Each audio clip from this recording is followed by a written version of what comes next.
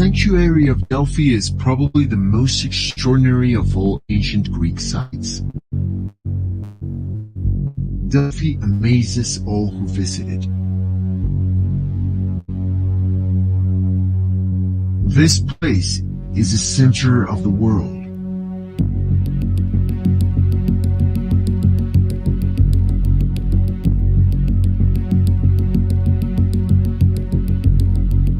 The ancient Greeks called it the omphalos, which means the navel of the earth. Zeus, the father of the gods, wanted to find the center of the universe, so he sent two eagles flying from the opposite ends of the universe. And the place where they met was Delphi. Welcome to Delphi, Indiana, where our storied past is fueling a stellar future.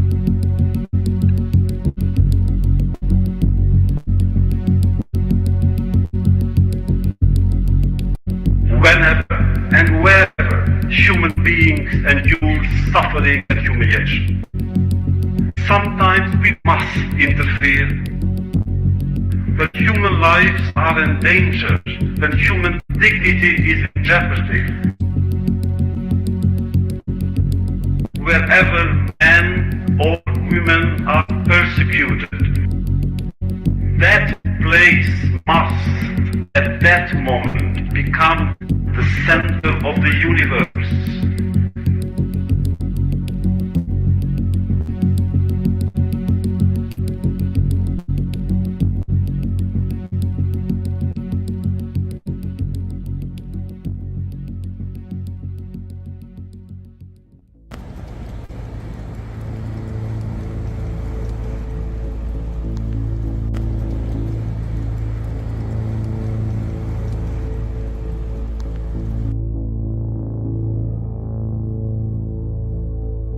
I'm going to go on the record right now and say that they are trying to kill Rick Allen. Yeah.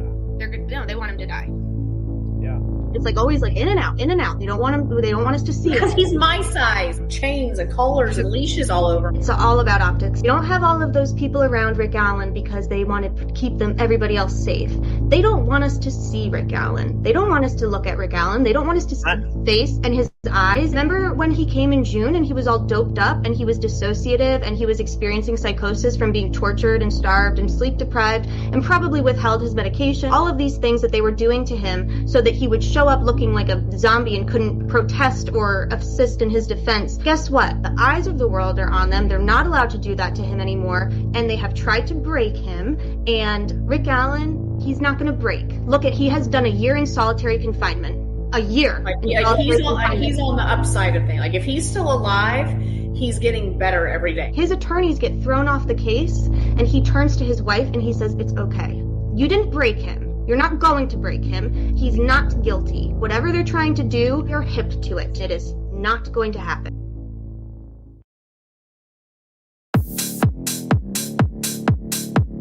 Do you have any idea what their defense is going to be, given the fact that the judge is basically taking away their defense? Am I the only person in the world talking about attacking the timeline, attacking the timeline, attacking the timeline, attacking the timeline? Do you have any idea what their defense is going to be, given the fact that the judge is basically taking away their defense? Taking away their defense. Like, am I in crazy? Like, am I in crazy? Like, am I in crazy? Like, am I in crazy? Like, am I in crazy? Challenge the timeline of the murders. Talking about attacking the timeline. What's the strategy today? Winning. Whose motherfucking hair is that? What's the strategy today? Winning. The consensus has been challenge the timeline of the murders.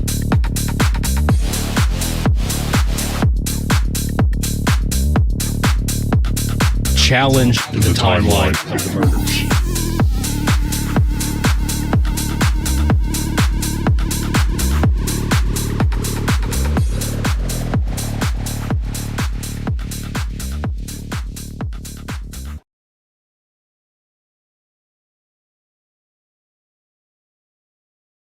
What's up, y'all? What's your strategy today? So I'm trying something new today.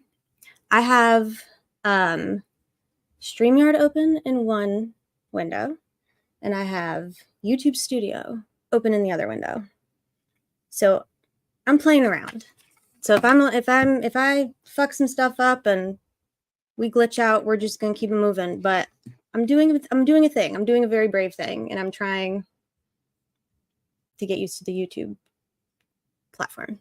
I don't like it. I don't like change. I hate it. Anyway, how's it going, y'all? 11:26 a.m. All right, well, an hour. Could be worse. Could be better. How was everybody's Halloween? Did you trick or treat with your littles or with yourself? Oh gosh, I'm very blind, so this is gonna be hard.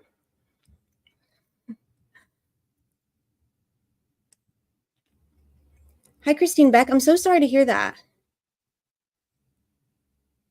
Okay, I don't know how to do anything on this. So I'm going to say hi to everyone first, and then I'm going to mess with it. I can't touch it over there. Hi, Missy's Angels. You were on time. I was very late. I'm very sorry. But it's nice to see you. Court of Public Opinion, always good to see you. I read all your emails. I don't always read them when you send them, but I do open them and read them within 2 to 3 business days, and I appreciate every single one of them. So thank you. You're very knowledgeable. I'm glad you're here. Law Nerd Amber. Brad, Andy, and Jennifer, may justice be on your side. Real. Just James. Good morning. Good morning, Just James. Hi, Bron. Does anyone know who all the guys with the badges were Andrea said turned up in the back yesterday? No, I have an answer about the other person, but I don't know who they were. Although I've seen a couple of different reports. Hi, Rock Bottom. I'm sorry. I'm perpetually late. It's a problem. It's a major problem. Hi, BGOG. Resist. Good to see you. You've had a busy few weeks, I know. I'm glad you're here. Scully. Hi, Scully. Always good to see Scully. 11:15. Meh.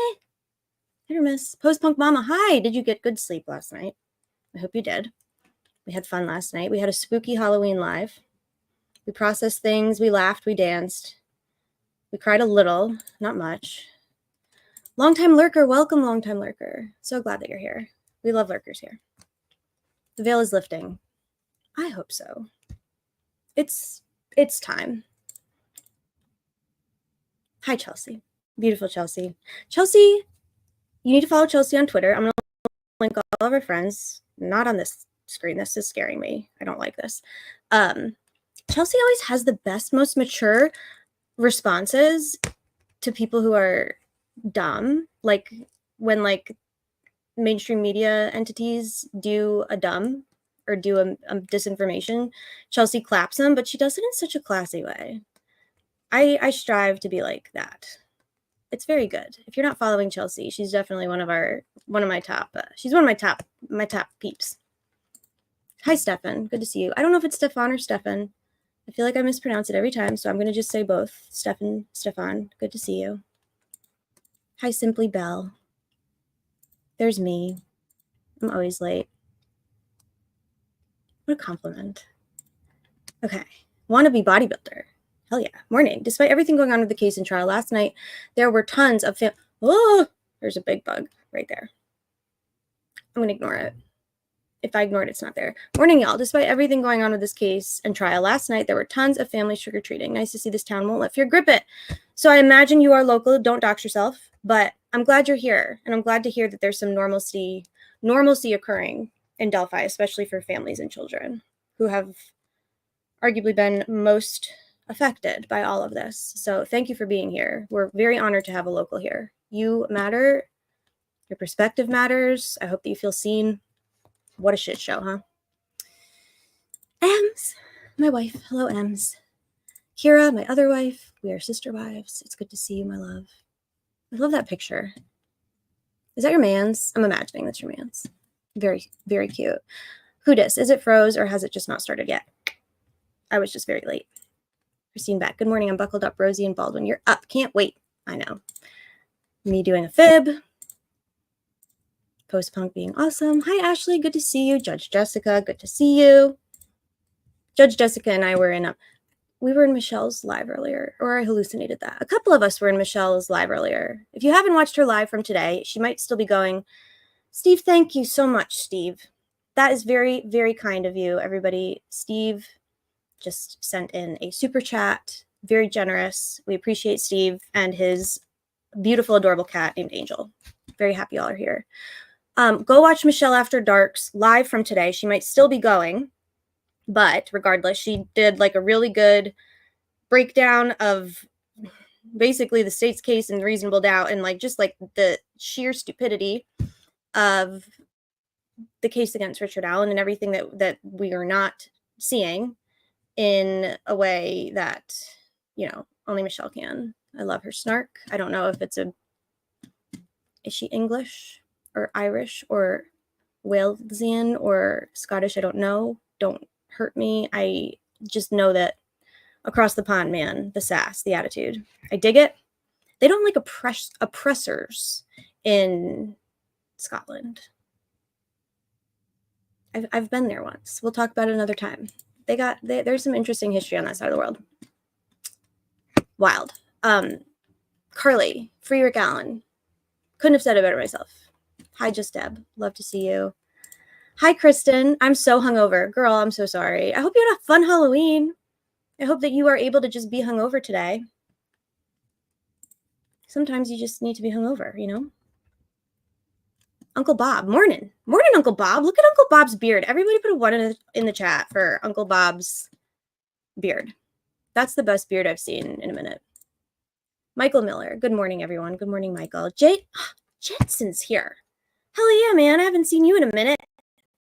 Are you just losing your mind over everything? Sucks we can't be there, huh? Probably don't want us there, but it's good to see you. I hope you're doing good. Just James. Justice for Libby and Abby and Rick. All three. Couldn't have said it better myself. Nobody nothing. It's weird as fuck. There was 2 eagles over the courthouse 3 days ago. No shit. That's crazy. Really? Is that symbolic? There's a lot of, DB says she's Laotian. Michelle is okay. Perfect. I thought so. There's a lot of symbolism in Delphi. I don't know how I feel about it. I'm not the one to interpret it, but there is, I feel objectively, a lot of symbolism. Look at all the ones your beard got, man. Uncle Bob, crushing it. Suzanne Chance. Hey there, good to see another Grizz. Are you Grizzlies? We love Grizzly here. We love Grizzly here. I love Grizzly. She's amazing. Love, love. And I love that really brilliant, hardworking, responsible, entertaining, large platformed creators and podcasters and attorneys, law tubers.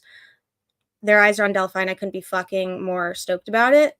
Holy shit. Like, sometimes I can't believe that Andrea Burkhart is in the courtroom every day.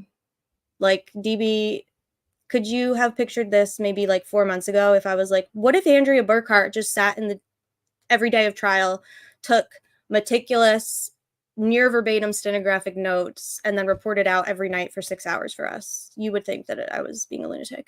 It's amazing. Like, I don't know what we did to deserve it, but it's amazing. Truly. She's remarkable. I'm so grateful for her. I'm going to link her. We read her writ. She filed a writ of mandamus last night with the Supreme Court of Indiana after Judge Gold denied her motion for leave to intervene for public access in Rick's case for recordings that the public is legally entitled to. I don't know if it will, move the needle in the amount of time that we're hoping it will, but it needed to be done, and someone needed to do it, and Andrea, mute. Am I on mute? Okay. You frantic, crazy woman, I love you to death. Your energy gives me life. I want to be just like you. I'm halfway there. Attack the timeline, says Ems.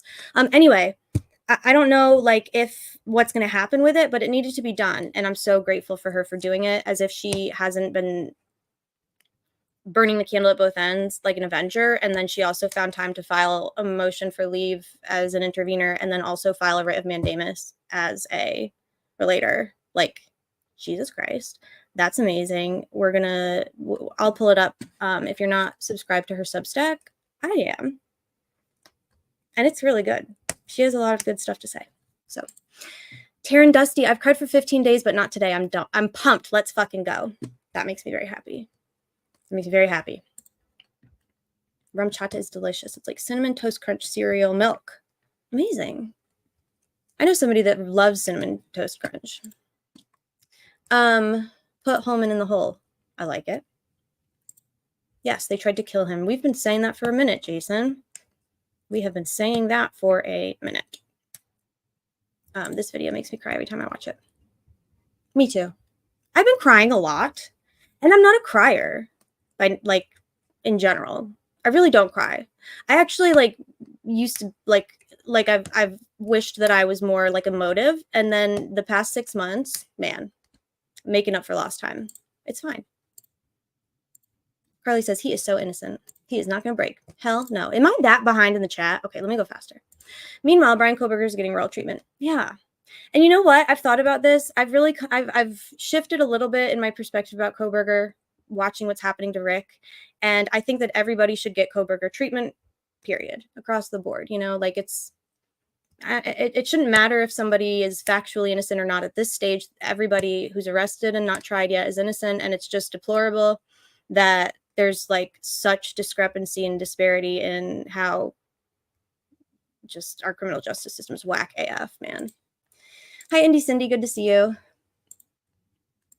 Real eyes, realize, real lies. I think that was an away message of mine in high school. What is this shit about someone knocking on Andrea's door last night? Yeah. She had 10,000 people bearing witness, and we were all ready to intervene somehow. We were all like, Jeff, get your wife. But I think it's probably a trick-or-treater or I don't know. Who knows? As far as I know, she's fine. So people are weird, though. I don't like when people knock on my door. No, it's not there for you. It's not there for you. Okay, I need to speed up. My strategy is to find a way to cope after drinking too much. Your life is complete. Why? Oh, because Fiend said the timeline has had an attack done onto it. #winning. It has. You look very nice today. Thank you, Just James. I'm very sleepy today. I did not get enough sleep last night. I stayed up way too late last night doing hood rat things with my friends here. And I wanted to get 6 hours of sleep, and I probably got 4.5. I can do that one night. If I try and do it 2 nights in a row, I turn into a big baby, but I'll be fine. It's good to see you, though. Hi, Shay. Hi, True Crime Fangirl. Captain America. Shauna, good to see you. We trick-or-treated a couple of neighborhoods. Nice. I needed a change, but I also hate change. Same. Hate change. Transition, man. Life. Transition. One after another, right? It's like, oh my God, I finally get used to something. And then it's like, nope, just kidding. Life is right in your fucking face. Love it. Kelly G, love that. I've been going after work and wearing my best old... Oh, you've been going to the trial? After work? Best old bridge guy hat and realize shirt. Saw the lady holding the sign about coverage and listening to... Awesome. Pretty lonely out there. Can't believe nobody's protesting. We're going to talk about that today. It's on our agenda. I have 3 things on the agenda, and hopefully I'll remember all 3 of them. Who are the guys with the badges? I think that's ISP. I think so. Hi, Tor. Oh my God, y'all. Tor's here. We almost did a welfare check on you last night, Tor. Did you hear? Where you been? What you been doing? Been hanging out in other lives? Just kidding. But we did show, I'm happy you're here. It's nice to see you. And we did show your Nancy Grace, is this crazy lady bald tweet. Actually, it was a mashup. It was a DB meme made out of your groundbreaking Nancy Grace tweet. It was really good.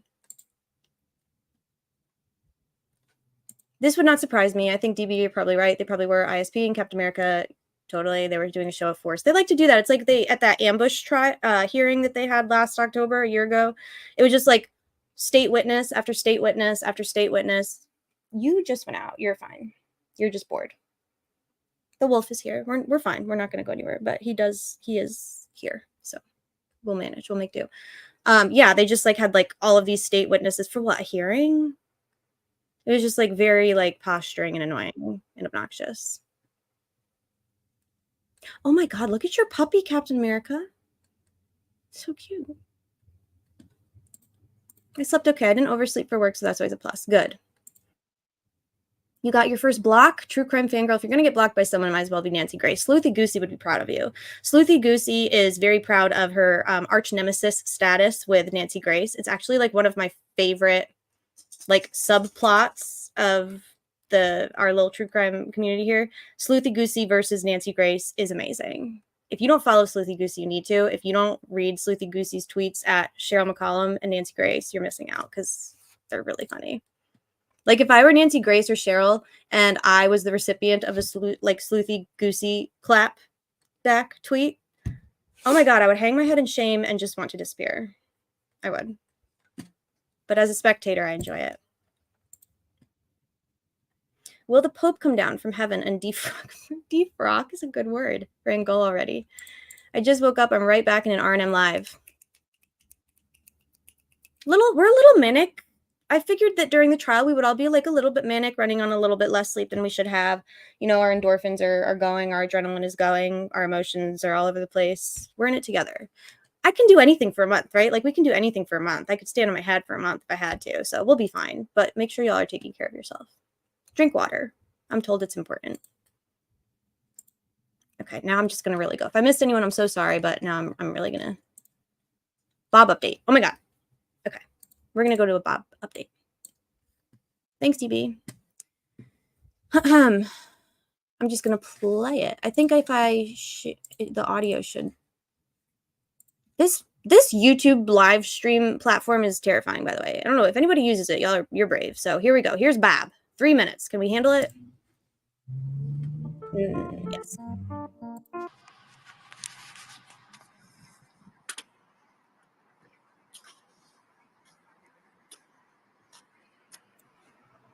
Come on, Bob.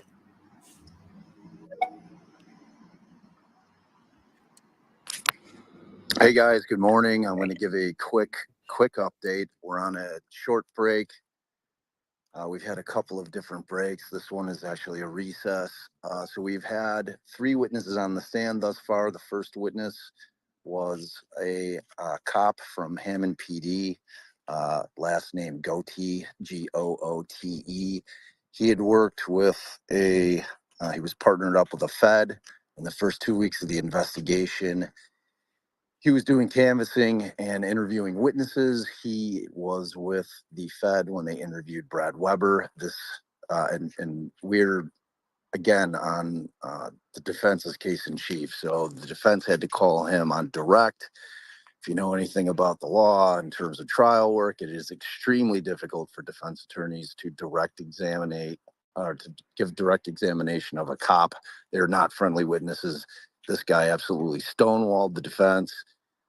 She had tried to refresh his recollection with a FBI 302 form, which is basically one of their forms that they use for interviews. She tried to refresh his recollection. He claimed that it was. When she went to go ask about where Brad Weber went after work, he originally stated home. She said, did he go anywhere else? He said, I don't remember. She said, I just refreshed your recollection. He says, yeah, I still don't remember. It ended it. She was like, so Ajay was doing the direct examination. He stonewalled her. She ended that. The second witness that came on, I want to say that I couldn't catch it, and Brad Rosie didn't have her spell her last name. I believe that it was Wagner. She works for Centurion, the same company that Walla works. She was Walla's supervisor. It was a pretty lengthy direct.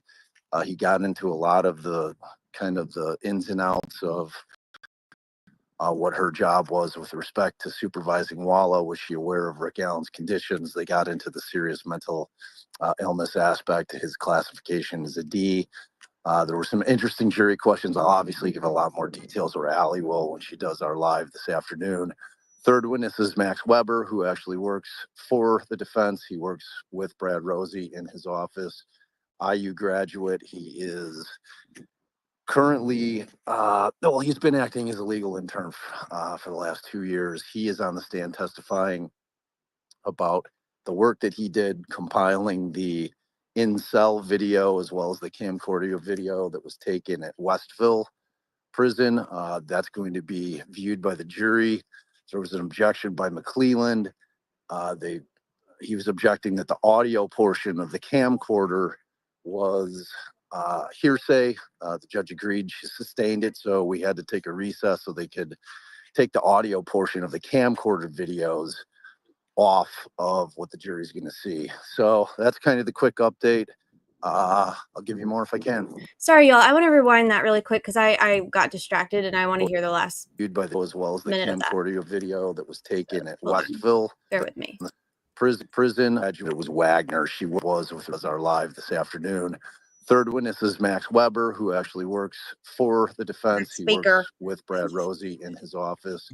IU graduate. He is currently, he's been acting as a legal intern for the last 2 years. He is on the stand testifying about the work that he did compiling the in-cell video as well as the camcorder video that was taken at Westville prison. That's going to be viewed by the jury. There was an objection by McClelland.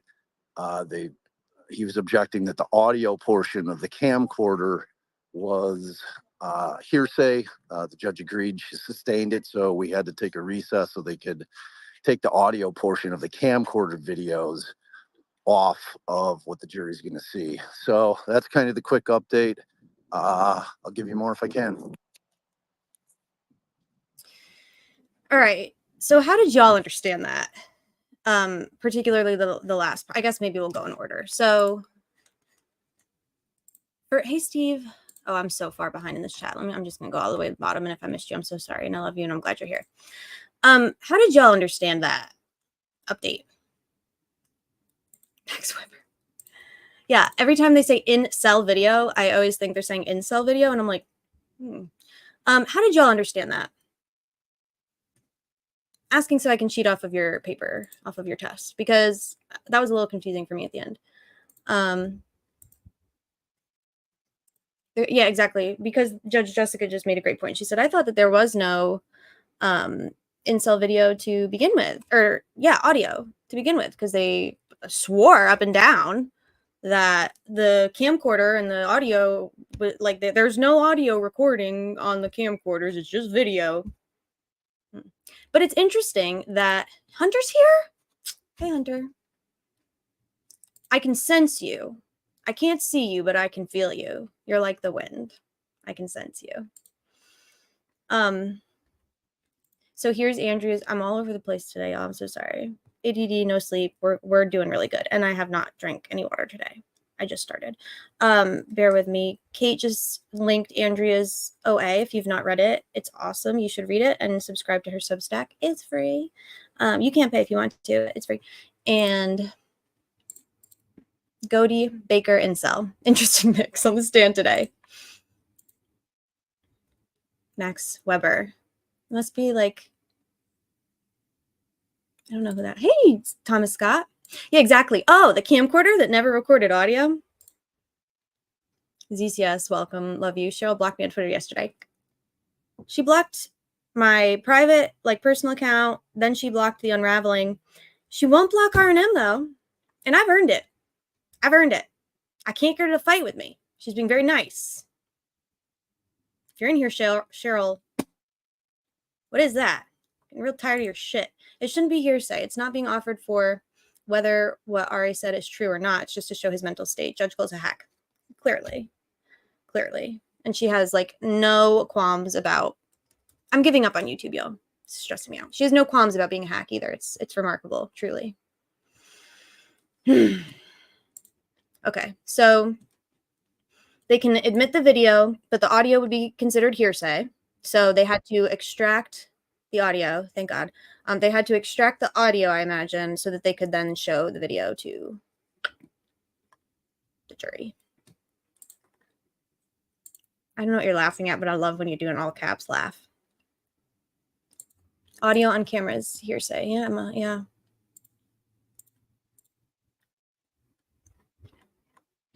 Oh my God, I caught up, finally. Brad Weber's at court today. I wonder if this is his subpoena day, or if he just wanted to come hang out. I don't know. He seems like the kind of guy that would have a really weird experience in court and then be like, I'll go back and make a bunch more people uncomfortable and myself. He's just Nancy Grace is going to rip her shirt off Hulk Hogan style. What is the audio purported to contain? So did anybody, thank you. Did anyone get a good sense of what exactly the video it's in cell video? Are they getting into his like I imagine they're getting into like his decline, right? His psychosis. It's probably going to be him in his cell engaging in behaviors of his, is what I imagine.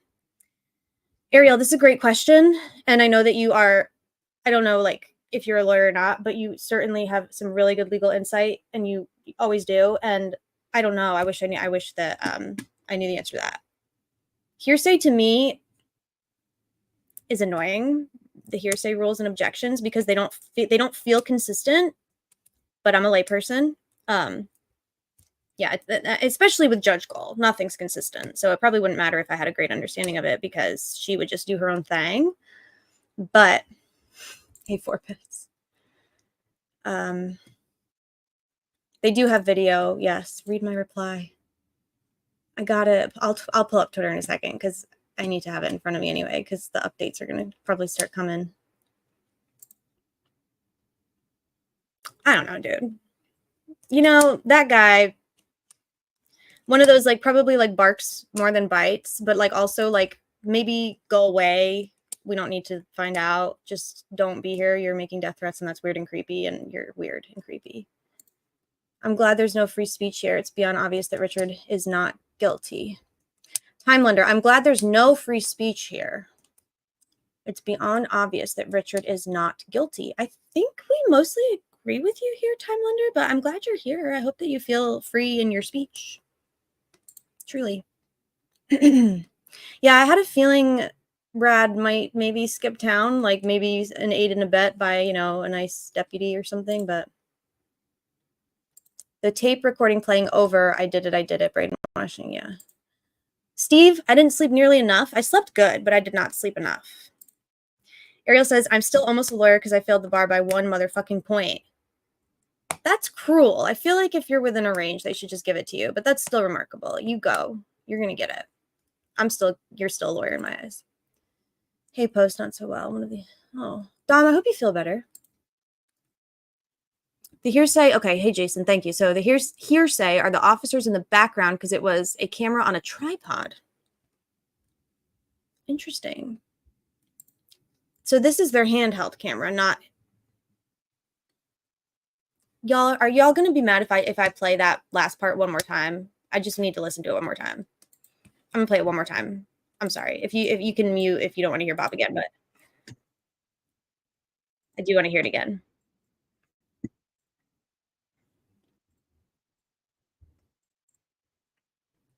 I-302 form, which is basically one of their forms that they use for interviews. She tried to refresh his recollection. He claimed that it was. When she went to go ask about where Brad Weber went after work, he originally stated home. She said, did he go anywhere else? He said, I don't remember. She said, I just refreshed your recollection. He says, yeah, I still don't remember. It ended it. She was like, so Ajay was doing the direct examination. He stonewalled her. She ended that.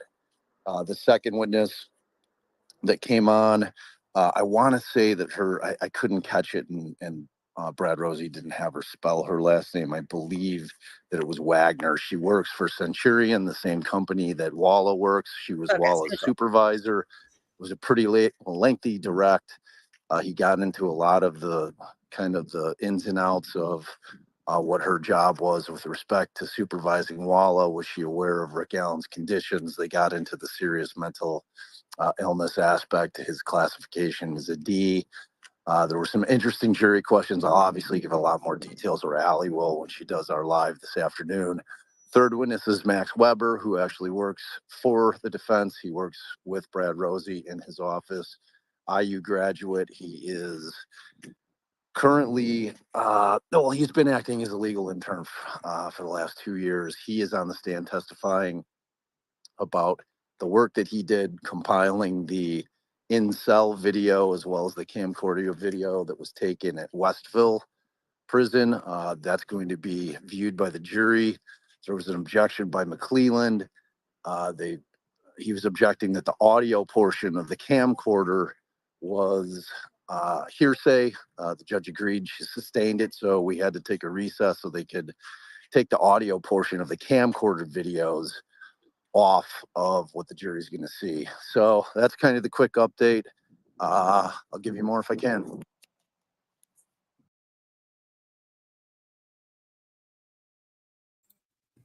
unmute. So all of the reassurances that we were given about how do I want to say this? All the reassurances. Oops, shit. Hold on one second, y'all.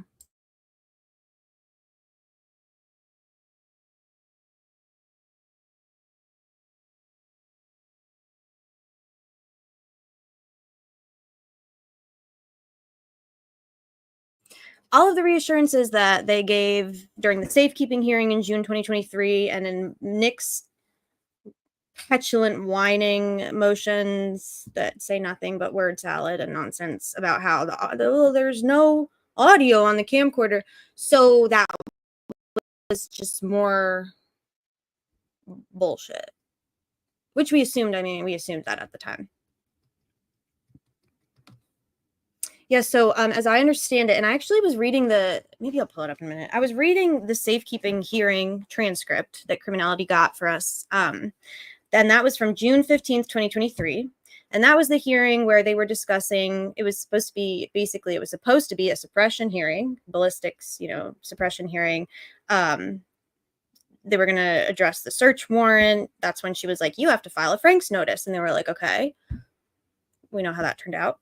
But the main thing was it was supposed to be a due process and safekeeping hearing to talk about Rick's confinement and all of the shit that they're talking about in trial now, because it's become an issue, because it was an issue 2 years ago and she ignored it. But anyway, in that hearing, they testify under oath on the stand. They're following Rick around with the handheld camera. Rosie and Max Baker. Actually, Max was with Rosie at the meetings where they're recording their attorney meetings, 5 to 10 feet from the discovery that's on the table. They're sitting in front of a big window, and you've literally got fucking voyeur, pervert, weirdo, CO, just like handheld camera, just like filming them for their attorney meetings. But there's no audio. Okay, but there is audio. These liars.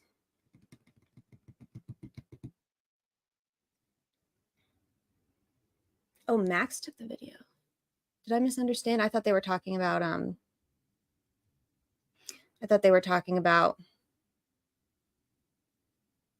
the video because they were following Rick around. So as I understood it, I read it this morning again. The handheld camera was being used anytime Rick was being transported out of his cell, anywhere, to his psychologist, his therapy psychologist, to his medical appointments, to the shower, to rec, if and when he got rec.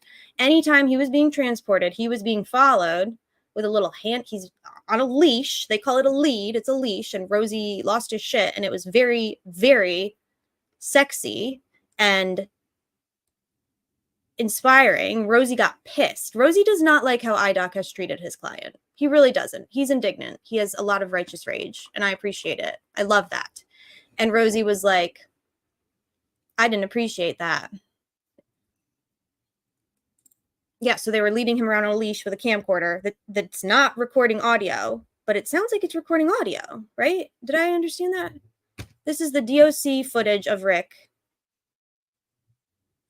The handheld camera. Okay, I think I understand now. So did anyone catch the name? I'm not going to play it again. Did anyone catch the name of the first witness this morning? I can pull it up if not. But he was like a super obnoxious, petulant dickhead of a difficult witness. I believe he was he was some county, not ISP. He was a county guy, I thought. Play that last minute again? Okay, I'll do it. I'll do anything Dr. NB tells me to do, though. RM. Can never remember my login. I almost just said it aloud.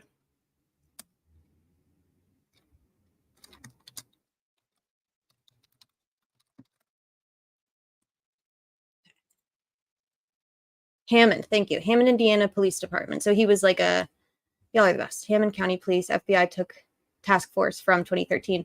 Why was he being such a dickhead, do you think, DB? Officer Goatee. Why was he being such a dickhead? Why? I wonder. The point of videotaping without audio. I didn't even know that, like, is that even a thing? What did they, like, manually go in and, like, finagle so that the audio make the audio not it's just not a thing. It's just a child's lie. It's another McClellan lie of a child, in my opinion.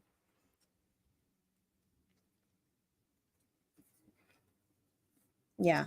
Hi, Lisa. I'm glad you're here. I totally agree with you. They have camcorder and wall camera, but I think that Max took video also while there. Really? Okay. Good. I didn't even think they were allowed to have their basically just short of strip searching his attorneys to get them in the door. It was so outrageous, but they're saying it was Rick talking in that video when the defendant's statements are brought in. It's not hearsay. Defendant can't bring in their own statements, right? Because okay, so there was a little bit of discussion about this yesterday about basically they don't trust the defense cannot feel confident and trust that Judge Gull is not going to trick them into admitting something that will basically force Rick to testify, to be cross-examined, is how I understood it. What fucking bullshit, the gamesmanship that it's just really sick. But anyway, I'm getting really distracted.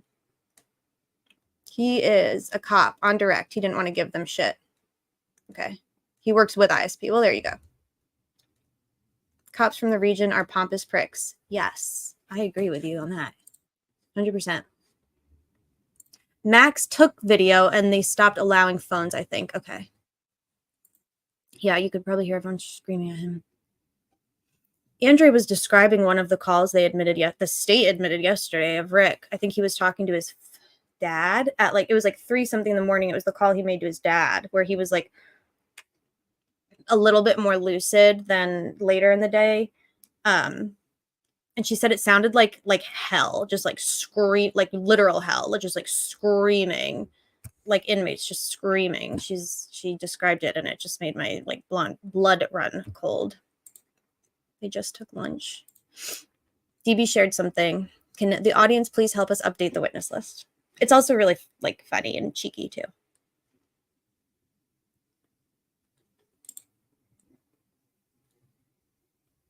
You can't turn the audio off. They probably took the audio after they eavesdropped on his attorney's conversations. Probably. Timelender, you're probably right. Yes, he would self-incriminate. Will they have Odin face tattoo testify? I can't imagine that this... I mean, would the defense call Randy Bitchmade Jones? I think it would be a real hassle. I think IDOC would make it damn near impossible for them to do that. I don't know if they would need to either because they have everything on video for the most part. So I don't know. It's a good question, though. I would like to call Randy Bitchmade Jones to the stand myself. Thank you very much. I've got some fucking questions.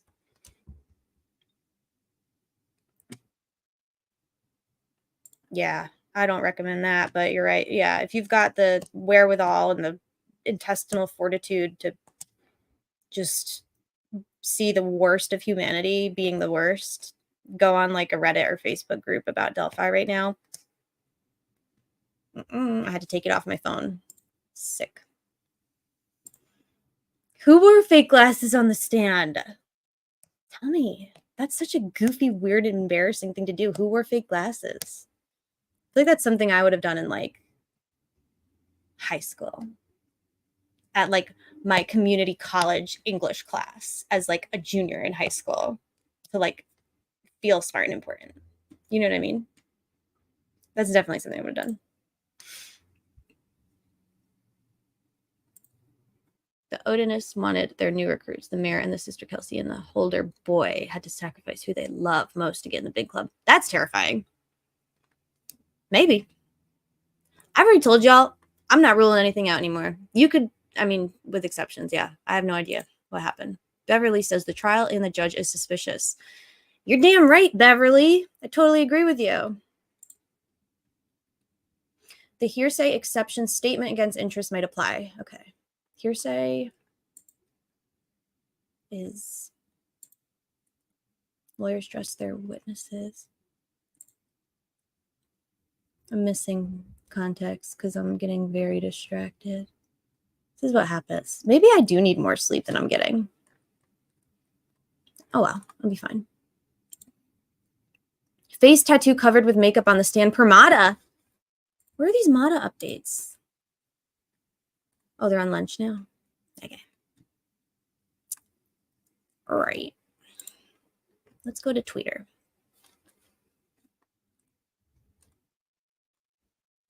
He covered his face tattoo on the stand with makeup. I bet he felt like a really big, strong man putting foundation on his Odin spear on his face.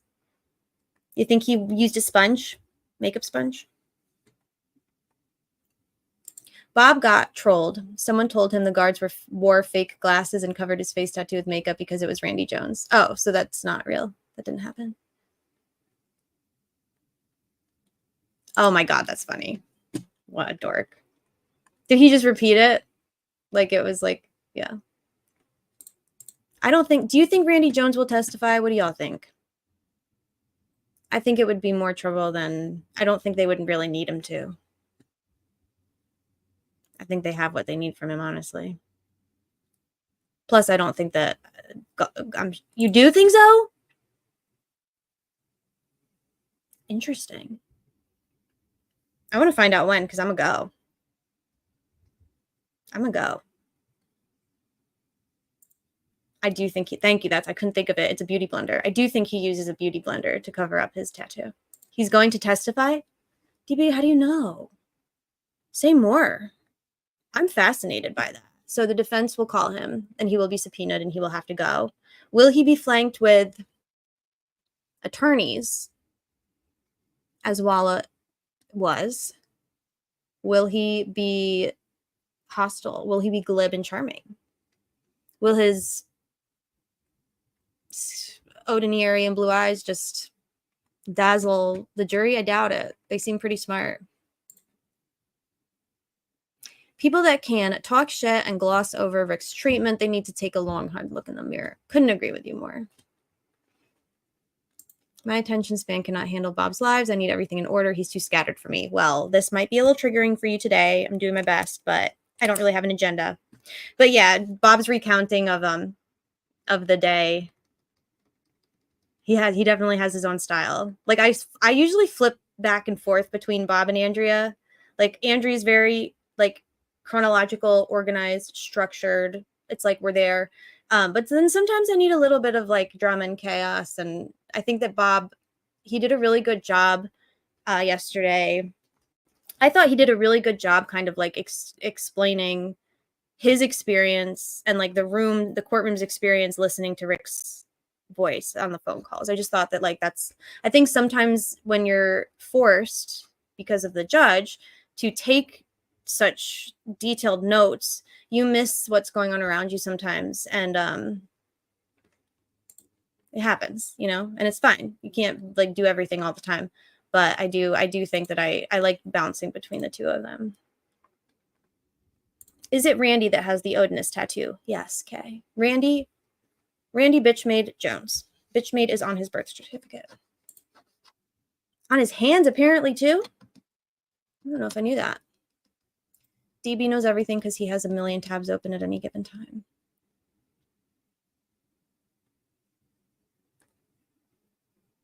After reading the report from Click Murphy Fair and see the Otis angle should by all means be allowed and whistle. Totally agree with you. I don't think it'll happen, but I do agree. It should be. Pretty much consistently across the board, every attorney, with the exception of like, well, they're probably not even real like practicing attorneys, so never mind. But like every single attorney, even the ones that are not like super into the case or like on one side or the other publicly, like they're all kind of like, yeah, not seeing the legal soundness of that being excluded. Like it's just insane. Just James said, I hope he used a quality concealer and transparent setting powder. Otherwise it may look patchy. You're damn right, James. Bob does have a lot of empathy. You know, yeah. I'm glad he's there. I'm glad Andrea is there. I'm glad that Kathy has support there. I wish that we could all be there, but mainstream media is letting on that the van was never spoken about. That's hilarious because I literally just grabbed about 25 different screenshots from Reddit, Facebook. I think Reddit and Facebook this morning of people talking about the white van in like 2017. So mainstream media should get a Reddit account.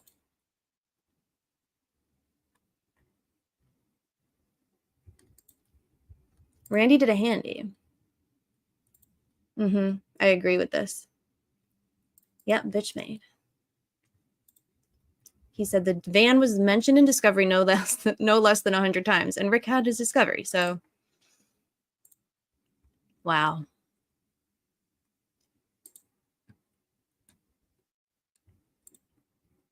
Where did you put those screenshots, Ange? Of the van? Or is this a screenshot joke? I'll send you all my white van screenshots. Yeah, I'll send them. I'll put them in a Googie Doc.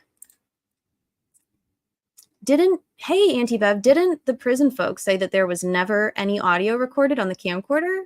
Or did Bob mishear? No, they've said that. They said that in the safekeeping hearing last year. Nick has stated as much in motions. They've had guards go, the guard that was operating the camera, I mean, I don't know, maybe they told him the lie. He was probably just like a random fucking, whatever, CO. But he testified on the stand last year that they don't have audio.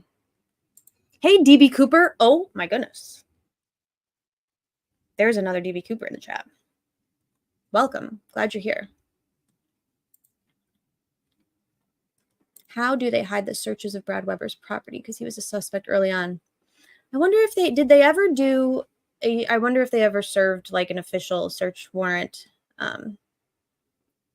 They had to have. Wish TV update. Okay. I need to be better about updates. I get distracted with the chat because y'all have so much to say and I like engaging with you, but then I don't actually cover anything. So let's look. And I always give a disclaimer. I like the Wish TV blog a lot. But I think what we get in like quick and detailed updates, we maybe sacrifice in accuracy at times. They were the glitter reporters. But I think overall, for the most part, this is like they give a good idea of like what's going on in the courtroom. We'll take what we can get, the fucking scraps from the mainstream media. Okay. This courthouse, by the way, everyone's like, it's such a beautiful courthouse. This courthouse is fucking ugly as shit, in my opinion. It's just like, it gives oppressive. It gives oppressive and kind of tacky. Okay, let me read this update. Angela, focus. And then they kind of start at like the bottom. So let's start at the bottom. All right. News 8's Kyla Russell. I like Kyla's reporting. If you're not following Kyla on Twitter, look up Kyla Russell. She's pretty good. Her and Max are the two that I haven't clapped at yet. I probably will now that I said that. The prosecution rested its case just before 5. We know that. The defense said at the end of the day, they're working out exactly how they'll move forward on calling witnesses as they wait on special judge Gull to rule on a few key motions. Right, so she's giving them shit about... She's giving the defense shit because they're not organized, but like she has literally not yet ruled on fundamental components of their defense. Like, she's a fucking joke. Okay. Do y'all mind if I zoom out a little bit? I don't know if you'll be able to see it, but this is a little bit too close for me. At 9:01, the jury entered the courtroom and the court is back in session. Judge Gold tells the defense attorney, Brad Rosie, they'll chat about his motions that he's filed on transports during the lunch break. Okay, so those would be the witnesses and IDOC that the defense is trying to bring in. So like Chadwell, Haas, Reese or Ricky, and Klein. Gold says the jury has once again had supervised contact with their electronic devices. Wow, good for them. That probably is an exciting thing, though. Christopher Goody. The state immediately calls for a sidebar. The sidebar lasts 9 minutes. Brah. Gotti tells the jury he's a Hammond, Indiana police officer. He's a background as an EMT. He has training in interviewing witnesses and suspects. What kind of training, Goody? Be specific. Okay,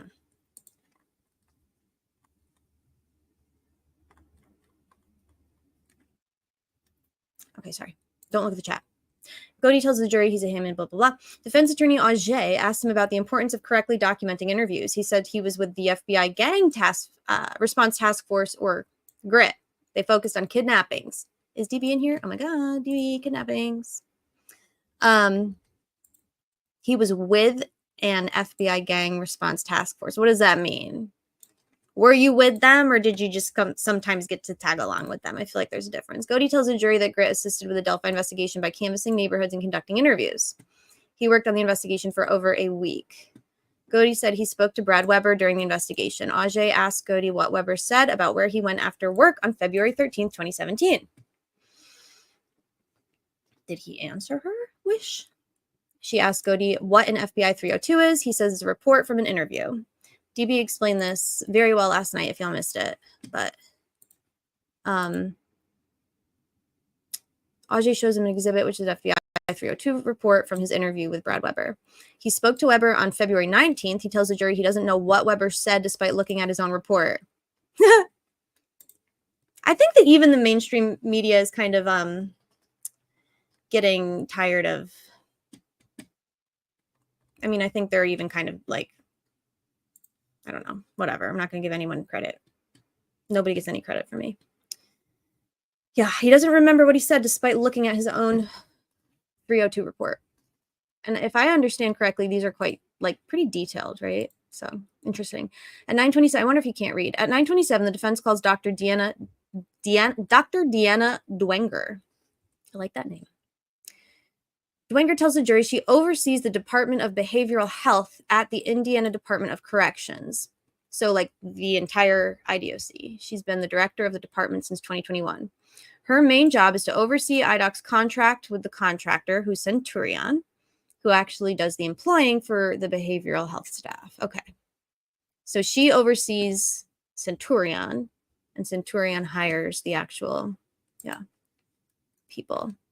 Oh my God, Randy Bitchmade Jones has arrived. Welcome, Randy Bitchmade Jones. I will be testifying. Yeah, what are you going to testify about? You sound like Thor. I will testify that I am not an Odinist. You're not? No, I would never worship Odin. I'm a Norse paganist. Can you pronounce your actual religion? What's the name of it? It starts with an A, if I remember. Asatru. Beautiful. So so what about you and like Jehovah, Lord and Savior Jesus Christ? How do you feel about, Judeo-Christian gods? In prison, I am the only God. I believe that, actually. I decide whether you get water, electricity, sunlight, or darkness. Really? That's... The prisoners must cower at my feet.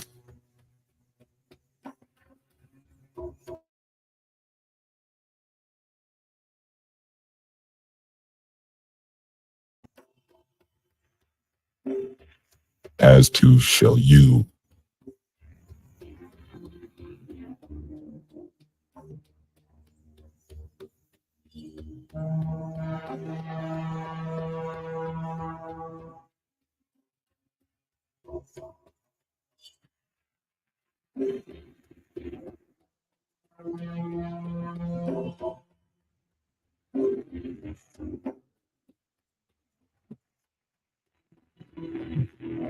Oh, I must have won again. Foolish mortals. People ask me questions in the chat and I will answer them.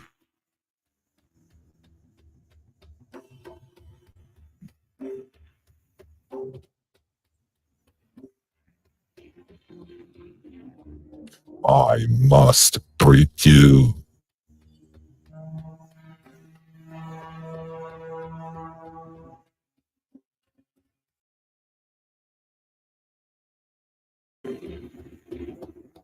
These are not Viking horns.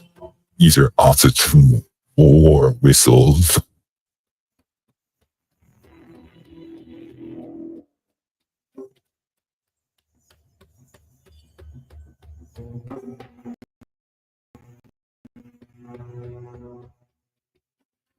Loki and I, well, it's kind of complicated. We went through a thing in college, but we're cool now in another form.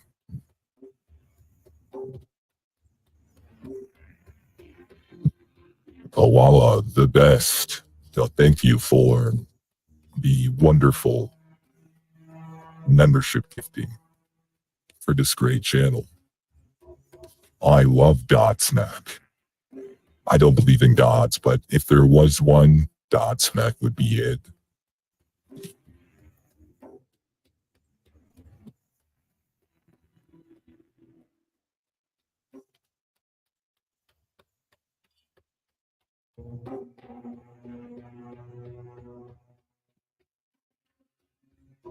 They are very greedy with their timeline, but all is possible through the power of Asatru.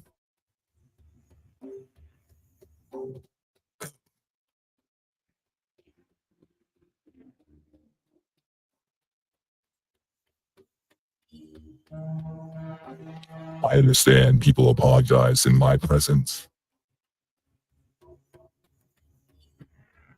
Praise be to Gadapo, the great leader.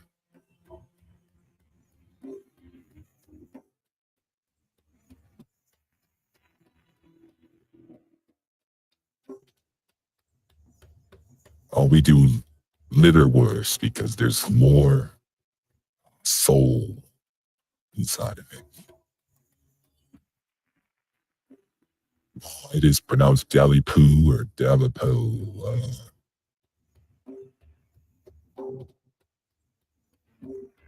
I'm not really quite sure I get that one, but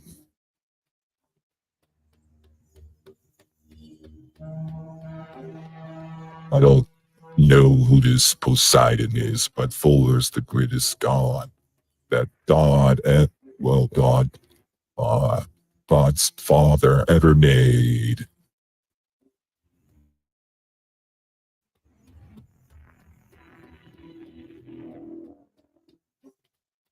There are 9 noble virtues and various other codes in Asatru.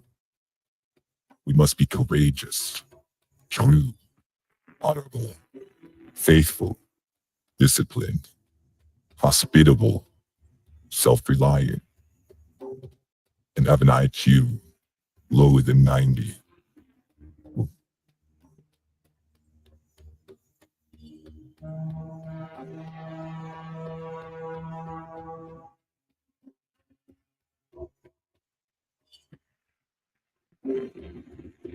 I'm really doing quite wonderful, my friend.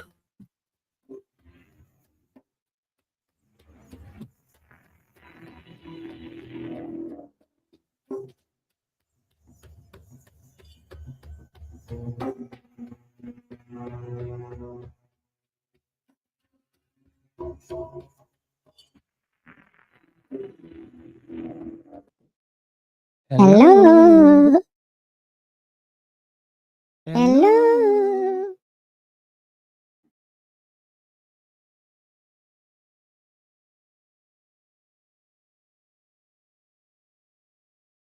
Hello. This is Detective Harshman here. We got a 482 and over on 986 and a hearsay exception over here.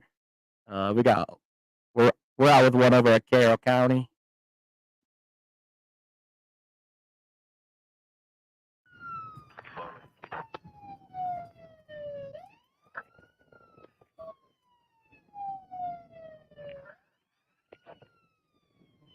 We have the radio clear. I'm back. Okay, we're 1018, 496 on 275. We're going to wrap this call up and get over and stand in the back of the courtroom with 15 of our friends. I'm pulling up this Mac. I'm gonna go to Max first, and then I'll go back to Wish because Max is usually pretty concise. And bye Randy Bitchmade, bye DB. Yeah, I don't know what happened. My shit just like died.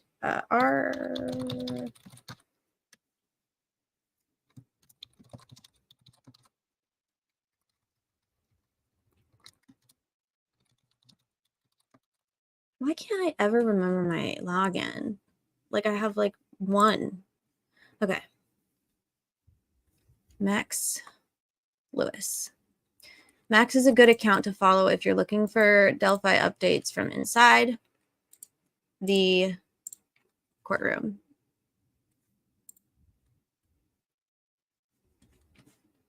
How do I, okay. Max says, we're on a quick break in the Delphi murders trial. The defense team is trying to play videos of Richard Allen during his time at Westville Correctional Facility show his mental deterioration. Part of those videos have audio on them. Okay. The prosecutor objected to the videos, initially on relevance, which Judge Gull overruled. Then he objected on the basis of hearsay, and she sustained that objection and said the audio from the video cannot be played. They're now taking a break to figure things out. Love that. That's beautiful. Doesn't appear that any videos will be shown today. The defense says they can't say for sure when they're from because they only got them in folders labeled with months in the discovery. If she can't verify that, she won't let them in. So, welcome, Jamie. Welcome, Jamie, to membership. So basically, the state didn't properly catalog their discovery, and because of that, the defense can't use it, is how I understood that. That sounds about on par. And she's probably going to give the defense a hard time for not being prepared today. I'm loving this. Are you all loving this? Love it. Defense says they're going to do some more work to verify and maybe bring them back at a later time. For now, we're going to move on to other defense witnesses after lunch. This woman, ooh, it's too early to scream. I love this group. I'm so glad. They can't show the videos as they can't verify the date. Moving to another witness after lunch, bringing video back at a later date. Hopefully they can verify them. Anyone dress up as Odin for Halloween? No, Michael, I didn't. I dressed up as Mothman, but I'm sure somebody somewhere dressed up as a Viking. So it's almost like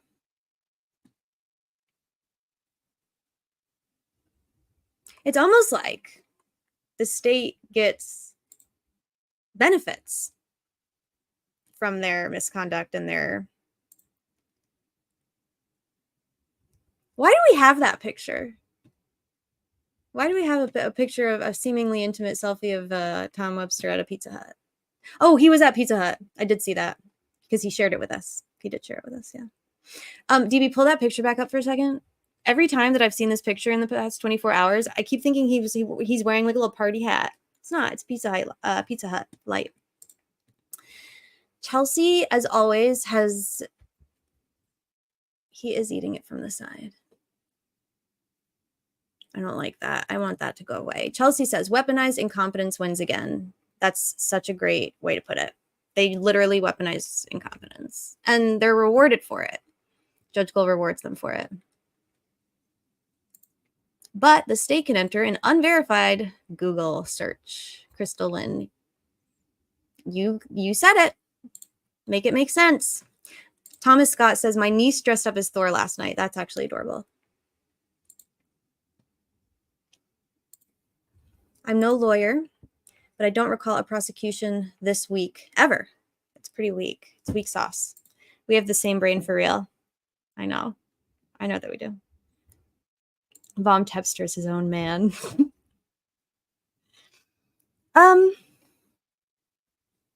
So you need to get your YouTube ads in line. I'm so sick of getting blasted with dad bod ads for t-shirts. I could even walk up the hill and back down the hill with a dad bod. I'm so sorry. All I get on any channel is political ads. And I'm like, I'm not out there doing like much. So I don't know what that's about. I don't know how they decide who gets what ads, but I've seen the same. Actually, okay, this is a sidebar. The one that I get a lot is like Mondaire Jones. His only interest is being AOC's sidekick. And I'm like, is this a political ad for DB? DB loves him some AOC because she fine. Sorry, I don't know if that's okay to say. Anyway, She's married and in her 20s. That's still adorable, Thomas Scott. I still love that she dressed up as Thor. You were a plague doctor again, Thomas Scott. I love that. Yeah, DB will be her literal doormat. Love that for you, DB. Why can't law enforcement track Weber's phone for February 13th, 2017? Maybe law enforcement can't. Maybe the defense can't. I don't know. He's back today, right? I believe that I saw somebody had said that he's back today. All right. Let's go back to Wish, because I feel like there was more detail in that before my stuff died. Well, sit down. I'll make you some biscuits and I gravy. had the hammer. That's adorable. Mustard's good on them to me. Okay.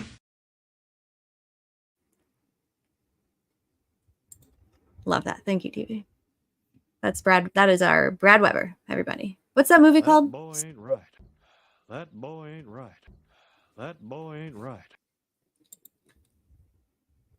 Is my shit dying again? What is That boy happening? ain't right. DB, is that you or me?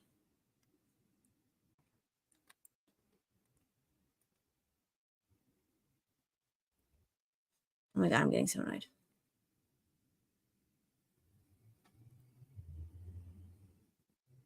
Where is that coming from? I think it's this webpage. Okay. Back to goatee. Okay, we left off at Dr. Dwenger, who is Dr. Walla's boss, and she oversees the Centurion contract, and she is the overseer of... It was deep. Okay, good. I thought my shit was doing a wonky again. Dwenger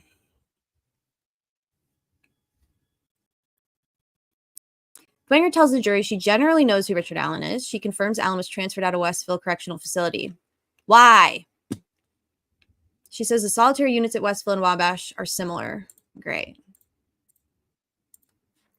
She says she has not personally met Allen and did not make the decision to move him and does not know who did. Okay. How is it that nobody knows who made that decision or why? The lead head of the literal fucking behavioral health department for IDOC doesn't know who made that decision.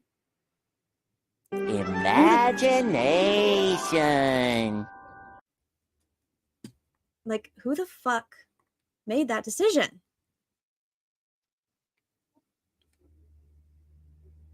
Jeez, okay. Maybe we'll find out. Maybe I should keep reading. Dwenger says Dr. Monica Walla, the assigned psychologist for Allen, told her after she was assigned to Allen that she had a special interest. Dwenger tells the jury that Walla told her about listening to Delphi podcasts and recommended it to her in early 2023. Reporter note, Allen went to Westville at the end of 2022. Dwenger said she knew that Walla had visited the Mona. Everybody's just trying to get fired or something. Everybody just everybody's like, I would like to be investigated, please. I'd like to be terminated and federally, or at least maybe not federally. What would this be? State? AG investigated? Hi, Mar. Hi, Adrian. Yeah. Walla lied through her little Walla teeth on the stand. Sorry. Dwenger says that she knew that Dr. Walla visited Mona on High Bridge, but she said it was before being assigned to Allen. She tells the jury she thought it was unusual to visit the crime scene of someone you work with, but said that Walla talked to her direct supervisor about the issue more. So again, we are fundamentally misunderstanding what the patient-psychologist-patient-doctor relationship is. Walla didn't work with Allen. She didn't work with him. He was her patient. She was responsible for overseeing his care. They don't work together. She was in a position of care. She had a responsibility to care for Rick Allen, and she had no business conducting herself this way. And this supervisor sounds just about as fucking dumb as Dr. Walla. The state requests another sidebar about the use of the words crime scene. Love that for them. Love that. Why? Dwenger tells the jury she's familiar with Dr. Martin. He's a psychiatrist and he administers medication. She said that Dr. Martin is no longer working at IDOC. Did we know that, DB?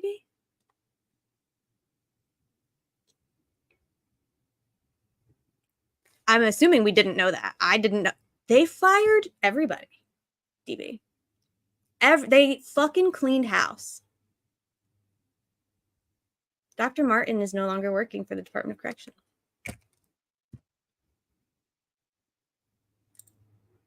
Wait, what do you mean? I thought you were fucking about Dr. Martin. I am fucking about Dr. Martin. Is my voice changer still on? Huh? Is my voice changer still on? No, you're good. So much Okay. better. Excellent. So I was fucking about. It says, if you scroll up a little bit. Yes, I can. Thank you. Mm-hmm. Perfect. So she has a special interest. She listened to some Delphi podcast. She tells the jury she thought it was unusual to visit the crime scene of someone you work with. Okay, so I took this as she went there with someone that she worked with, but I'm guessing this is a client.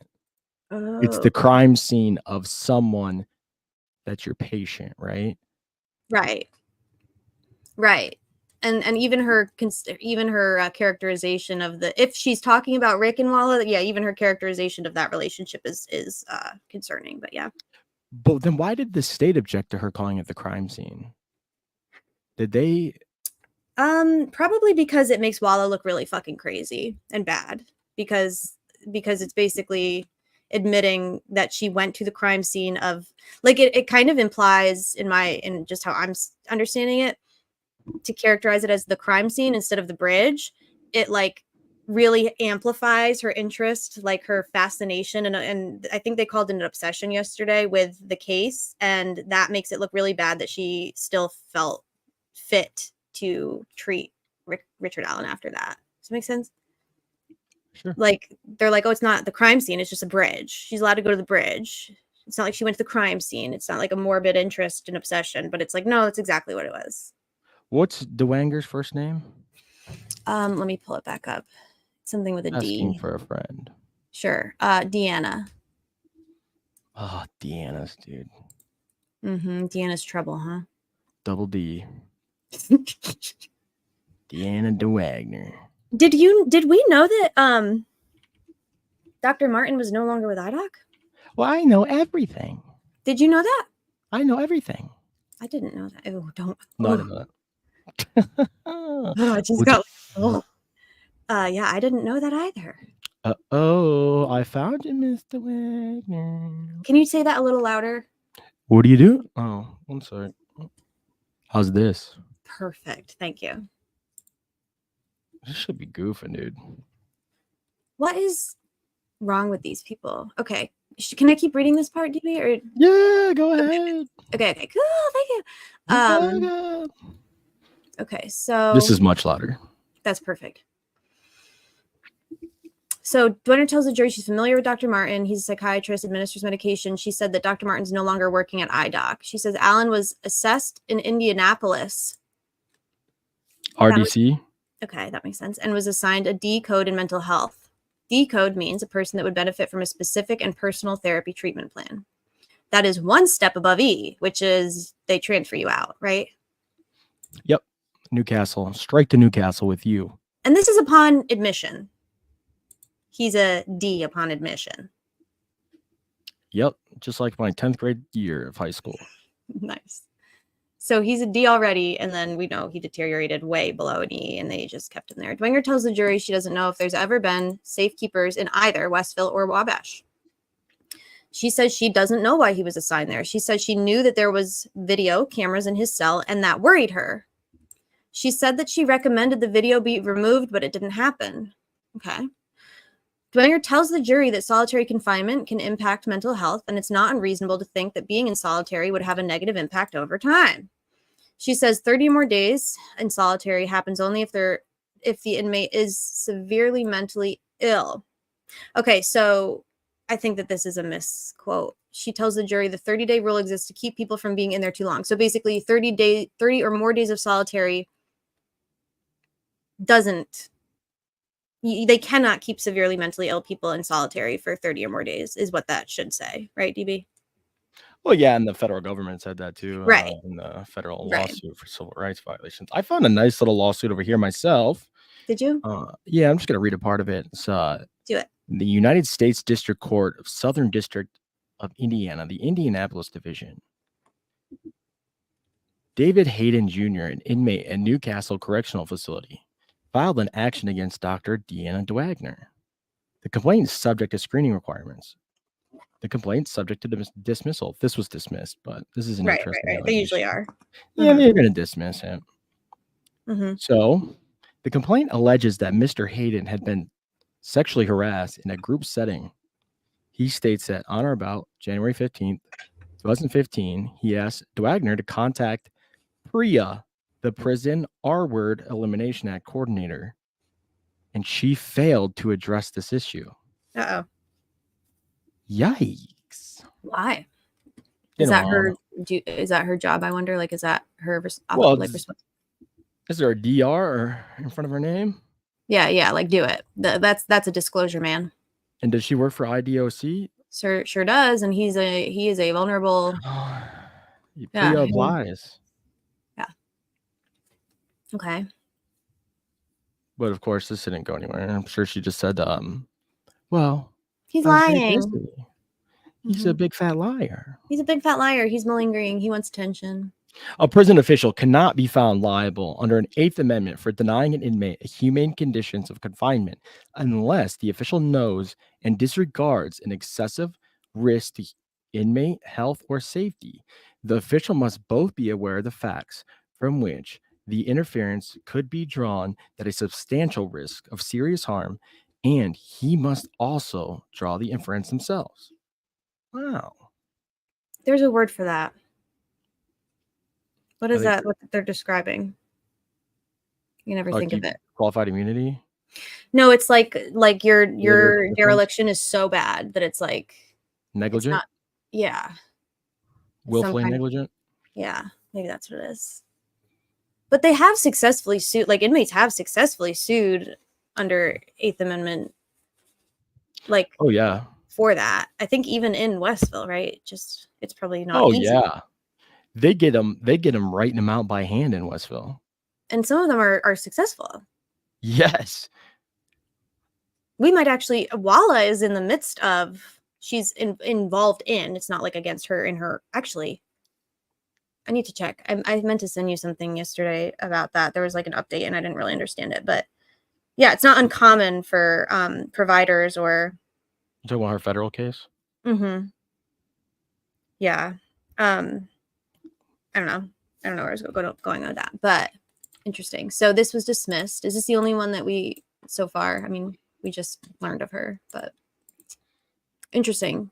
I don't know. She hasn't said anything so far that's terrified me, except that this is that. Thank you. Deliberate indifference. Thank you, Michael. Yes.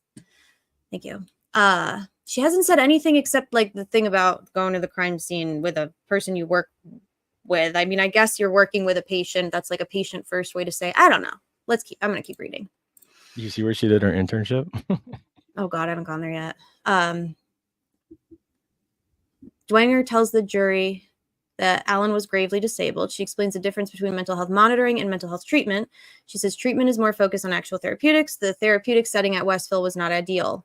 Dwanger confirms she was on a team that discussed Alan's care, although she was not directly treating him. She described herself as a sounding board for those who were. So like Dr. Walla. Okay. The state requests another sidebar after Razi asked Dwanger about solitary confinement for mentally ill patients. They are freaking the fuck out about this. Pre-doctoral with the Federal Bureau. Interesting. So she's a corrections lifer. Right. This would be more of a due process issue, I think, right? Yeah. So I just got to read some more stuff about Dwanger, if you don't mind. Can I take Boone out really quick? Yeah, I'll just. You don't have to stay. You don't have to stay, but I'll be right back. You can. I'll monologue it out, but I'll leave when you come back. Okay, I'll be right back. Well, hello there, everybody. Thank you for joining me on the isolation play down on the block. DB Due Process Hour. I think this character, Dr. Deanna Dwagner, is a very interesting character. She did her. pre-doctoral internship with the Federal Bureau of Prisons, the FBOP, the U.S. FBOP. So it's kind of interesting, right? Maybe she did a Terre Haute. Terre Haute. So that's, is there another federal prison there? I know there's another one. Oh yeah, we do know. Joe Schmo says, check out the J. Vermillion versus State of Indiana case. We know that case too. That case is ridiculous. Right. So this is a good point that everyone should consider. A lot of people talk about cruel and unusual punishment, but you can't punish somebody not guilty of a crime. It cannot be cruel, unusual, or also punishment because you've not been found guilty of a crime. And therefore, conditions that are a punishment for other offenders or actual offenders being exerted upon a pretrial detainee is not a great look. So something like your hands were in the tray slot and they couldn't close the tray slot door. In jail, are they going to go straight to tasing you? I would think not. I would definitely think not. Maybe they would talk before, but in prison, zit, zit, zit, clap, clap, motherfucker, you're getting your hands tased. It's the tray slot door. He's 130 pounds. Don't be an asshole. Being in the hole is punishment upon punishment, not summer camp. Yeah, dude, the fucking people, there's some, I hate doing this. Why am I doing this? But I'm going to tell you guys about something I read that other people said on the internet that have a different perspective than me. It's very interesting, I know. So the pro-pros homies over there were saying that he's not in seg. He's not in the hole. He's in his own cell. Hey, guys. What do you call it when you're in your own cell? When you're in the jail inside the prison, you know? Some prisoners call it jail. They call it the holo jail. It's like a private suite. Yeah. That's what people in ADX Florence think, too. Okay, so this character here, Diana Diwagania. I think it's pronounced Diwagania. In 2013, after her illustrious career as a Federal Bureau of Prisons intern, she became, and Michael's going to love this. Michael might already know this. I don't know, but this is just fucking rich. She became, fresh out of college, the lead psychologist at Newcastle Psychiatric. Well, ain't that something? Fresh out of college, fresh off you're getting your doctorate, you become the lead psychologist of the psychiatric. I mean, I think that's Pendleton and Newcastle, right? You're the lead psychologist there. Who else is working there? How did you, Captain America? I don't know, but I know some of these people that have this type of stuff, and it's like you go poking around, it's like, oh, yeah. I mean, if my mom was a senator,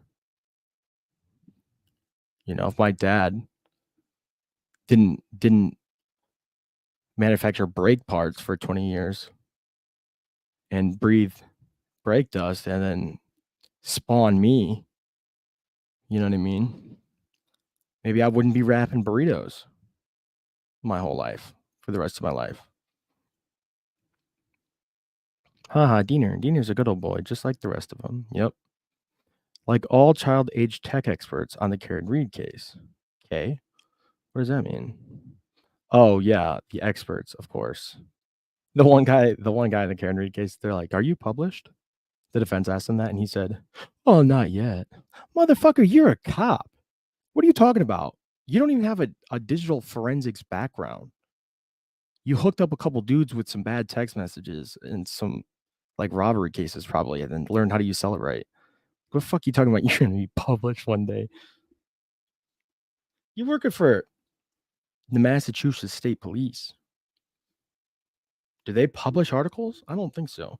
I've heard rumors about him caught up in the same fuckery that Fouts was involved in.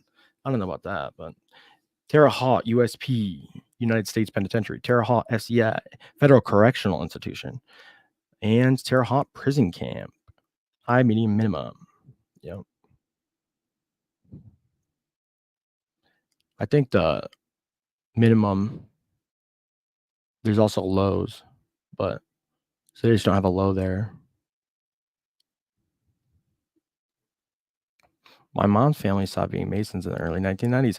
What are they doing now? Family outright refused invitations. I'm thinking about joining up, to be honest with you guys. Terre Haute, goat. God damn it, DB. It's Terre Haute. Terre Haute? Terre Haute. Oh, yeah. Oh, yeah, Joe Schmo.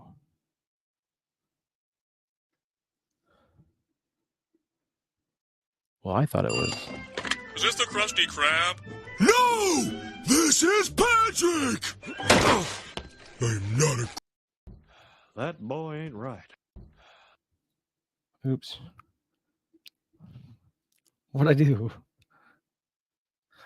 I've never heard of that person, or anyone with that, you know, had long, dark black hair, that had the same job as her. I'm back. Thank you, DB. Yeah, well, I'm not done yet. I'm sorry. Oh yeah, no, continue. I did a tangent inside of a tangent. That's okay. You don't have to be done. Okay. No, I'm joining the Masons. I gotta get ahead of this shit. I got some crimes in my future that the statute of limitations haven't run out for, so I need to join up. Okay, so did you hear what I said earlier about this this nice young lady? I didn't. Okay, so check this out. She does her internship at the Federal Bureau of Prisons, right? Yep. She does for her pre-doctoral program. Mm-hmm.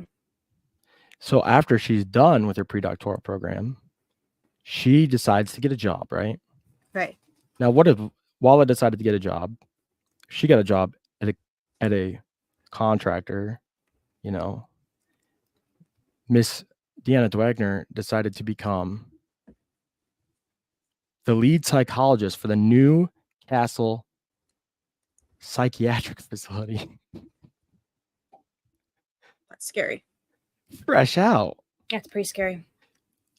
You ever just like wake up out of bed and pull the covers off and feel like, wow, I'm not gonna see how many pills I can take today, you know?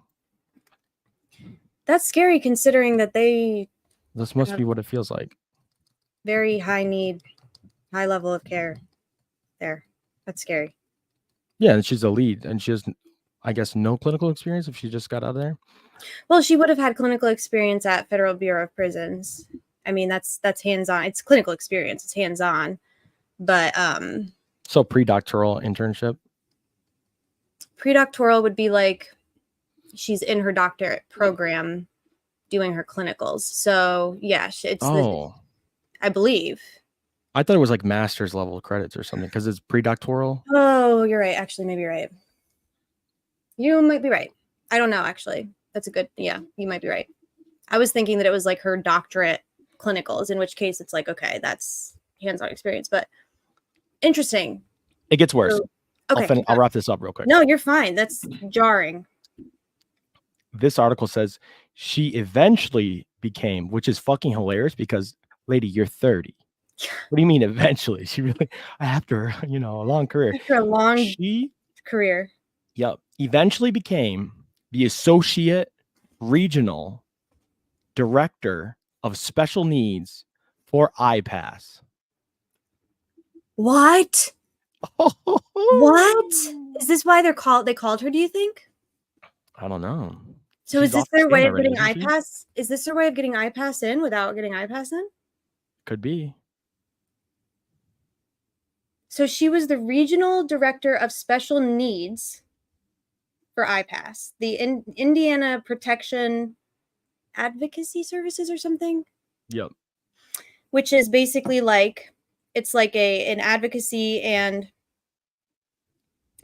group for inmates, convicted persons, or incarcerated persons, basically. Don't join the Masons. I'm gonna join. When did she do? Does it say the dates that she was doing that? No, but there's more. That's Okay. really funny. Yeah. The least funny is that she's a member of the American Psychology Law Society. That sounds like a fake organization. It's Yeah. like when an expert witness is from the American or the United States or the American Psychological Association Group Incorporated or something like that. Yeah, I'm gonna do you one better. It's like I don't know if I should say Yeah, you never know. well, I don't know. I'll keep going. Yeah, I'm not gonna say it. Keep going. It's like being a chiropractor. It's like Virgin Islands doctoral program. what is Cheryl McCollin's fucking CSI? No, Cheryl McCollin's the Cold Case Investigative Research Institute. It's like not really any of those things. So it's just like a fancy name for something that's like kind of made up. Yeah, you have some friends in one of those little groups. I do. Yep. Some type of foundation. They're definitely not watching, so it doesn't fucking matter. Oh, They would okay, never be caught I dead. forgot. So. They completely severed ties with They you. literally don't give. Yeah, like I could live or die. So they're That definitely not boy into ain't it. right.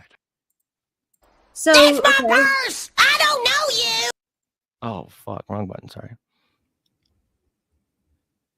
Right, Michael, sure. But they did have to agree to certain conditions that, yeah. But go ahead, Deepak, why don't you finish, though? Yes, Michael, that's a good point. So she's the IPASS director in 2017. Okay. And then became the director of behavioral health for Wexford Health. Which is Centurion. Correct.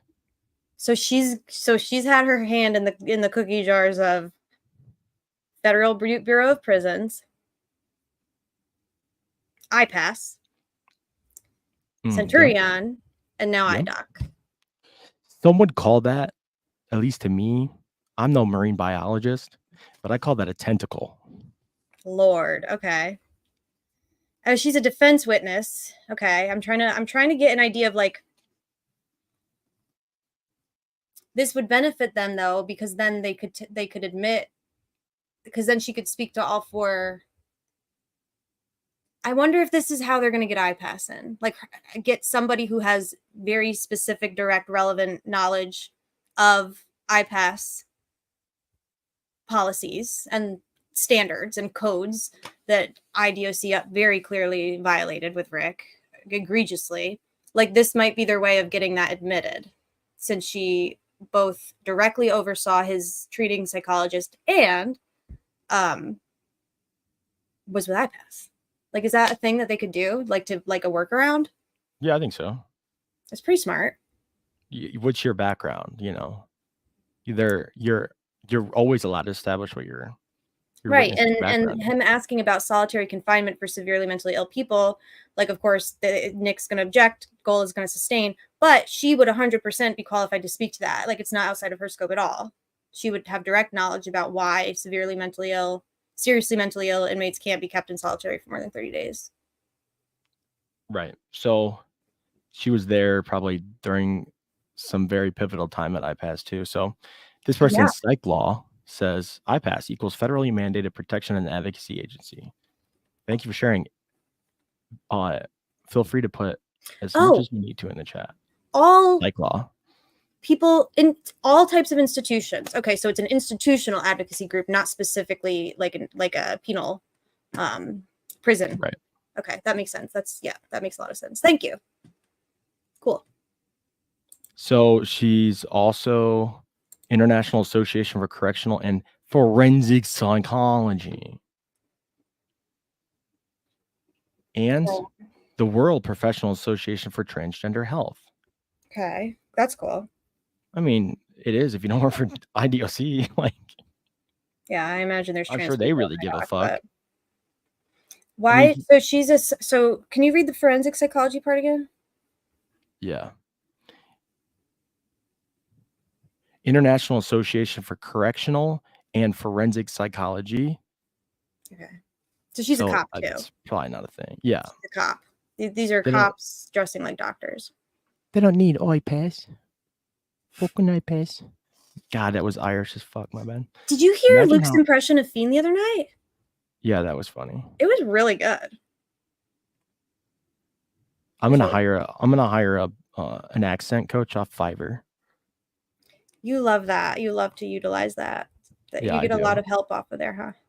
I love making impoverished professionals in other countries work for less than a livable wage in the United States for me. It's just really, I love that. It's capitalism. the American dream.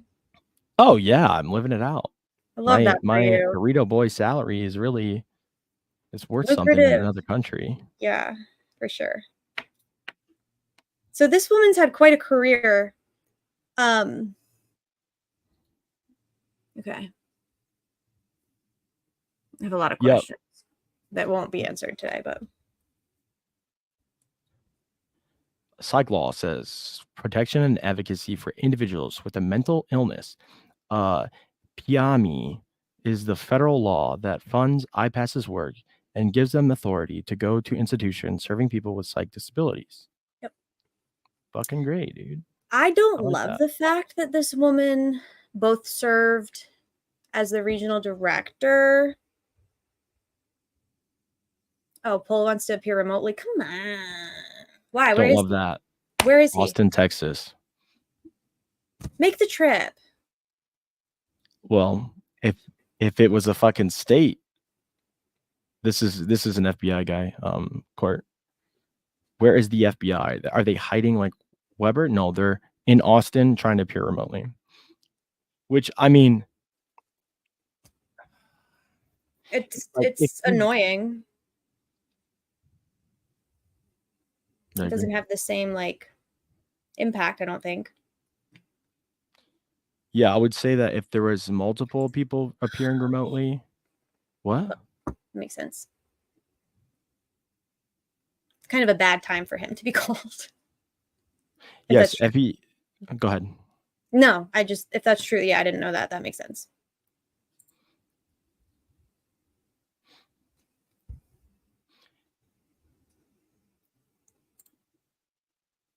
He's a supervisory special agent. Mm-hmm. He's the head of the political public corruption and financial crimes task force in Austin. Okay. Makes sense. Yeah. So not a great time for, I guess, him to be making a trip, but also, I don't know. At least he's not trying to get out of it. Technically. Yeah. I hope if he's just super cooperative anyways and wants to spit game on to Gall and the jury, he can get it all done. He can get everything he needs to out. Yeah, but he's not gonna be fucking around like Nick with the fucking projector. I think he knows how to handle it. Right. Man, these people are fucking incompetent. Did he even use that fucking podium yet? Oh yeah, I mean, I don't know. I think Mullen was in charge of it, so we can kind of imagine how that went. Jizz.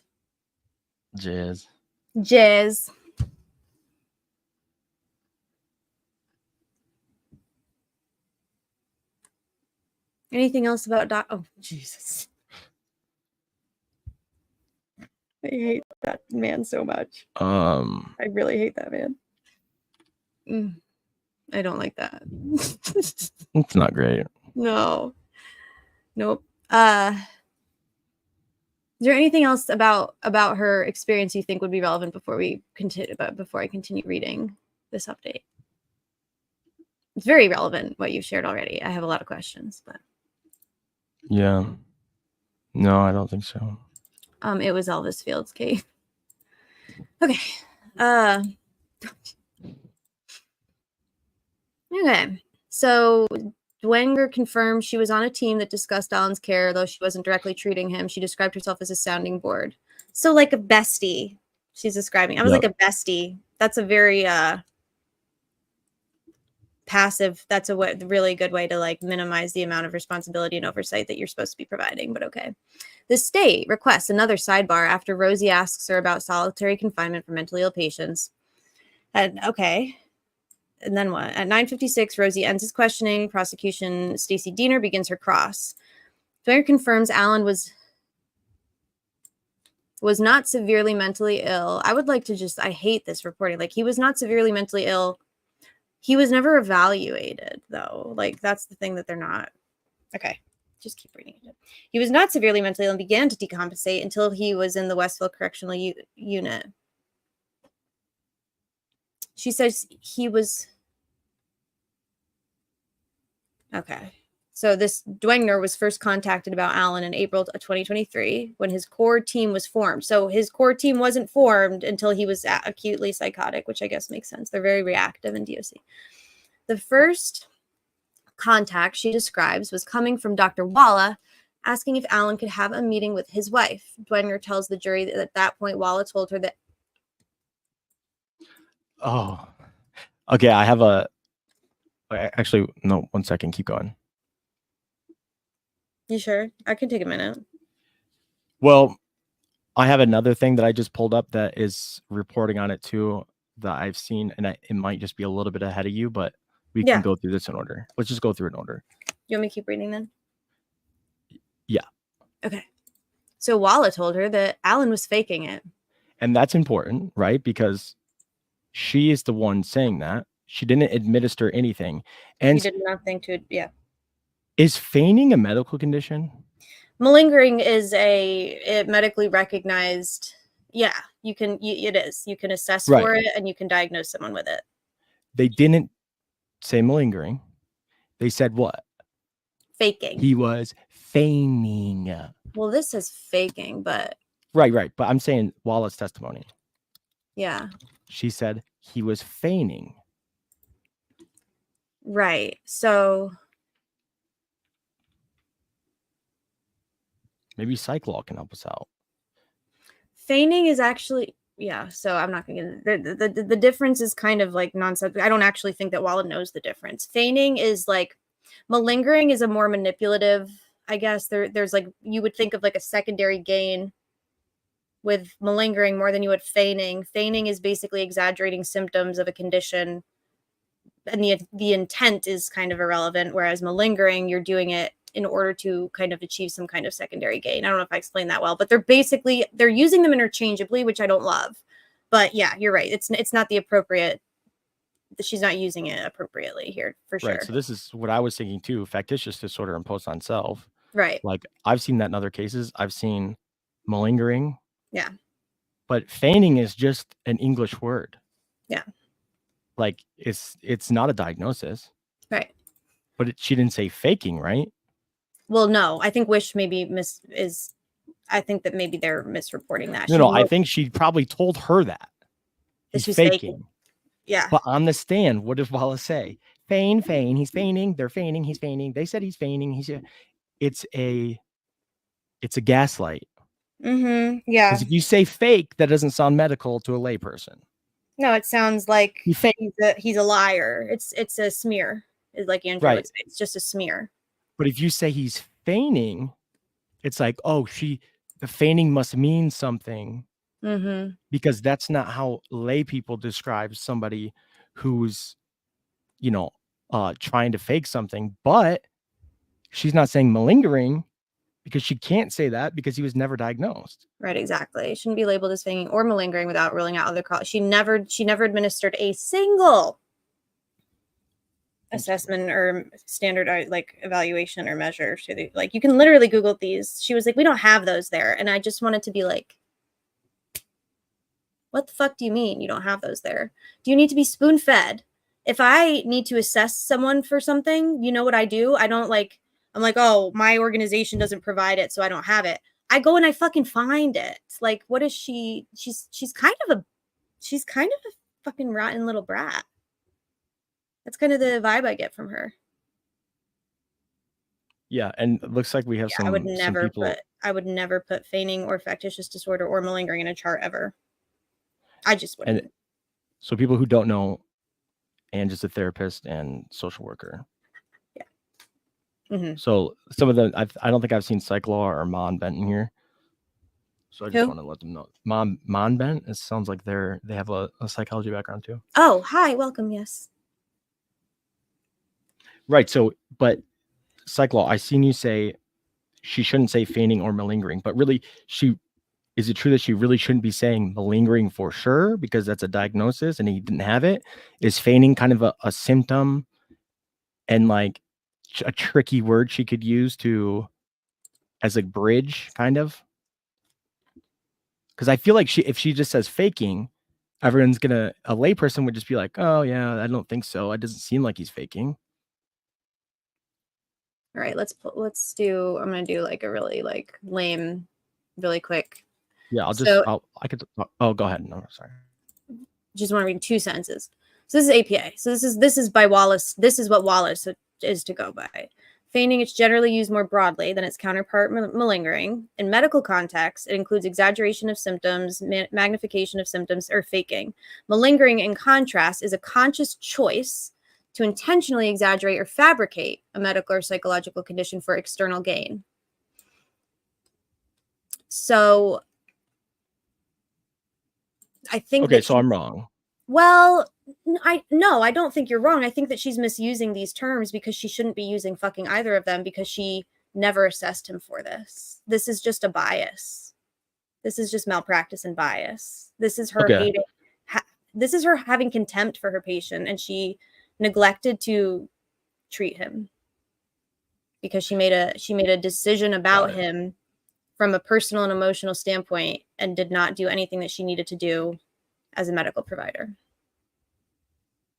So she shouldn't be using any of those. Yeah. I mean, I think that you're not wrong. I think that she's misusing both of those. And I think she did use them interchangeably because I remember her talking about secondary gain, and that's a very like malingering specific thing. It's like a manipulation thing, and it's a smear regardless. It's a smear. People are going to understand those words as like Alan is faking and he's lying and therefore he's guilty. Like that is the pathway that they're trying to kind of lay out, I think. And it makes me so angry. And I think it gets to kind of the finality of the case too. If he's faking or feigning, that means that his confessions are real, therefore he's the person that did it. I don't know, maybe that's taking that idea a little too far to the end of the case, but it seems just like a forensics person can't say this is 100% definitive that he did it. But the secondary game they all set up is saying that he was going to be able to see Kathy, call his wife, or see her. Well, so and then that kind of leads me to, but then so he's not supposed to be punished. He's supposed to be protected from punishment as a pretrial, presumed innocent person under the Constitution, right? And yet, like, why is he?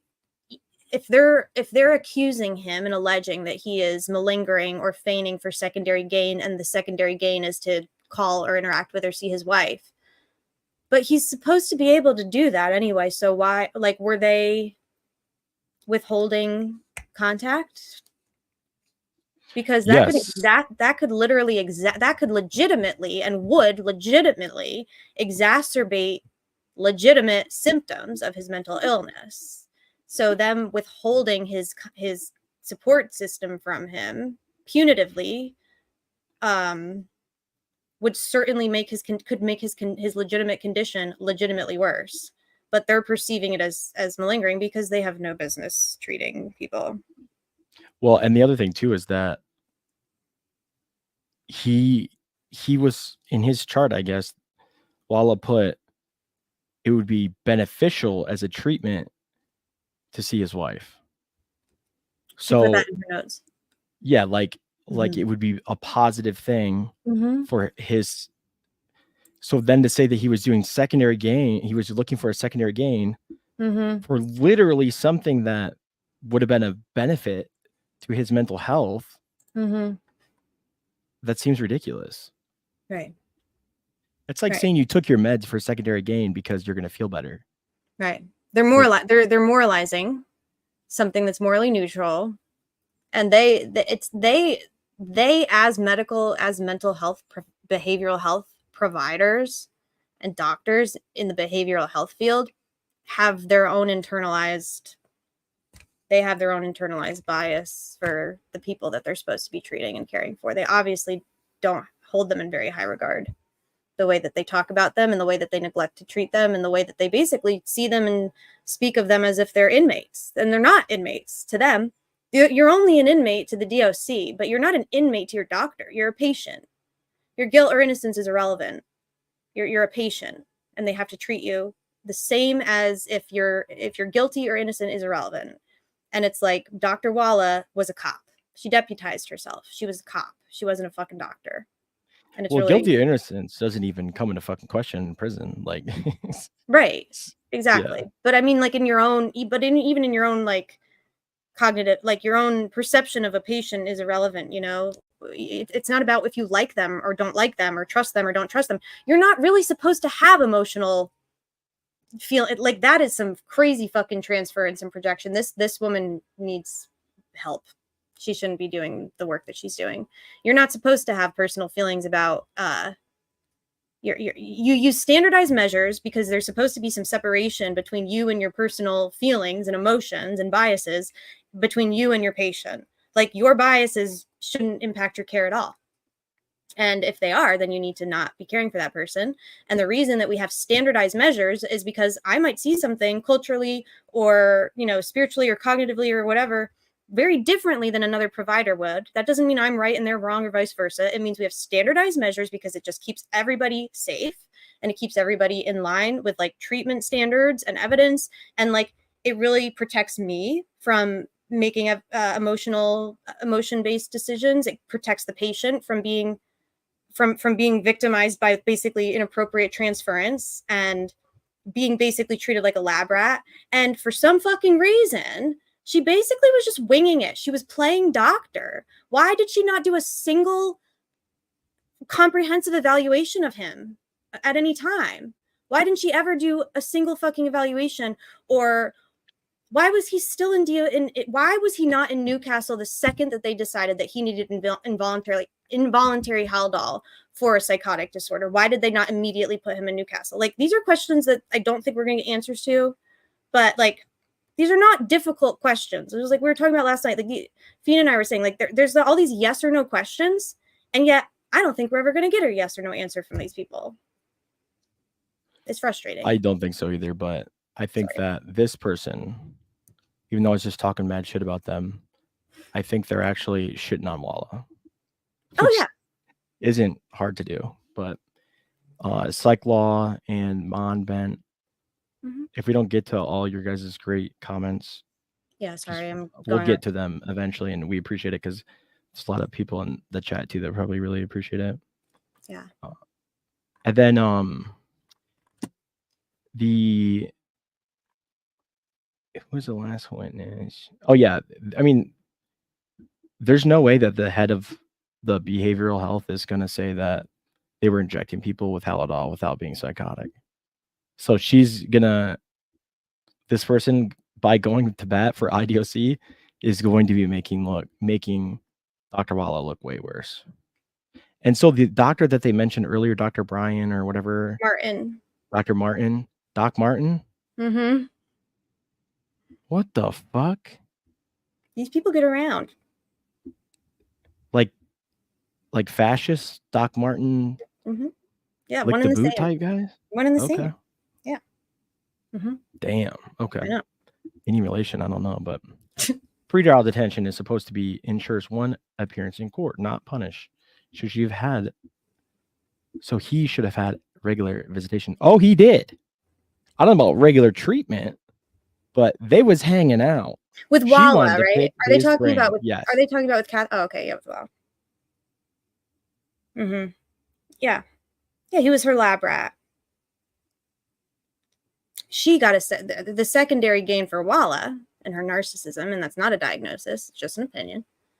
Walla got a secondary gain out of treating Richard Allen. She got to be the fucking Clarice Starling to his Hannibal Lecter. She got to go and talk all bad and go on the groups, and she had this inside knowledge. You know how much, like, what an ego inflate that probably was to her to go home after work and go on the Facebook groups and read people's shit and be like, and like have all this like undeserved, unwarranted, undeserved inside, intimate knowledge of the suspect. Like, it's just She's like Anyways. a voyeur into somebody's mental health. Yeah, she's a perv. I find these people to be perverted. I find Harshman to be perverted. I find Walla to be perverted. Definitely think Jerry Holman's a fucking perv. Like, they're all just voyeurs. Yeah, they're creepy voyeurs. Yeah. Can I keep reading this? Ain't right. Yeah, go ahead. Because it talks about the Haldol here. So okay. I'm gonna go. I'll be back. Okay, bye, DB. Thank you, DB. Goodbye. Dwenger tells the jury that at that point, Walla told her Alan was. Oh, I'm not showing my screen. Sorry, y'all.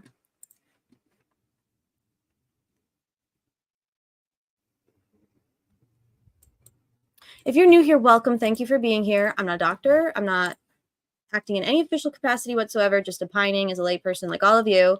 And I like hearing everybody's. We have a lot of really smart people in here with a lot of different perceptions and perspectives and knowledge and experience. And I appreciate all of you sharing that with us. But that's my little disclaimer. We're just opining today. Okay. So Dwenger tells the jury that the team was called an MDT, multidisciplinary team. She explains gravely ill, meaning you are not able to take care of yourself. Gravely ill or gravely disabled. I think they use them interchangeably here too. Okay. She says it got to the point where it didn't matter if Alan was faking it and they needed to intervene. Period. Walla's opinion of Richard Allen's motivations or symptoms were irrelevant because he was unable to care for himself, because he was not able to function or engage in tasks of daily living or take care of himself. He was unsafe. So whatever her opinion about the motivation, it doesn't matter. It got to the point where they needed to intervene. I don't know that they did it appropriately, but it's like they literally withheld intervention because they were like, he's faking it. God. Dwenger explains Haldol shots to the jury. She says it helps with psychosis symptoms, and being gravely ill is a symptom of psychosis. I also want to do another disclaimer, like Wish TV is reporting this very quickly and they're making mistakes, and they're just trying to get the information out quickly, which I appreciate. But, it's not actually a symptom of gravely ill is not a symptom of psychosis, but like if you're considered, if you're experiencing psychosis, you would fall under the umbrella of being gravely ill. I hope that makes sense. Okay. Rosie objects and says it's a leading question. Why did Rosie object to that? Oh, because she says it helps with psychosis. Yeah, I'm sure that they gave him Haldol, and I'm sure it helped his condition, not. 10:04, Diener ends her cross-examination and Rosie begins his redirect. Diener asks for a sidebar. Reporter notes Judge Gull looks frustrated. The state objects again after Rosie asks another question. They both end and ask the jury question. So here is, oh my God, these are the jury questions I've been fucking waiting for. So question number 1, does the Department of Correction ever place safekeepers in general population? And Dwenger says yes. Huh? Okay. Thank you for sharing that. That's so fucking real, dude. I'm glad you're here. I'm glad you're in this chat right now. Question 2, could it be possible that Alan was faking so that he would not be moved to general population? Dwenger says it's possible, but I don't know for sure for Alan. Question 3, did you hear threats to Alan from other inmates yourself? No. Question 4, could a person slip in truth of a confession even when they're faking it? Oh my God. Dwenger says it's hard to tell, but yes, you can tell if people are faking based on the organization of their thoughts, if the conversation is goal-oriented and chronological.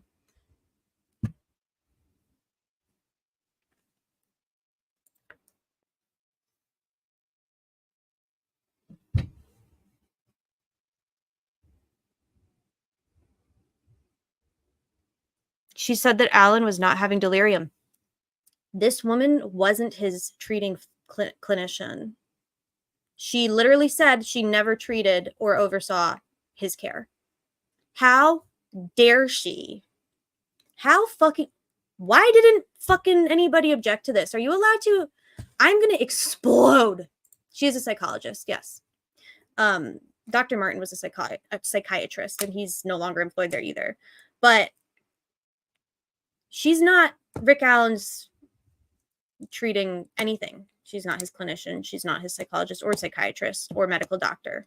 She has no business opining about whether or not he's having delirium, because we've heard a bunch of other fucking people who are, in my opinion, way more fucking qualified than this person to say that he was having delirium. He didn't know what month it was. Okay, I'm going to explode. I need to just separate. Okay, question 5. What is the typical process for safekeepers with severe mental illness? Same as general. This woman's lying, DB. This woman's lying, DB. This woman is fucking lying. Oh my God. Everything that she's saying is wrong. Everything that she's saying is wrong. She's not, first of all, she's not qualified to actually speak to any of this, because she literally said she doesn't know that they've ever had a safekeeper there. How the fuck does she know about what the Okay, so what is the process? The process for safekeepers with severe mental illness is the same as people in general population? Literally no. Literally no. Safekeepers are not at all to be treated. Question 6. What's the primary obligation to a safekeeper working with an inmate with severe mental illness? Same as general.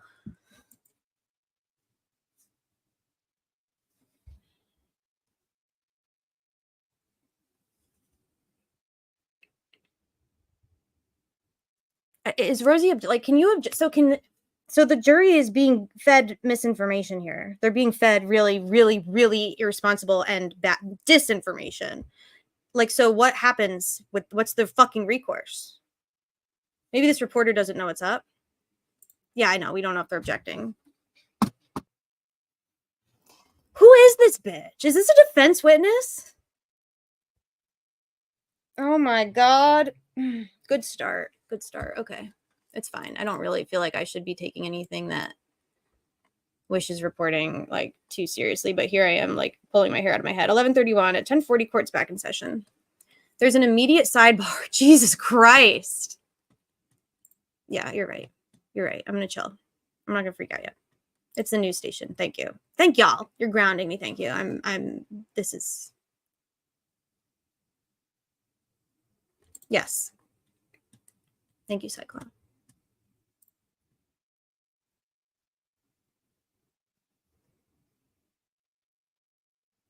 Well, it's wrong for so many reasons, Sir Winston. Absolutely. Sir Winston Squeakerson. Great name.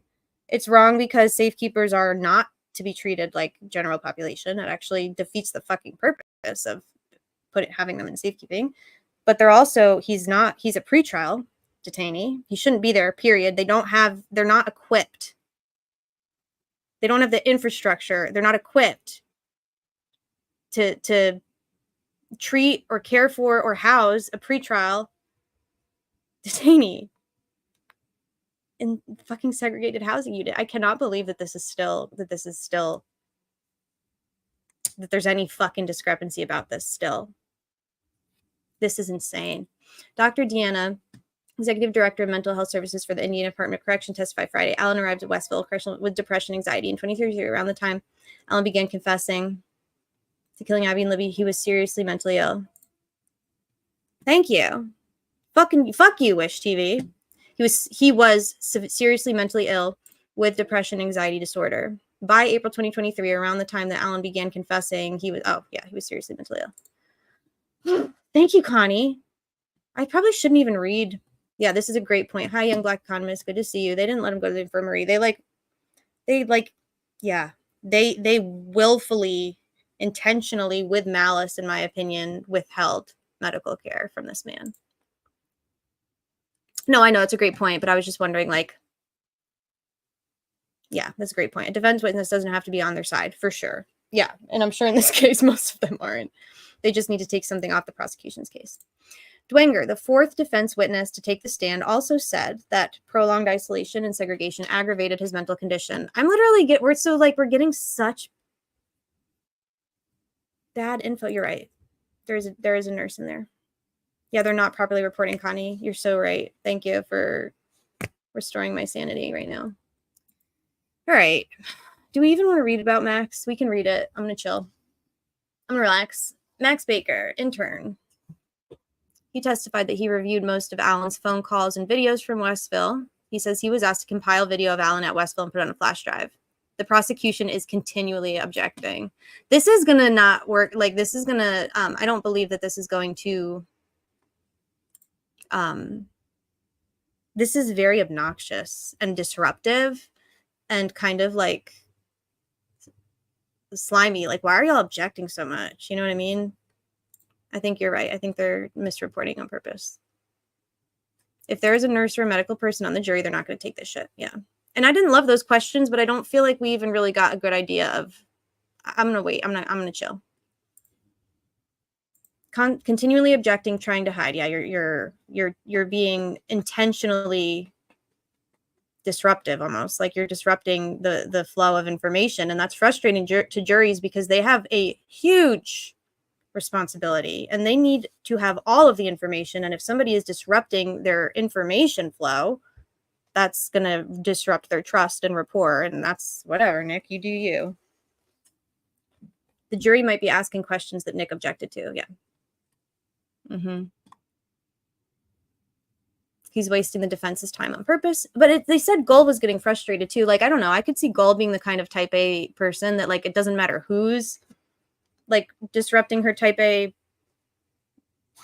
proceeding. Like, if the state is just being disruptive, I could see that not playing well for them with the judge either. Like, that's just, it's disruptive. It's annoying and it's wasting her time too.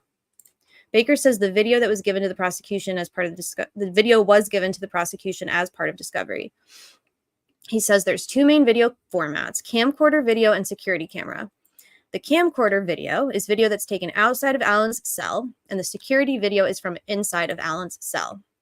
The camcorder video has sound. The security video does not. Isn't that nice? The camcorder video has sound. So the camcorder video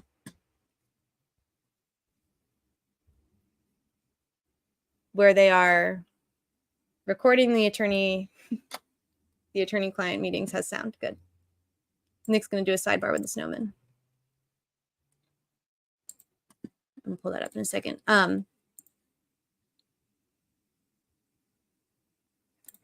Yeah, this is a great question, and we've not been able to get an answer. From Walla's testimony, the answer to that is no, and it's inexcusable. They had some kind of a closed-door private hearing about involuntary medication, but they never did any kind of actual meaningful evaluation. He didn't actually get evaluated in any meaningful way until the defense brought in their own psychologist in, like, earlier this year, I think, to do it. It's really fucked up. I put a much better source in private chat. Okay. Yeah, let's switch gears because this is making me crazy. Not to be, like, you know, diminutive of that word, but it's really, I feel like I'm getting less information than more from that.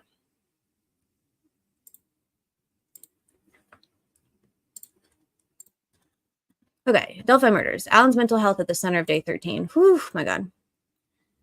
Whoever suggested Wayne TV, thank you. Wayne is great, and I don't think that they're in my repertoire normally, but the last few times I've pulled up their articles, they've been really good. So, Delphi. The Delphi murders trial has shifted to the defense of Richard Allen. His attorneys are working to poke holes in the state's theories in hopes of exonerating their client. Allen is charged with 4 counts of murder. The state spent 12 days trying to convince the jury that he's the bridge guy, the brutal killer responsible for the girl's death. It called its final witness on Thursday before resting its case. The defense introduced a pair of witnesses before court adjourned. Both discussed strange men that they saw on the Monon High Bridge the day of the murders. A lot of fucking strange men over there. Day 13 of testimony marked the first full day for the defense. It tries to convince the jury that Allen's an innocent man. Get this motherfucker out of my fucking corner. Hammond investigator testifies. The defense's third witness was Christopher Guti, who's been with the Hammond Police Department since 2005. He's done some work on the Delphi murders investigation, and he was assigned to an FBI task force in 2014. His work on the Delphi case mostly consisted of interviews. He said he was assigned to the case for a little more than 2 weeks. The defense brought him to the stand to discuss Brad Weber, who testified on day 11 of the case. He owns property across from the murder scene and testified that he was driving on an access road around 2:30 p.m. on the day of the murders.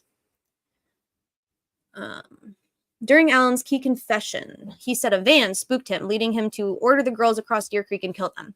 Defense attorney Jennifer Auger asked Guti if Weber went straight home from work that day, and he says he didn't.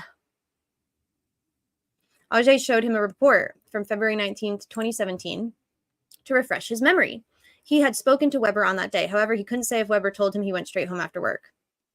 The timeline is especially important for the state's theory on how and when the murders played out. Allen's mental health in focus. Once Guti was finished, Dr. Deanna Dwenger took the stand. She served as the director of behavioral health for the Indiana Department of Corrections since 2021 and said she was familiar with Allen. She worked closely with Dr. Monica Wallace's supervisor. So this woman's not Dr. Wallace's supervisor. She's like the supervisor of the department. Dr. Wallace's supervisor, wasn't that Dr. I don't know who does. Doesn't matter. Get out of the weeds. Walla is the clinical psychologist who treated Allen at Westville and testified about his detailed confession. The defense noted Walla was a true crime fan who had been deeply interested in the Delphi murders case. By Dwenger's account, Walla informed her that she had a special interest in the case in early 2023 after Allen was assigned to her and even recommended some true crime podcasts for her. That sucks. Dwenger testified that she thought it was unusual for Walla to visit a crime scene related to someone she was working with. It was revealed in court earlier this week that Walla traveled to the area near the Monon High Bridge where the girls were found dead. Dwenger said the visit happened before Walla treated Allen.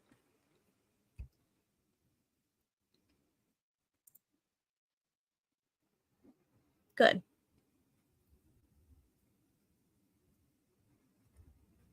Yeah. Is this from Safekeeping All Eyes? Sorry, I'm not keeping up with the chat very well right now. Or a Depo, probably. Yeah, there's no audio. They've lied so many times about this. God almighty. All right. Solitary confinement and mental health. Dwenger said she didn't know why Allen was placed in solitary and told the court that she had concerns about the constant video surveillance of him in prison. She recommended that cameras be removed, although that didn't happen. She also said that she was told that other inmates regularly threatened Allen. She didn't hear any of the threats herself. Well, of course not, because she doesn't work in the fucking pod.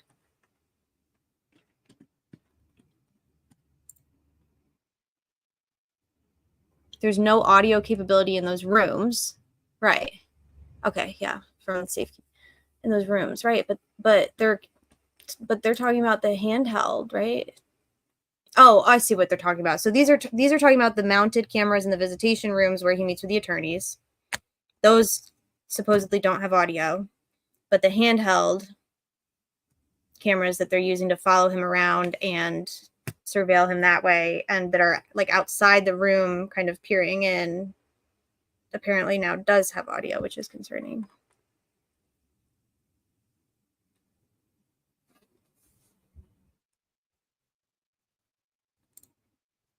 Yeah, so this is the thing, like, were they keeping Rick from seeing? So he's not convicted. He's not supposed to be punished. He's not supposed to be in solitary confinement. Like, why would they even think that he would have to malinger or feign in order to see his wife? And I think the answer is because they were keeping him from his wife. I also think they were keeping him from water. And I'm going to talk about why. I'm pretty sure that they were, why they were, yeah, I think that they were also depriving him of water, but I'll get into that later. No, this is exactly the topic. They said in safekeeping, they basically like painted with this broad brush, like, oh, there's no audio at all. And it's like, no, there literally was audio. They're such lying liars. God. Yes, Steve has suggested Wayne before. Steve is the one who suggested Wayne for me, and I now love Wayne. It's like the best. Let me finish reading now.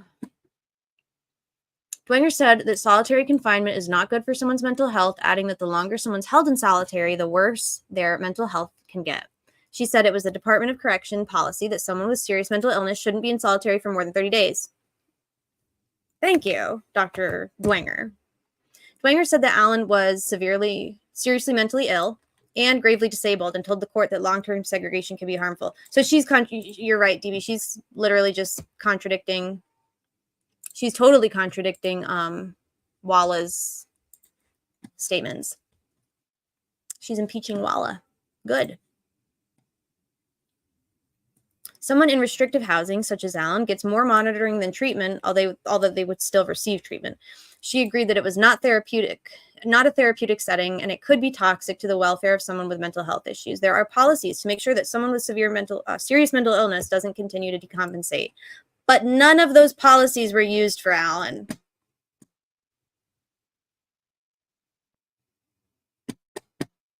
Right.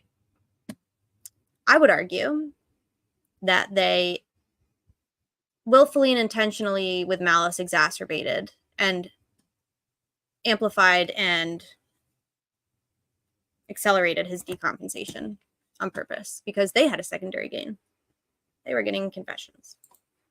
During cross-examination from Deputy Prosecutor Stacey Diener, Dwenger said Allen wasn't diagnosed as seriously mentally ill until April 2023.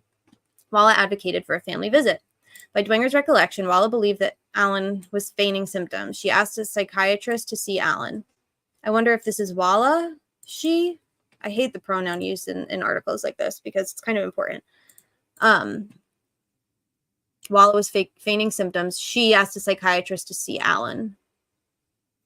Okay, somebody asked a psychiatrist to see Allen. They discussed involuntary medicine. Was he not seeing a psychiatrist? No, all eyes, you don't have to stop at all. Actually, this is literally this is exactly the point. They keep, they just lie, and then Gold doesn't do any fact checking. They're not held to any kind of burden to prove or back up their claims. And then they're never sanctioned for this shit.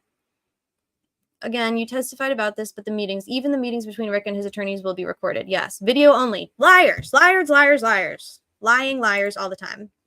They have denied having audio so many times. Literally, they lie non-stop. They fucking lie, y'all. But why wouldn't they? Why wouldn't they? Why wouldn't they? There's no downside to it. They only benefit from lying because Goal encourages it. All right. Somebody asked a psychiatrist to see Allen. They discussed involuntary medicine because his symptoms were getting worse and he wasn't sleeping.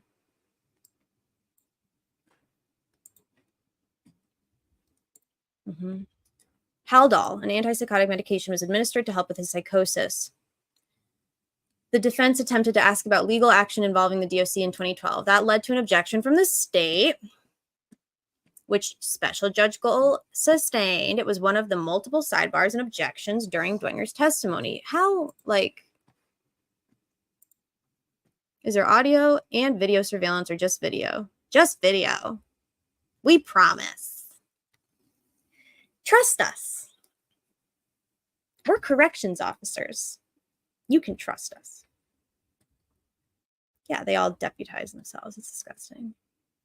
I hope, DB Cooper says the jury is catching them in the same lies. Lying liars lie, though. Many cops are deputized as federal agents. Some are working as task force members. Yeah, Ferenczi was. Except he was, I think the jury is smart enough to see through this BS. I agree with you. Those questions that I read on Wish made me a little shaky because they were a little confusing to me. So I hope that we get a better recounting of them. Jury questions. Jurors had several questions for Dwenger. Thank God. One jury asked if detainees under a safekeeping order are kept in general population. She said they were. Another asked if it was possible Allen was faking symptoms to keep away from the general population. So how do y'all interpret this second question? To me, it's like they're almost asking should we be giving him the benefit of the doubt? Like, is he faking? Maybe maybe this faking, this secondary gain is that he's trying to keep alive, right? Like he doesn't like survival, you know? I don't know. That's an interesting question. Yeah. Like maybe he thought that if he was well, you'd throw him in general and he would die. I don't know. Another juror asked if Dwenger heard the threats directed at Allen herself. She said no. A fourth question asked if it was possible for a person to slip truths into confessions regardless of whether or not they're faking symptoms. She said it's hard to tell. She's seen it both ways. That's literally an entirely different answer than Wish gave us.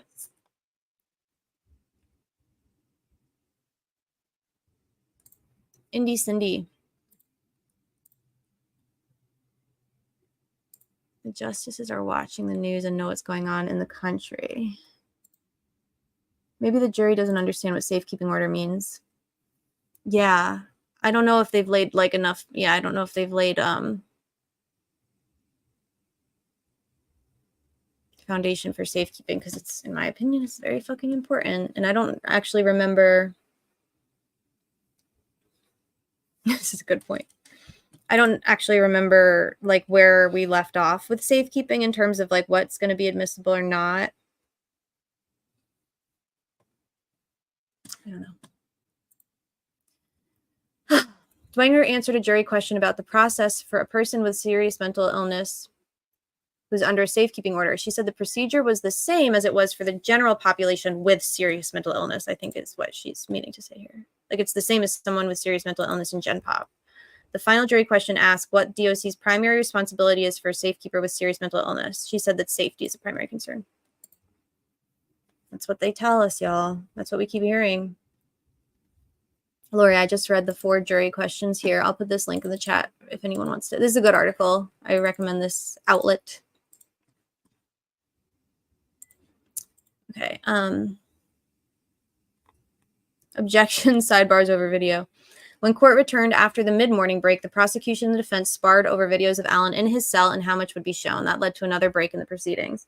It appeared Gold decided to allow videos to be played without audio. The debate wasn't finished there, however. The defense said it couldn't say for sure when the videos were from because the way they were labeled in discovery. Gold said they can't use the videos if they can't verify the dates. Isn't that convenient for the state? The defense will do some additional research and try and show them later. Allen's team will call additional witnesses after lunch. Wow. Much of Friday's proceedings have been taken up by the prosecution's objections and multiple sidebars involving counsel and the judge. Media pool notes indicate there were only about 73 minutes of morning testimony due to sidebar and breaks. That is annoying as fuck.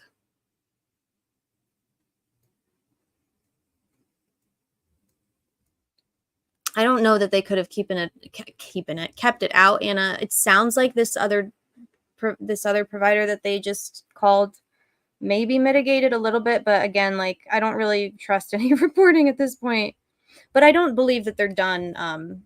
Walla is coming back, so they have subpoenaed Walla and Weber, so Walla will be back. I don't know when, but she will be coming back. So I don't think they're done yet. The jury heard all of the confessions, as they refer to them as. The jury has, everything that they're gonna hear, they've heard. The state has rested, and they've heard.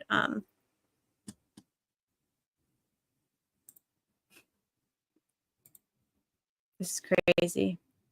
Yeah, hopefully, yeah. I mean, I agree with you. I don't think that she had any business. None of this should be coming into evidence none of this should be in the state's discovery evidence for a criminal trial. This is really, really a scary fucking thing that we're all watching unfold. I can't even think of a comparable. I don't think there is a comparable case, honestly. I don't think that someone who's under safekeeping would ever just be put in general population. The way that I'm trying to understand this answer is when they're asking her questions about how they treat, like what is the protocol and the process and the guidelines for an inmate with serious mental illness who is under safekeeping. And her answer was, oh, well, a seriously mentally ill inmate under safekeeping would be treated the same way as a seriously mentally ill inmate in general pop. Like the treatment shouldn't be different. But that's not saying that they treat them the same. Like if you're, I hope that's making sense. Like I think I understand what she's saying, but it's a very kind of clunky. I see, Judge Jessica. I don't think that's what she's. I don't like the way that they're reporting this, because I think she's saying that there's no disparity in treatment for a seriously mentally ill inmate who's under safekeeping compared to a seriously mentally ill inmate who's in general population. I think that's what she's getting at, if that made sense. But I don't know. Maybe not. I think she's trying to say there's really no differentiation or disparity between how they treat seriously mentally ill inmates in DOC. Unless you're pre-trial and then you don't fall into any bucket and they just let you fucking die. It's great. Thank you for sharing that Wayne article, Steve, as always, and thank you everyone who's shared helpful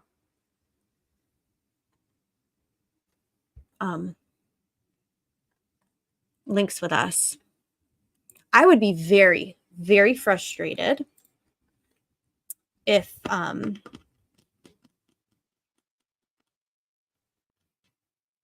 I think it's a safekeeper guard who can. The wording is very confusing. I love the whole. Brad Weber is today. Wow. Yeah, that's a good. Yeah, exactly. Yeah. Right. Yeah. So her answer doesn't make sense. Why would they would never put a safekeeper. She doesn't understand safekeeping, I believe. But she also testified that they've not, as far as she knows, she's not directly, at least, aware of any safekeepers in Westville or Wabash that she's, at least not that she's had an interaction with. So how would she fucking know? She has no idea what safekeeping entails. Yes, she is saying that he shouldn't be in solitary confinement. And she's also lending credibility and validity to his diagnosis or his classification in DOC as a seriously mentally ill person, inmate. And she is also giving credibility and validation and credence to his psychosis, which is good, because Walla seems to just fucking be literally irredeemable. Literally irredeemable.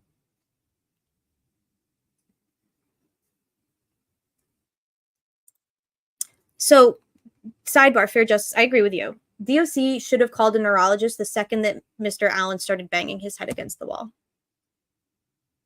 Repeatedly. As soon as he was self-injuring and potentially injuring his brain, they should have had a neurologist. He should have had his brain checked. I'm certain they never thought about checking out his brain. And we have no idea what medication they were giving him. I remember Labrado in the motion that he filed to transfer Rick out of safekeeping, out of Wabash. He was horrified by what he saw too, and that's Gull's little puppet.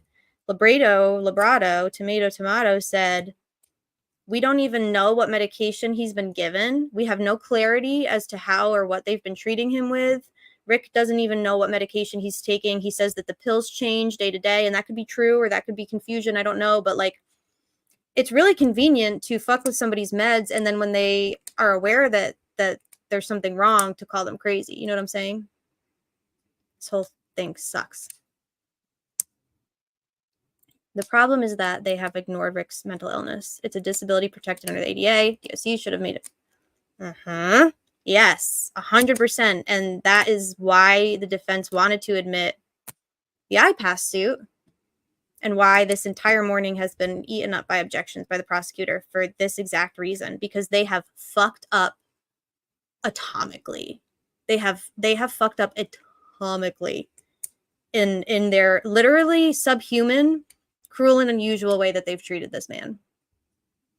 They used the safekeeping statute, the classification of safekeeper, as a loophole to abuse him, and as a way to kind of push him and force him slipping through the cracks where he's not protected under convicted person's policies, but he basically doesn't exist. They disappeared him for 2 years and experimented on him and tortured him. And there was no recourse.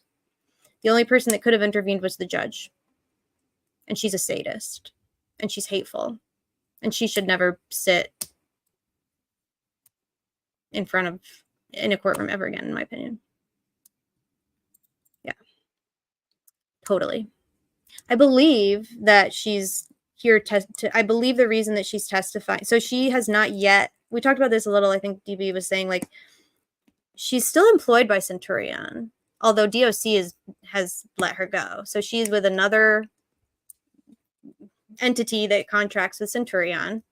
And I believe she's under investigation, or at least that's what she should have to stand forever. I agree.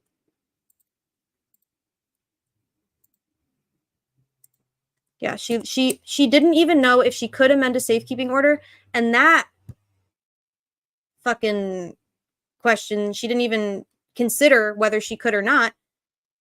Like, she had already ruled on it twice before, and then she's like, can I even do that? Well, bitch, you fucking did twice. So clearly you think that you can. I don't know if the suits are still there. That's a good question.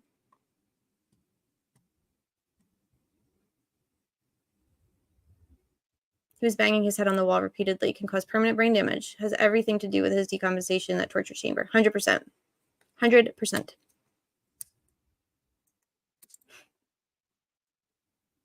Yeah. Yeah, they were trying to kill him, but you already know I know that. I mean, that y'all already know that's how I feel about it. This is really sad. It's sad, but it's also like, I'm not sad today. I'm really angry.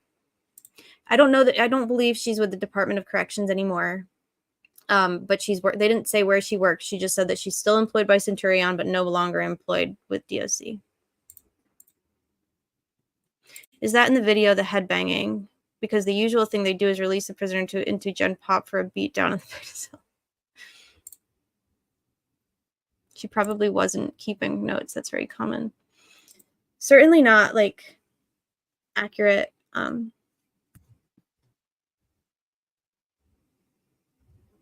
thought gaslighting was something that women made up so they can win arguments is a real thing, huh? Probably another contract prison job because that's the only job that will hire her, probably at a private prison. Yeah, isn't that that's a scary thought. Yes, Andrea's case has officially made the docket. If anyone missed it, we read it last night at 2 a.m. and I will share. Wait, where is it? Is it not on the CCS app?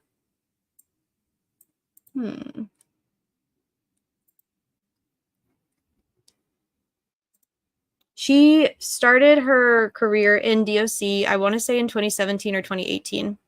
And she had never worked anywhere else. So he came in 2022. So she definitely knew better. Not to say that her experience was like very eclectic or holistic, but her, at least within DOC, like the bare minimum of recognizing somebody who's not oriented to time or space, or somebody who's gravely disabled, like you would think she definitely knew better.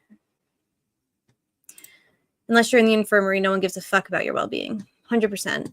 Freckled Gemini. So glad that you're here. It's really sad. I agree with this too. It's the judge, y'all. It's the judge. She is the most dangerous fucking person in this case now, as it stands. She could have intervened so many times. The Supreme Court could have intervened. They had literally no reason not to, except for politics and pussiness. They're a bunch of fucking pussies. They could have rejected what without a hearing? That means they accepted it. Oh, but I don't see it yet. Kate, I'm sorry. I spoke too soon. Well, at least I don't see it. Maybe I'm looking for it the wrong way. Should I be looking for it a different way, y'all? I just looked it up under his name, but let me do it by case number.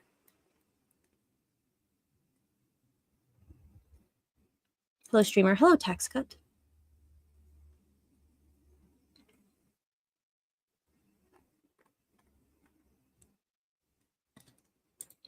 RNM, call him Scribrato. Yeah, Scribrato.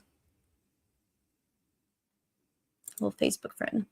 Sorry, y'all. I know I'm like not keeping up with the chat.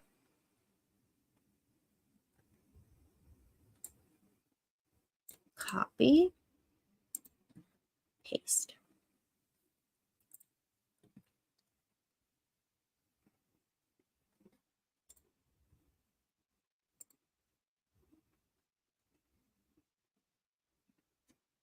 Yeah, right. She's like, he's being treated so much better than other inmates. It's like, okay, well, first of all, no, fucking no, he's not. But second of all, that shouldn't be your barometer. He shouldn't be treated. That's not a appropriate comparison because he's a pretrial detainee. Your content is important. Well, thank you. Your work is important.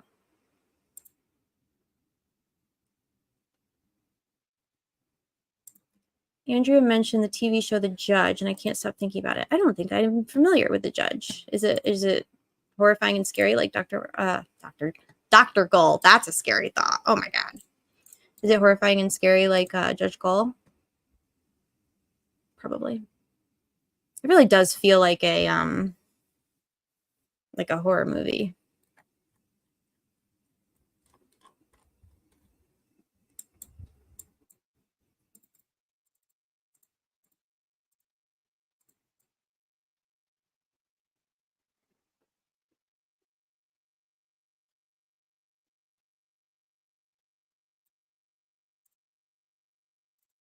%. I'll check it out. Maybe I'll check it out after trial. On my TikTok, people are convinced the van detail makes him guilty. Yeah, I know.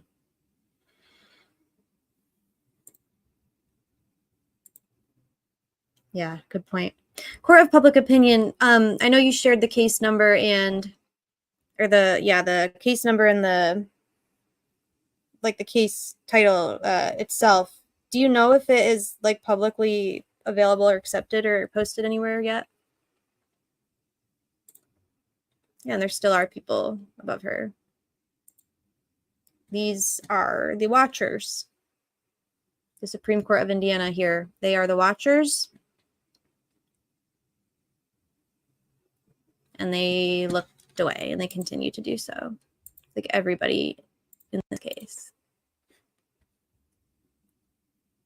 Is there a Supreme Court that oversees Indiana Supreme Court? I mean, not in criminal cases like this. I mean, not for like writ purposes, I don't think. I could be wrong. I have no idea. Weber claims he went elsewhere that day. No van.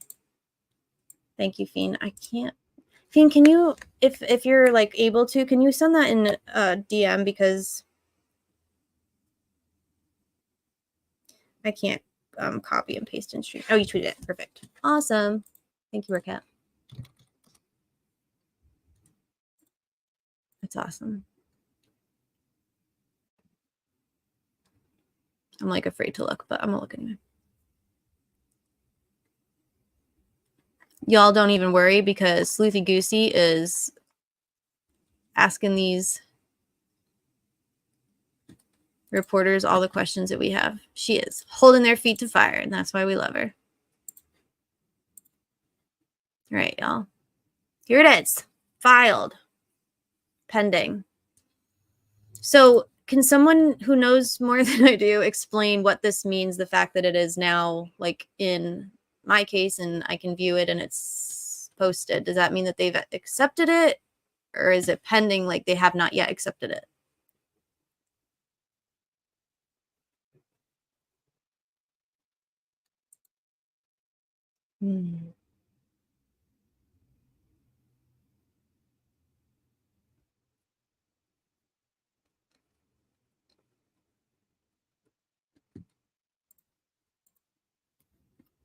That's good. I like to see that. Oh, let me link. I'm going to link the actual. Pending means it's certified as a properly formed petition. It will be put in front of one justice to decide if it merits a full court review. Awesome. Cool. That's good. Okay, so one more hurdle cleared. Even if, I don't know what the prognosis is on this, really. I have no idea. They could either be really pissed at Gull. They could see it as her flouting their previous admonishments, which it is, and they could be pissed and they could want to correct it and save their asses, which they should, or they could just fall in line, which I could see them doing.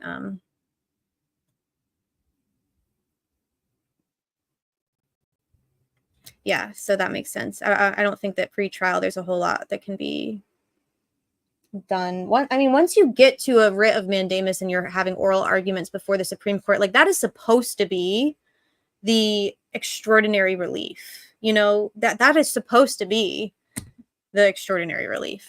They are supposed to correct the egregious, wrong that where there's no alternative remedy available. Like that is supposed to be the recourse.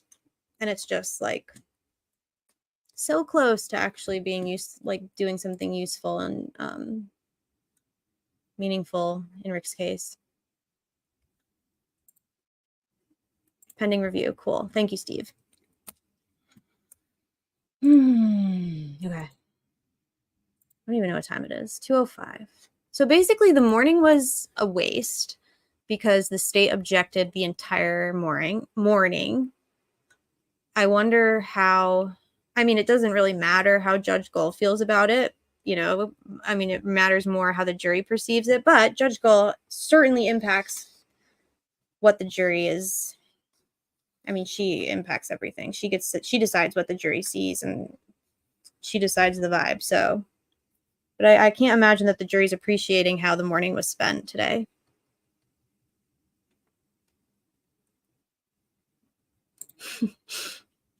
This is not funny, but it is kind of funny. What are the chances in a case where a cult may be involved? The arrest presser was held on Halloween. The prosecution rested its case on Halloween. And the defense attorneys who blew the whistle on the possible cult involvement were booted off the case on Halloween in between those two Halloweens. They do love them some Halloween. Yeah, I like this. Andrea says, no cameras, no wonder. This is not a good look for Indiana. This is the thing. We've seen it on the local level with the investigators. We've seen it on the state level. We've seen it on the Supreme Court level. They doubled down. They could easily pull the reins back, be like, okay, let's correct course, have a moment of humility here, mea culpa, do the right thing, right? I think about, okay, so there is maybe there's more than one now, but there is a conviction integrity unit in Indiana. I think it's the only one in Indiana. It's in Marion County. It's because they have a really good, their prosecutor, I'm not going to ever call a prosecutor really good, but the prosecutor there is probably a little bit unique for Indiana. And they have a conviction integrity unit. And what's really cool about the conviction integrity unit is that it affords the state an opportunity to correct egregious miscarriages of justice, i.e. wrongful convictions, which aside from murder and loss of life, I honestly can't think of anything more egregious than that. It's hell on earth, literally. And so there's a remedy, right? They have this conviction integrity unit where the prosecutor's office, instead of doubling down on their convictions and refusing to acknowledge or admit or even examine whether or not a conviction is appropriate and rightful, whatever the word is. You've got prosecutors like Nick McClellan who had no business taking this fucking case to trial.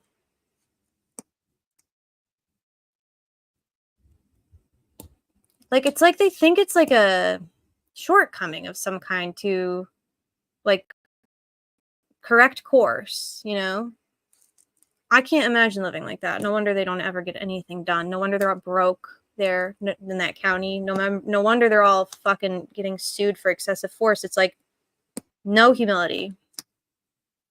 Did one of the defense witnesses backfire? Estrella, I don't think so. I think that's just the reporting, all of the reporting thus far during the day until they're out of court is really, really scattered. And there's a lot of misinfo out there. I don't believe that from what we've read so far, I don't think that I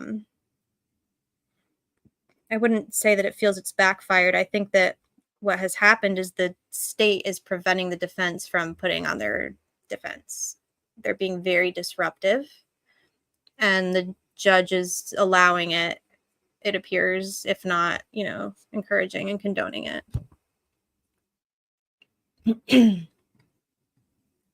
I don't know the answer to this. It's a good question, though. I imagine if they were going to put them on the stand, they would have done so like yesterday or today so that they could, observe the rest of the proceedings. But I'm not sure for sure if they will or not. Trying to get there, Freckle Gemini. Really, really trying to get there. Really, really trying to get there.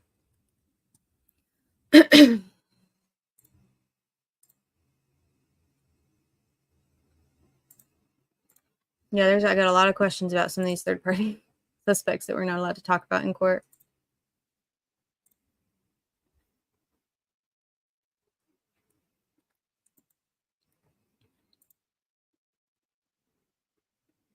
Transport order. Okay.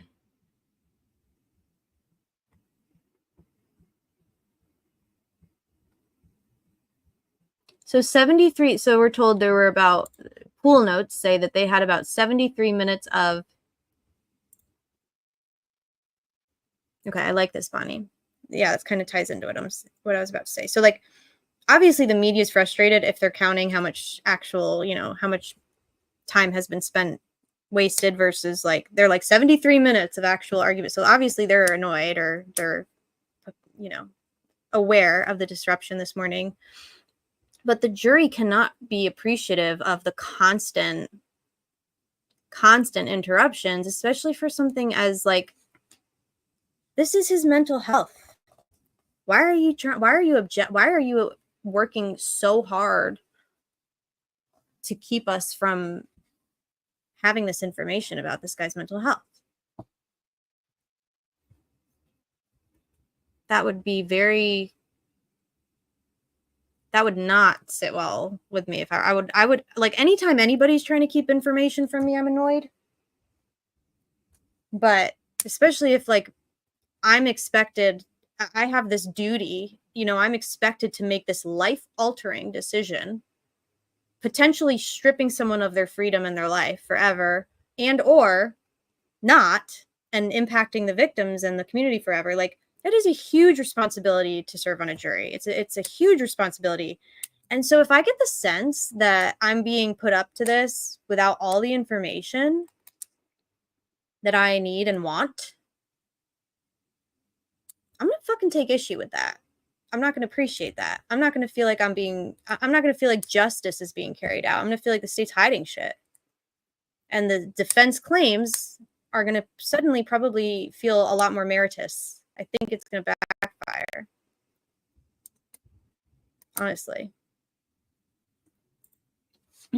I suspect the jury is seeing obstruction at this point, and it's got to make them highly suspicious of the state. You just said in one sentence what I tried to say in like 20. I totally agree. Could the case be appealed because the state used AI? Probably not, because the judge, allowed it. And I don't know that something like that, I don't know that that's not allowed, honestly. I don't know. Yes, I haven't actually. Let me pull up the document that I made earlier, because I said I would do that, and then I didn't. There's a bunch of them. So most of them, Criminal Network, I just went on to Reddit. I don't even think I logged in. I went to like the Delphi murders page, and I just typed in white van, and I got like 10. No, that's an exaggeration. Probably 10 total. I looked at like Delphi murders Reddit group. I looked at the Libby and Abby Reddit group, because those are the two that have been around the longest. I think that's where I looked. And I just typed in white van, and I got probably a dozen posts and mentions of like talking about a white van. And then there was like the exterminator van. There's like been so many rumors about. You're welcome. And I will pull it up for you in a little bit. I might take a break here. But there's been so many mentions of like vans and construction vans and exterminator vans. And it's like, why, y'all? $4 million and I saw a van. Spooked me.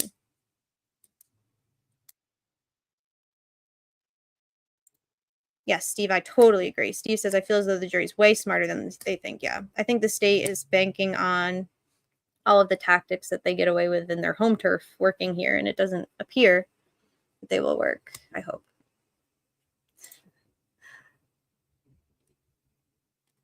Is this about Ron Logan? Oh, I'm a little behind, y'all. I'm sorry. Yes, 100%. Let me just put this out there. They are trying to protect the state for how they keep prisoners. Yeah, this is entirely like a cover their ass. It's not, this is actually probably less about Rick Allen for certain players involved than it is about like the institution of the Department of Corrections. And Nick begged for this audio and video for 2 years, and now he's getting in the way of it being shown at every turn. Yup. Right. God, he's obnoxious. Like, he's so obnoxious and disruptive. And Stacey Diener, I kind of feel like I would hate her. Like, she just seems very some of the objections that she's made and the reasons that she's made them, and just like the way that she comes across to me is like, I don't know how I don't know. You got to be somewhat fucking personable if you're trying to build rapport and trust with the jury. And she just kind of feels like nasty. Yeah, once a judge legitimizes something, it's difficult to deal with the problems with that thing. Yeah. Like saying that he's being treated fine, and then it's like he's stuck in hell for another year. My God, when I think about the fact that Judge Gull laid eyes on Rick Allen, this woman's like, she's like a cretin. She's not even like I don't even think she's has the capacity to feel anything other than like disdain, contempt, discomfort, gas. Like, she sucks. I don't know that she has a real breadth of emotion, going on in there. But when I think about the fact that she could have just snapped her fingers and removed Rick from DOC and put him in Cass County, where he is now, without problem, a year and a month sooner than she did, for no goddamn fucking reason.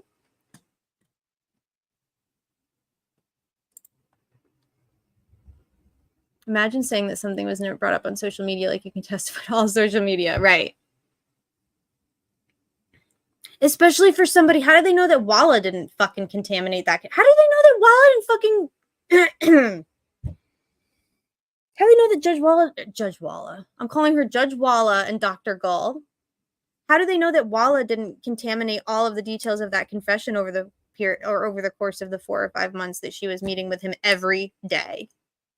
And I said something last night, like, what do you think the proportion of like Dr. Walla talking during sessions to Rick talking during sessions looked like? I have a feeling that it was like probably disproportionate, and I don't think the patient was probably the one doing most of the... I know what you meant, DB. Yeah. How can you say it was never brought up, as if you can like testify to literally every corner of the internet? Like, really? Nick can't even get a video to work. You think he knows how to find... But I don't know if like the tech issues are like, is this more of that weaponized incompetence, or is he just so entitled and spoiled that he's never had to do anything for himself, including load a video in a... I don't know. That's a good point. The judge in that case did take issue with the... I don't know if they called it enhancement in that case, but like the manipulation or edits or whatever of that video. And he didn't admit it, right? I think I remember that was not admitted. Due process accessories optional. Tough on crime, Stacey. Anyone with the last name Diener's a problem. A problem. Mm-hmm. Yeah, I think we've probably already seen this before, but we got time to kill. I wonder if they're actually going to talk about anything, get anything, do anything productive this afternoon, or if it's just going to be more objections. It's very, very frustrating, considering all the state ever does is waste time. They sabotage and they waste time. Lord. They are the villains. I don't think that they think they are, though. All right, here's Dr. Walla being a villain. Mm-hmm. And in the end,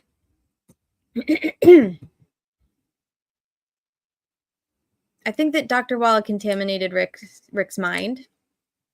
Not necessarily intentionally. I think that she's unethical and unprofessional and woefully bad at her job. And I think that she probably, without even realizing that she was doing it, if they're talking, she said that she would talk to him about the case and shit on the internet. Well, there you go. There you go. And it's and just like the disinformation and just the manipulation and misleading narratives and press releases that the state has been putting out for the past year about these confessions. Only the killer would know this detail. No. It's a detail that's not been confirmed or refuted or denied. It's just like a thing that could or couldn't have happened. Has no relevance to the actual crime. It's not a detail only the killer would know, but like the state doesn't even know. Like literally only the killer would know because the state doesn't know. It's like, I can't believe that they took this to trial. And I can't believe that. Imagine if everybody who's like, just wait for a trial, wait for all the evidence to be presented at a trial. All of our questions that we've had for all these years will be answered. We're finally going to get answers. And this is what did we learn? Did anybody learn a single new thing that we had not learned in a defense motion or, on the internet over the course of the last 7 years? Like, did we actually learn? Did the state actually put forth any trustworthy, sound, concrete, evidence-based evidence of anything? I can't think of anything. I can't. The only thing that I would have said maybe would have been Dr. Kaur, his autopsy reports. But then we find out that Dr. Kaur is actually kind of like a fanboy for the cops, and he's like kind of like a media whore. And he kind of is kind of like a problem in himself. And he changed his testimony because he's been talking to the prosecutor. Like even somebody like the one, like, I guess like uncontaminated, piece of evidence that we would have maybe learned. And it's like, even that is fucking corrupted. It's so gross. Exactly. They can't even put him there. And they're arguing about whether or not Brad Weber drove a white van that day. This is your case? Look, if I had a family member, a friend, or loved one that was killed 7 years ago, and for 7 years I had been gaslit and promised that one day you're going to know what we know. One day. But today is not the day. I'd be fucking burning shit down. I'd be going crazy. I'd be so just offended, enraged. Like,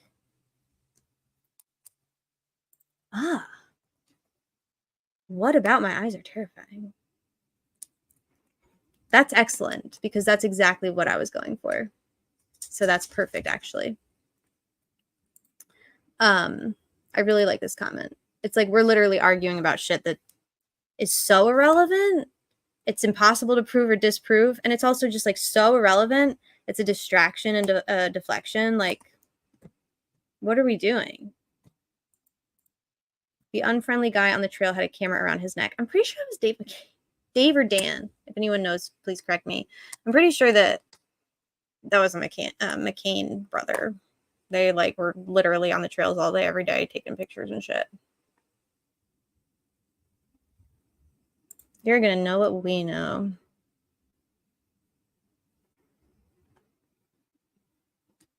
I think I don't know. Maybe they meant Judge Go.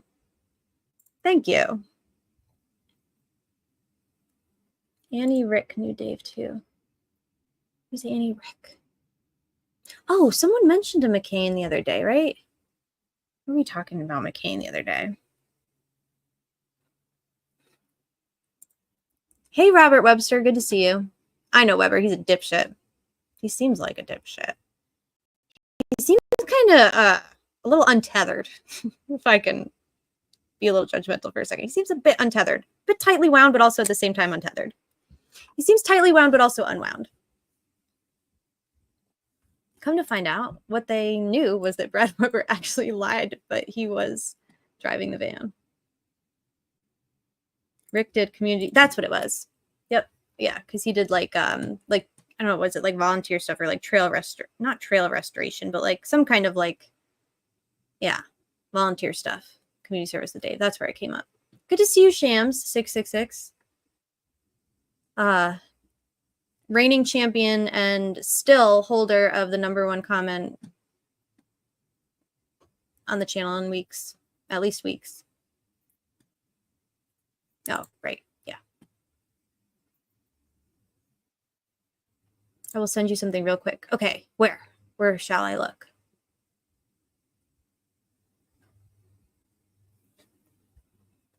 Can we see the pretty guy? What pretty guy? This is also a good question. I have a lot of questions about the Hoosier. Also, I've been trying to follow this week, but I feel like I've missed a lot of important details. So, did the Hoosier Harp Store video not get admitted into evidence at all?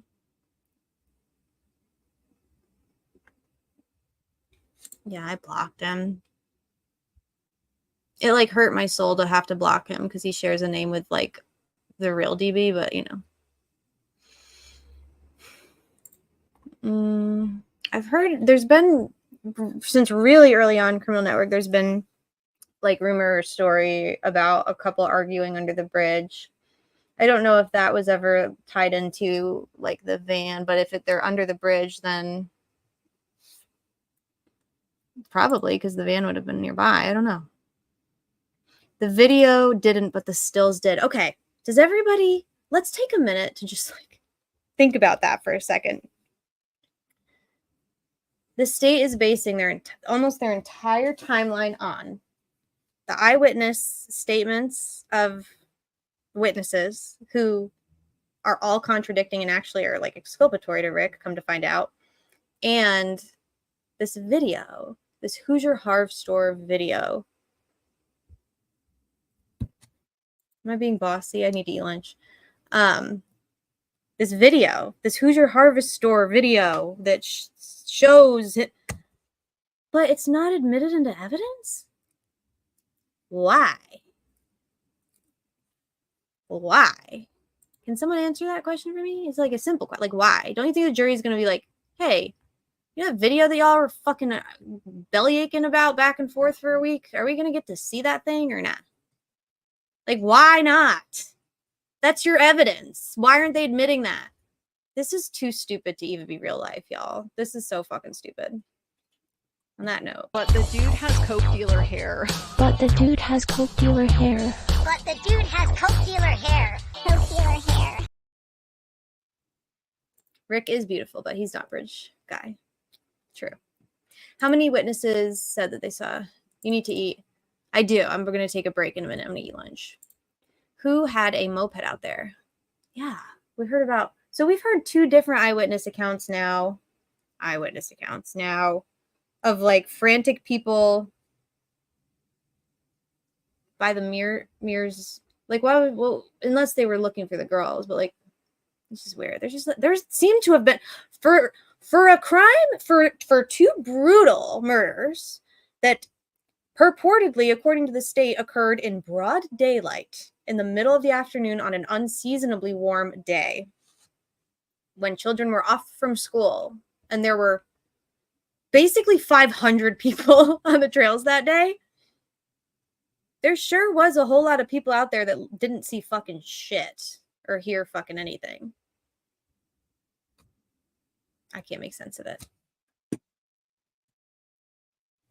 Jury question, what the fuck? Jury questions, where? Okay.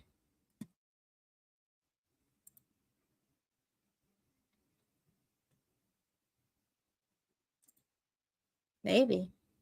Why? Why is everyone saying fuck? What? Hate that. I do that all the time. I hate when other people do it.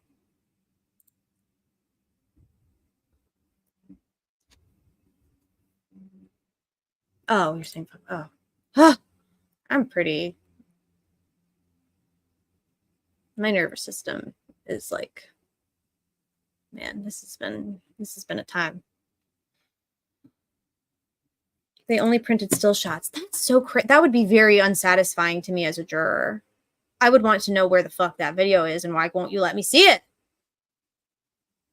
Don't fucking piss on my Honey Nut Cheerios and tell me it's raining or whatever, how that saying goes. I don't think that's how it goes. But like, you know what I mean? Don't sit there for 2 days barking at me about this fucking video and what I'm supposed to see on it and then not let me see the fucking video. Oh, that would irritate the fuck out of me. Is there another update I need to find out? Another update.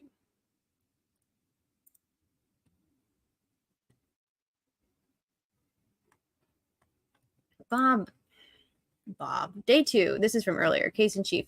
The defense is scrambling to line up their witnesses as the timeline in terms of the state's testing moved up a bit. Are they scrambling or is the judge not ruling on very important matters? Don't piss in my Cheerios. Don't piss in my Cheerios and tell me it's raining. That's very rude. You know? What is the actual saying? Don't piss raining. Don't piss on my boots. Don't piss down my back and tell me it's raining. Don't piss on my boots and tell me it's raining. Don't piss on my head and tell me it's raining. Okay, so variations of pissing on body parts are... So not in my cereal. I don't know why I... Don't bulldoze my snowman and tell me I did all the cocaine. Annie says, they won't let them see the video because it's fake. Please show the short drip drop video. I don't know what that is. What's a drip drop video? I sent you some photos from McCain's newspaper article. Okay, on X, I imagine. I will pull it up. What are they doing? Can someone tell me where to look so I can do a self-efficacy? Oh my God, Oksana got blocked by Nancy Grace too. She didn't even do anything. Yeah, this is a problem. Don't give me a golden shower and let it get my Cheerios. Oh, okay. Yeah, I keep hearing that. I haven't watched it, so I'm not going to make any judgments. I did try and start to watch it, and it made me feel really uncomfortable. I'll give it another chance, but I didn't like it. I'll try again. A lot of times I don't like something, and then I end up loving it. But I didn't like it. I don't know, but I'll try again, and hopefully I'll be wrong. I will watch it, though. Don't ask me if I'm into water sports. I promise I will watch it. Don't judge me for not liking it. Who's seen the video?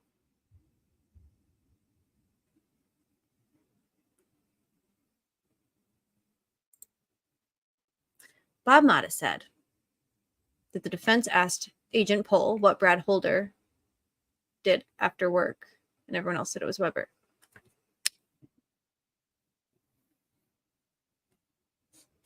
Yeah. In your, not next, in your, okay. Let me check it.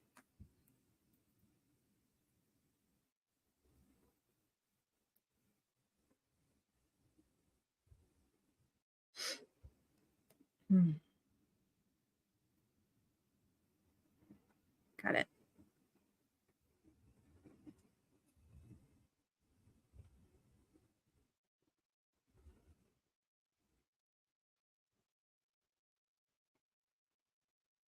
Oh yeah, these are these older pictures.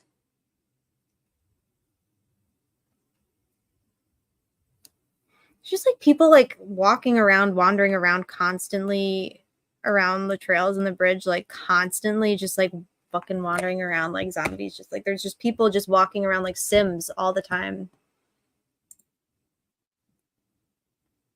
Okay, let me catch up. So Nancy Grace went on a block. She went on a block spree yesterday. Did I get blocked? I don't think I've ever interacted with her. Did I get blocked?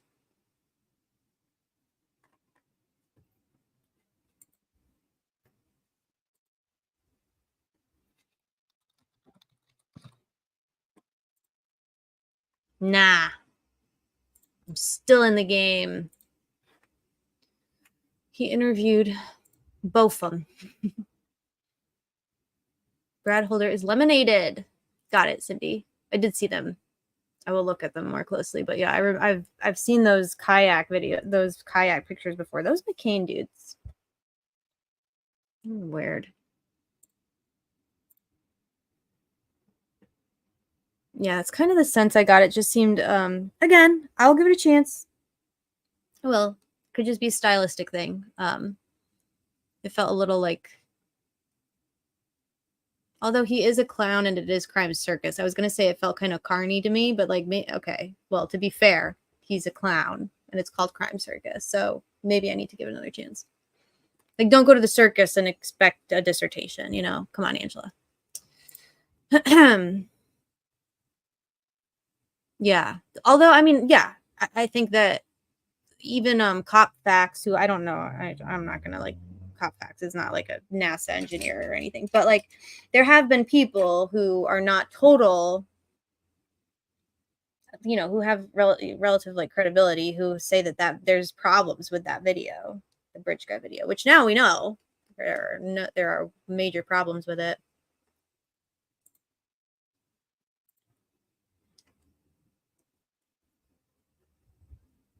Bob did a Bob. Bob did a Randy bitch made Jones wearing makeup on the stand. Woman.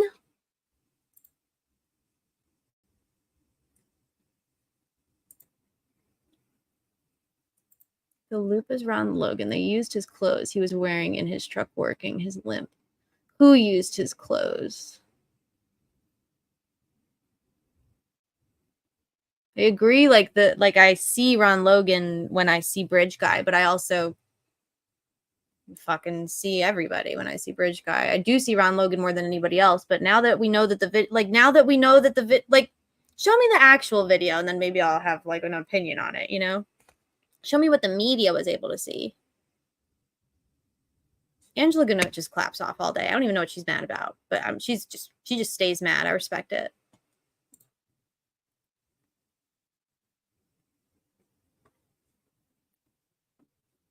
Yeah, it's crazy. It's crazy. Did you eat lunch, Miku? Maybe have some electrolytes or some Gatorade. Or we can fast forward to the day when the case against Richard Allen is over and he's exonerated and very rich. That would help my migraine. I don't want AIBG anymore yet. Was I referring to you last night? Oh, okay. Interesting. Imagine having, hey, Robert Slack, imagine having a high-profile case like this in the public and fumble this badly. I pray that they don't try to pull this shit on Koberger's case when it comes up. I haven't followed that one closely. I have I don't even know enough one way or another, but like there's this stuff that I've seen and heard from people I find to be relatively credible and informed on it. There's problems with that one too, man. Why can't the state just stop being fucking shady? Why can't they just like do things the right way and earn their convictions without cutting corners and being sus, you know? I'm sorry. The video was targeting Logan.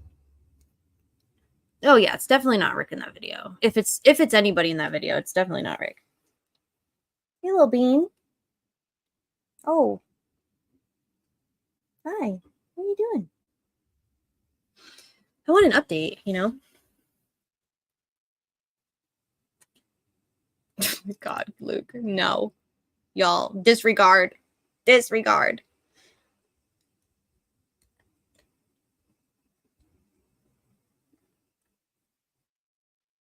Yeah. Yeah, no, I'll listen to it. I will. I'm being a brat.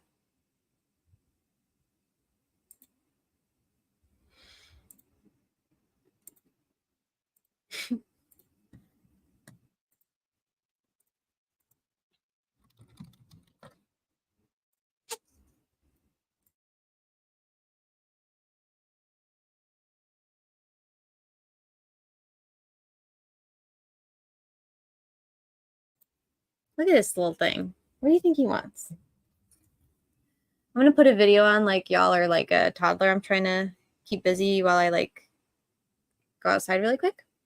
I hope you're all here when I get back. If you're not, no hard feelings. What video should I play? Thinking. If Rick is found not guilty by jury, how soon after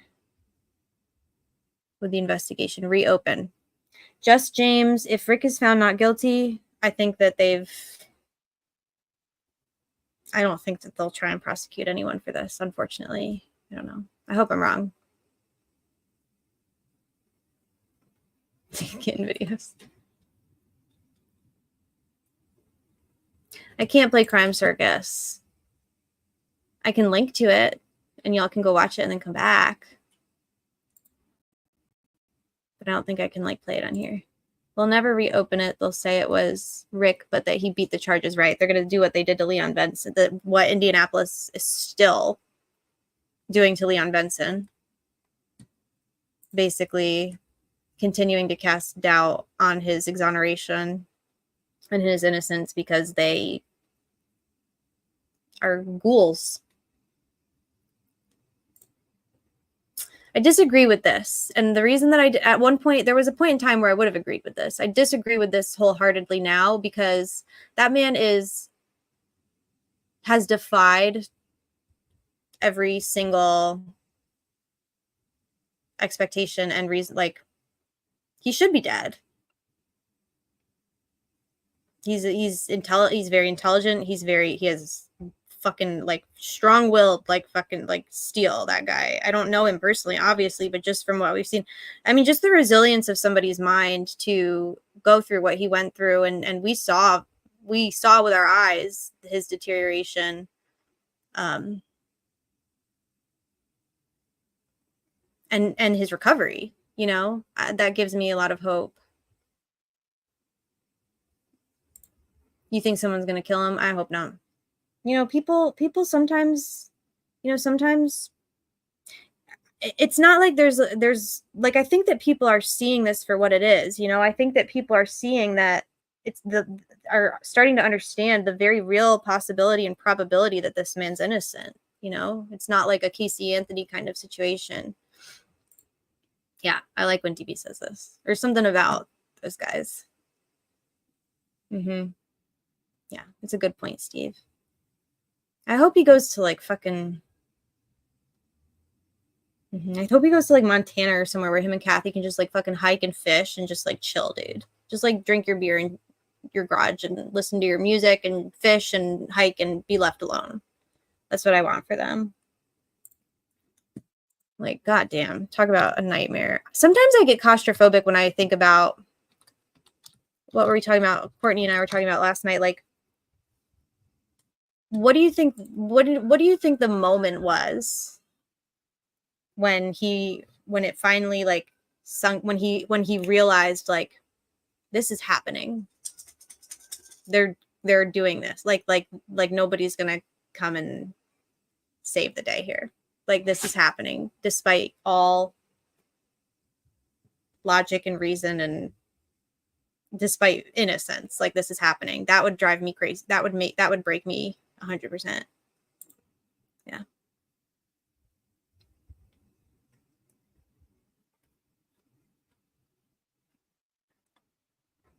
I don't think this will ever happen. I hope so, but that would be nice. I don't ever see that happening. Yeah, I agree with this too. I think that like screaming into the void about how they're trying to kill him and making yourself look crazy. I think that there is safety in, blowing a whistle at some point.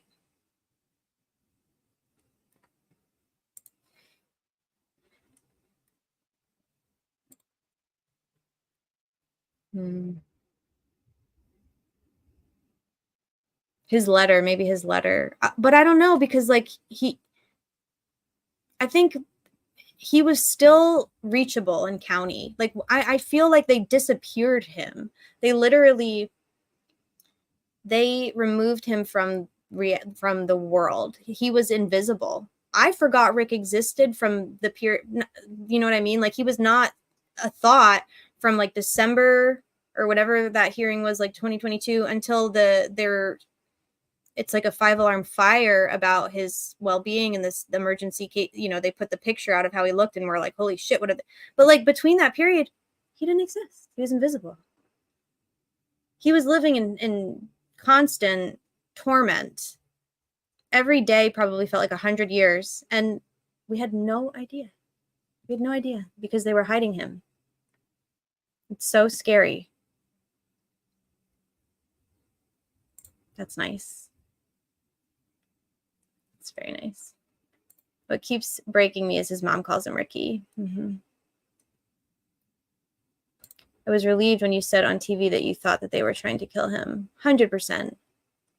And they didn't. And they won't. They will not. Okay, Booney, we're gonna go outside, y'all. We'll be back in probably 10 to 15 minutes, and I'm gonna put on a video in the meantime.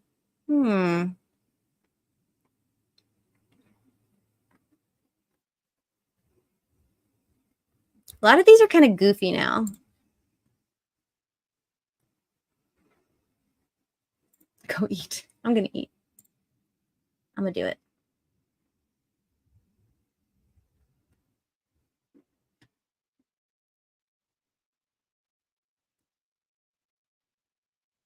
Do I want to watch like a funny video? I'll put on a funny video. It's not Delphi related, but it's true crime. Why not?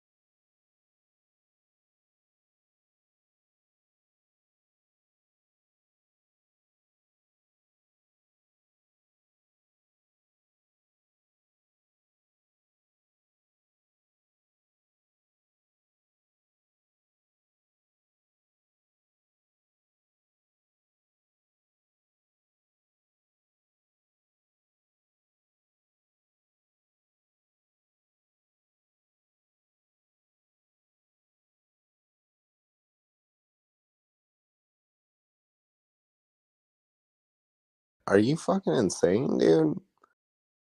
This is the whole fucking shit. You don't know fucking anything. You're a fucking idiot, dude.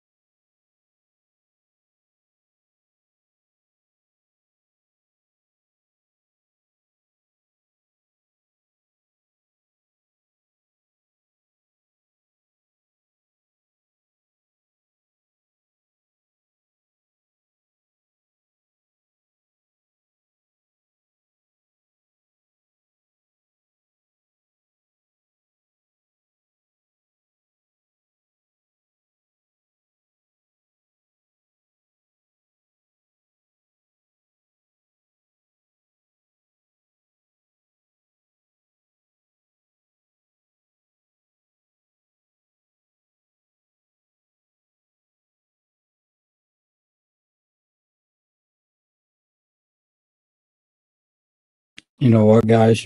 I kicked his ass. Guys, dummy. I kicked his ass. Tribe matters. Come on. Let's get into it. Start showing up. That's it. Tribe matters. Tribe matters.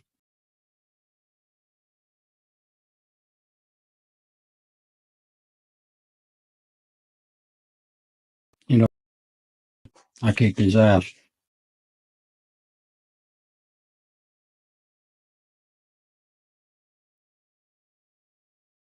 All right, y'all. I'll be back in like 10 minutes.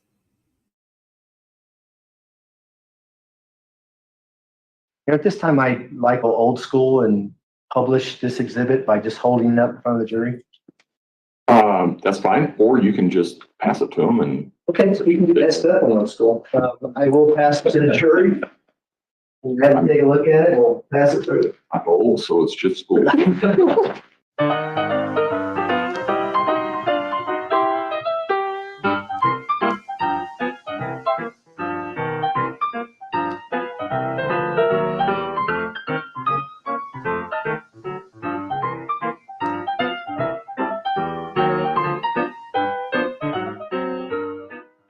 Ms. Stout, you have the right and obligation to be present for your trial. You also have the right for the jury not to see you in restraints. These rights, however, are not without limitation. You also have the responsibility to behave in such a fashion as to make the use of additional restraints unnecessary. Sometimes, during trial, a defendant chooses to act out. You aren't the first defendant to act out. Nevertheless, you cannot act disrespectfully in words or actions. I could hold you in contempt for your conduct in the courtroom. We have moved the tables around. You are now sitting in a chair that does not rock or swivel. You will be directly facing the bench, and you will be more in my line of sight. I want to caution you against certain actions. I also view it as a form of witness intimidation. I could simply have a bolt installed on the underside of the table and have your hands cuffed to that bolt. You wouldn't be able to use your hands. The jury wouldn't be able to see the handcuffs. It would be uncomfortable.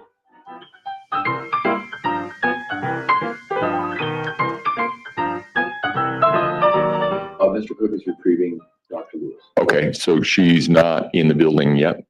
That's my understanding. Okay. Do we know where she is? Or how far away? You're in transit. Okay, so probably about, like yesterday, about 5-10 minutes or so, something like that. Okay. All right. Court will be in recess then until we have Dr. Lewis. All right.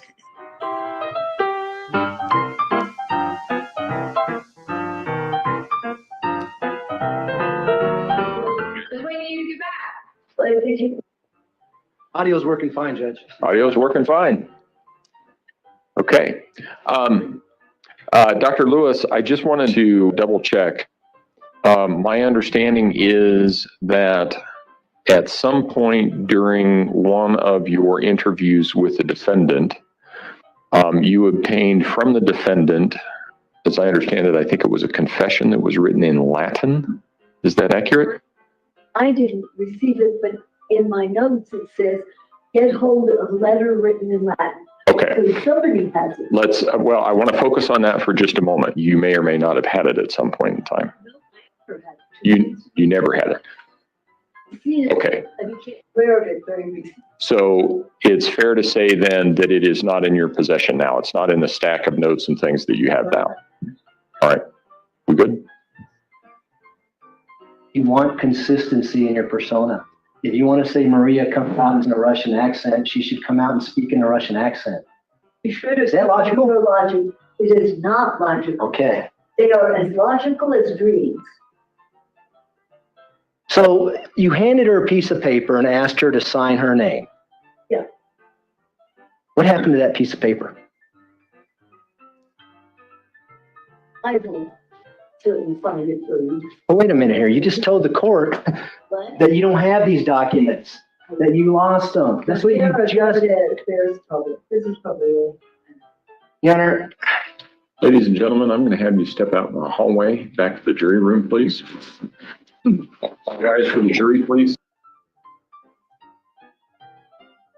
Mr. Young. Yeah, I hate to say I predicted this, but this is exactly what I predicted was going to happen. That somehow she pulls these documents out when confronted on them. And that's why I wanted to get on the record that she lost them. And the record should reflect that the witness is now giving Mr. Tellini a series of documents that she has on her lap. And if Let's finish it out. What's the record? What is it that you're being handed? these are documents that were already provided. Okay, so show them to Mr. Young, and let's see if at least they are what he understands them to be. I haven't seen that. I've never seen that.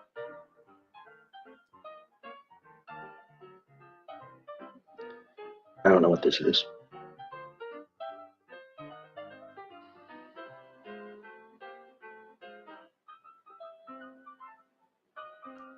Mr. Young, what are you requesting as a remedy? If she's got these documents, I'd like to have them. And I don't want to be surprised by them when I'm asking her when she's already told the court she didn't have them. All right, well, here's the easy solution to this. You look through everything she has in her lap, then we'll see where we are, and we can go from there.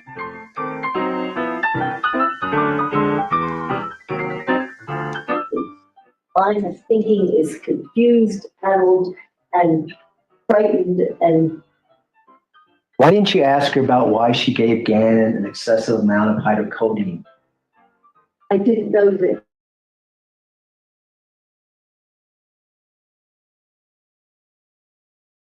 What are you doing?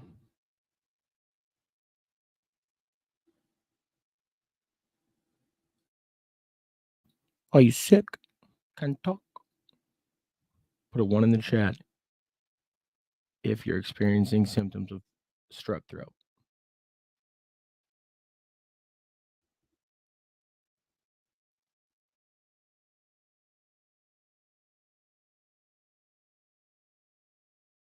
Dummy. I kicked his ass. Tribe matters. Come on. Let's get into it. Start showing up. That's it. Tribe matters. Tribe matters. Why does tribe matter? You guys think that he's saying the tribe matters? Or they're talking about a matter ongoing in the tribe? Fed. You think he's a Fed? It does seem kind of like he's trying to get people to participate in something, doesn't it? Hey, come hang out over here and let's do something totally legal. Let's all hang out together and talk about what we're going to do together. Why is my phone out of my pocket on the table upside down? I don't know. This is a rat tail, not a wire coming off the back of my ear.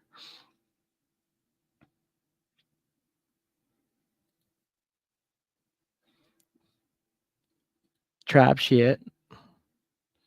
You fed. Well, What are you doing, man? what do you mean? I stepped away from my computer and you're just like, trap shit. I'm doing a Tribe Matters. Oh, okay. Happy birthday, Rick. It's Rick's Ricky birthday Allen? today. It's Ricky Allen's birthday today. What? Yeah. Happy birthday, Ricky Allen. Happy birthday. Can you sing, woman? No. I'm sick. Do you hear me? Yeah, I can hear you, but you kind of always sound like that in a way. Listen, bro, you are constantly on my nuts. Like, Well, I think some nuts are in your nose hole. they are. You gave me your strep. You're still infecting people. Yep. By design. Excuse me.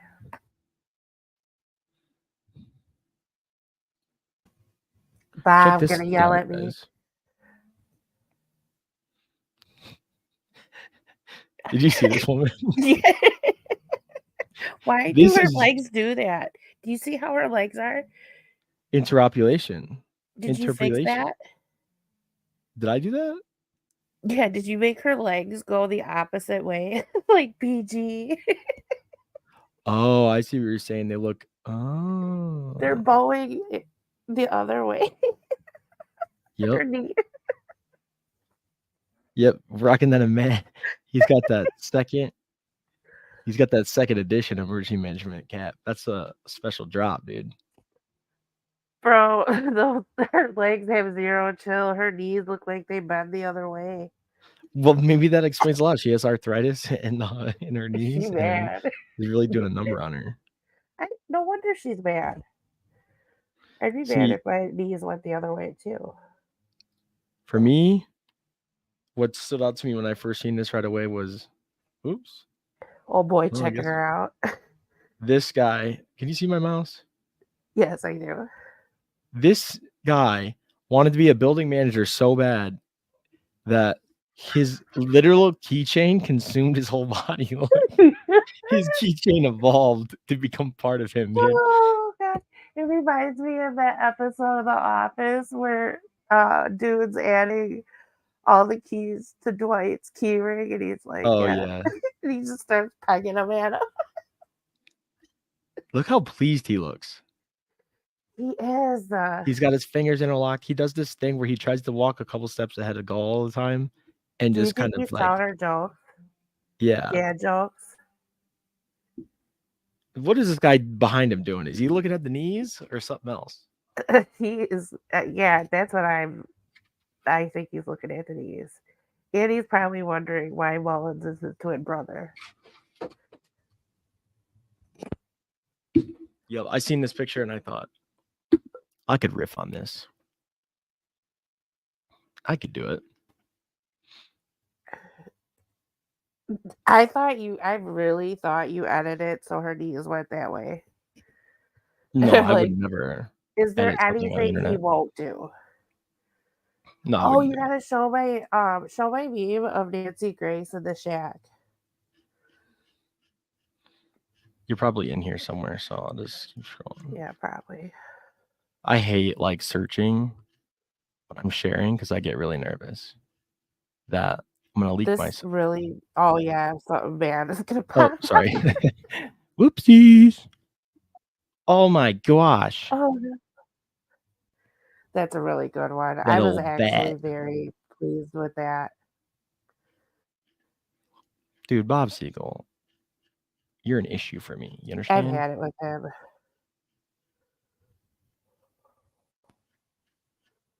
The Okay, media is makes me Emp in very here? angry. I wish they would stop sharing pictures of Rick in his freaking. I haven't posted today. In his prison uniform? Yeah, like stop it. Just don't show him at all, please. Yeah. Well, at least they're not fucking able to just. Is this you? Harris 2024 seems like something you would say. No, but it definitely something I wouldn't say because Here she's we go. Okay, here we go. Oh no, that's not good. Is this what somebody was That's talking about? Israel Okay. stuff. Yep. We support both sides. No, we don't. No, we fucking don't, dude. We're not Zionists. That does not mean you're a Nazi, Dan. Wait, Oh, so God. these are white vans right here. Is this what you're talking about? Those are white vans. No, that's not the meme I was talking about. This says, but yes, those are white you vans. mean Monica Walla drove a white van and only had a MEID and not an IMSI? Interesting. Yeah, all that. Oh, wow. Both sides again. Okay. No. This guy right here. That I is remember. not both sides. I don't know where in life you would determine that this is a both sides argument with Epstein and Ghislaine in there, dude. Oh, you know who Epstein is too? Oh, yeah. I knew about Epstein before Epstein died. Everyone else was like, oh, he didn't hang himself. I was No, like, he was a Wall Street guy, right? He was big into. That's what I know him from. He was Alan Dershowitz. Oh, he was your crypto trader, huh? Well, He yeah, I helped you know with him. that? Like, I wonder what he's up to these days. Deceased. Wait, he died? What the? Whatever. I'll look into it. Yeah, he hung himself and crushed his hyoid bone. Look at Are you talking there about it this? is. Thing? Yeah, it's beautiful. Oh my god. Just got a snowman. So when I got mad at you about not watching my content of a content, Yeah, which happens I all did the not time by mean all you my had to friends, by the go way. through. You did not have to go through and like every post and share all of them. I just wanted you to It's pay okay. attention to the thought I was trying to express to you. That was actually Lana's thought that I chip clipped. No, you're right. I should be more. I should participate more than just always retweeting all eyes. But I apologize to my other friends.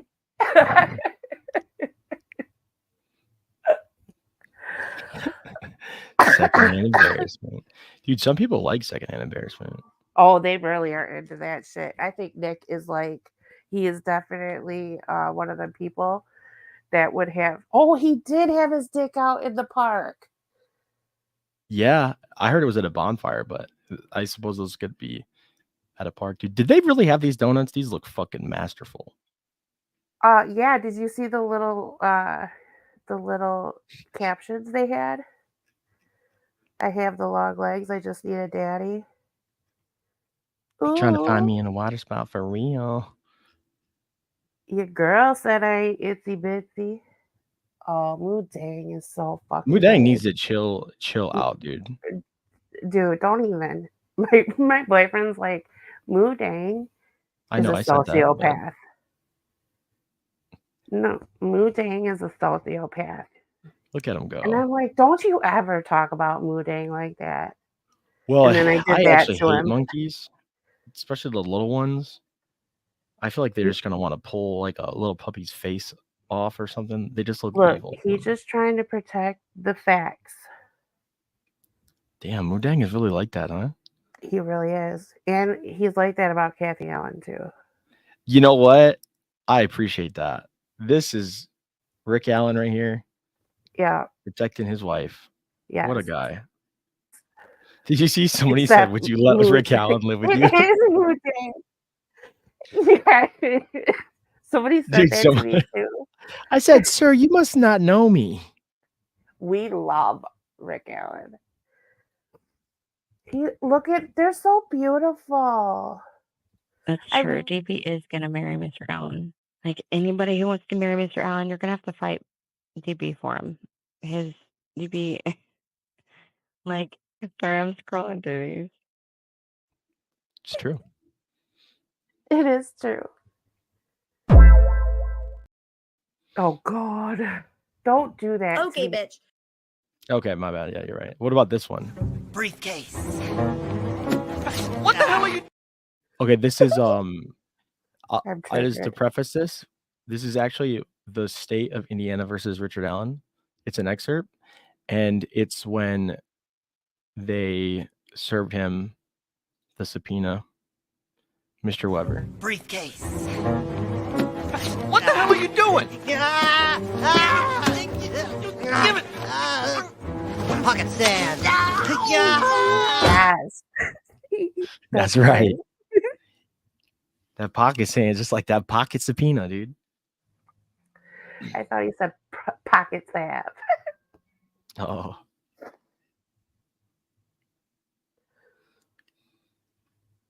Pocky sand.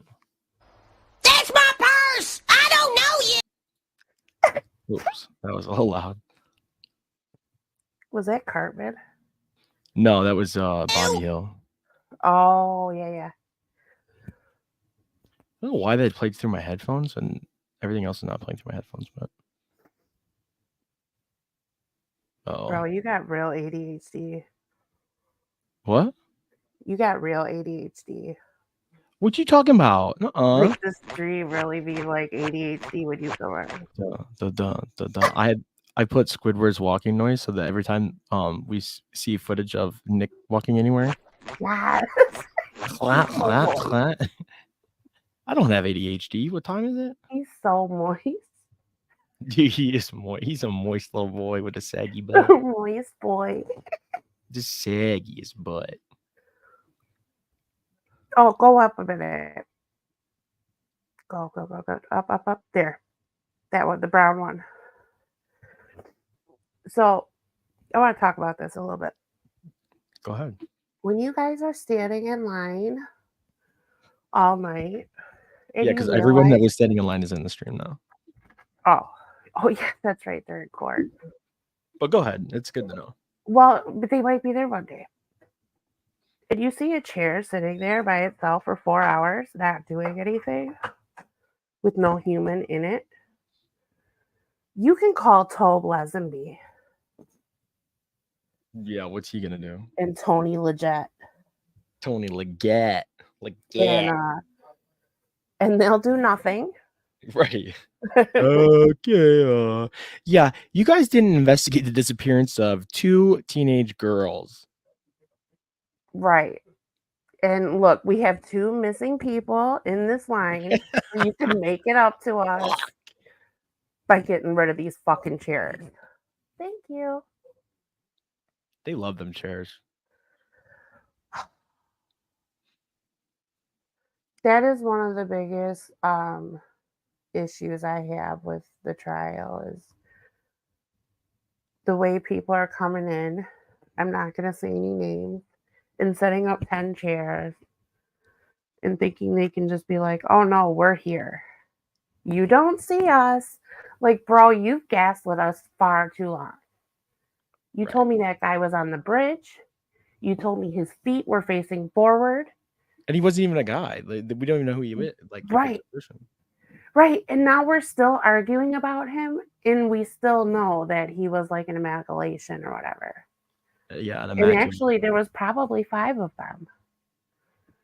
You think 5 so? BGs. Maybe not 5, maybe 2 or 3 at that in that moment when they were. We don't even know, honestly, if they were kidnapped there. They could have been kidnapped somewhere else. I don't know. There's a lot we don't know. We were gaslit for a long time, and we're still arguing about the little bullshit. And I have to constantly remind myself, like, hey, MK Ultra's over, kind of. I don't know. Have you seen Reddit / Delphi trial? Oh. Dude, it's so fucking bad. Dude. Yeah, they're like talking about is that the one with the Kathy Allen thread in it? Yeah, it's just like Kathy Allen is an enabler. Yeah. Don't fucking say it about Kathy Allen ever fucking again, dude. Dude, I was raging this morning when I found that thread. Yeah. Somebody linked it to me and I was like, oh, what's this? And I usually like laughing at these people. Yeah, but it was not pleasant for me. I suffered, and Kathy Allen should feel sorry for me.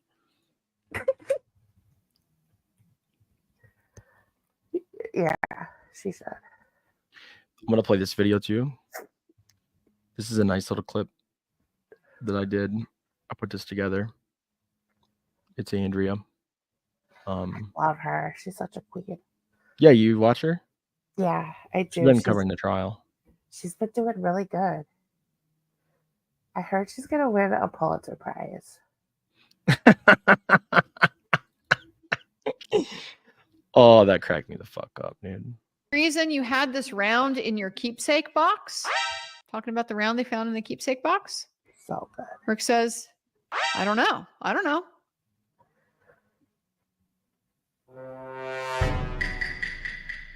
High bitch, bad bitch. You see the shots coming through, you running high bitch. You ain't true to the shit, you a lie bitch. You sniffing coke, I'm Lick living the high boot, bitch. High or you're a bitch, threat. bad bitch, make this.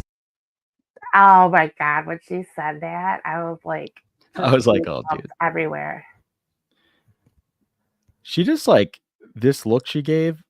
I felt like I was 12 again and I was up to no good in social studies.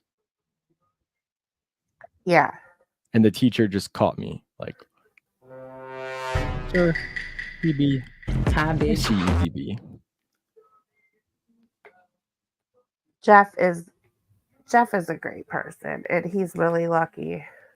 She's such Jeff a queen. Burkhardt? Yeah. Yeah, he better fucking watch keep on it, dude. Jeff, listen here, buddy. Hey, we watch it. Game up, son. Because we coming in and scooping her. We scooping her, Jeff.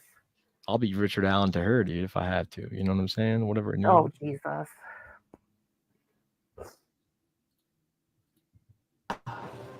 Thank you for doing that. At least they're. What was that from? That's Oh just my a fun little God. clip. I just love him. Even though he's still in for the other side. Wait, does he still believe Richard Allen is guilty? No, he thinks he's innocent now. Does he? Yeah, he said the timeline doesn't make sense. Oh my God. We attacked the timeline. We attacked it so hard. We got Tom Webster. Yep. I think Fiend really helped with that too. He did. Where is that cat? I don't know. I'm too much with Jeff in the chat. Well, we do have a guest here, and she can join us whenever she wants. I don't want to put her up. Oh, we have a guest? Yeah, we do. I love guests. Oh, Hunter got blocked. Hunter! I do kind of miss Hunty. Hunty Gotchi! Hunty, if you're listening, I'm sorry. It I'm was not. you, not me.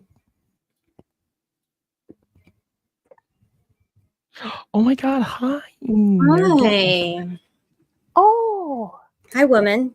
Hi, how are you? Welcome to our stream. Thank you. I'm happy to be on your stream. Oh, how's it going? Cat misses Hunty too. I haven't seen Hunty in like 2 weeks. Yeah, I blocked him. Both alt accounts. Me too. It Maybe was a that's why I bad haven't seen day. him. Well, actually, I didn't block him. I banned him in chat. Really? Nice. Yeah, it was a bad day. And I Yeah. told him to mind himself in the repeat button, and he didn't. In the what? In the repeat button. Oh. That's him. Yeah. It's like incessant. I think he's blocked from Andrea's chat too. He's just like incessant. Right. It's very obnoxious. He just comes in and says generalities about. Yeah. Yeah. No substance, just like he's like glitching. He's like a glitcher. He gets stuck on a loop and he just fucking glitches. I think you should go to like the old, like, we're hunting BG still and Rick Allen isn't arrested and look for new talking points. Yeah, there's subreddits just for that. Not Randy Bitchmade Jones. Why did you put him up there, DB? DB's trying to get me killed today. What he's trying to do. He's trying to instigate an undoing, an unraveling. Have y'all heard anything about no, nothing about Andrea's? What happened? Well, I don't understand what stage it's at now, and I can't really get a clear answer. So, her writ, like, it's filed, but does that mean that don't they have to accept it? Well, she did like a pre-screening, I guess. Okay. So like when they put a movie out, but only in select theaters to see how it's going to go. Okay. Got it. He was in another stream. I said, hi, Hunter, and he ignored me. I said, hi, Hunter. Can we see it? Are you asking about the writ? I will share it. Yeah, I'll share her Substack. It's filed. We'll have a funny story, and then I'll give you your stream back. Oh, I don't want it back ever, actually. No, stay, DB. What the hell? Oh, okay. He likes to dip when I come back. That's kind of his MO. It's called covering. Uh-huh. Yeah. Yeah. We used to hang. Now you just cover. Right. I have coverage, you know? I don't need your coverage. I got coverage, man. Well, this funny story the other day, I was watching some Grey Hughes, right? And I got a really fucking funny clip. And I played it a couple times, you know, and I was fucking laughing at it, dude. Is it the cigarette? Is it the cigarette? Yeah. Oh, no, that wasn't actually it, but yes, I did cackle at that. Dude, the fucking video he just recently put out with a friend of his on his friend's channel is so fucking funny. I'm telling you. Yes. He doesn't have friends. It's bad. Dude, I'm gonna clip it up. It is so you have fucking to funny. I'm surprised you haven't already. It's kind of epic. Well, I don't want to play it on here. I don't want you to play it on here. I'm just surprised you haven't clipped it yet. I got some clips. I've been working on it. yeah, it's pretty it will make the history books. I'm telling you, woman, it's like, well, they didn't, I don't see why they're saying these girls are, credible, teenagers, and they all looked and seen somebody completely different. And, so there's they're pretty far away. And I tipped in to law enforcement the other day that Betsy Blair was 117 feet away. I'm like, dude, they know how distance works, bro. They're so funny. Now discrediting the witnesses that they spent 7 years like psychotically defending when no one asked them to. It's like as soon as you are falling in line, they literally just feed you to the sharks. It's insane. Honest to God, I'm surprised they haven't just burnt their houses up. Right, burn them right up. So the story goes, I'm watching this clip, right, and I'm fucking cackling. I'm laughing so hard I had to get a paper towel to clean my monitor off, right? Because I'm spraying, right? I peed my R&M diaper. Nice. So moist. Just losing my shit. And we then had to double your order this month. No, I know. Yeah. And I gotta move up in size too. Outrageous. So. Yeah. Uh-huh. Okay. Damn it. I was in. Yo, fuck Camper, dude. Okay. Don't be talking about Camper in here. We know he's got bad tweets. So listen. Yeah. I will I'm not listening. stand. I don't know what I will listening not has to do with me telling a story, hate. but I will not stand for Camper hate. Not on my stream. Well, just wait. I'm gonna get him, dude.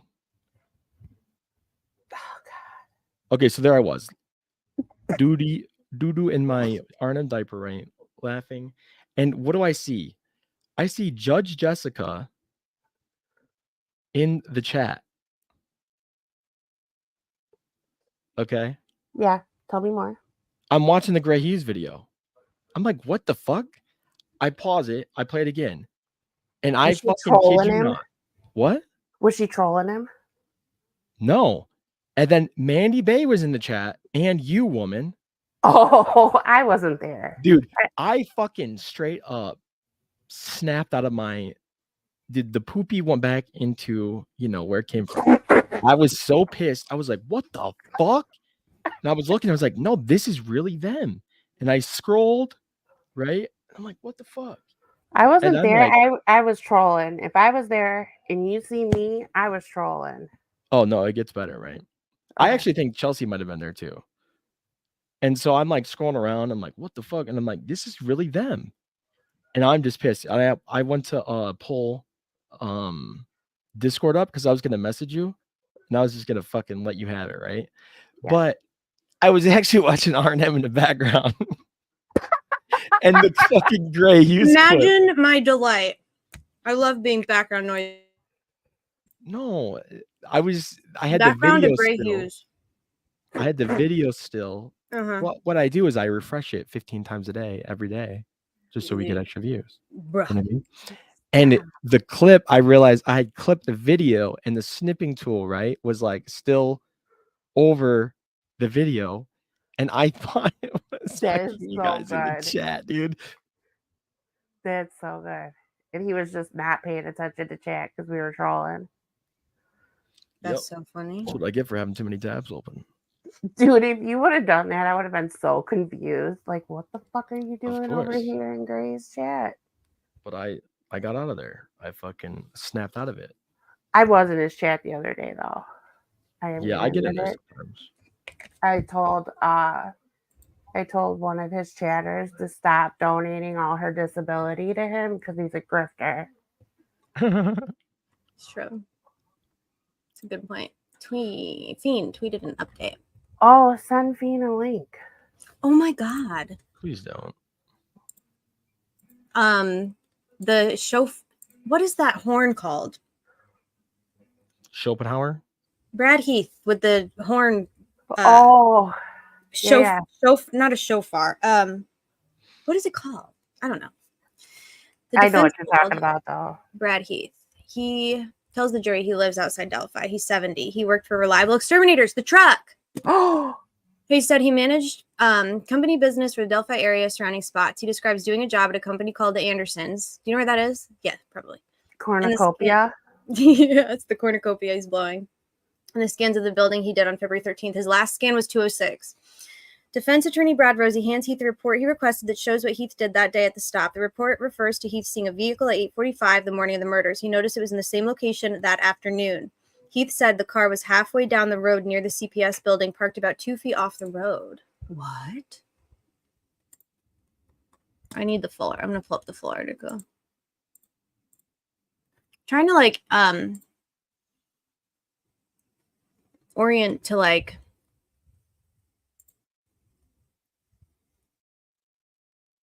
DB tried a highbrow and the audience failed him. How? I missed it. Clearly. What was it?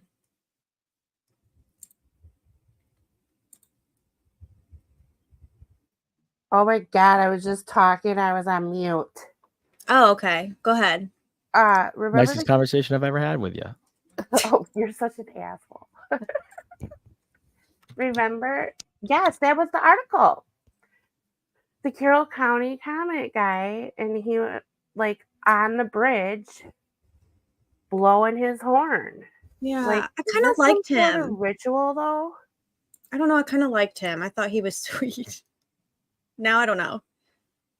I feel like he might have been closing up the ceremonies, like bringing in the torch. They're weird there, y'all. They're so weird there.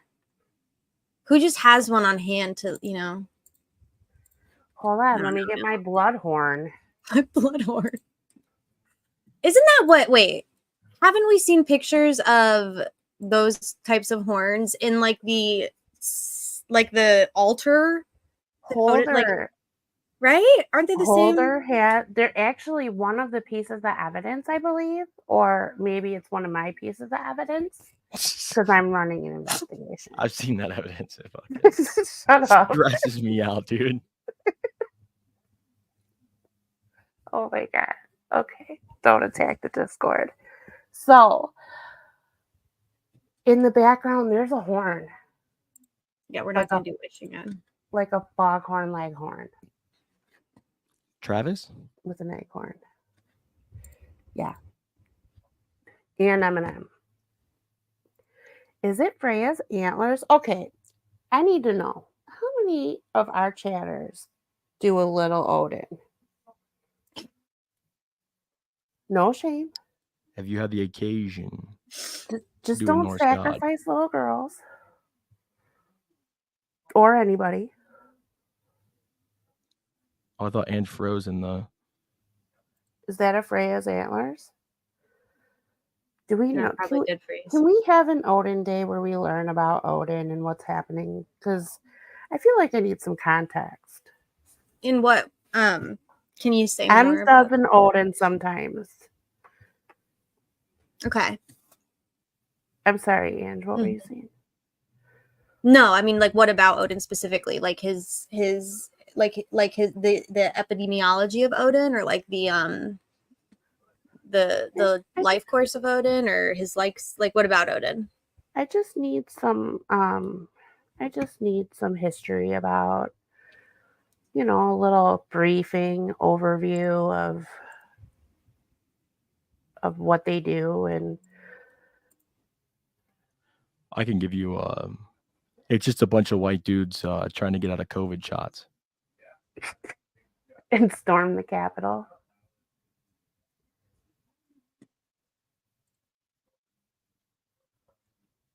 Oh, and they believe in QAnon too, right? Yeah, see, I'm with y'all. I like Brad Heath. I don't know. I think I don't know. I mean, he's got a special interest. He likes his horn, you know?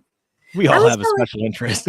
Yeah, I always felt like he was telling the truth, though. I felt like he was like telling the truth because his story didn't like change. I don't think, right? I don't remember his alibi. So, well, so he said. This is an old article from like right after. I'm trying to find Here it is. On the trail Thursday, Brad Heath, a man of faith, sounding a horn of animal bone. Okay, it's a little weird. But Heath says a message from God brought him to the bridge to blow the shofar. It is a shofar, signaling God is fighting for his people. Maybe he's trying to keep the evil out of Delphi. I don't know. I'm not one to like blow a shofar on a bridge, but I'm just saying, like, maybe he's onto something here. I don't know. He said, the people of Delphi need the Lord to fight for us in this trying time. He was working near the trail on the day the girls died. I had no idea I was not far from it. It's bothered me. There's some things I passed along I hope it will help the investigation. Guess what, Brad? They didn't do shit with those tips. Well, so far, I think he's better than ISP. Oh. That was good.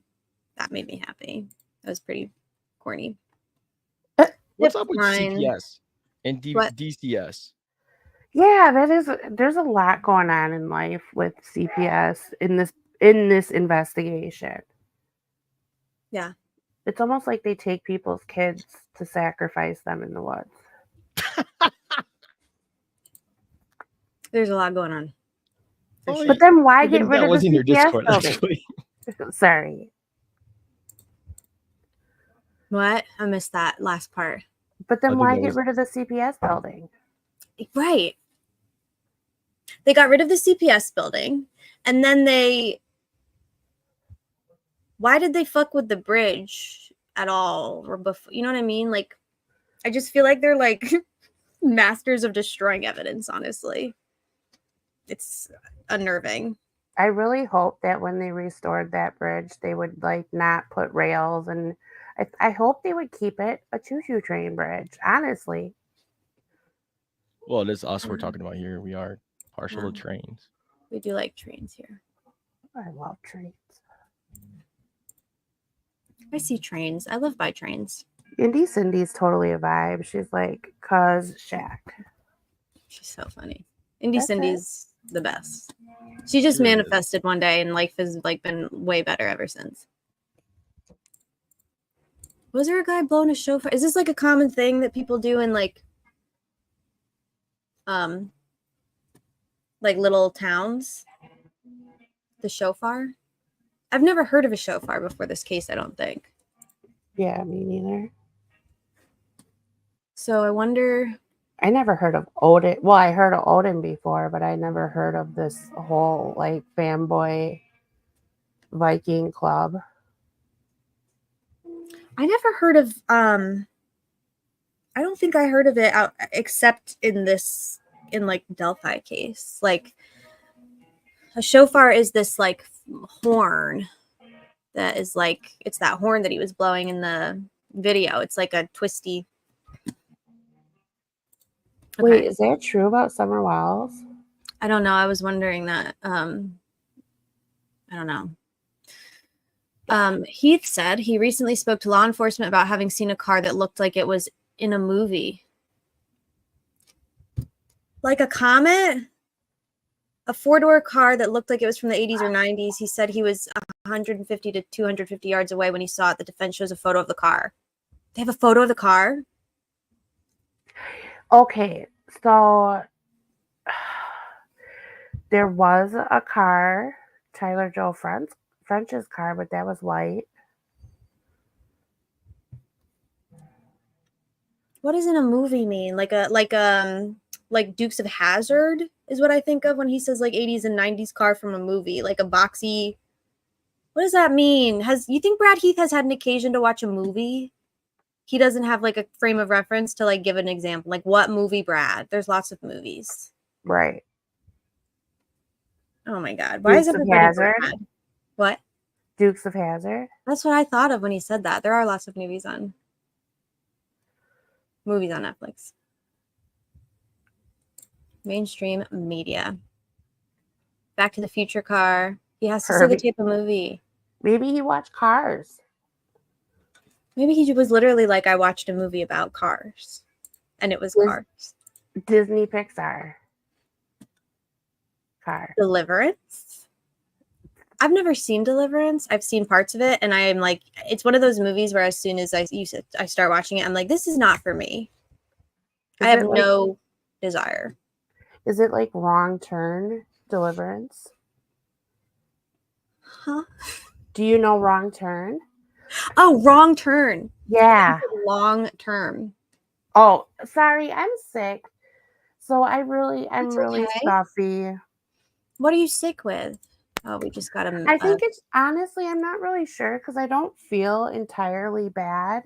Yeah. And it's been going on for quite some time. So I think it's just allergies. And like I have all the allergy medicine. So what I'll do is when one day it's not gone, I'll just take the other kind. Right. Like you And switch them up. yeah. And now none of them are working. So maybe my adenoids ain't working. I don't know. Does this look like a car from a movie?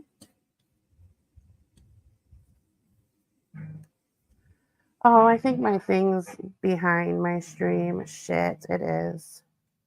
Oh, that looks. Is that Elvis? Yeah. Oh, Elvis. Yeah. Is that the one he sold? I don't know. Fiend would know. Where is Fiend? We gave him a link, didn't we? He has a permanent. He has a permanent invite, I believe. So he just kind of comes and goes as he pleases, like a weird cat might, you know? Yeah, or like DB. Yeah, exactly like DB, definitely. For sure. Give the bitch a DeLorean because they're always bringing up the past.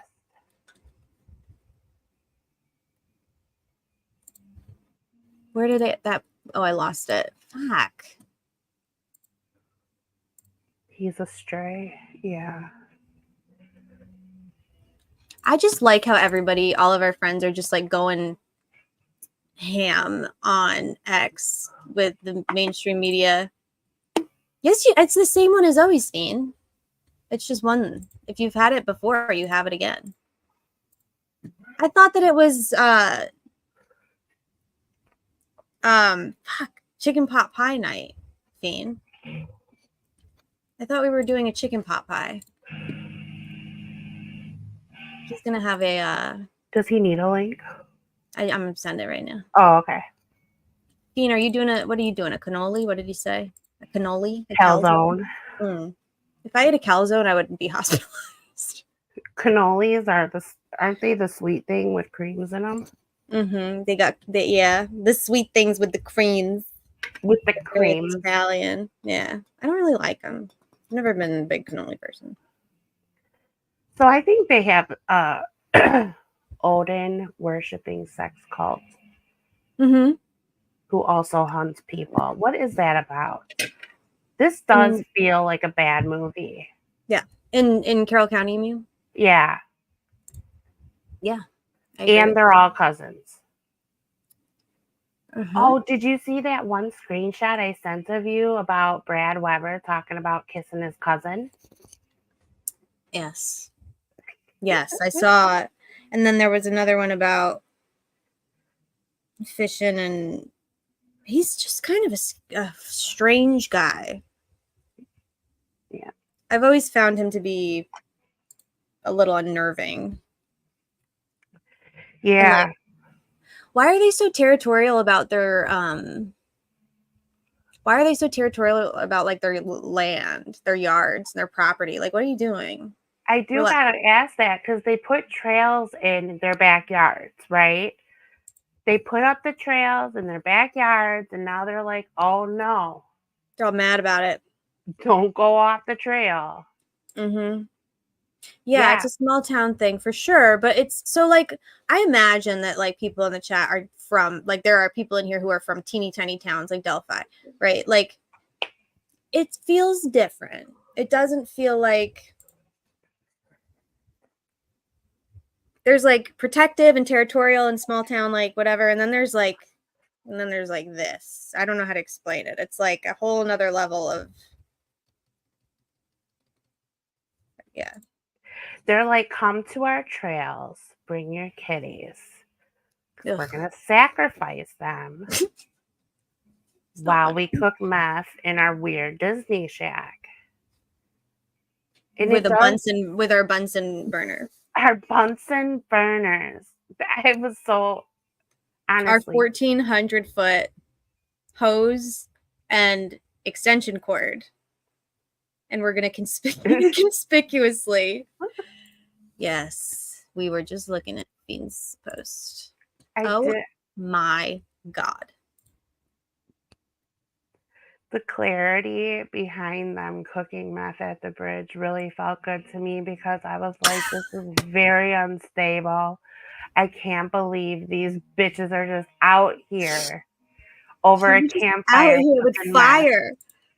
Oh my god. Look Hi, who's Fiend. here. Hello, Fiend. To the bed. What's up? What you doing, weird cat? Uh-oh.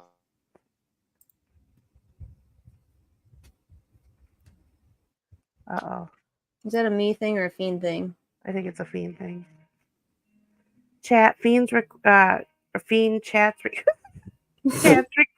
chats requesting the bit. They need the bit. We The bit lost live. Fiend. Did we lose him? Aw. I don't know. Maybe he's down by the crit. Odinists. Yeah.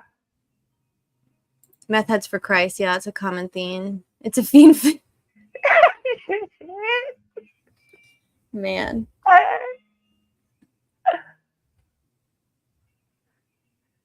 So, if I was Rick Snay, I just want to talk about this real quick while we wait for Fiend to figure out his life.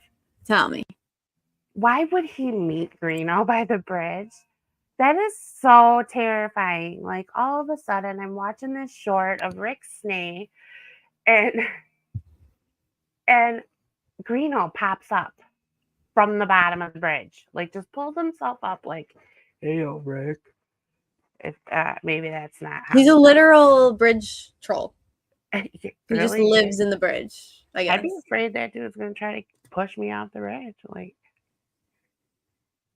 I don't necessarily find that individual, if the bridge dweller, I don't necessarily find him to be scary or really a serious person of any sort, but I do find it pretty just outlandishly unnecessary that like people are like finding any reason to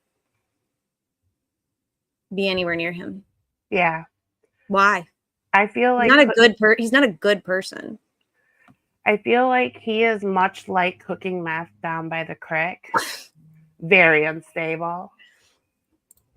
And I'm not going to be on a bridge that's 60 feet, 63 feet in the air with him. Yeah. I'm certainly not going to be choosing to spend my short time on this earth hanging out with him. No. Very weird, all of these like mea culpa. I don't have any interest in making amends with a misogynist pig. I don't get it. Yeah. Well, like what? Why? There's so many other people in the world that I could meet. You know, Right. Like what is the? What are we doing? Is it a content thing? You think? Is it to like get their views? I don't know. I could take my shirt. Like I could take my shirt off and get as many views. You know what I mean? Like there are other ways to get views than to like befriend a violent piece of shit. Right. Especially when you don't pay for your own kids and you slap women around. It's unnecessary. I don't think. Yeah. Oh, go ahead. I just don't think that we should be.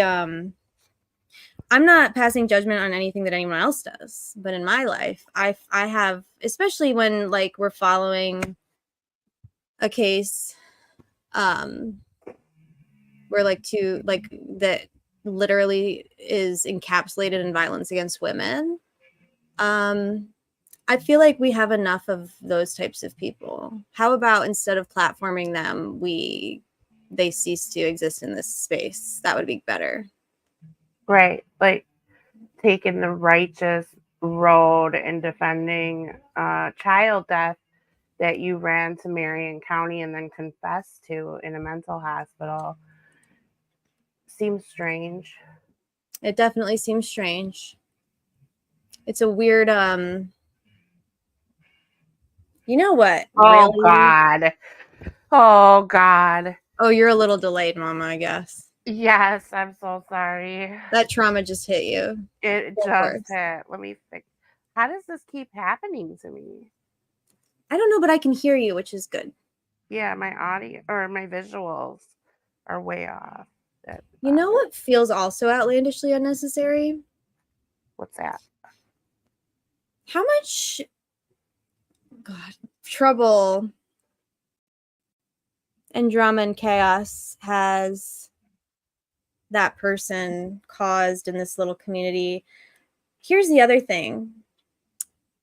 I get literally swatted for nothing, never making a threat in my life. Meanwhile, this person makes a habit of making over explicit, specific, and perfectly like actionable threats against people all the time. And they save a spot for him outside the courthouse at a trial where they pretend to give a shit about safety. Right. Y'all are embarrassing. You're It so is embarrassing. They're fucking unserious. They're the most unserious group of people I've ever seen in my life. Ever. Yeah, especially because they bring him in and they know he's unstable, like the meth at the crack. Yeah. And so they bring him in, they know he's gonna do something whack as fuck, like yell at Kathy in the audience, which Did someone actually yell at Kathy? okay, so Snee said that Kathy said it didn't happen, but I've heard otherwise. Yeah.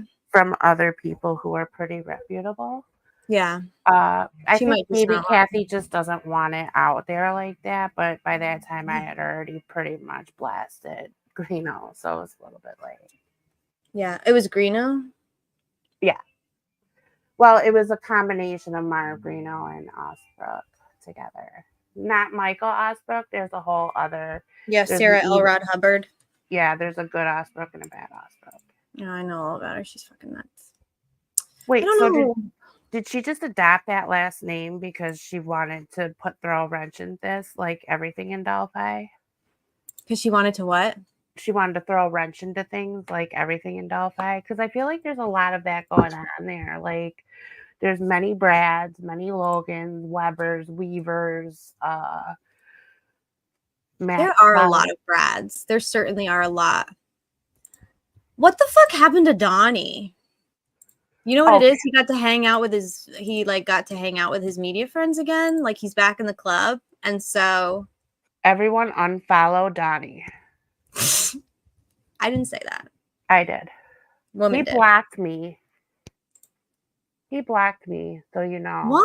What? Just because I told him that he should be taking notes and not relying on media pool notes to focus on having an actual thought of his own. He blocked me. Why are we blocking people that aren't? Why are we blocking? Like, you're a reporter. Why are you blocking people? I'm unfollowing Donnie. Honestly, though, I don't even go to Donnie for reporting. I go to Max. Max is the new Donnie. Yeah, Max is the new Donnie. Don't block our homie. We created you.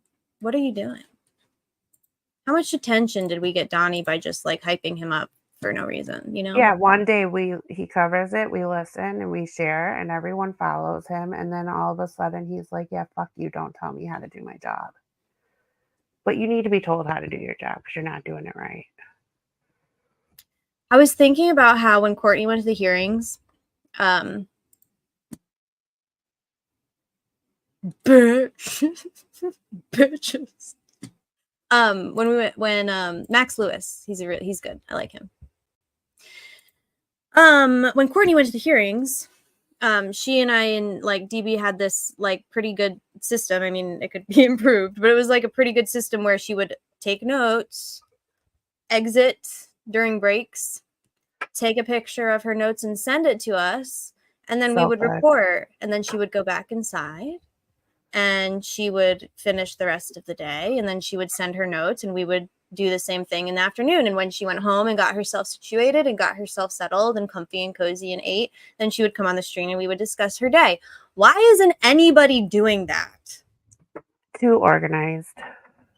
I feel like it's more about gatekeeping. It does feel very gatekeepy, but That's honestly what it is to me. This case is very gatekeepy. But when we do it, like not when we gatekeep it, but when we do the reporting thing, it's like a group effort. Like It's literally, it's literally a group effort. Like, this is the problem with this with this case for 7 years. Like, there's so much self-interest. Like, do you care about? Yeah, Allie's been actually, I've been impressed with Bob and Allie. I think that they're actually the only ones who are trying to, like, Bob doesn't have to run out of the courtroom at every break and get his phone and give an update. You know what I mean? Like, yeah. Hey, they're doing the damn thing. They're trying, and nobody else is really doing that. No, Andrea's notes are great. Obviously, I'm not asking Andrea to do anything differently than she's doing. I'm talking about like the 50 other people that are in there. Like, what's the point of media pool notes if you're not sharing them with the public? Who are you taking them for? Each other? That's weird. Just like hang out with each other. Like, don't be like, what are they doing? Right. It's and weird as fuck. They're not even reporting them accurately at all. Like, I really can't see that they just hear everything wrong. Yeah. It's insane. Or miss everything important. They miss everything important. And then it's like, you get like, yeah, they're just, because it's important. So you can't purport to say that you care about public access or that you care about transparency as a member of the mainstream media, because they don't. They actually have benefited so much from this case being shuttered to the public, because the 12 people that get to go inside do numbers for their stations and for their little local outlets. Like, they're the only source of information on this case nationwide. There's great benefit in that for them, monetarily and otherwise. Like, great, good for you. But how about this? What if you actually uphold your fucking job and your purpose as a member of the media and get fucking info out to the public? And then maybe you could also do fucking quality reporting and journalism, and then maybe you could have the best of both worlds. Yeah. Maybe. But also, like, to go against in a larger media source like mainstream media, to go against the state is to lose your access to them. So for future stories, and that's just like starving yourself, I guess. I don't know. Lick the boot, or they will starve you. And that is like a real thing. I know that everybody has to survive, but you realize if they can organize enough to get their media pool notes together, and they can get organized enough to report on this how they have to and share, why aren't they getting organized enough to like fucking stop licking the boot? If everybody stops doing it, then shit changes. Like, it's like nothing changes through, sorry, I'm like getting really antsy. Nothing changes through convenience. Nothing fucking changes through convenience. I was screaming about this not too long ago with Fiend. Hi, Fiend, by the way. Hello. The reason that we did Groundswell on a Monday morning at 9 a.m. in the middle of the fucking November is not because that's like the most convenient time for us. Like, it's most of us had to take off work. We did that because that's when the majority of people are working, and people need to be inconvenienced to notice and understand. Yes. I have no interest in being. I have no interest. Like, the media are a bunch of fucking pussies. I saw them groveling in that Carroll County. They're like, well, maybe we could have like one parking spot for the media and we can all share and have a big satellite. We just like so appreciate y'all. Like, fuck you. Fucking light shit on fire. What are you doing? Like, grow a fucking spine. It's so. If you're nice to us, we'll let you sit in the corner and touch your pee-pee a little. You're gonna let me do the thing that I'm like literally legally entitled to doing? Thank you so much. Like, God, hi, Fiend. I embarrass Fiend every time I'm with him. I don't know what happened to my blue avatar. The StreamYard deleted it. Well, how do we get it back? I don't know. I can get probably. Back. I want to talk. Did you read the McCain update yet? No. Is it on your Twitter? No, it's just on the Wish blog, I think. Okay, I'll do a wish. Oh, let me see. Where is it? I don't know. No, I got it. I'll do a wish blog. Maybe it's not the wish blog. Oh, okay. Oh, wait. I was watching something and Wish got a fact right. Really? Yeah, but now I forget because I don't remember things well. But I don't see anything new. they got 309. a fact right. So just throwing you a bone, Wish. Yeah, time bomb tweeted Can something. I read it?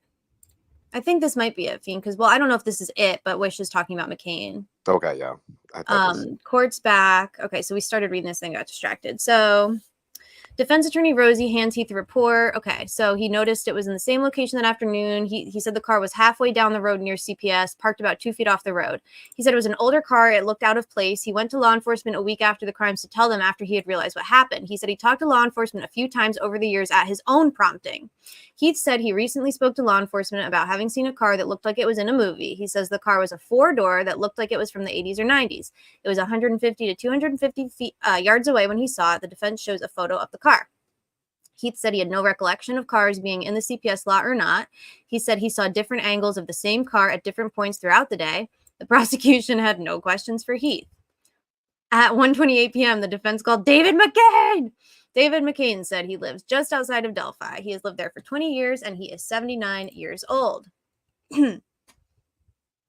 McCain said he's a longtime volunteer and was a project manager for the Mona and High Bridge Trail. McCain tells the jury he went to the bridge many times as a child, started planning to develop the trail in 2013. He said he's walked the bridge many times, was out there just a month ago. He said that he was on the trail and the bridge on the February 13th. He said he got to the trails around 2 or 3 and parked at the Mears entrance. He said he saw no other cars there and walked to the high bridge. He said he took photos and walked just to the beginning of the bridge. He said it's 65 feet above the water and you can see it clearly below. He tells the jury he used a camera, not a phone, to take photos that day. He said he did that for less than a half hour. McCain said he saw a couple while there. He said it could have been before or after he went to the bridge. He said there may have been people off in the distance that he saw, but he only passed the couple. McCain said he left before 4 p.m. He said he was surprised at the number of people at the Mears entrance when he returned to his car. McCain tells the jury he did not see pedestrians on 300 North when he left. He said, somebody shouted to me, have you seen the girls, when he was leaving the entrance. He said that evening he was at a community meeting and some emergency people said they were investigating missing kids. McCain said for a second? Yeah. If your kids are missing and you see a guy you don't know, do you say, hey, did you see the girls? Because Derek's thing is that he doesn't know these guys. The McCains and shit? Yeah. He's calling him flannel shirt guy, I thought. Like there's a guy in a flannel shirt. And I didn't know who it was until later. But then he's calling him Dave McCain or whatever. And then he's like, yeah, I didn't know who he was, but then people were telling me that's the flannel shirt guy. Sorry. Interesting. No, it's interesting. Fire alarm's going off. Why? Because it's in a dumb spot, and my boyfriend's okay. Are you doing an arson? Yes. You're so mad about Dave McCain's camera. I'm so mad that my ears are smoking and my house is on fire. Oh my God. So if our shower is right by the fire alarm, so if the water's too hot, it steams up and my fire alarm. He's doing a clam jam in there. He's doing the clam jam. Yeah, so back to what I was saying. If you are looking for your kids and you see a strange man walking, you don't say, hey, do you see the girls? Like, what girls, sir? If somebody said that to me, I'd be like, are you fucking serious? You're not serious. But these are unserious people, so who knows? Okay, I'm done. Ran over. No, it's like, I think that, I think it's a combination of like the canvassing, the boots on the ground, like canvassing and door-to-door shit should have happened immediately. And you need to get like people's statements when it's fresh in their mind. And it's like they did what the fuck were they waiting for? Like in a lot of instances, they didn't talk to people for weeks. Like, I just think that it's hard enough to remember details if you're not like acutely aware, like, oh, I should remember this. It's like you just don't pay attention. I feel like maybe they counted on that. Yeah. It's almost like they counted on that, actually. It's definitely weird. So this is interesting. So he was at a community meeting. He's investigating missing kids. He became concerned about the girls. He called the sheriff's office to say he was there that day. McCain's so another concerned citizen. So why isn't he sitting in Cass County jail right now? Well, I don't think he did it either. Probably. I don't either. That's what I'm saying though. How did they choose? Obviously, they can't choose Dave McCain, but like, maybe yeah, his I don't pockets know. look real thick. McCain said 2 FBI agents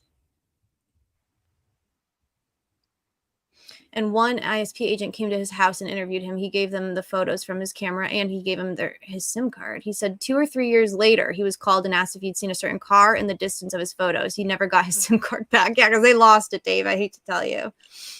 Look, this is what I'm saying. Look at what Luke just said. This man put himself on the bridge from 2 to 3. Is he suicidal? Like, so many people were doing that. So many people were like, I was there. I want to help. I didn't see anything.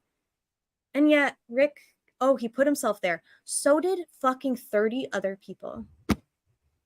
Motherfucker. I mean, there is something. Oh, I figured out my avatar.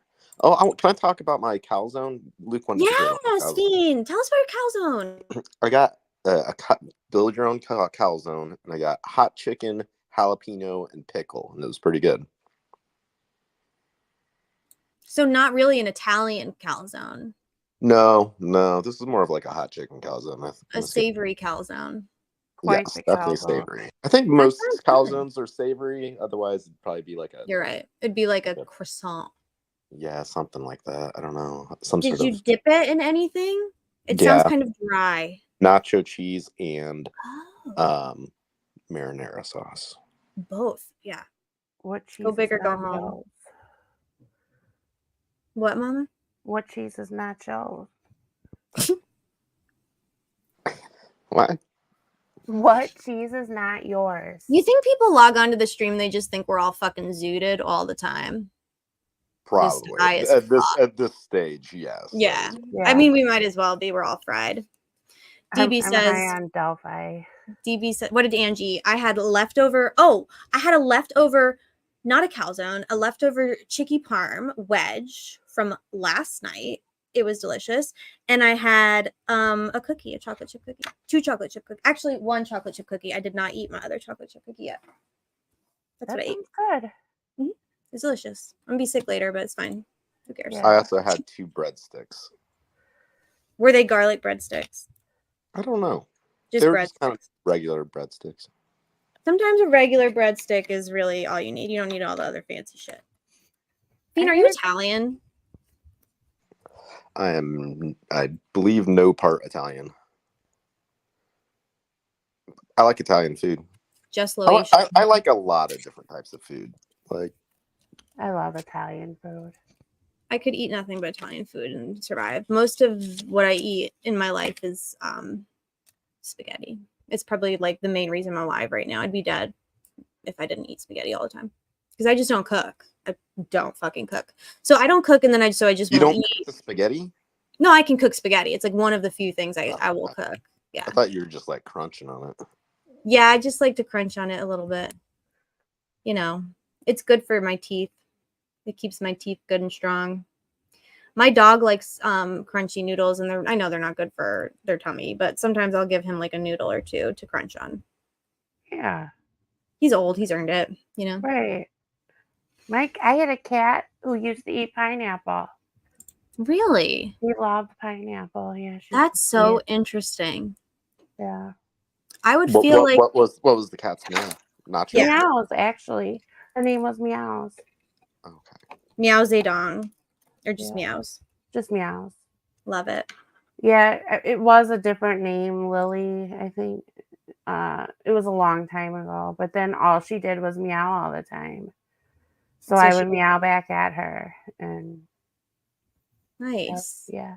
I had her for 19 years. She was such a beautiful cat. And now I have Wednesday, and she's such a mess. I love that. Sir Winston Squeakerson says, I have a video of Winston eating a cup of watermelon. Your cats are very fruit curious. over here. Yeah. You don't cook and you hate water. How are you alive? I don't know. I'm like a cockroach.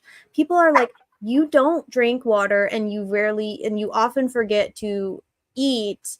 And also sometimes you'll sleep like 10 hours a night and then other times you'll sleep like 3 hours a night. How are you still alive? And my answer is, I don't know, baby. Do you live near a nuclear power plant? That's like the next level. Probably. I live like by the New York City. So yeah, I'm sure that there's plenty of toxins that I'm breathing in all day, every day. It's fine. I think that's why I'm so strong, you know? That's where you get your power. Yeah, the East River. I'm just breathing in like disgusting fumes and like dead, rotting corpses all day. Yeah. But there's a train nearby, so. That's really where you get your life. My lifeblood. M says, my cat loves broccoli. He takes after his mama. I don't know. I think that I'm trying to think, is there anything that Boone won't eat? He doesn't like, I've dropped a gummy bear on the floor and panicked because I was nervous. He put it in his mouth and he immediately, he doesn't like gummy bears. He doesn't like lettuce or like roughage unless it's like has other stuff on it. He doesn't like vegetables very much. He's basically like me, but a dog. That's what my boyfriend is. Yeah. I'll eat a vegetable if someone puts it in front of me. I have to drown his vegetables in like cheese to get him to eat. In cheese, you said? Yeah. Angel loves pasta and chicken. Angel and I have that in common. That's Steve's cat. Carrie says, my dog loves avocado. Can they eat avocado? That's so cute. Your dog has a little Latina in him, huh? One of my other cats will steal pizza. Another eats my brand cereal. Interesting. Is he trying to talk? He's muted, maybe. I mean, you know that when you're on with us, you gotta want it. You have to jump in. Yeah. I don't know. I'm just listening. He's trying not to interrupt all the time. I think someone gave him harsh criticism. But you know, I'm gonna say this. We know what we get when we go on with Bean. I feel like we sign up for what we get with the male counterparts of our little clan here. I think we know what we're getting into. Yeah. And yet we keep coming back. We love our male counterparts. I think I'm subdued today. I think I'm getting tired. Of what? This trial? Yeah, the 16-hour news cycles, you know. Let's talk about the burnout you're experiencing and what do you think is contributing to it the most? Also, should I file this or just leave it scary pointy? The fingernail. Scary pointy. Okay. Sorry, go ahead, Fiend. What's burning you out? To get a good update, it's just time intensive. You know, listening. Yeah, no. I mean, Andrea is doing a 5-hour live, and like that's just for a single viewpoint perspective. Yeah, I'm kind of burning out on the length of those.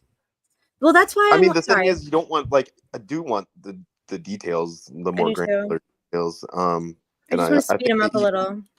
I only want hers, honestly. So me too. I just wish that I could. Well, no, I agree with you. Like I literally could just take hers and be fine, but I want it on 1.5 speed. That's my issue. That's my issue with it. And I just can't I don't, it doesn't matter how interesting something is to me.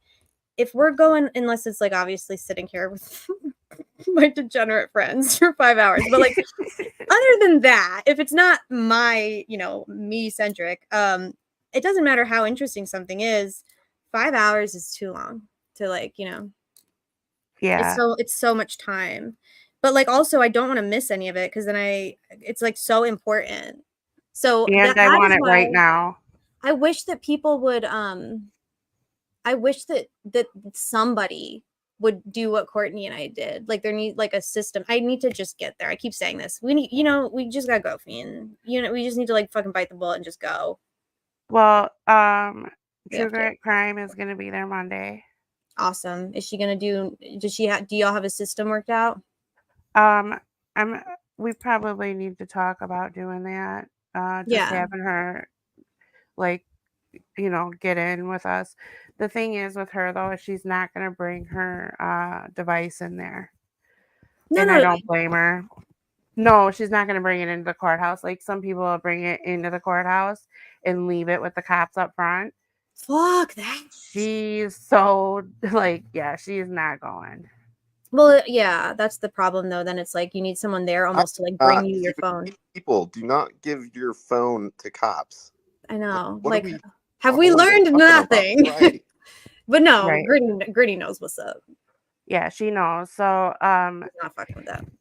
I don't know if she's willing to lose her spot to get up from it. She may just sit there. She the needs entire somebody. time. She needs a phone runner.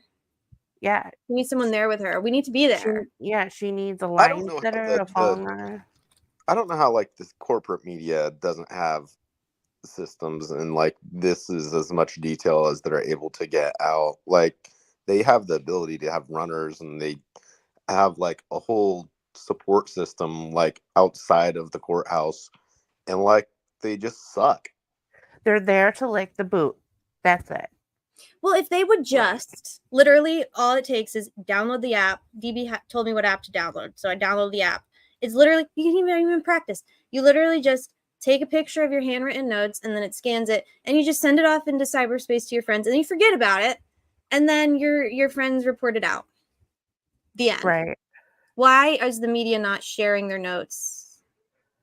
I mean, I'm sure there's reasons, but are there? You're not that important, y'all. You know what I'm saying? It's like they feel like they're curing cancer, and it's Well, like they have to craft everything for like to make sure it's fit for the public, and be like, it's actually insane. No, you don't, and you don't have to all say the same thing. Like you can find to like have different reporting from different stations. Well, and they act like they care so much about accuracy, like someone's gonna die.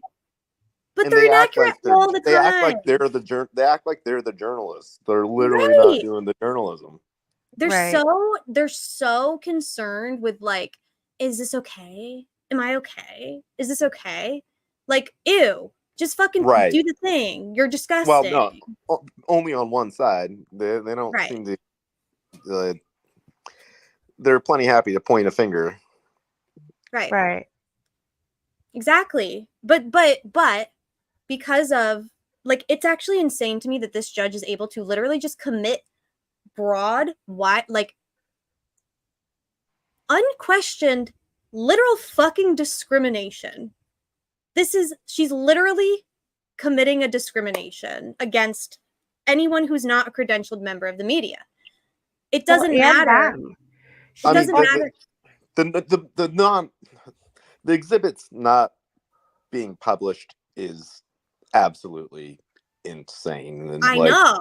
I have took the cameras of the AP. I know. Yeah, but she gave them back. Yeah, do you know why she probably gave them back? Because people like All Eyes and y'all and we were literally harassing the courts. I was not harassing anybody. Okay, we were literally doing a journalism and an activism within the confines of our First Amendment rights, responsibly and ethically, and we wouldn't stop talking about it. And I think that it looked bad. It looks bad to do a theft, to commit a felony, and steal electronics that don't belong to you because you don't want them pointed. I'm sure that those cameras are pricey, and that's a felony. There were some attorneys ready to be like, no, we're gonna get those back. Yeah, I don't think. Yeah, I think that she would have been happy just to fucking smash him with her fucking gavel mallet. But yeah, you literally can't steal. It doesn't matter if you're a judge. You can't steal equipment. And she just happened to like pick the AP, so they have the budget to be like, no. Yeah, I was disappointed but I was disappointed. Like, why didn't anybody latch on to Andrea's motion for leave? Like, I understand once it's a writ, like it's it's a writ, it's whatever. Like, because they get to look at the exhibits. Yeah, they're not being suppressed. If I were the Associated Press, and I understand this trial doesn't actually like this trial is literally like our ecosystem or the nucleus of our lives right now. But like in the scheme of like high profile trials, it's really not that popular for whatever reason, like nationally. I mean, it is, but it's like, I think that it's honestly just a pain in the dick to cover this case because of how law enforcement behave, how gaslighty and The time swatting, wasty. Yeah. And they're constant, stalking. you don't get anything from them. They just fucking talk, like they just do a gaslight. I think that serious, like, actual outlets are like, I'm not fucking with that. Like, I don't We've like who needs literally to- been screaming in the void until like just now. Yeah. Yeah, I mean, we're not done though, because what's going to happen? So let's say that Rick gets, okay, worst case scenario, Rick gets convicted. I like to think that I would pass the torch and let this go and move on. Let's be real. We ain't going nowhere. No fucking way. So, and now you've got an entire, like, literal, like, army of people on who have their eyes have been opened. So God forbid they do convict this man. He's not just some, like, people are not going to forget about, you don't forget about somebody like Rick and Kathy after you hear and see, you know what I mean? Like, people care. And that's what the state has been trying to avoid for 7 years. They needed this to be a monster. He's literally, he's not even he's a blob. He's a blobby, faceless, interpolated monster. And they've just been building this, like, they've just been, like, shoving and, like, trying to mold this baseless, pathetic, really pitiful, unsatisfactory case around whatever monster they could find at the time.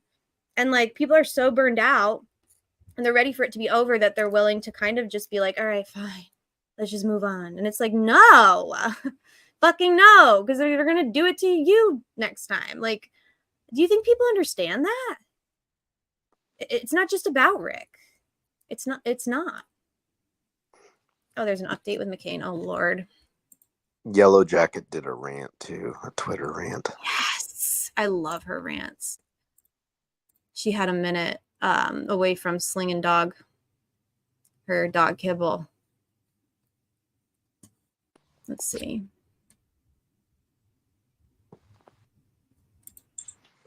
I was muted. Sorry. I put it in the chat, the link. Oh, thank you, Mama. For yellow. Got it. I love her tweets, man. She is like, it's something She's about also, the way she types shit up and just like, fuck you. It's just like, fuck you. I'll punch you in the box. Fuck you.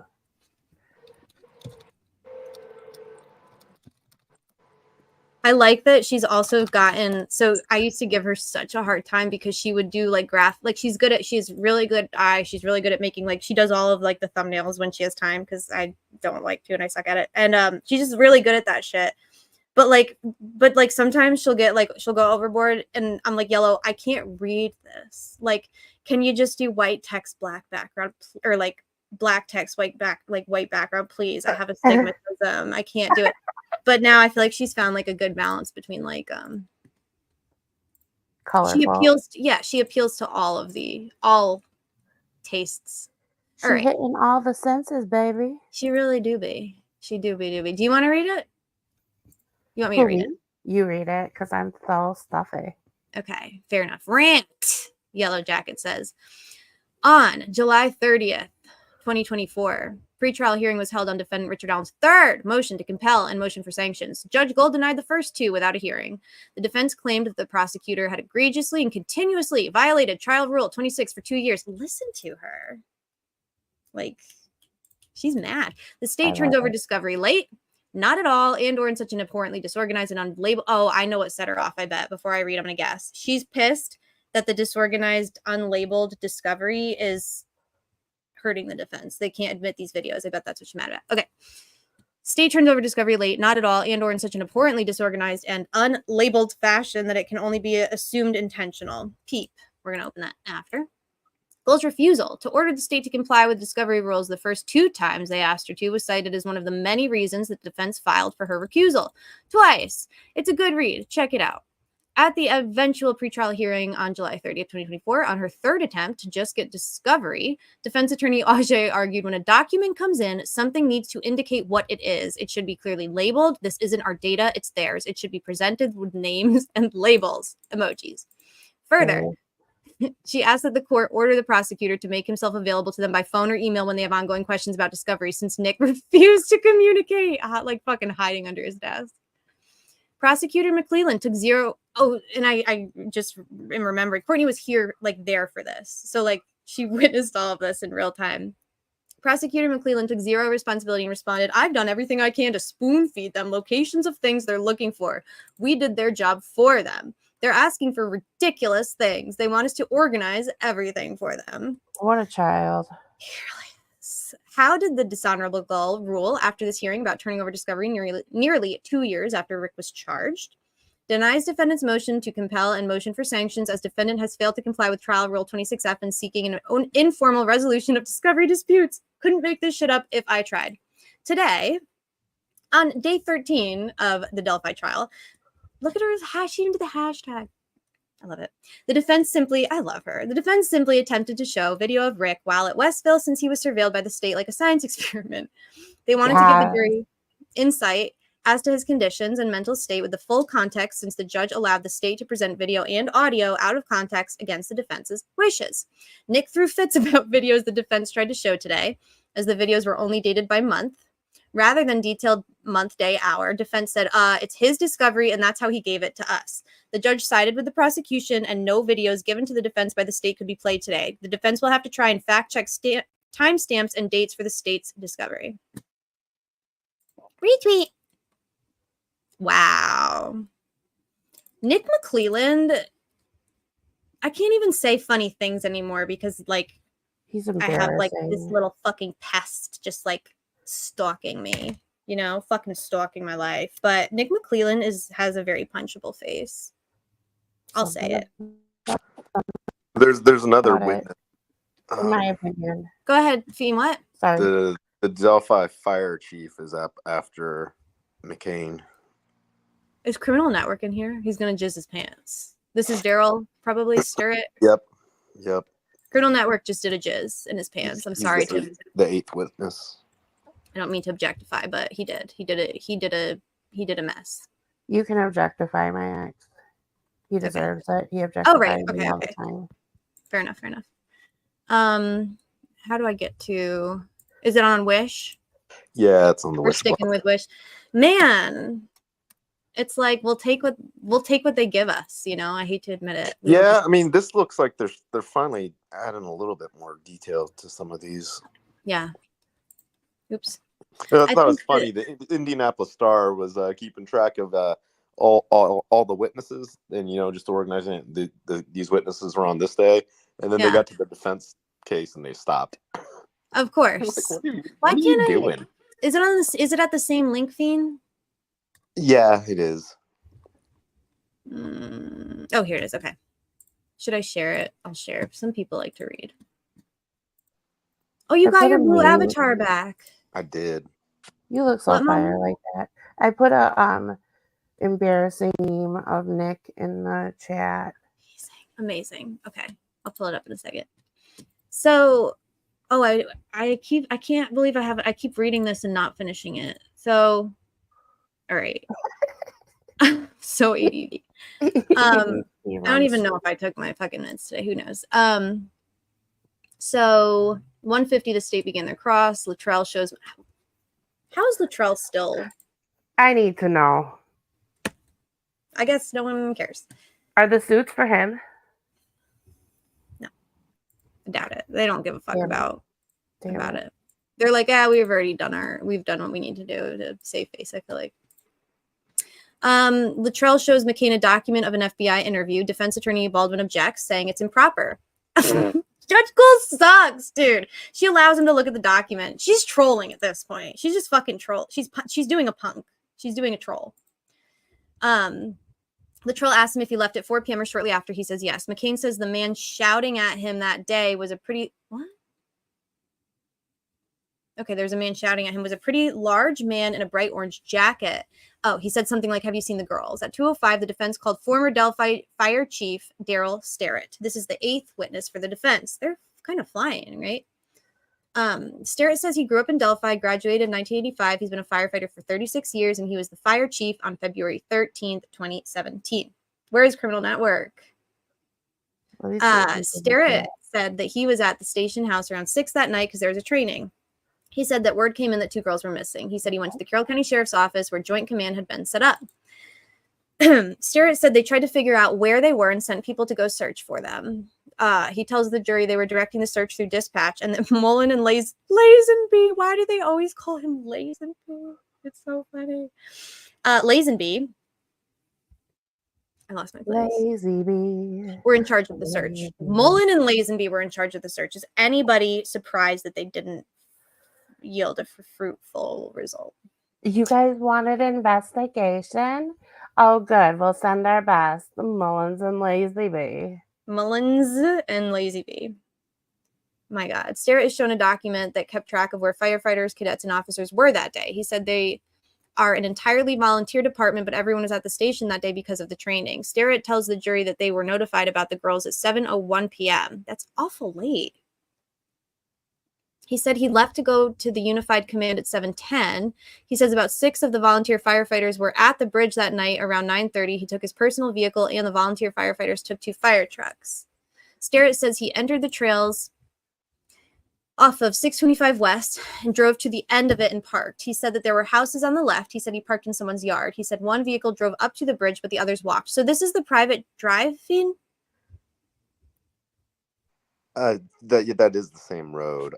Okay. It depends on what section you're talking about. Yeah. Okay. So when it says that one vehicle drove up to the bridge, that means they're driving up the private drive to Right. the bridge? Okay. Yeah, Gotcha. yeah, All right. Thank you, sir. Sterrett tells the jury that they needed to the search to be boots on the ground. He said he thought the girls were scared and cold. It was not an organized grid type search. He says the searchers were separated by varying amounts of distance.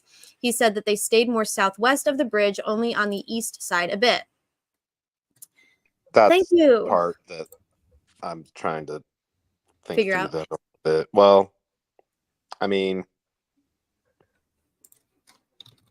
so that's a problem for the state. Can you explain though? Because I like the direction out. Like I totally don't have any concept of what that means. He's saying, I think what he's saying is that they're on like the normal side of the bridge rather than the cross part. But I don't know. I don't know if that makes sense. That would be, I mean, just because that's where the trails are, I would think that they would focus more on that side. But I mean, I don't know what the timing is of when they knew that the girls were actually on the bridge and had seen a Snapchat, so So what is the issue that you're seeing with that? Like, how would they know that how would they know to go there? Well, I mean, they were on the trails, so I mean, let me see. I'm trying to look at a map. I'm trying to pull up a map. Just the east side of the bridge, the Ron Logan side. So like that trail. Yeah, I think that's side what trail. saying, but like the more that you look at that side, the less plausible it is that you wouldn't go near where they were found. I don't think that anybody would go on Ron's property. Like the southwest of the bridge. So I think what they're saying, I don't know. I wish they would stop using those fucking, like, there's got to be a better fucking way to like. Only on the east a little.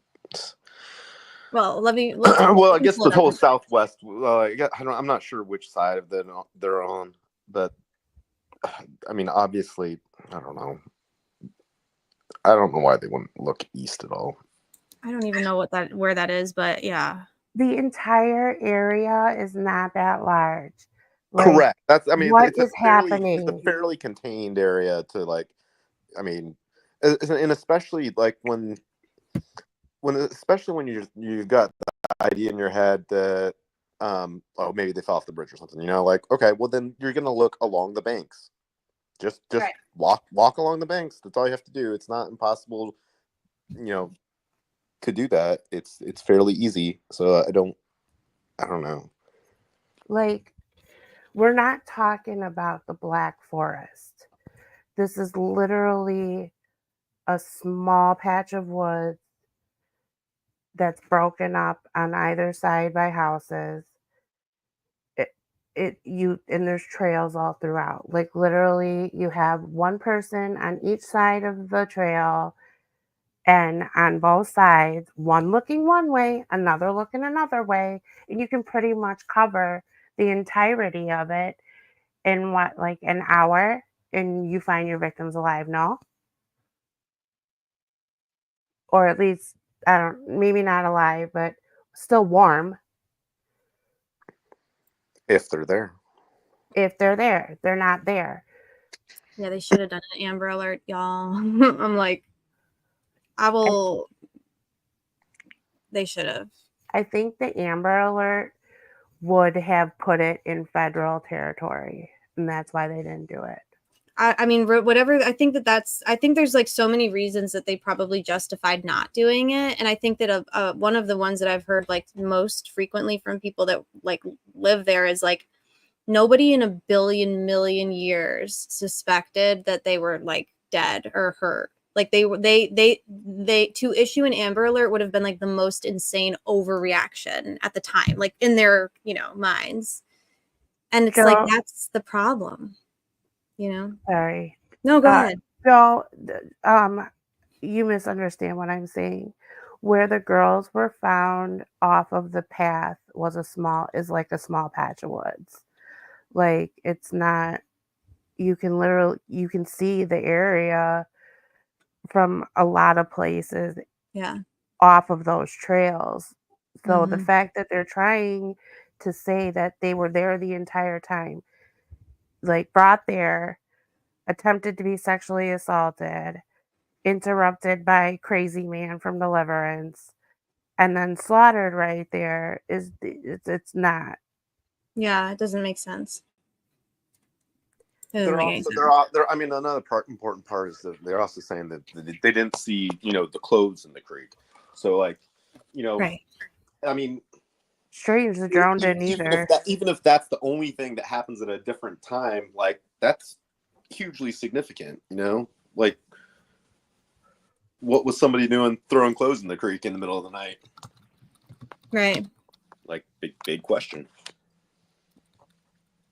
Like the drone didn't catch the clothes either. Like, and I feel like the drone or helicopter, the footage that was above, like that was highly mapped out and manipulated as well. If the clothes were there the entire time, which I don't think they were. Like, I don't know. It's been a long time since I've really revisited all that video and stuff like that. But from what my mind's eye tells me is I don't remember seeing clothes in that creek. I feel like I would have.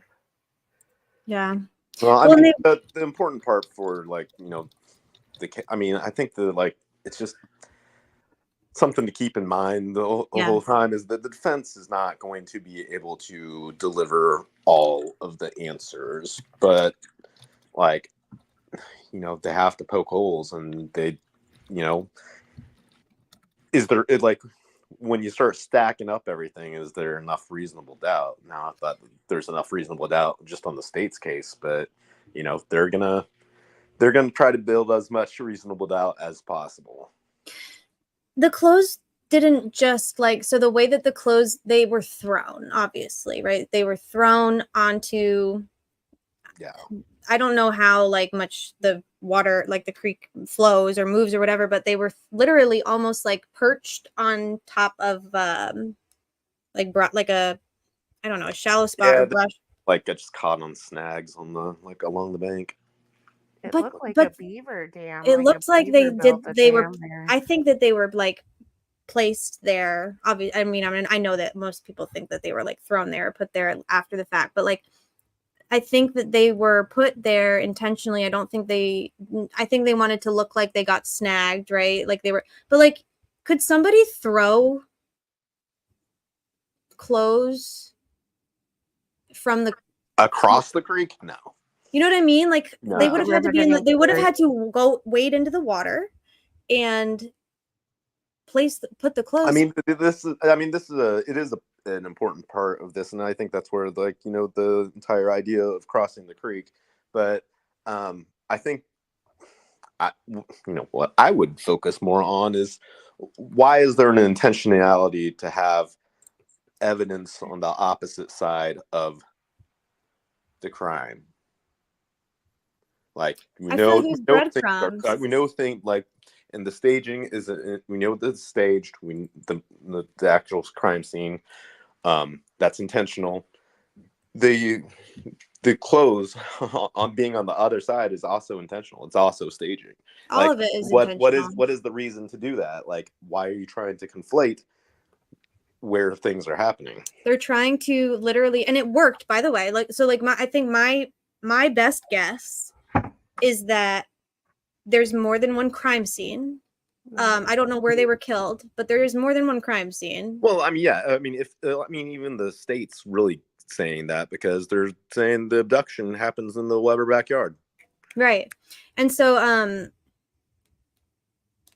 basically my thing is like, so they know basically that whoever did this, I think, knows that like the cops, if they believe they have found the crime scene, they're not going to look for another crime scene, right? Like they need. I mean, the thing that raised a lot of suspicion is just like the Weber thing, because like if the bodies were found like right there, like he would have gotten a lot more heat, right? Hey, the clothes are here and the bodies are here, right by your house, dude. Look at this Luke tweet. Look how much like focus it put on Ron Logan because the bodies were found on his property instead. Right. Okay, so with halfway down the so Luke said the latest. Oops, I lost it. Latest update. McClellan says that the '80s car that Heath saw was really Rick Allen's 2016 Ford Focus. DB says it was halfway down the highway and was parked several feet off the road. Heath said the vehicle, which Heath described as maybe dark blue, was an older model and reminded him of a car he saw in a Tommy Lee Jones movie. It looked out of place in the area. What movie could that be? What is the Tommy Lee Jones movie? I don't know. The Fugitive? What's a Tommy Lee Jones movie with cars? I don't know. We've had 7 years. What? A 31-year we're never going to finish this article. Sorry, y'all. Okay, so we're just still reading Derek. He says the night was dark. Firefighters were using department-issued flashlights, which had spot or flood setting. He said someone may have shined a light on Deer Creek to check for the girls. Sterrett told the jury that nobody from his team saw anything floating in the creek, and they did not hear anyone shout out saying that they saw anything. He said he could hear people. He could hear people searching during the search. The prosecution does not cross-examine. I know why they don't want to cross-examine Daryl Sterrett. The jury asked 2 questions. 1, how long ago did you give your deposition? And did you get a copy at that time? And Sterrett says that it was 3 weeks ago and it was mailed to him. Why are they asking that? Who deposed him? Why isn't the state called? Like, I don't understand what the state case like is really baffling to me, because I really thought that they would like try to put on a good case. I thought like, I mean, they could have called a lot of these same people and built out all this timeline themselves. Like, it's really interesting that they chose not to. I don't get it. Oh, wait, I'm sorry. I'm like literally, I can't stand anything for 5 fucking seconds. And then the next, that's an interesting question. So did the state or did the defense depose Sterrett? In a deposition, he said there may have been higher intensity lights from the vehicles. I mean, it doesn't matter. But the jury said, how long ago did you give your deposition? Did you get a copy? So they're trying to, what do you think they're asking? That's interesting. I put a link to the car. I put a link to the car that the Focus replaced in 1985, which was a Ford Escort.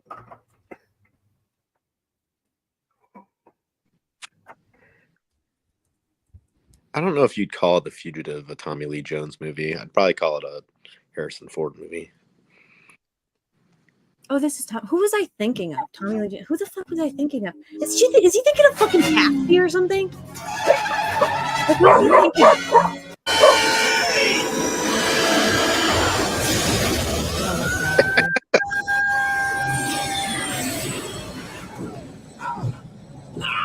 You know, you're much too tense. You're a young man. You need to relax. Learn to take some joy in your work. Do you like music? That's better. Norfolk, Virginia, California, hold my mind. I straddle that 300 road into the rock. Swing low chariot, come down easy. I did briefly consider that and then ruled it out very quickly. Yeah, he was also in Batman Forever. If you want to pull up the Batmobile.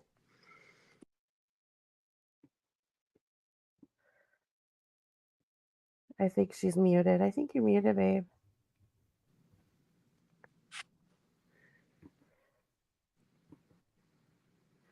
Uh-oh.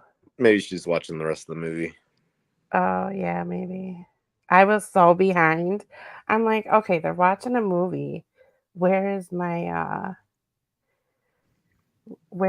footage of this movie? And then all of a sudden it's, yeah, I'm much delayed. I fixed it.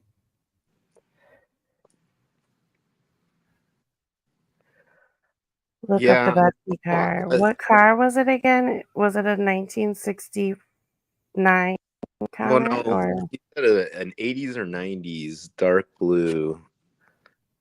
I wish I could share a screen because I put the 1985 Ford Escort in there, which is what replaced the Focus. Ooh, that's a Galaxy.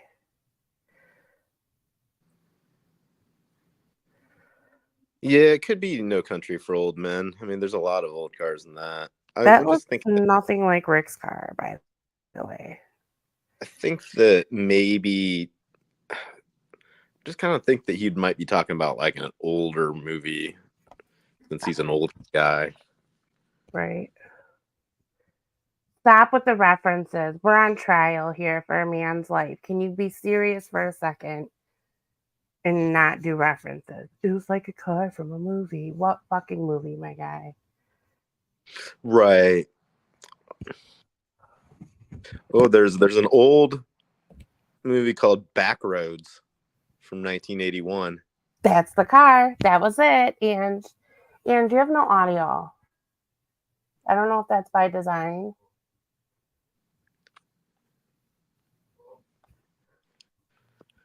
I guess it's our show now.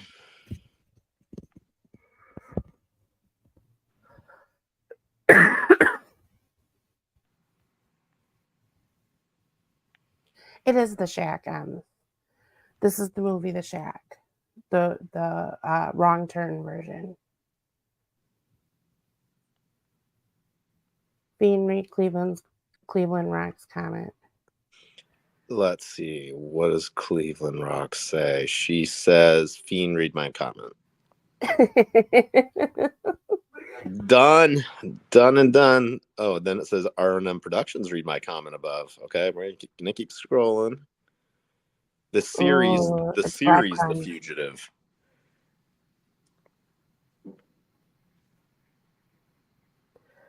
Okay, it was The Fugitive series, 1960s. The car in that show is 1960 Holden Caprice, similar to a Mercury Comet. I mean, the thing is, he's not saying it's a 60s car though. That's what Betsy Blair said.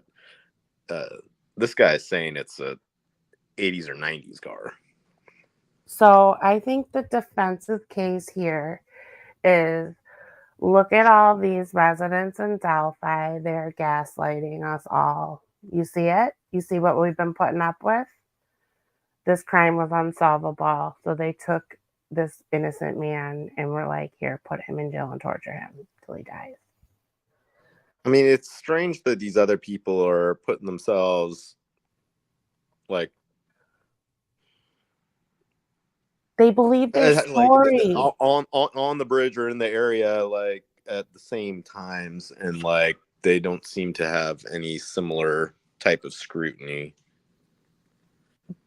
They believe not that they should, but like why, like it necessarily, but you know, why is Rick different than that? They think they're convincing. Rick's different from them because Rick doesn't sacrifice children in the woods. Well, no, it's different for him is because I don't know. They just got the story where Dan Doolin cleared this guy right at the front. Like, well, how does Dan Doolin know just to clear this guy and never follow up with him again? Fiend, I love you. You're always putting logic to the illogical. Well, it's because logic is a thing. I don't know. Like, you have some reason to do it. If illogical is not a thing, it wouldn't exist. But it exists because it's a thing. Okay.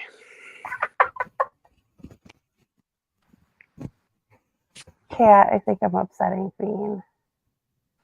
No, I mean it's just I just tend to believe that Rick Allen was cleared with some reason or explanation, like there's a thought process there that it's not complete accident to slap a cleared thing on that, because that would be insane. Like, I don't think that's what happened. And then you got Mrs. Shank being like, "Oh, I just seen this weird tip, and his name was the last name of a street that we have in town." I mean, and I just thought it was so that's weird. completely irrelevant to like. It's magical. It's just a reason for it to jump out at her, is like the.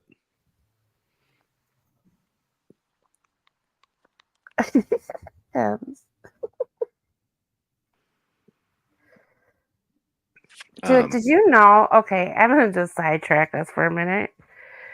Did you know that there's a Tommy and Pam movie, and it is so unserious that his penis talks to him, and they actually animate the urethra to talk?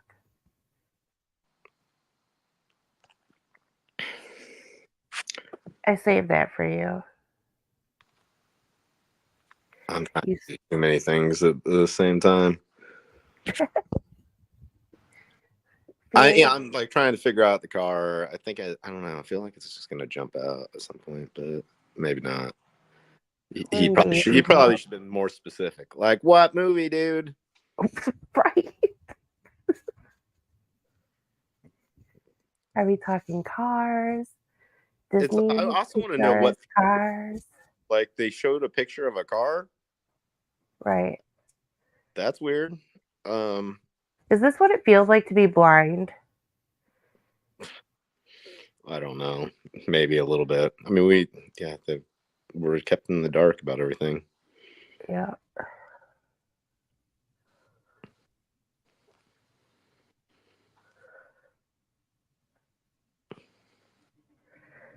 Is it like grease lightning? Nah, I don't know, man. I don't think you're gonna figure it out.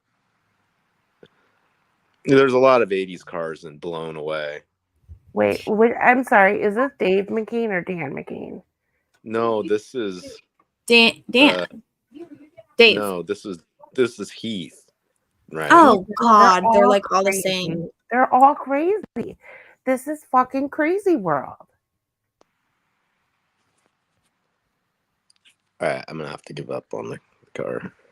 Yeah, I think it's a weird effort to try to just John McCain's dead. What the heck?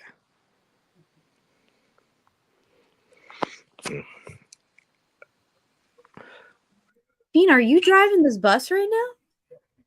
I don't know what I'm doing. No, DB is doing. Oh, I was gonna say, oh my God, where'd you learn how to do this? Who taught you this?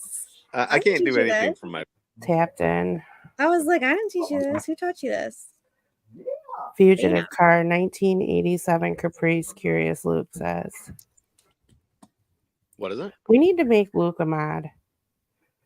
Luke is a mod. No, he's not. Luke's a member. Why aren't you a mod, Luke? Hold on a second. He doesn't need to be a mod. He's fine. Bean is You like, guys hate why does from across the pond?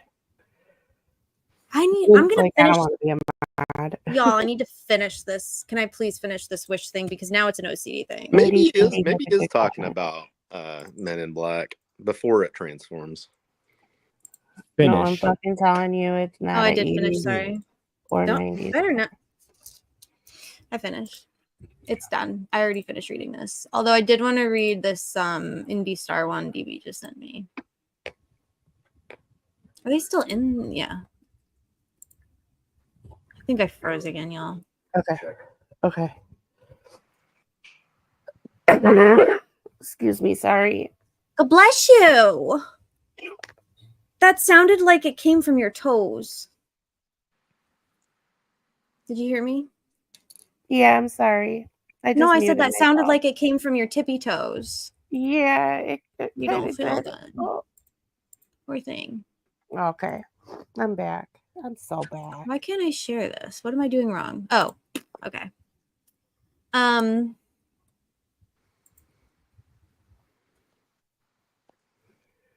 Okay, so Indy Cindy said car was a 1964 Chrysler 300. Her dad redid those cars.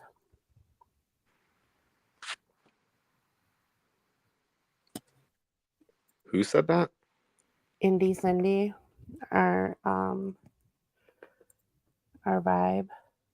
Okay, but I mean, yeah, I don't know. I don't think that he's describing a 60s car as an 80s and 90s car. Well, maybe he just meant like a boxy car. Yeah, I mean, I think that, yeah, I mean. How is it possible that, but didn't they say that Brad showed them a picture of the car? Yeah, we They talked know about they know what kind of car. Why aren't they saying what kind It'd of be fucking really nice if we could see that picture and know Why what aren't that they picture saying is. what kind of fucking car it is? Like, what are we doing? I don't know. I don't know how you say it. I mean, maybe it. Are they just holding up a little picture? I don't know. They're this trial is annoying. Hopefully someone reports what the car looked like and what was on the picture. They imagine if they could just tell us the make and model of the fucking car. This Why is aren't they doing literally it? what it feels like to be like Helen Keller or something. Literally. Oh my god, I just had an intrusive like thought memory that I can't share right now. I'll tell you later. Okay. I can't tell you, but Boone is killing his baby. Do you see it? No, You I can't really don't see it. He gets Oh, really don't kill the spunky. baby. Oh, he gets really spunky this time of night. Fugitive movie, for fuck's sake. I don't know. Fiend, he said the fugitive on the stand. Oh, he did? Okay. That's what we're hearing. Oh, Fugitive okay. movie. Fiend's like, we're abandoning Well, the I car. don't know We're where not you got. talking about it no more. Okay, that makes sense. Where is that? In the Indy Star? No. Cindy said, yeah, he said a dark blue. Yeah, so whatever we read first just missed like this very important detail. They said a dark blue car like the one in the 90s movie The Fugitive. Ah. So sorry, Cindy. I'm like really bad about reading the chat. I know you've probably been like screaming. Cindy's been trying to say it for an hour. Sorry. Cindy, thank you so much. We cracked. At least somebody listens to the details. Sorry, I did this. Why did you just say sorry? Mystery solved. Oh, I had to.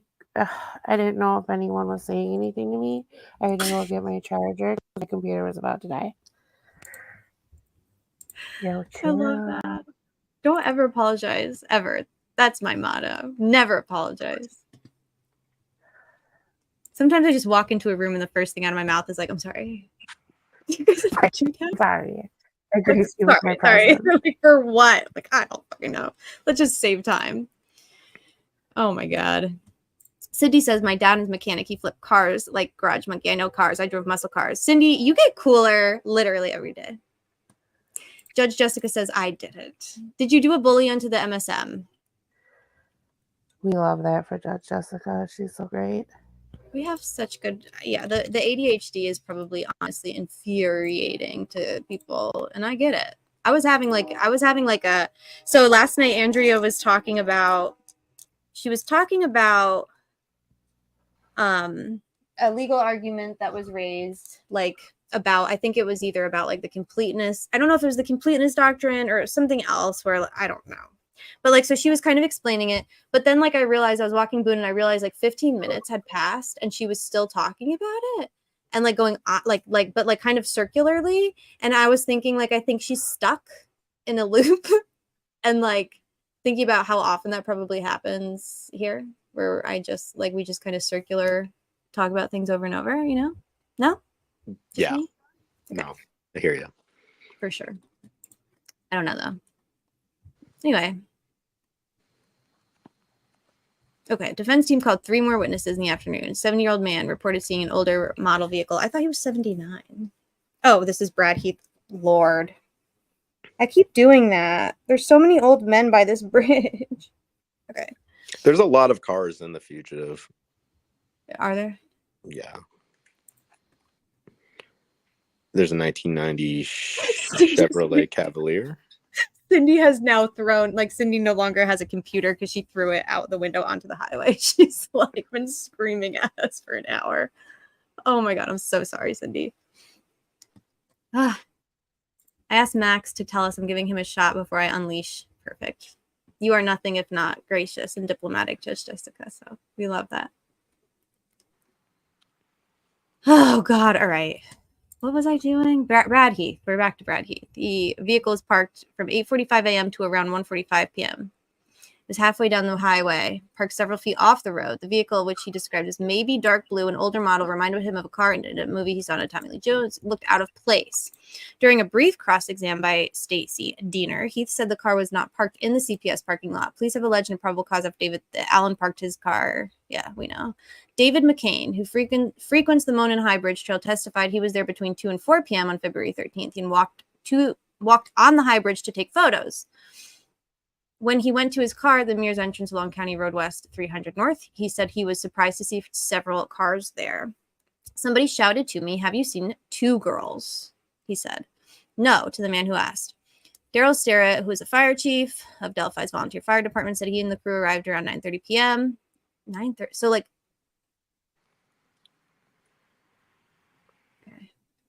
to help hasty search south of the bridge. I wanted boots on the ground. It was February. My thought was they were hunkered down, cold and scared. I didn't know where they were, and they were waiting for us to find them. That's really sad.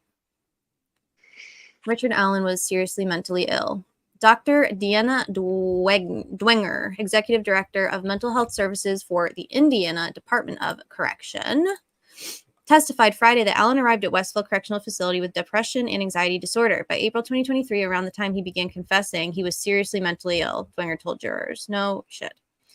Dwenger, the 4th defense witness to take the stand, also said that prolonged isolation and segregation aggravated his mental condition. Allen was kept in solitary confinement for a little over a year at Westville, where his attorney said he was fed through a door slip. The lights in his cell were never turned off, and he was constantly monitored via camera. Allen was taken to Westville November 2022, about a month after he was arrested. That's not true. By spring of 2023, he told family members he'd found God, began confessing the crimes in several phone calls to his wife and mom. He also confessed to prison guards who were assigned to monitor him while on suicide watch and to keep a time-stamped log of his behavior. Coinciding with his confessions was a series of bizarre behaviors, such as flushing a Bible in the toilet and eating his own feces. This is paranoia.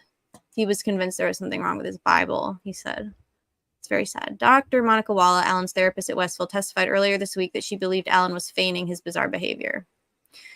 Dwenger, who oversees contract employees like Walla, said that Allen was also diagnosed as gravely disabled by Westville's mental health staff. Allen's grave disability was not specified. During cross-exam by Stacy Diener, Dwenger said that Allen was not diagnosed as seriously mentally ill until he started his decline in April 2023. At that time, mental health staff at Westville determined he was deteriorating enough that he needed intervention, regardless of whether his symptoms were fake or genuine. Yeah, no fucking shit. One juror asked if a person who's faking mental illness slips truth in a confession. Dwenger said if a person's story is organized, they're probably faking psychosis. She said if a person's story is disjointed, he or she is more likely psychotic or delusional. See, that's a good answer. Why didn't the other outlet report anything even remotely close to that? And You know, I've got an idea. Yeah. We should do a fugitive watch party for the next 2 hours. For the next 2 hours? Yeah, while we wait for Andrea. You mean sit here and watch a movie quietly for 2 hours? No, we can comment on it and point out. Oh, I want to figure out too how to join Andrea's stream. I don't think that so the only thing is I don't want to do that if it's going to take viewers from her stream, but I'm pretty sure it doesn't. I'm pretty sure that we could just jump in and it just becomes her, you know what I'm saying? I need to figure out how to do it. I think I got it earlier, but I got to futz around with it. Anyway, neither here nor there. What did we learn today? I don't know.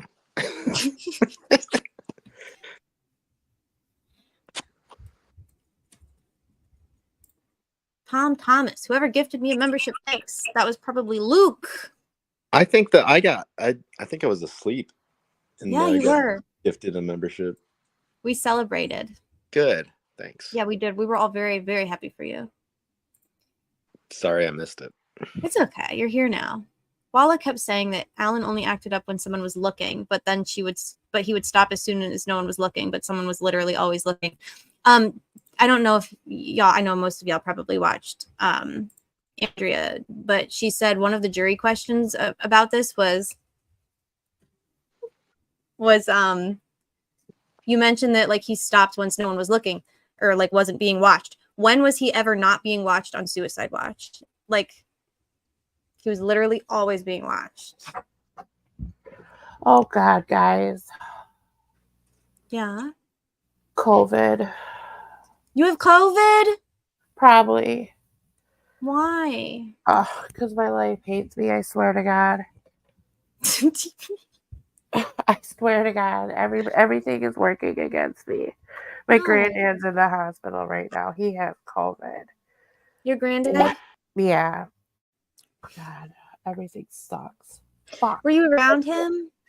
Yeah, I was. I'm always around him. I take care of him, and he's my neighbor.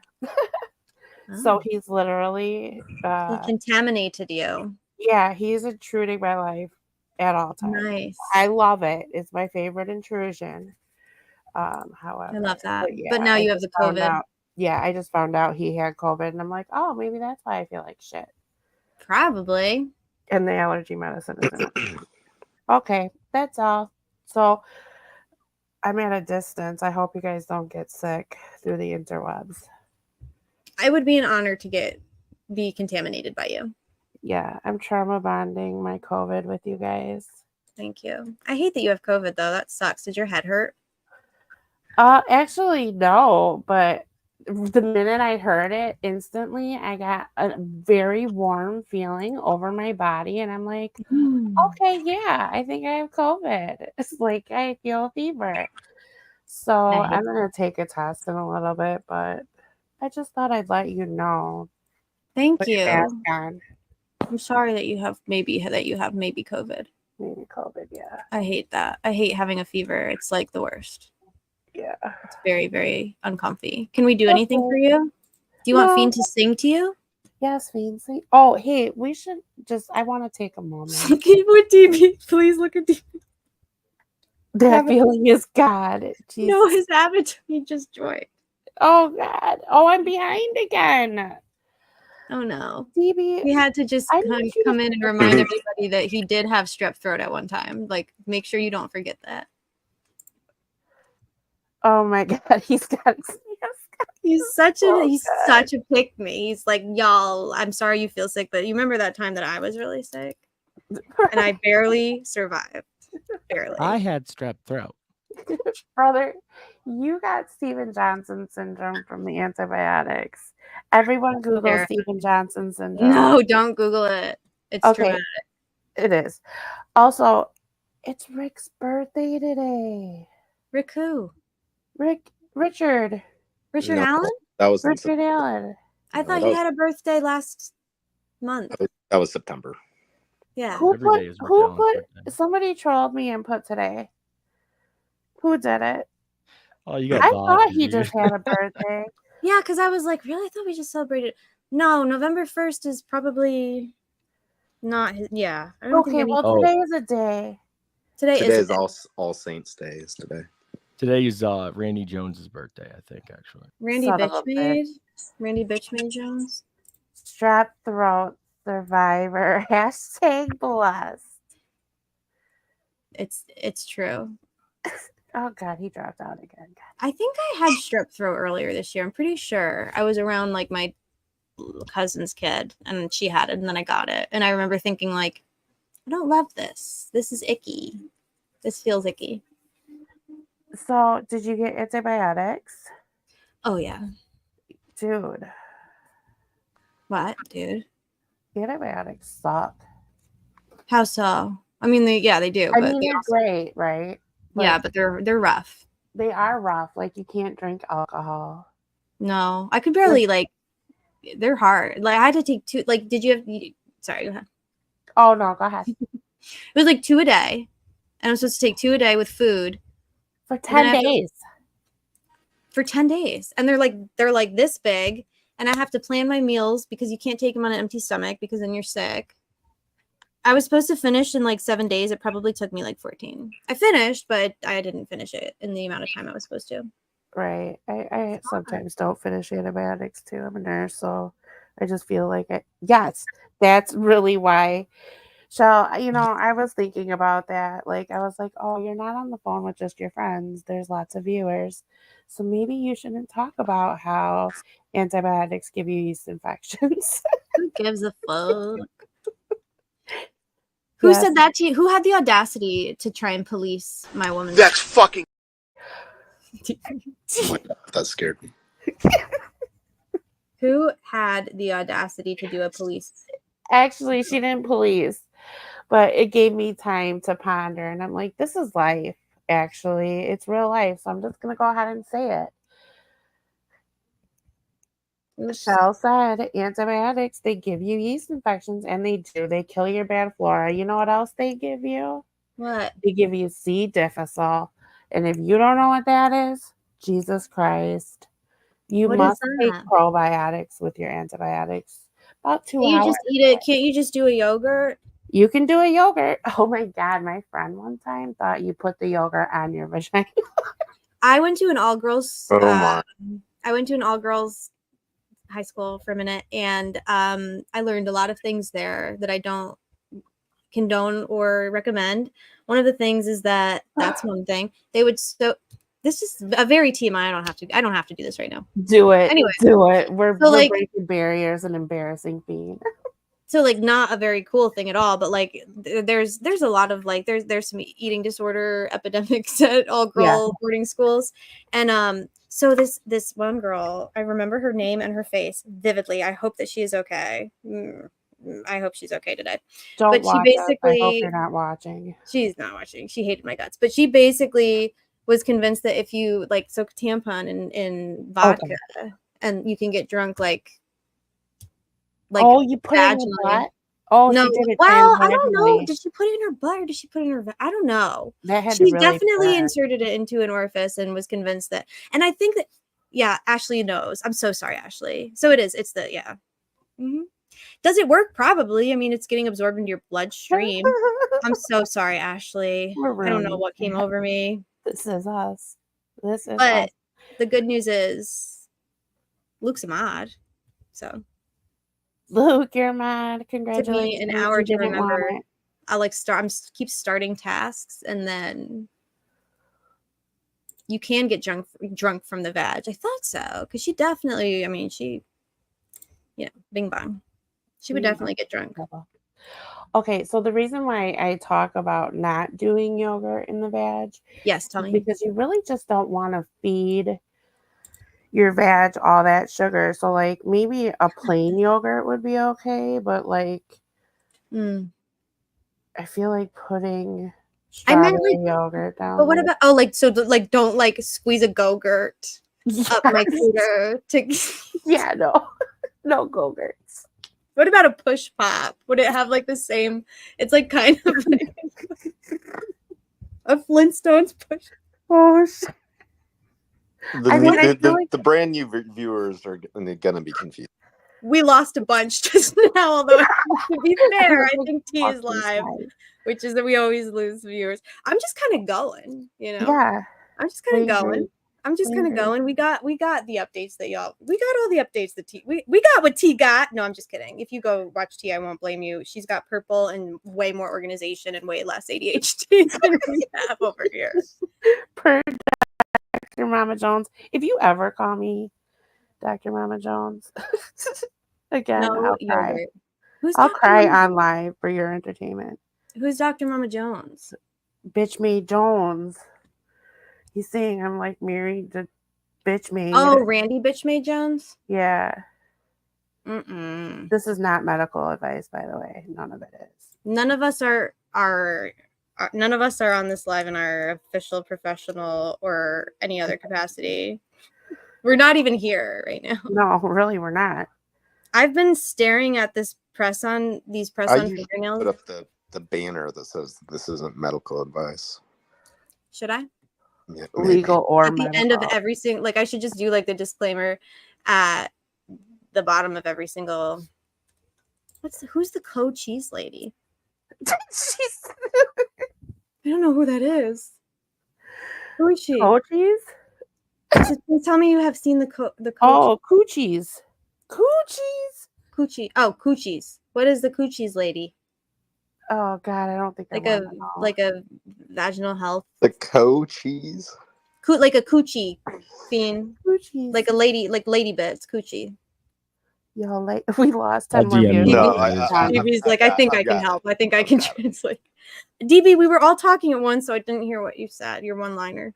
Oh, I said I'll DM you what that is, Fiend. Oh, okay, there you go. See, a good friend. Always looking out. Don't DM me. He's like, please don't. We're Please gonna stop don't. talking about this, viewers. I'm really sorry because we're losing them by the dozen or something. Thank you so much, Ina Malcolmson. I am so grateful, and that's very generous, and I'm glad that you're here. And your name and your dog are both beautiful. Ina Malcolmson sounds like a character in like a feel good, classy movie that takes place in like Ireland. You know what I'm saying? Yeah. You know, Euros are a lot. They're better than the dollar. So oh my gosh, I feel very fancy right now. Do you have to switch that over, or does the YouTubes do that for you? I have no idea. I guess we'll find out. I imagine that the YouTubes definitely has the capacity to do it, but like, I don't know. We'll figure it out together though. But that is my first Euro donation. Oh, yeah, you broke her Euro cherry. I broke my Euro cherry. Thank you. Hi, bro. Oh, Goblin Mom, why would she do that? That's really bad. What? I won't repeat that. What Goblin Mom said It's under a the pound. euro. It's not a euro. It's a pound. Oh, it's a pound. Sorry. I don't know my symbols.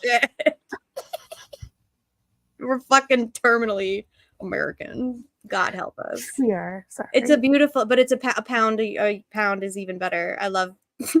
She loves to be pounded. I love to. I'm just gonna remind. I love to receive a pound here and there. I'm gonna go walk the dog really quick. I'll be right back. I'm gonna remind everybody that we could have been watching The Fugitive this whole time. Fiend is in hell right now.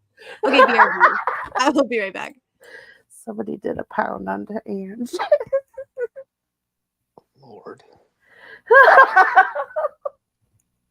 I'm gonna mute myself for a minute, Fiend, if you want to rant, because I just need to laugh a lot. So hold on.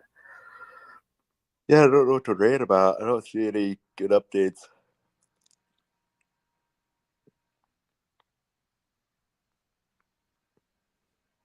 Got a lot of likes on my original action tweet. People like seeing things on the docket.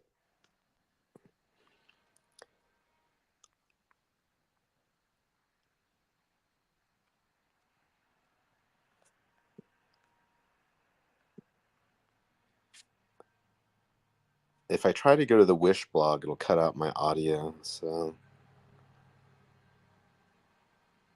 What do you need? I said if I go to the Wish blog, it'll cut out my audio. Wish blog. The Wish blog. Oh, if Ange you said talk I bad should about sing to you. if you talk bad about the Ange Wish, said Ange said I should sing to you, but I don't want her to miss it. So we might lose viewers. Like,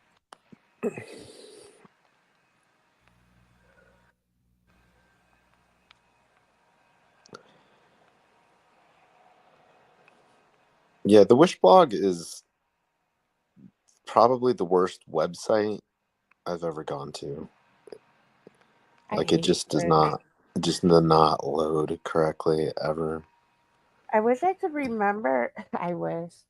I wish I could remember the fact that they got right the other day. Why are you Yeah, I don't know. Who says I'm gay?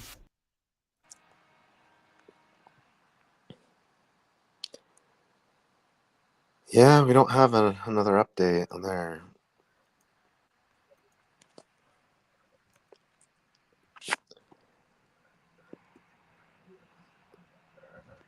Most recent update was from 4:06, so an hour ago, and then their update at 4:06 was from an hour ago when they recessed at 2:55.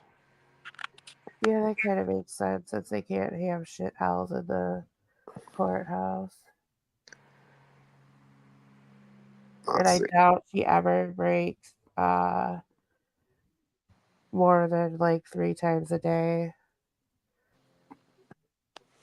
Yeah, I don't know. I think that she keeps it just random to keep everybody on their toes. So, do you think that she like does these breaks and stuff? Is it like plotted to like try to skirt the defense? What the Like, breaks? yeah, like oh, they're gonna. Like, she anticipates them doing an important point, so she's like, "Let's break." I'm sure that I wouldn't be surprised if there's some of that. It's probably not a whole lot. Oh I think shit! she's mostly doing her damage on the sustaining objections, really, Yeah, I and just not admonishing the prosecution for all their fucking shenanigans. Like, she doesn't have to let them act that way. no. I just realized, Luke, I sent you the link, but I can't let you in, so you might have to wait backstage for it until Itch comes back, unless DB can tap in and let you in, which means you have to be nice to DB. Now, is Luke trying to get on here? Yeah, I sent him a link. I'm gonna go on a quest for the fact. Side quest for the fact. Oh, the fact. Oh, for Yeah. the witch fact. Yeah, the wish fact. Let's see. Unless I was dreaming about it. That's possible. Maybe, yeah. Nothing feels could be real dreaming. anymore.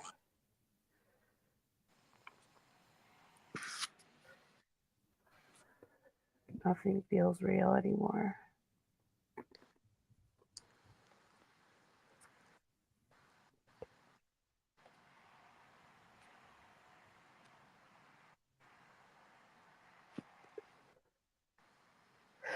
So I do have a question, and this is probably going to put a target on my back, but when are these people that are shilling for the prosecution ever going to be like, yo, they keep telling us that they're going to give us bombshells and they don't. And we feel stupid. So we're going to stop believing them. When do they do that? When do they do what? Or do they really think that they're getting bombshells? Well, I mean, they can't imagine that there are going to be any more prosecution bombshells. I mean, their case is like done. I don't know. I mean, I'm not sure if there's some way they could get something in. I mean, somebody more legally minded would need to answer that. Like, I don't know if they come up with something during the trial that they want to get in there. Is there a vehicle for them to be able to do that, or are they pretty much done? It's certainly not going to. It's not going to be mountains of stuff. I mean, I have a law degree. I can help. Go ahead. Usually no, but it's at the judge's discretion, so probably yes. Right. I'm skeptical that there's going to be much more coming. I mean, they had quite a long time to gather evidence. I don't know that there's going to be new stuff coming in. Well, this specifically comes from the Google searches that were literally being done while he was at Westville. Yeah, And and I mean, they didn't even present those. They just are like, "Hey, can we admit these?" And they're like, "Okay." And then, so like, I don't know, like the jury's gonna have like a couple pieces of paper among many hundreds and thousands of other pieces of paper. Are they gonna really? I mean, I feel like you're gonna look at that and be like, "Okay, like, Right. so what?" Thank you, DP. Thank you. They've got time to make some shit up, though. They could do that. That's a fact. Which is what they've been doing like half the time anyway. I think that they're happy to be done because their case did not go very great. Like, they already shot themselves in the foot a lot.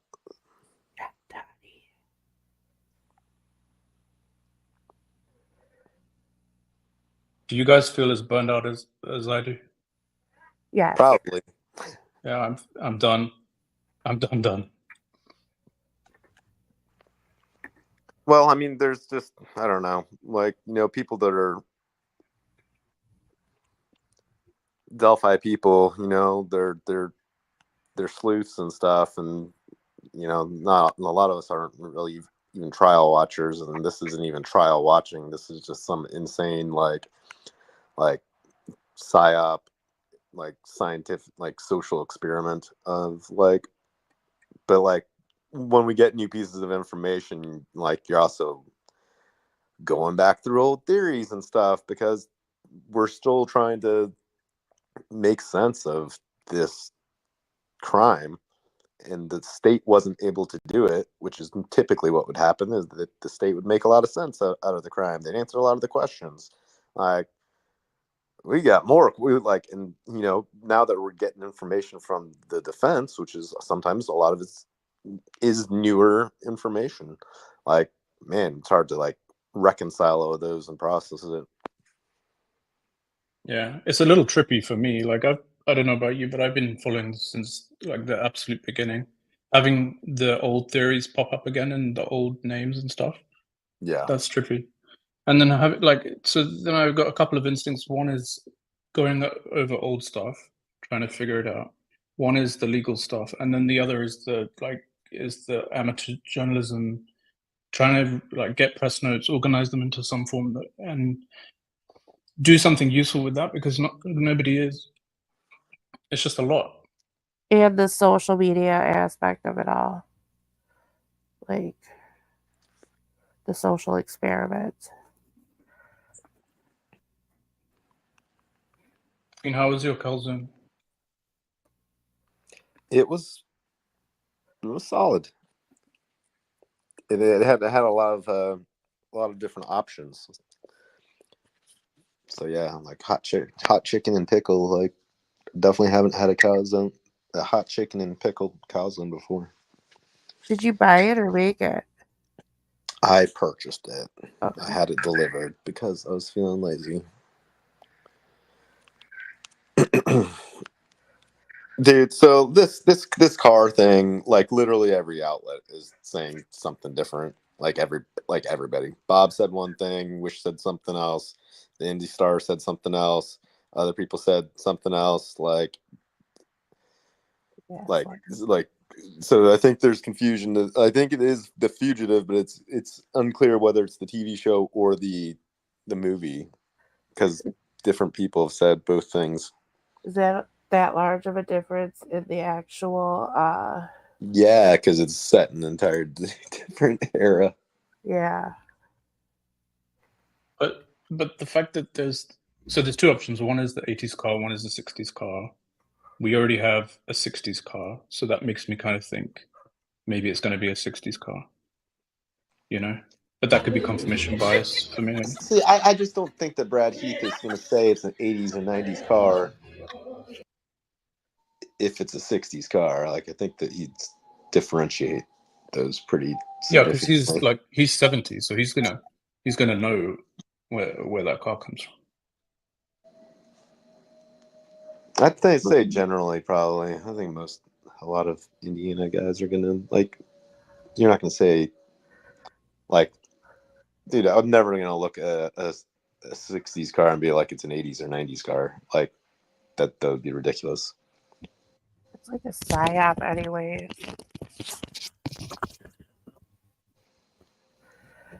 It is. They give like we get like 10 different accounts. They're all different.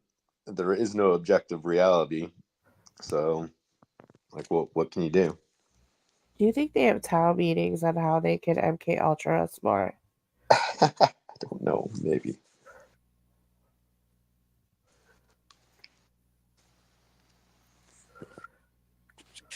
DB's just shit posting on Twitter. Live shit posting for DB. I'm going to be in Illinois next week. Really? Yeah, do you think I should go? I actually, no, I'm an idiot for saying that on a YouTube. Never mind, I'm not going. Fucks. Never mind. That's not true. That's a psyop. It's actually confirmed, I think.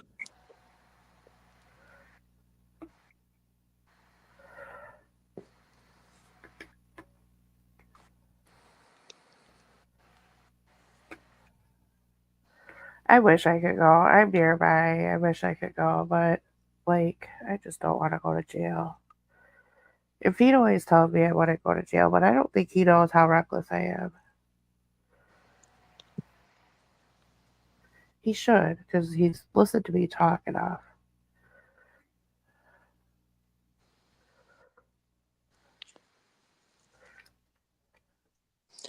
So what do you guys think of what we've gotten from the defense case so far? I mean, definitely seems like they're building out like some other possibilities.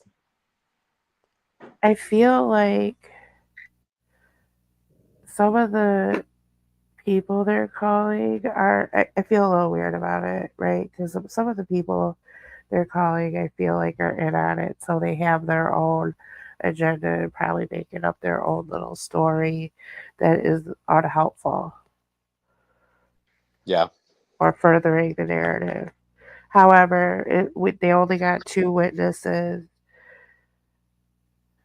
What day are we on for the defense? I'm sorry. I mean, this is the first day. Okay. Yeah, they did two last night, and I think they were on their 8th, but I don't know. That's from about 2.5 hours ago. Okay. Wow, they're kind of going through. They should be out in like 3 minutes, right? Or does she go till 6 usually? It depends on her life, I guess. Yeah, six is late. It's just whatever she wants to do. She basically never gives anyone any idea of like expectations or. Well, if she does, the media is not going to tell us. That's so true. That is so true. What about the idea that the strategy for the defense is just to present like loads of people who could be the pub, and that's the strategy? Yeah, I mean, I think that might be an element of what they're doing is just like, hey, this guy says he was on the trail at the same time. Like, wow, that's actually brilliant. That's pretty brilliant though, because because otherwise, like Brad Weber, he's done. He's finished. Brad Weber was there. Brad Heath was there. Not Brad Heath. Brad Weber, Brad Heath, Dave McCain was there. So we've got 3 witnesses today who were there at the period of time. And they also had Cheyenne there. Cheyenne was there. And did we really learn anything particularly new or super exculpatory or other what did they really provide information wise other than reasonable doubt with like the vehicle? Not seeing anything, I think, in itself is helpful. I think that's the big thing is that look, you've got the state's timeline. Yeah, like these people were there. They should have seen Rick, and none of them saw Rick. You know why? Because he was there at a different time. Well, Like, and also, why aren't they all in jail like Rick is? Because you guys keep saying he put himself at the bridge. Right. Well, they couldn't arrest a 70-year-old. They would never arrest a 70-year-old, even though a 70-year-old is, as likely to commit a violent murder as a 50-year-old, but whatever. Like, they'd never arrest a 79-year-old. They'd never arrest a female. They'd never arrest... Who else was there?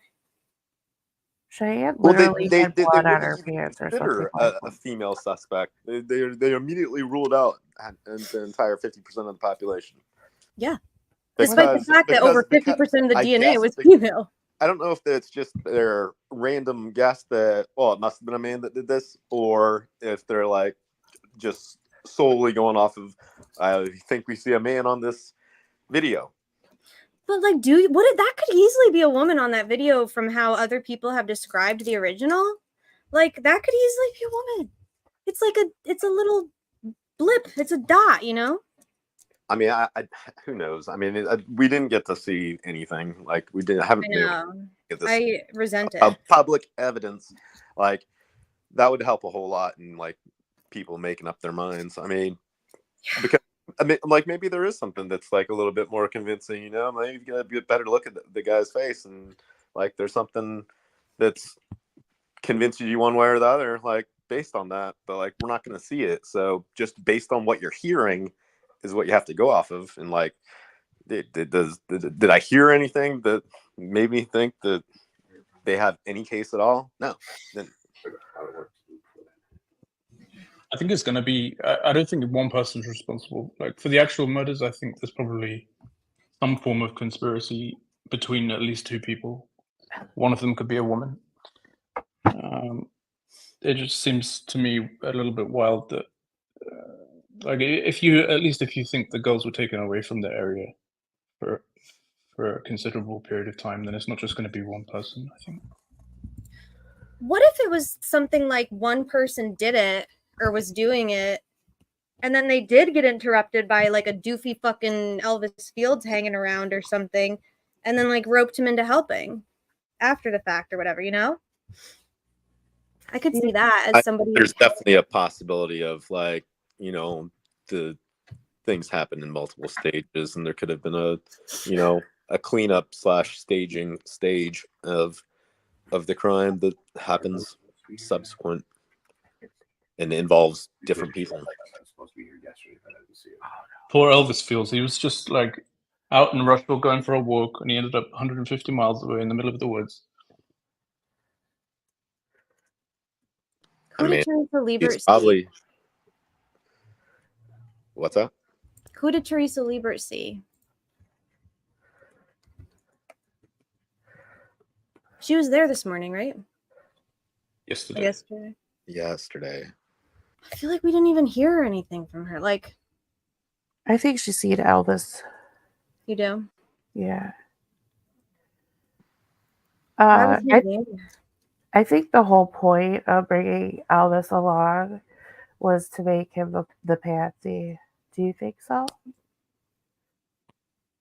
I think that someone like Elvis, like, I could see them being like complicit and actually like, participating or being involved in the crime, but I could also see them being an easy fall guy. Like I could see both. Like, yes, he probably like could have. I think it's like a potential patsy, but I don't think that you intend want anybody to get in trouble. I probably wouldn't want. It's too risky. And I wouldn't want Elvis to be the patsy either, because he's like he's too blabbermouth. I don't really know much. I don't know. I also am not entirely buying into how, like, I think that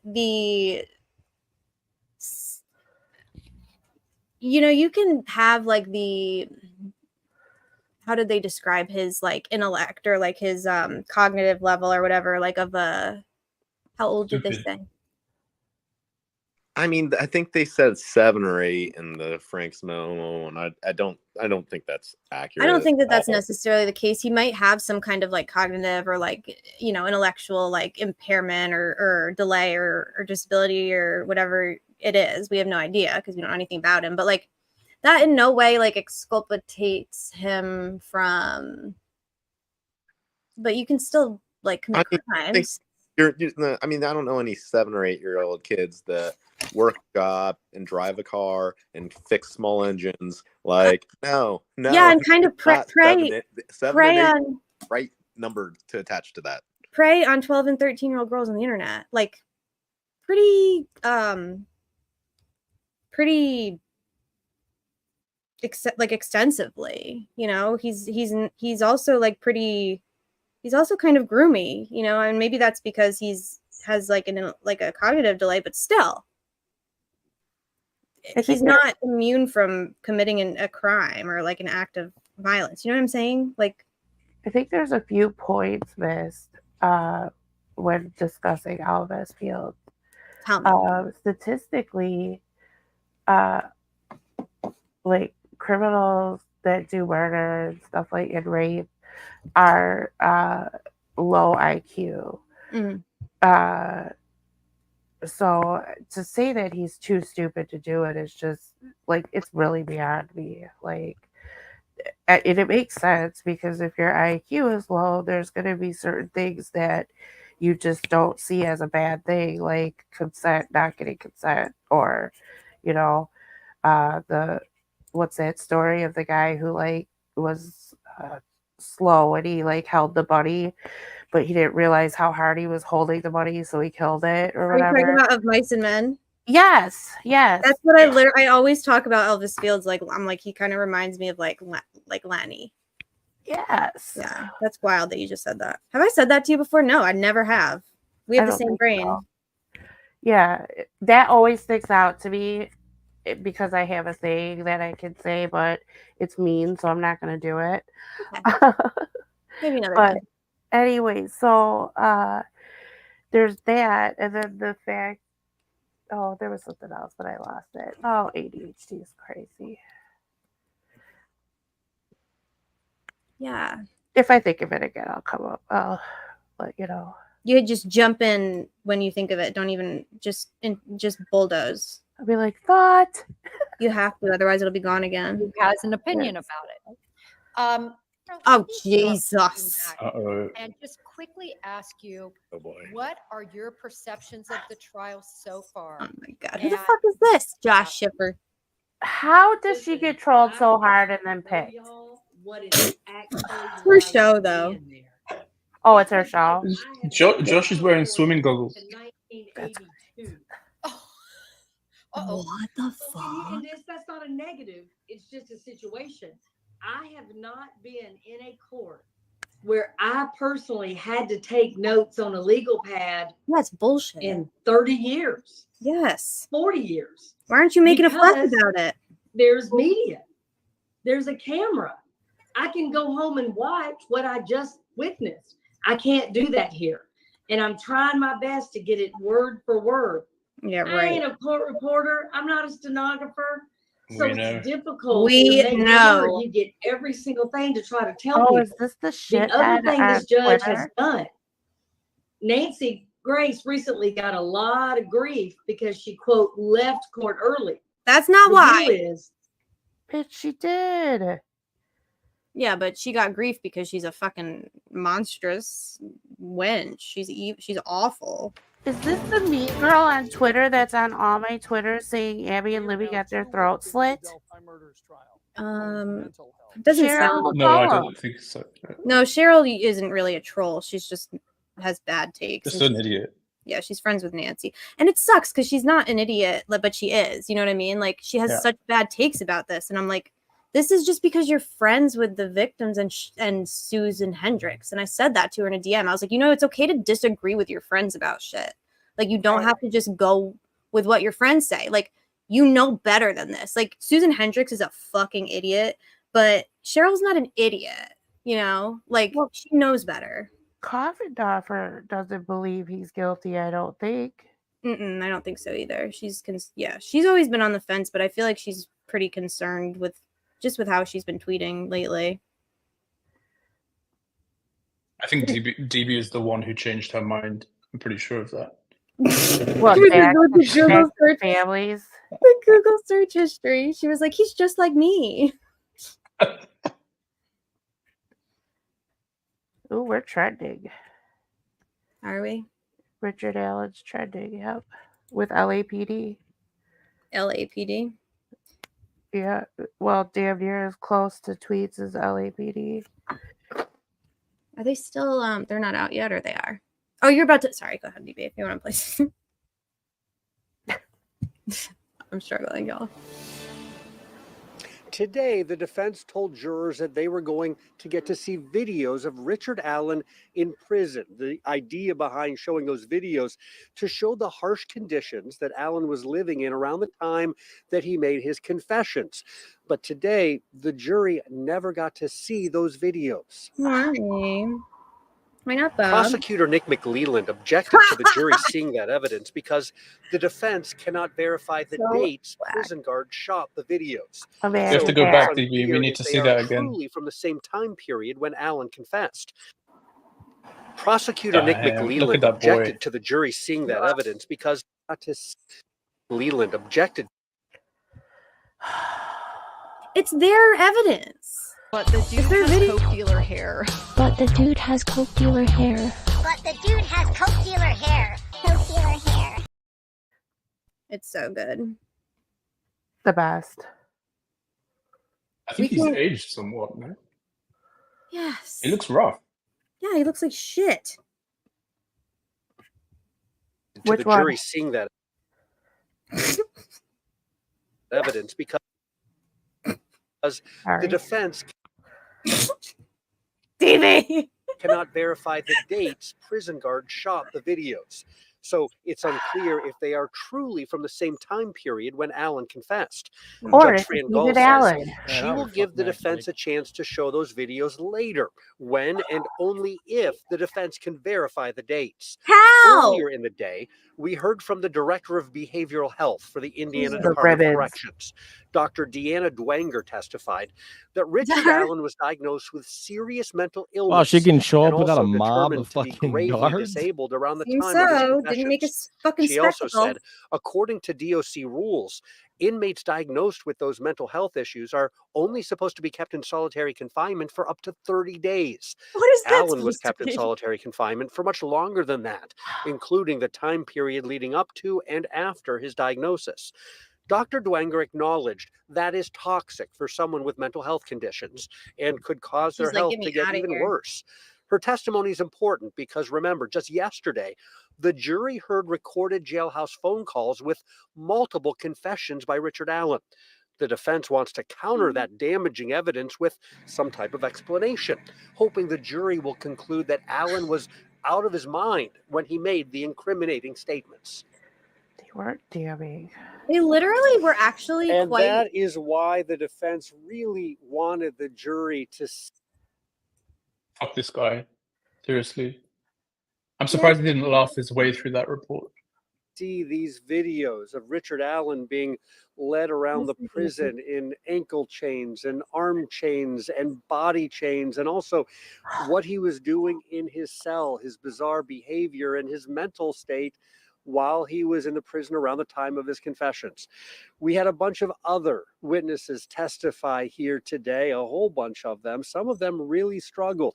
I'll tell you more about that coming up at 6.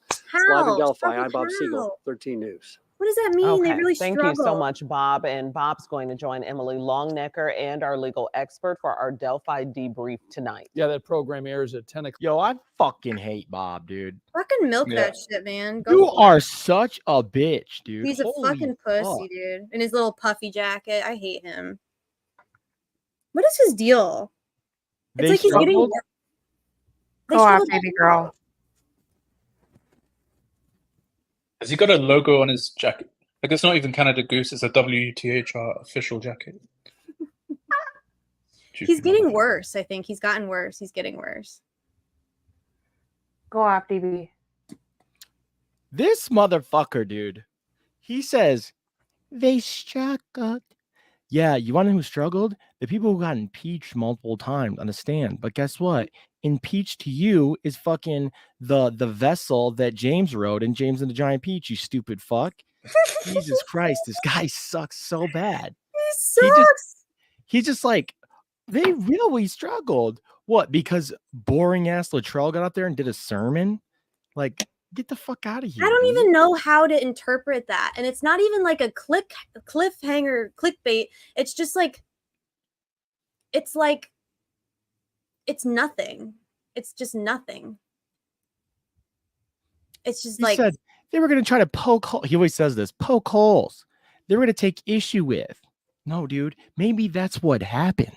try and counter their argument. Defense had a rough day today. He tweeted that, or Donnie tweeted that earlier today with Bob. I wanted to fucking light him on fire. The defense had a rough day today. How do you fucking figure? Oh Well, my God. I mean, well, one of these people like have no like legal background and don't know what they're seeing in the first place. But Fiend. I mean, I thought that this was going to be like one of the big risks about this trial is that it would be going one way and the media tells you the opposite, and at the end, like it's going to be potentially surprising because it doesn't go the way the media has told you it's going the whole time. 100%. That's what happened in 2000 with the George Bush election. That was a good election. I mean, maybe I don't know about the outcome, but I mean the process was interesting. You remember that one, Let's DB? Yeah. we'll move on. You remember that one real good? I do remember that one. Yeah. He was 69 years old in 2000. Right. True. Yeah, he was. Is there any way you could send me the sketch? Yes, I can. I got it from DB, and I will send it right now. I absolutely will. It's like amazing. I love that sketch. Sent it to Videos everyone. to show the harsh conditions that The idea about these videos. The idea is, am I being pedantic? Am I being a little bitch? No. Oh, He's being a bitch. You don't need to explain to us what the idea is of showing a video of the defendant. Like, we get it. We know what the idea is. You don't need to spoon feed us. Like, I know what the purpose is of showing a video in a trial. It's just like, what are they even report? They're not even fucking saying anything. I know less now than I did when he started. The jury didn't get to see the videos. I'm Like, sure that made you really upset, Bob. like the state didn't promise anything and not deliver. Like, this is not over yet. The videos have metadata. They could they're gonna figure it out, dude. It's not that big of a deal. They're gonna show this shit. You think so? Yeah, absolutely. What are you talking? Okay. The videos from DOC? Yeah, they just like weren't prepared because they didn't expect that they'd have to like meet that like challenge today, but like you think that they'll be able to easily. For sure. Right. Awesome username. Don't you think though? Or are you just saying that so I don't spiral? You think they could find out? Oh my God. Oh, I'm so sorry. I've been on mute this whole time. I'm like, why aren't they talking to me? Am I being shot? Sorry, I hate that. It's my COVID. I literally said, Luke, who was Bush good for? No. I know, I get it. From a legal perspective, it was interesting. Yes. You're not going to bait me on that. No. You know what I was doing? No, Luke. I just wanted to. I'm not going to bait anybody on anything. I would never do that. Like I have COVID, I would never. I'm still brushing myself off from Bush. I'm just kidding. So it's like I barely survived that one. Y'all, I was watching the Disney Channel when Bush got elected. I don't know. Yeah. And then also, what was I going to say? Oh God. I'm so thrown. Did you say anything about Bob Siegel? Can you tell us about Bob Siegel? Oh, yeah. He's BG. That's a fact. Kat said that. If Kat said it, I believe it. He's a smart everything Kat says is real. I believe that. And then, let me go back to what I was saying in chat. I'm going to mute myself because I'm feeling really interrupted. What did I say? What were you guys talking about right before I said, oh God? I don't know. The metadata of the video and how I was doing nervous.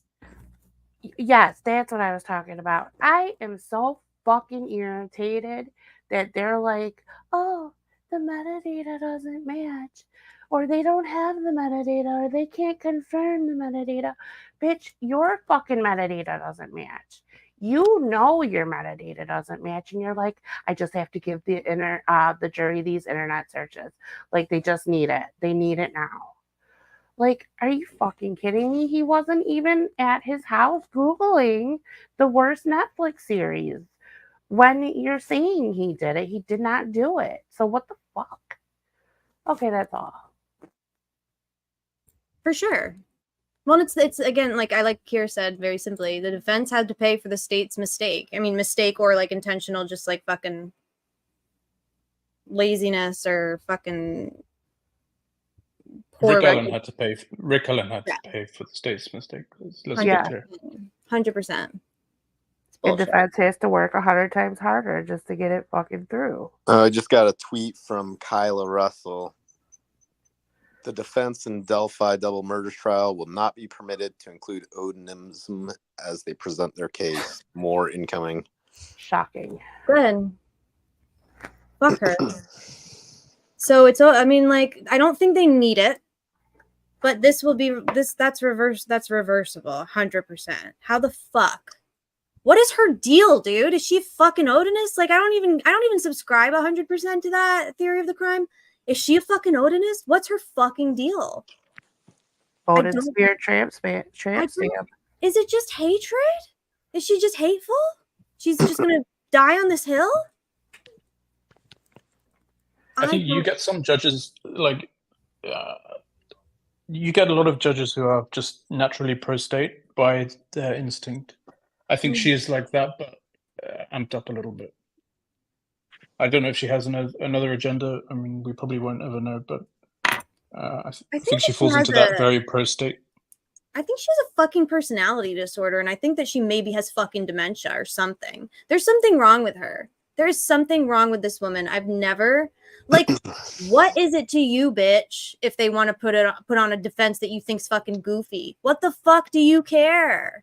What the fuck does she care? It's not a fucking case. Now she edited her tweet and added no third-party suspects, which that seems, I don't know. They running it with or without her.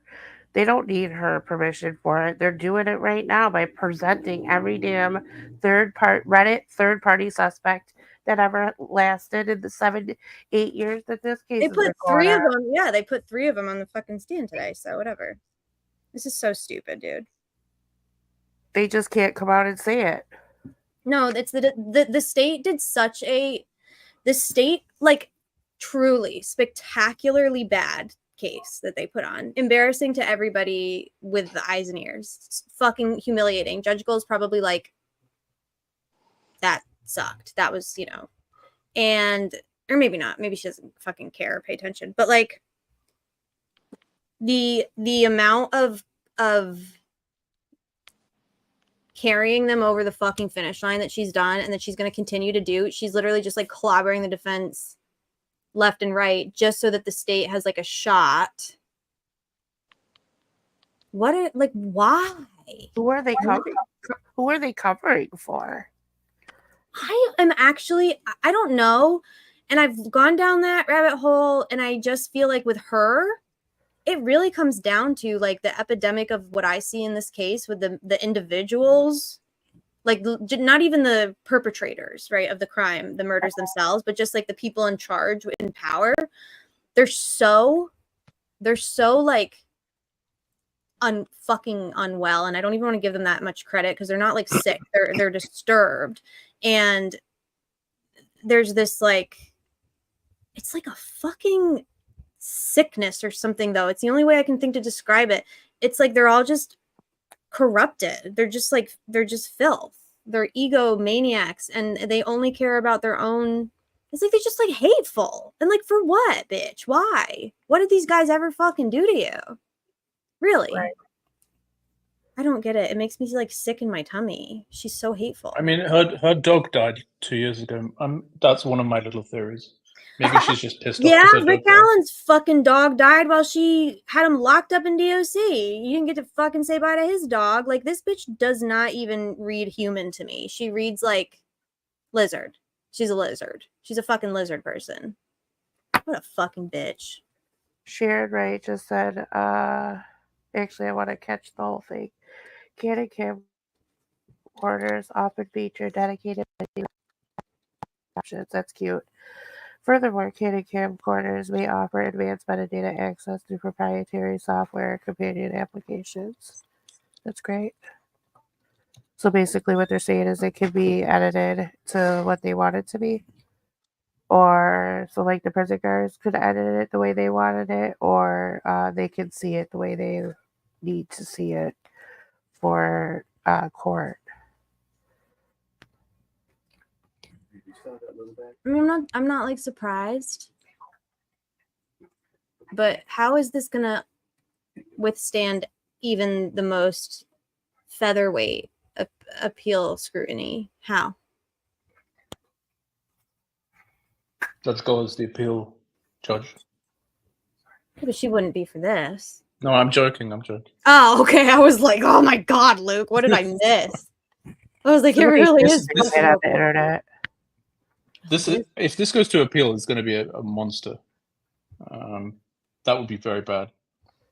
But it will if he's convicted. I mean, it 1000% will. I almost feel like they're gonna. Okay, so maybe this is like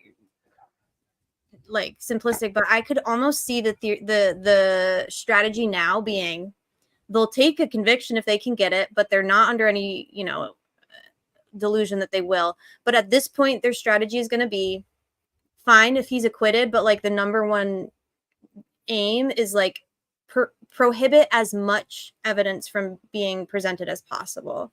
Like, get out of this with as little evidence that makes the state and the investigation and everything look bad as possible. Like, get out of this with as little fucking exculpatory, evidence presented as possible, and just like hamstring the defense at every fucking turn so that they could maybe get a conviction, maybe get an acquittal, but at the very least, they're just going to keep everything under wraps. Like, that would probably be ideal to them at this point.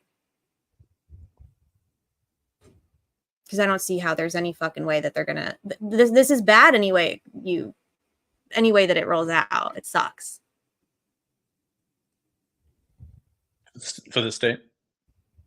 For everybody. I mean, just for everybody. Like, nothing about this is like conducive to like proper justice or like there's no answers, there's no integrity. Everything's been like under the table and seedy, and they're cheating and they're lying, and it's like nothing in this entire, since before obviously, but certainly since Rick's been arrested, nothing about this has been noble or like worthy of like the girl's memory in any fucking capacity. So like this is it. This is your case. This is your legacy. Like, losers, man. Yeah, it's not going to end. I mean, if he's acquitted, then there's the issue of suing the state of Indiana, which is going to mean years of drama. It also creates an incentive for the darker forces to maybe try again, to get rid of him, so he stops suing them, which happened in Wisconsin, with Avery. Then so there's that. If he's found guilty, then it's going to be an appeal process. So either way, there's not going to be any peace. Avery was really bad. Yeah, real bad. Real bad. And I'm very disappointed in our justice system.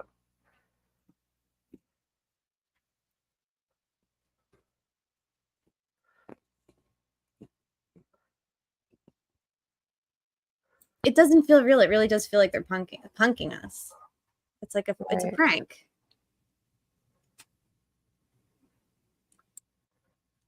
Especially with the cast of characters involved.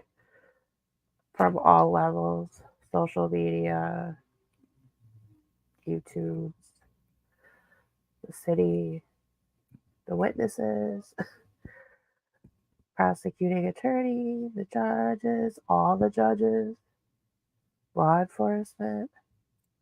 The Supreme Court, like, holy fuck, they fucked this up. Do you think they see it that way? I don't think they care. Yes, I think they. Do you think they see it that way, that they made a Oh mistake? yeah, I mean, I think if there was a way to get it in front of them another time, that you definitely could have had a different result. But that no one shipped it back to them. Why? I don't know, man. I mean, Brad and Andy are focused on trial, and Yeah. Like, there's not a fucking board, fucking appellate attorney retired or whatever that's like, you know what? Why not? I fucking would if I Yeah, could. we did that one time. Yeah, and it half worked, so maybe it would half work again. I just have no. I think that they would have considered the new developments. I do too. That would have built out the whatever they were lacking to show prejudice. I think that she overcame that. She showed her fucking ass, dude, and it didn't take her a week after they issued their ruling on her presiding. Like, it didn't take her a week to show her entire fucking ass again. Like, she has no capacity to. She's not going to change. She's not going to get better. She's going to get worse. And my fear is that I have a bunch. This just sucks. I think one She thing still has ambitions to get onto the Supreme Court. She's been trying that. She's been trying that for years. Sorry, yeah, she's delusional. I think they Kylo Russell just clapped DB.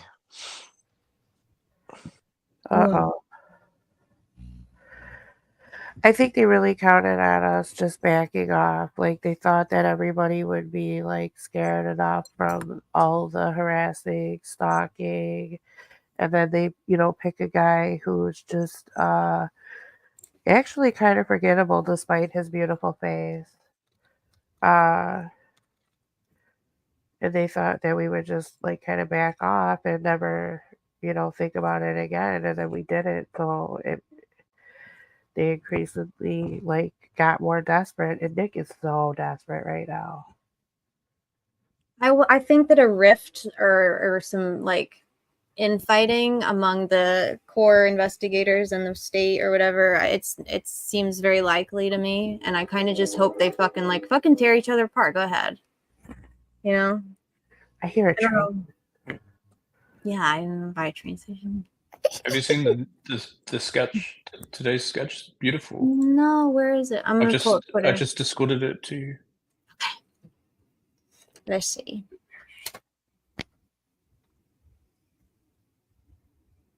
I love that one. It's on the thumbnail, Lukey. Mr. Luke, do you use pounds or euros? Pounds. Okay. I learned something new today. What? I thought that Woman and I both thought that I received a euro donation, and then we learned that it was a pound. I don't know. Look, it doesn't matter. You're gonna get dollars in the end. Yeah, I think this is actually pretty conspiratorial for DB, but if DB is even saying this, this is kind of what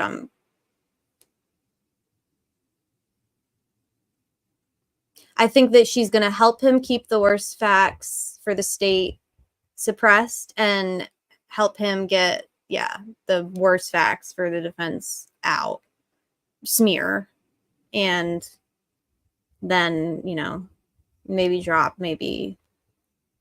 But I don't know. I don't know if they'd be more inclined to drop or mistrial. I mean, either way, they're going to blame the defense. They're going to gaslight and make it he's the guy, but because the defense was just so, I don't know, they're victims all the time. What would that look like, DB? So how might that play out though? I don't know that I've ever even seen anything like that. occur? I'm kind of skeptical on Oh anything yeah. like that. I mean, the first part, yeah. Do they have a deal? Yeah, I think they're they're on the team for sure. But I don't think that. You think she thinks Alan's guilty? She might not even think about it. Yeah, I don't know that she's. I don't know. I don't think she thinks about it. I mean, at this stage, I would guess, like, again, I'm like, it's so hard not seeing any of this with your own eyes to really fully judge it, and not seeing any of the evidence, like the exhibits. But I'm going off of what I've heard, and I think that she would have to think, yeah, state your case sucks, and there's certainly reasonable doubt here. Like, I don't know what she would have seen that can be convincing. I mean, why wouldn't they show that to a jury? Like, there just isn't the convincing. Her ruling in the defense's favor yesterday, and I'm like losing track of time and space, but her losing, I agree with this actually. Her ruling in favor of the defense when it came to like the video of Rick cursing at Cass County, right? We don't really know the context or what that was, but she overruled that, and the state was not allowed to, admit that. I don't think that she was doing the defense any favors by doing that. I think that she watched that video for herself, and she said, this is like, they're fucking putting another video. They're going to submit and play another video that is going to have the opposite effect and is going to make the jail or whoever he was cursing at and the state look. They think that they're going to come out on top, and they're so fucking deluded. They're going to come out looking like horrible if this video is, what I'm saying? Like, Rick would end up it would probably be exculpatory. And so she's like just protecting them by overruling them. I almost feel like she is prosecuting this case, period. A little bit. Yeah. No, I mean, well, then to some degree, I mean, that is her job. Kyla, these media people, man, I'm telling you, like, they just don't understand anything. What does she do? Should I share? Well, she's clarified that the motion was denied, which was a very, like, Andy and Brad's motion was kind of a blanket. We want to put all of this in. Like, okay, I'm not surprised that she denies that motion. Like, she if she lets anything in, they're gonna have to like really like be very specific, and it'll just be probably tidbits rather than a blanket. They'll just allow everything on a certain person. I mean, I would think, but I don't know. I think they knew. I think they knew it wasn't going to be allowed in, and I think it's for appeal record. I mean, that's it. I mean, yeah, they have to do both things at the same time. They have to work their case, and they have to also,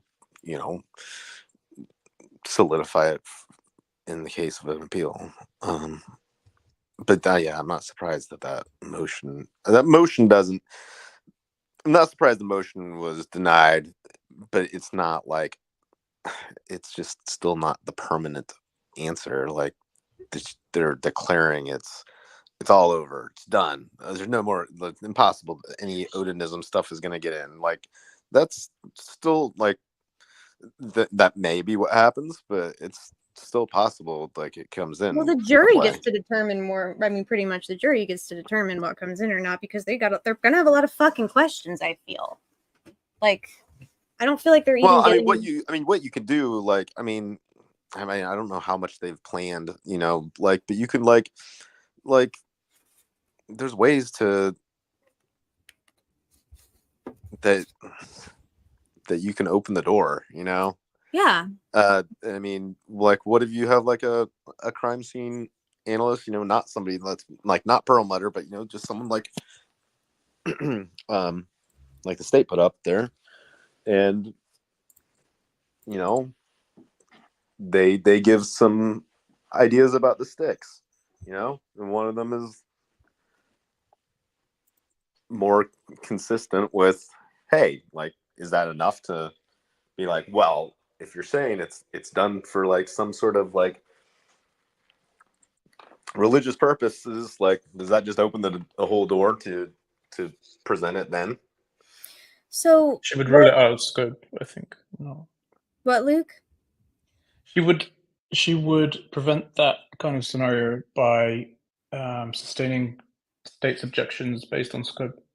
Yeah, like every But single you one. object to the. I mean, you object to the. I don't know. I mean, you object to the questions. Like, if a witness gets up there and just blurts something out, like. That's true. They've been doing that so far. Like the state Gets up there and witnesses says have something been like religious, or just the word religious. Do they just like object and strike from the record? Like, He didn't. He objected to the word. That's going to be super suspicious to the jury. He already objected like 3 times to the word arranged. Just the word arranged. Can't say arranged. Can't say like the jury's probably thinking like, what the fuck is this? Are we looking at here? Like, what the fuck is this? Right. I don't think that I don't think that any of this is necessarily helpful to the state. You know. Right. I mean, I think that they would have been better served to just, you know, play ball. Like we do our case, you do your case, and Yeah, you know, I fucking mean, I TPL. you know, we know how like, I mean, it's kind of inciting, like the craziness of the Odin stuff. You know, like that might not land great with a jury. You know, they're going to be like, hey, that's a crazy story. Why are you making up a crazy story? Mm-hmm. You know, it might even be completely in the defense's, like, you know, they're being protected from themselves without getting into it. But I mean, I think it's hard when there's like a certain amount of evidence that points, a lot of circumstantial evidence that points at some of these other people, and that like getting it in would be beneficial even if you don't get the entire like background of like that they're white supremacists, Odinists, you know. So yeah, you've got a good point. Like, sorry. No, go ahead, Liz. Liz. I was going to say, like, Fiend's right in that it might be the Odinist angle might be a little too wild for the jury. It might. Yeah, I know this was Gull's reasoning when she eliminated out, but actually, it might be true. It might be too much, and there's a lot going on already for them with third-party suspects that have come in by accident. So maybe. Yeah. I don't think they'll need it, honestly. It also kind of gets outside of like what their job is, because they're not trying to prove a case, and it almost puts them in that position. And that they're light on being able to prove that case. And, you know, it's a theory, but they don't have like, I mean, they don't have like the proof that one of these guys did it. You know, What if they do? Because they're smart guys, and they've been told how goofy people think this is. That's my thing is like, we don't know what they have. And they're still committed to this, whether it's like misdirection. And I don't really think that's their style. I don't think they have the bandwidth or the time to like really be playing games like that. I think that although they did something this morning when we were reading the not the Walla supervisor, right? The woman, I can't remember her name, but she supervises like the Centurion contract at DOC. And she was not a bad witness for the defense, despite how Wish was reporting it originally. But she was, so I was asking DB when he was reading like her CV or whatever. So she's worked at, you know, Federal Bureau of Prison. She worked for IPASS, which is something that they've eliminated out already, that lawsuit. But this woman literally was like the regional director for IPASS. And then she worked for Centurion. So she's got like, I feel like they're smart. So like they can't include like certain things have been eliminated out, but they're putting a witness on the stand who had direct knowledge and interaction, you know, of the evidence the state is presenting, right? His psychosis and his treatment in DOC. But like the fact that she also kind of touches all of those other, like, I feel like they will be very strategic in how they're going to get their shit. Like they're going to get it in. They're going to get it in one way or another. It's just going to make it really hard for them. And that sucks. Because everything has been hard so far. This is funny. Yeah, there's like broad brush concepts which are formally excluded or included, That's fine. We can understand that. Sometimes I think people panic when we hear something's been excluded. We think that it can't come in, but then there's like the Right. subtlety of what witnesses actually say, especially if they've got standing for some reason, you know. Well, they've already come because of in their and profession. written.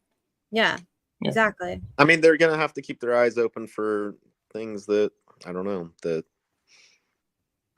But how much more could you open the door I than don't know. Betsy Blair or I think it was Betsy literally talks about the sketch like 4 times. Right. And they file a motion like where, you know, okay, well that opens the door, and she's still just a blanket. Like, how much Well, more? that's I mean, that's a different matter. The sketch. I mean, they could try again for the sketch based off that. They were. Well, but she already denied. So they tried, I think, once already to say that the door was open, and she denied it. Did they? Yeah. Yeah, that's not coming back. And it's like, what I more don't of a think they need it. blatant? After seeing Brad Weber on the stand, I think they're not going to need a sketch. Right, that's a good point. I don't know. I don't think. I don't know what. I mean, obviously the defense was probably wanting to call him. That's why it's taking so long. That's why the session is taking so long now. I think because he's on the stand now, or he was this afternoon. I don't know. I don't know what happened at the end of the day. I don't know if maybe they just went over this motion. I haven't seen any update on the witnesses after 2:55 p.m. Other I than wonder, like, the how only they know that. the only update is they're there. I mean, Well, right, but I wonder if it's just been like updated, or did she like make a formal, like a verbal? I think she probably just did it verbally wrong in the written note. Fucking bitch, dude. She's such a bitch, and I don't even like to call like women bitches, but man, she's a fucking bitch. Can't think of a better word for her. All right, so 11-1. She's a pelican. She's a pelican. Order issued for transport today. Motion for witness to appear remotely today. That's all. So yeah, she just must have been like, oh, by the way, go, get fucked. I don't even That transport order was confidential, right, Finn? My understanding is it was, yeah, and I haven't seen it. So that's going to be a big deal. I think that was confidential for a reason. Sorry, I missed what you said. They wouldn't have effectively like sealed the name on a transport order if there was no reason to do with security. So that's going to be somebody high profile, I think. Probably. I don't know if it was like the Jesse James one was recent, so it might be that. But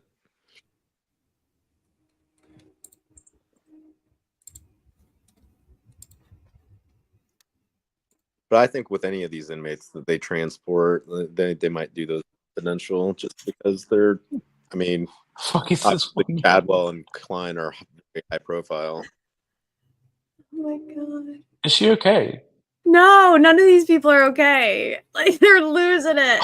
They're losing it. I feel they've completely lost their capacity for like their sense of humor and all of this. They were taking themselves very, very seriously, sir. They haven't had to deal with like 2, 5, or 7 years of this shit, and various levels of shit. And she has the audacity to clap both me and DB. Yes, you both got clapped. Judge Gall in the courtroom. That's my source, because I'm in the courtroom because I'm a credentialed member of the media. I am one of the 12 chosen. That's basically what's happening here. I'm gonna have to Bob Siegel her ass. Wouldn't it be fun if Gull was just dead set exposing the absurd fuckery that Carroll County knew they would just do it themselves if she could get them this far? Wouldn't it be fun if Judge Gull was dead set on exposing the absurd fuckery that Carroll County knew they would just do it themselves if she could get them this far? That would be fun. It's just like she's done everything to like not just remove them from like the case and like existing in her, realm of reality, but like she's literally tried to like bury them and ruin their careers. I was thinking about what she's done to these guys in the past year and a month alone. And I'm like, they have to go and stand behind a fucking TV. What is it, a whiteboard or a TV or something? They have to go stand behind they have to go huddle with this witch behind a TV with a white noise machine and show her deference after everything that she's done to them. Could not be me. I couldn't do it. Also, like the fuckery doesn't end at the end of Carroll County, you know, like it's an Indiana problem. She exists as an Indiana. She is an institution, and she has ambitions. So it's not like it would be nice to think that way, but I don't think it's the case, sadly. Right.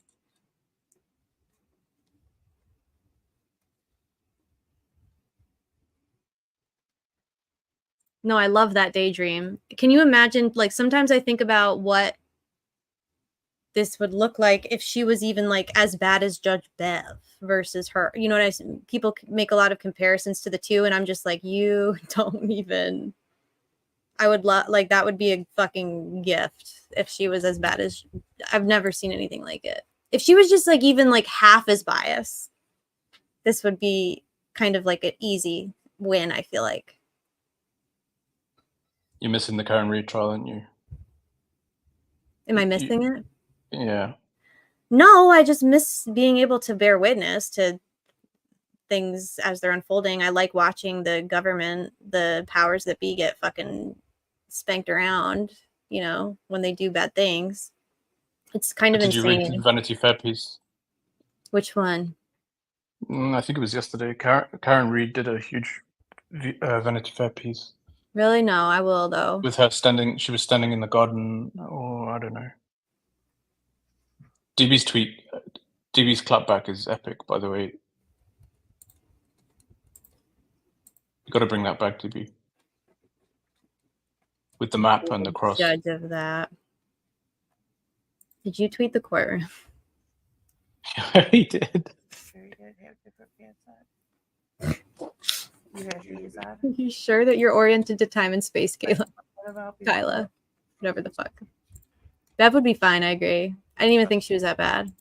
Was she here? Oh my god. I'll check my hoodies, but I will only want my coat to the store. I just like the black.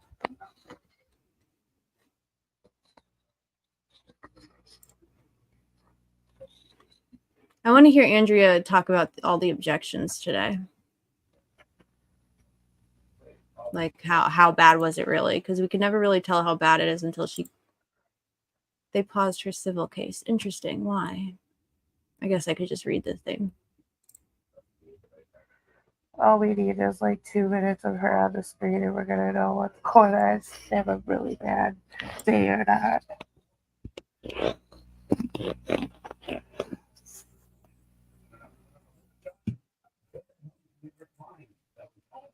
Why is the media being so weird? Their only update for the final like 3 hours of court is that the motion died. They must still be inside? They are still inside. Oh, inside the court. Yeah, I think so. Like on that drawing. Stupid. What are they doing? Are they Eastern? I hate time zone. Yeah, we're all Eastern. Well, I thought there was a portion of Indiana that wasn't Eastern, like a little corner somewhere. Yeah, the region area near Chicago's. And there might be another part. That's Gary, right? Gary, Indiana. Yeah. What's it like there? Where? In Gary? Yeah. Gary's kind of rough. It's kind of right. Like a satellite city for Chicago, and not the good part. They've just fucking they've just like totally neglected that place. Right. It's not great. I spent a lot of time in Chicago, and like I always wonder about what's down there. Maybe I'll just go to the border and have a look.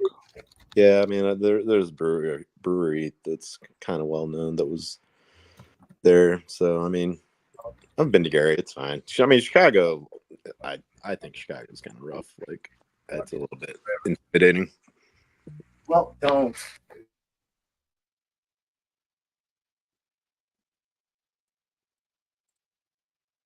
That's some wishful thinking there, DB. I like it though. He never does this. He's in a mood. I like when he gets in a mood. He's just manic clapping on Twitter. He's doing a silly and he's in a mood. It's because I'm here, I think. I know he's excited because you're here, Luke. He's in, you got him a prison. Tell her, DB. Get on board. He served his country. Damn right. I'm still waiting. I really want a picture of him in his uniform, but those motherfucking monstrous assholes literally took every photo and every electronic, like, yeah, all of them. Who is that on her? Is that like, who the fuck is that? Is that like a generic, like, collage of a generic man? Is that even a real person? Donnie Wall. Why? I like that she can hang with us, but like that's very specific and very interesting. I'm not gonna kink shame her though. And you're getting a whole lot more followers on Twitter. Am I? Yeah. Why? I haven't even tweeted today. I've been in here with you goofballs. I don't know. I think people like when I'm Jumped hostile. up quite a lot. I have 1111. Holy shit. It's because people I like told when you I would get you followers. I know you did. I take all the credit for that. That's fine. You can take credit. What do I give a I don't you followers too as a much smaller person on Twitter. Yeah, but your personality is nice and big and bold and I was funny. gonna say nice is one way to put it. It's nice for me. I think people like that I'm kind of like fucking outrageous and untethered. You never know. Is it going to be an all caps lock day? I actually started composing an all caps tweet on my walk, and then I was like, I love all caps. Yeah. It's just you get. What did it say? Let me see. I was quote tweeting all eyes. Oh, it's gone. It was in my drafts. I was quote tweeting her thing about the 20 plus law enforcement agencies. It was all caps, and it was something along the lines of, paraphrasing, the public is not the enemy here. You weirdo ass clowns are the enemy here. And like, nobody wants to steal your fucking podium. No one gives a fuck about you. You're not that important. You're paranoid. You need probably to get some psychiatric help. It was a lot like clappier than that, but that was like the general gist of it. You should have just gone with all caps Haladol with 3 exclamation marks. Yeah. Mm-hmm. That's what Kate put on my the Nancy Grace tweet that got me blocked. Just Haldol and all caps. No, she says I'll get the Haldol. Oh, she's so unhinged. I love her. I do too. She looks like a quintessential storybook witch. Yes. Have you seen Matilda? I cannot stop now. Ever since I made that association, now all I see is that very scary woman in Matilda. That's all I can see when I look at her. She's evil. She looks like the witch that gave the apple to Snow White. She does. Oh my God. She really does. Has she ever do you think that she's like just annoyed that she's not done with this case yet? 3 days. 3 days. I buy motherfuckers 3 days.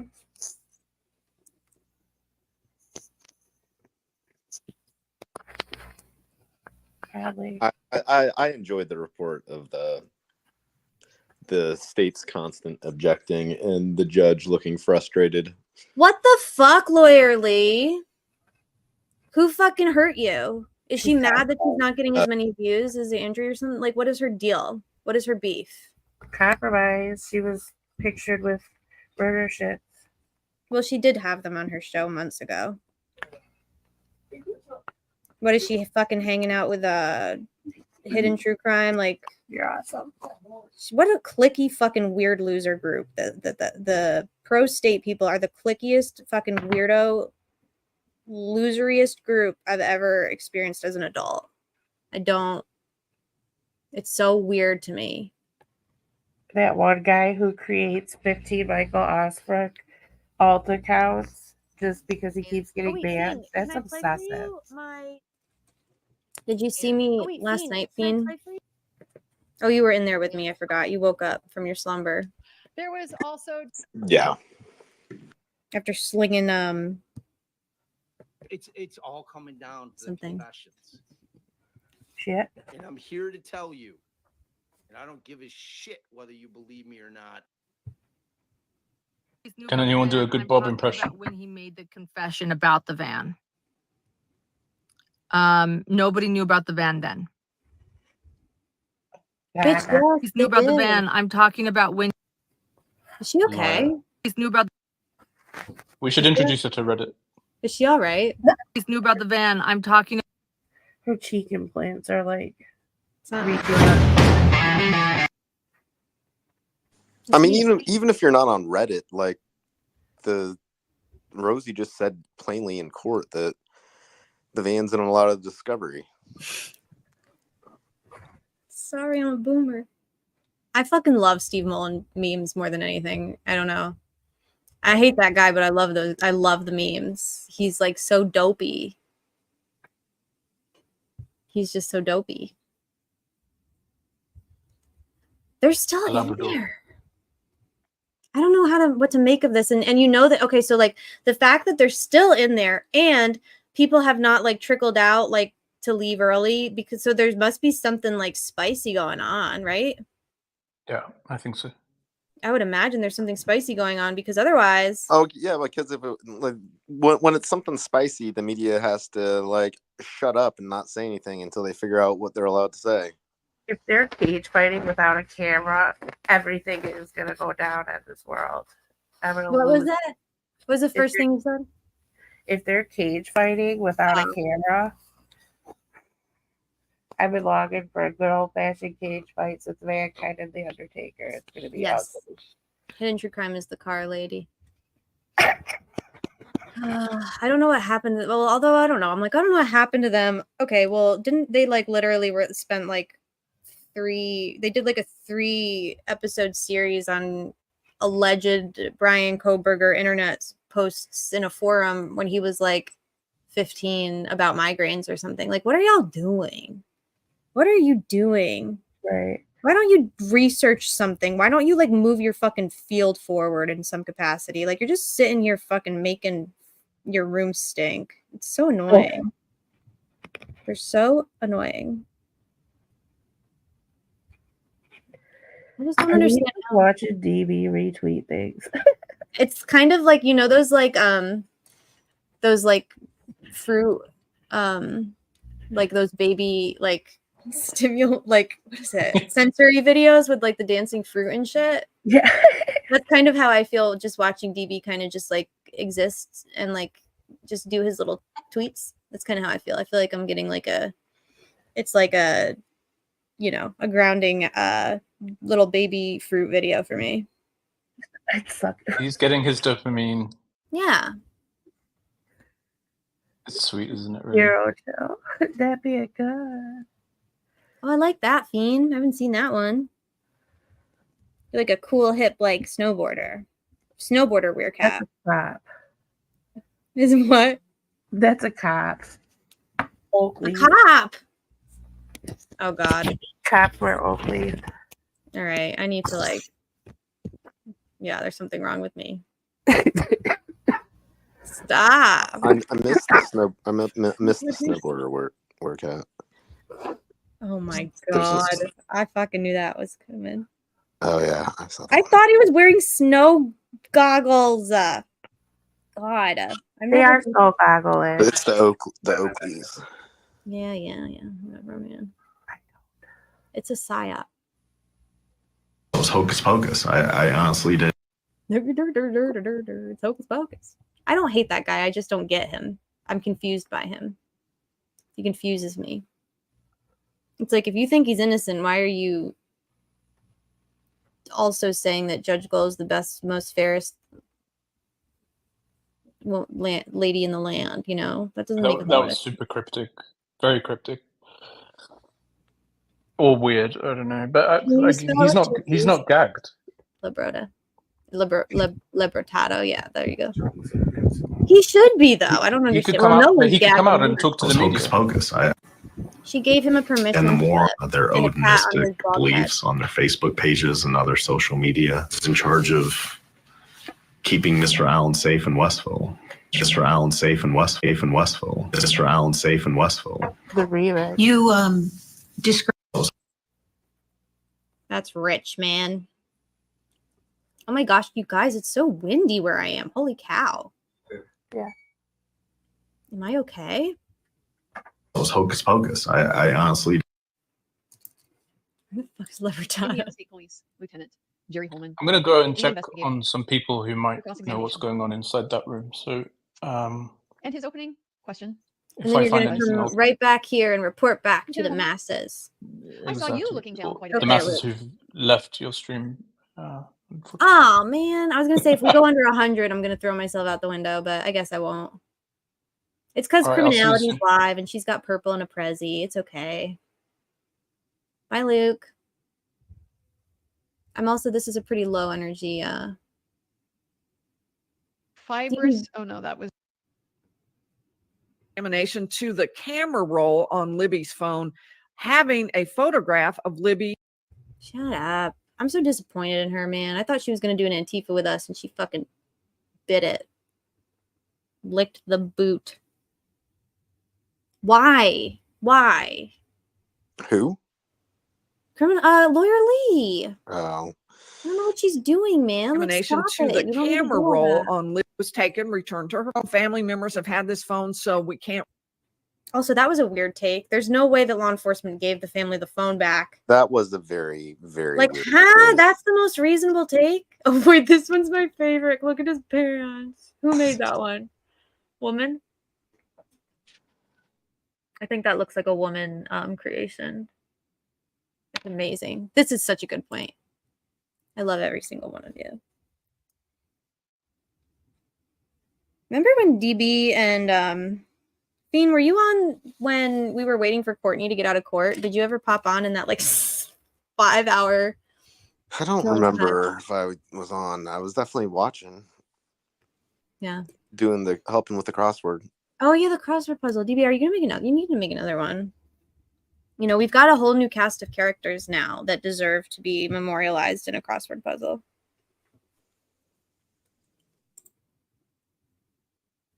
Ashley says, DB, did you see this? That's the first stream that Ashley watched of ours, and she's still here because she's a ride or die. She's one of us. You know what that means? She probably likes trains and has a justice complex. Our favorite kind of person. Do you hear the trains, by the way, Fiend? Yes, I can hear. They're like really going to town tonight. I wonder what they're up to. My goodness. It's a Friday night. That's a big night at the train station. People got places to be. She walked into a fever dream and she's never leaving. Good. Perfect. Oh dang, it's getting late. I know, dude. They're still in there. Like, so the fact that, like, I swear, like, I just feel like the fact that, because there's always somebody who's like, okay, I'm going to go out early and, like, start, you know, getting the report out. No, they're all still in there, glued to their seat. Well, Kyla must have come out, right? I don't know. Something. Hmm? I don't know. I think she ran out early. Something's going on. 6:38 is just about, like, it's almost like 7 o'clock. Right, I know. So Andrea's gonna probably start later. Dude, this cycle is just. This is not crazy. sustainable. Oh, wait, she scheduled it for 7, so they must be out. Okay. I don't know. All right. Well, okay. So where is everybody? I don't know, man. Those people like I don't know. There's just a weird Twitter blackout on things. It's like an everything blackout though. Like you can't even Nobody's tweet out. out or update. Well, I mean, I guess it's because they're. I don't know. They're staffing or something. Like they should have hired more people to handle this. Like, dude, if you're gonna take up the seats, like, do the job right rather than just half-ass it. Because the problem with the when court getting out is like it hits their nightly news cycle. Then they have to go focus on that instead of giving any updates on this. And just like, I don't know, maybe that's a legitimate reason. I don't think that that's like really doing your duty. Like we don't have like you're the ones that are taking up the seats in court. Like at least report on it. I feel like they want to take up the seats and not report on it. They want to take up the Right. seats so that I no one know. can report on it. That seems that way. We're just gonna take up a bunch of seats and give you nothing. Thanks. Excuse me. People are really having fun with the Rick Allen's Google searches. I think that they're realizing like this is your monster. It's just it's outrageous. I love Tove Ozempic. You love what? Tove's Ozempic. Oh, I know. Transformation. He looks great. He does. I was trying to find like the Anthony Shot shirtless meme, and I was just gonna recycle that for Tove, but it didn't really fit with his skin color. I will say, I don't know, like, I'm not, so obviously I'm not from Indiana. Fian, you're from Indiana. I'm not going to like broad, stereotype Indiana, but like, so like, we're used to like rah-rah protesting in New York, right? I don't know how Indiana does like a social justice, but you came to Groundswell, by yourself. So obviously there's people like you in Indiana. Does the media never get pushback in Indiana? It's like this is like a novel experience for them. It almost feels like they're them being held to any kind of scrutiny or challenged in any way. I don't know. Most of these people like are typically pretty irrelevant. Most of these people that are covering this case, like they didn't get any on their Twitter before this. This has made them relevant. And yeah, I think they're like, well, that means we're important. They're like, well, you're sucking. So like, do better. I mean, that I don't know. It's gone up and down a bit. I mean, some certain points that like in certain aspects, I think that they're somewhat trying a little bit harder, but like there just needs to be like a lot harder from like. I mean, one outlet could really dominate this story if they just treated it right. I don't think they have the curiosity or the interest. I really have a question for you. Yeah? No one can ever seem to answer my question. Is that because you think they're irrelevant or you just don't have the answer? I don't know. I give up. Laugh emoji. Is there a question? Oh, is that I thought you're reading a chat? Yeah. What about the untested liquid on Libby's face? They say might have been tears. Could have just as easily have been Elsfield's spit. Why couldn't the defense have done their own independent tests for DNA?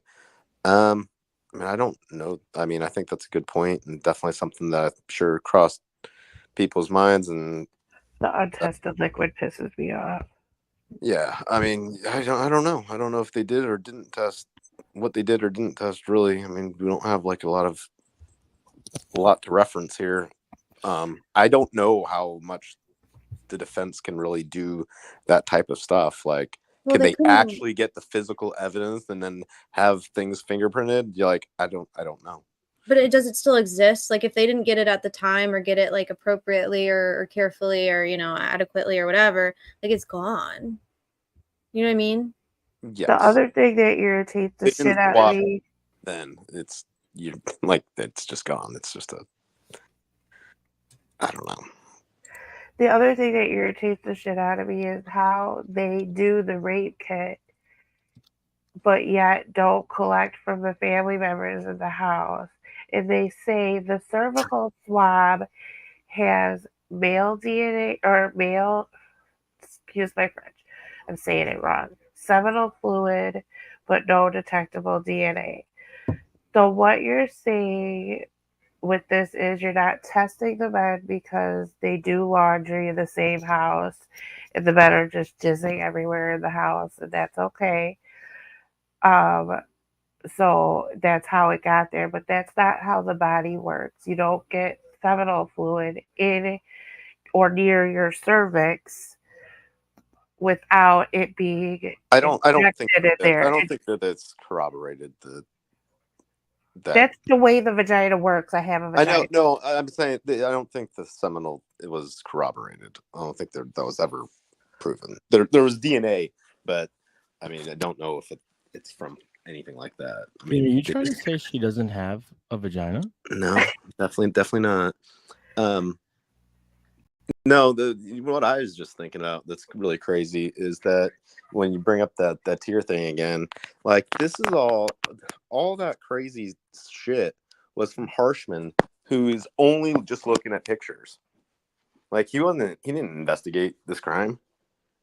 He only came on the scene this year. And he's saying this crazy stuff and be like, how, like, it's not somebody that like was on scene and saw the bodies that's saying these things. It's a completely other random guy. I just think that's weird. So I bring that up and you mansplain my vagina, and then you totally rear off and do another topic. So you're saying it's not corroborated that they said there was seminal fluid? What no they DNA? said is they did the preliminary test, which like it could indicate that. I don't know what they did after that, so they didn't they didn't prove whether it was there or not. I'm unclear of whether they did the secondary test at all to actually corroborate whether that existed. But it's pretty clear. It's like there's certain proteins and things that react to certain things. Like Kara did a girls. really good tweet about it, and it It was two explains separate girls. Okay. I think it's a non-secretor, but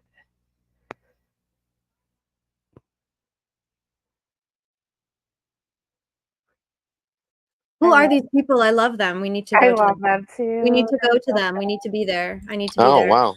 I was thinking it was maybe Rick and Noe, but those are some completely other people.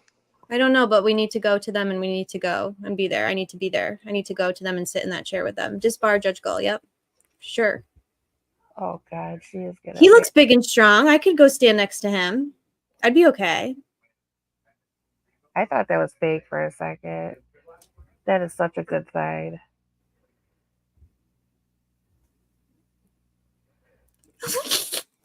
I'm so proud TV. of them.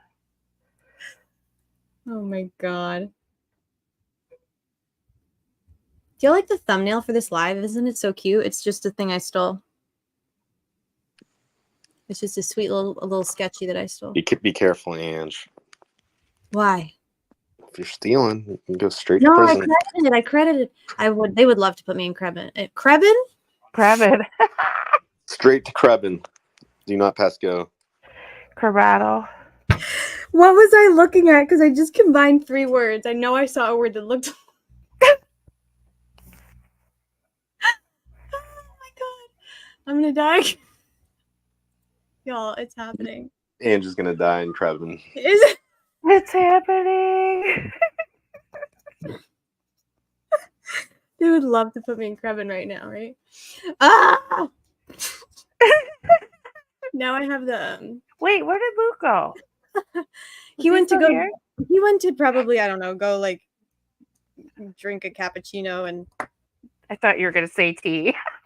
Or tea. Maybe it's a tea time. I don't know if it's tea or cappuccino time. Stereotypical. There you go. Oh no! I got the fucking. I got the thing where like that you're gonna start cry laughing for no. I can't. I don't know why. I didn't get much sleep last night. Oh no, we're not having another one of those nights because if I Don't start put me- laughing, I'm gonna cough so hard. Working his sources. Rest in Krebin.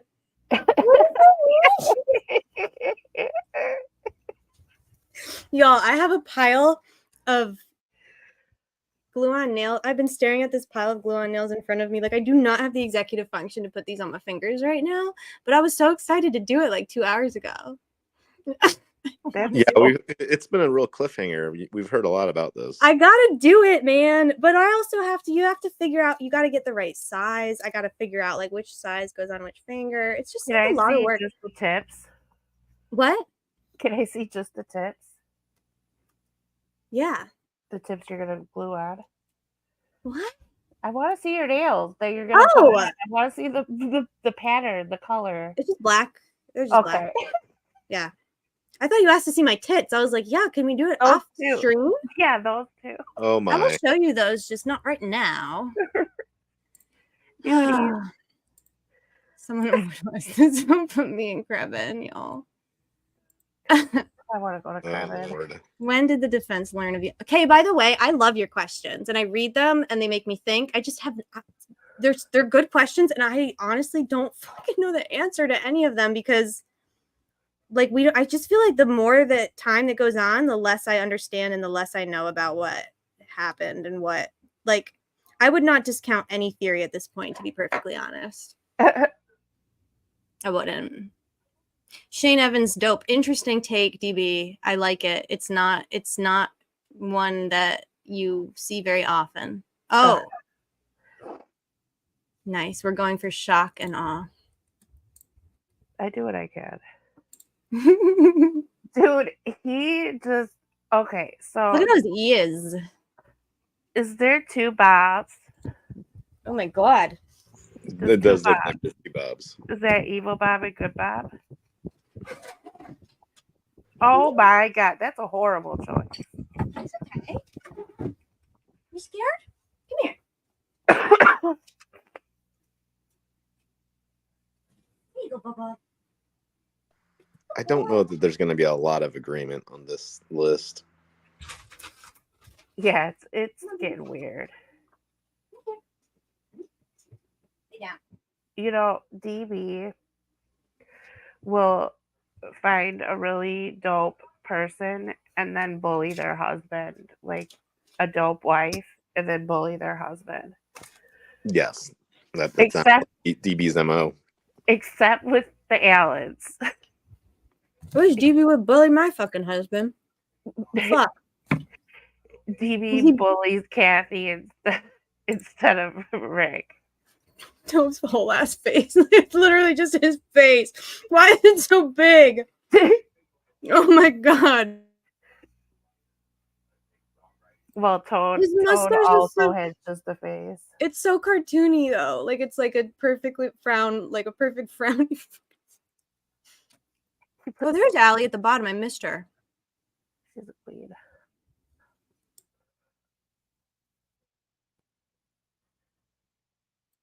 DB put her. See, she's in the bot. She's at the bottom in like a pea coat or something. Who's that on the left, DB? Far left, bottom left. Just a rando. Just a rando boot. Harshman. Is it No. Harshman? Is it? Or just the ISP, like generic ISP officer? If you like look that up, is that who pops up in images?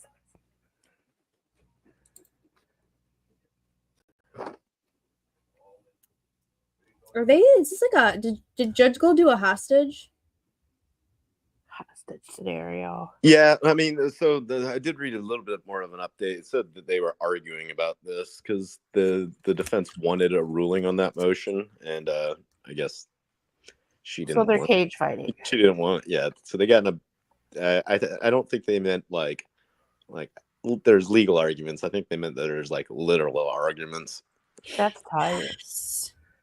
I hope somebody Yes. stuck their phone camera there.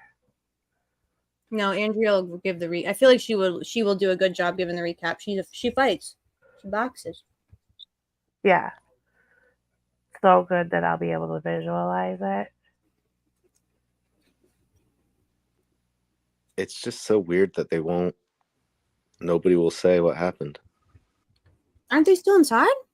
I don't know. They have to be. I guess. I don't know. Someone should just like. I thought that was correct. Someone should just like videotape the outside of the court, just so we know when people get in and out of court.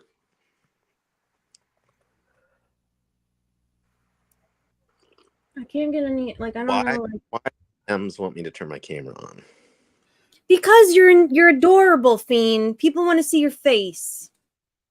That's why. Why do you think? Did y'all see Sleuth? This made me feel good. Sleuthy's onion. I think is onion on there. Yeah.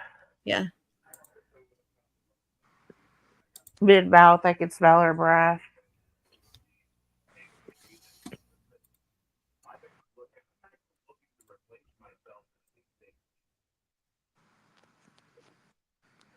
Oh, Ems wanted you to turn your camera on because we were talking about vaginas and she wanted to see your shock and awe. Oh, gotcha. Understandable. Should we be worried? Maybe when the 911 people show up. No one's even like talking about like. I put in her chat like, is everyone still inside? But no one's like answering it. They're all just like happy to see each other. Oh, I still have "Happy Birthday, Beautiful Ricky" as my banner. I gotta change that. Somebody trolled me hard. You guys are bogus. Whoever did that to me, because I don't even remember. So sad. I don't know if I'm buying the story. What story? My story? That's somebody trolled her and convinced her. And changed her it was banner. Rick They Allen's snuck into her house like Snidely birthday. Whiplash in the Like, dead of the night. I don't know. I think that maybe she came up with that herself. Like the Pink Panther. I am broke into your definitely a conspiracy theorist, but I'm gullible. I'm like, what's her face? Cap and Dapper, except I don't do it live. Well, actually, I did do it live, and I'm doing it the whole show. It's okay. You should just mute and yes, this chat as well. I don't understand that. Yeah, Andrea is very punctual normally. I have not gotten one single update from one single one of my people. Maybe Gall just had it. Would they sacrifice the day after Halloween in the courthouse? What? Maybe. Maybe Gull's taking a turn for the worse. I shouldn't say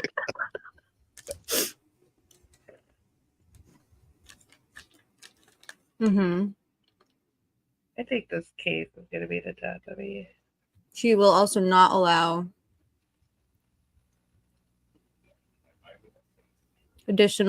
she will not allow testimony about other suspects, period. Love it. Ever. She has a fucking. Well, is that like, that going to extend to Brad Weber now? Like, so they can't subpoena him? I don't fucking know, man. She's like, if I'm going out with a fucking bang and fuck all y'all. That's kind of how I feel like. She's like, fuck all y'all on my way out. That's kind of how I feel like she's doing this. I don't think she has any what's the fucking word? Help. It's not a credit. It's I don't think she has any Krebin. any. I don't think she has any regard for the danger of an appeal. Like, I think that's went out the window like long ago. Maybe I she also- fuck it. I already fucked it off. Like, let me just go hard. I think that's what it is. She's like, fuck all y'all. You made me look stupid. You embarrassed me in front of my friends. You ruined my chance at sitting at the table with my friends. And also, while we're at it, fuck all my, former friends. They should put her in Pelican Krebin. No. I have a fetish for this shit, so now I'm gonna go hard and embarrass myself the entire time. She's not allowed in Krebin. That's fair. Oh my god. I think she knows that she's never gonna be anything more than what she is now. And I think that she's basically like, I'm gonna go out in a fucking blaze of fucking heads are gonna roll and fuck all y'all. Yeah, I remember Andrea's talking about all the additional law enforcement that was in the back of the court yesterday. Like, did they have seats, or are they allowed to stand? They're allowed the standing room. Of course.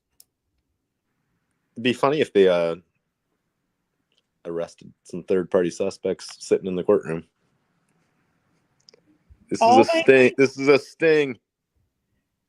We are all just delusional now at this point. Hopeless, like hopeful. Maybe she anticipated holding Brad or Andy. Well, it would be Andy in contempt or something. Andy's so lovable. She's such a witch, dude. They moved the barricades, and the cops made the people holding the signs go to the other side and never see them come out. Wait, what? Nobody, nothing. 1717 says they moved the barricades, and the cops made the people holding signs go to the other side and never see them come out. Like to behind the barricades? I don't know if they moved them. They must have moved them closer or moved them so they have a path to just walk them out, I'm guessing. Well, So they can't be seen? So that the jury can't see the signs, maybe? Oh. What they need to do is make a lot of noise. Right. If we go, y'all, I'm bringing my blowhorn. I mean, I guess that's. Lana's coming back as Blowhorn Betty, I guess. I don't know who that is, but it sounds like she uses a blowhorn. Well, just, like a normal, like, not outside of its fucking house, but yeah. This is some bullshit, What is her fucking, like, I wonder how she sees this. We've been talking about the same, like, we've been, like, speculating, opining and trying to understand truly unbelievable, impossible to make sense of behavior for, like, so long. Like, just, like, going over the same questions over and over because none of this makes any fucking sense, dude. It's so stupid. She is such a witch. I'm also blind. Do y'all have glasses? Here we go. Here we go with Andrea. Andrea's starting now. Okay. Are we hanging out here? Are we going to watch on our own devices and chat here? Or are we going to the other chat? I don't know. Everybody mute themselves. I like our chat better.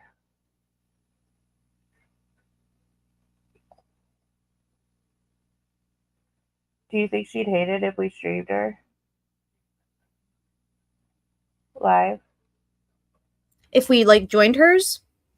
Like, if you put it on the shared screen and we stream her here? If I were going to do that, I would want to just do the thing where you can, like, actually join their, yeah. Because I feel like I'd rather do it that way than just do a raid. I hate her chat. I know. How do I do it, though? I thought I figured it out early. Maybe she disabled it. I don't blame her. I would have too, probably. Right. Disabled raids. Of it. Okay.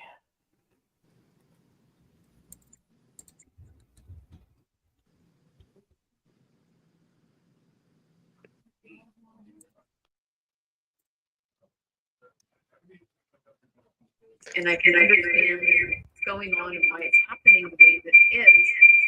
But that's because I've been in their shoes, and I've done the job, and I understand the little behind the scenes rules about steps that need to be taken, and just the the hurdles that you face that the prosecution really often does not. And so it just really brought home to me what a challenge they face, how difficult it is to get past all of those things, because the jury doesn't know. The jury doesn't know what I know. And sitting in the courtroom today for the first time, and I mean, not obviously for the first time, I just mean for the first time, I really appreciated that distinction, because I saw so many people around me confused by what they were seeing, not really understanding it.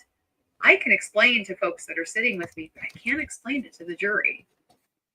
And so it just runs the risk of creating an impression that is really unfair. It's unfair to the defense. It's unfair to Mr. Allen, and it's one of these challenges that just inheres in the process and it makes the role of so. I wonder how he feels.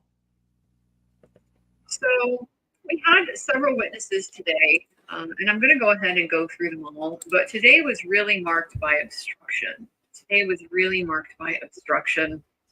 And whether that was obstruction was coming from the defense, from the witnesses, from the opposing counsel table, or from the bench, it was like every way that they turned, they were facing another mountain that they had to climb. Go ahead and break it down. First thing I noticed as we were getting started in court today, for all these cops suddenly appeared in the courtroom. They were there today, and today I understand why it would be very clear, or at least some of those individuals, what was going on. Mr. Lucy showed up today in a navy blue suit, very not super bright one, the nice classic navy white shirt. He had a tie, color yellow, that I am finding difficult to describe. It's not a bright yellow. It's like, it reminds me of like a lemon curd or like a lemon meringue, like something like a lemon with cream in it. It's very soft. It doesn't have that bright, vibrant yellow. It's calling it lemon yellow, but it's just it's too bright. It's like lemon. It's like lemon ice cream. Almost like it has like a cream kind of. It was very lovely, very muted. It doesn't like scream at you like a bright yellow sometimes can. Very nice tie. The judge started us off today by announcing that on one of the breaks, they would be talking about the motions for transport that the defense had requested and which witnesses they are planning to call so that she can know which orders to sign. So the judge walks in with a plan about how to address some pending things and sort of laying the ground rules for how that's going to be done. The jury is brought in, and I immediately noticed one of those male jurors, as soon as they sit down, turn and check on Kathy. So, guys, there seems to be some lasting effect with what the jury has seen here. We started off today with Christopher Goatee. It looks like Gootee, but it's Goatee. And he came up to the stand with a guy who is in a suited guy who came into the courtroom with him, escorted him up to the little gate thing, a little swinging door that they have to get up to the witness stand, and then turned around and went to the back of the courtroom. So I noticed this, and it'll become very clear very often, very, very quickly, I think, what that was. Mr. McLeland requested a sidebar before this gentleman even began to testify. This was the theme of the day. Okay, theme of the day. Oh was shit! really I'm not wasted muted. I'm so sorry. And I was muted.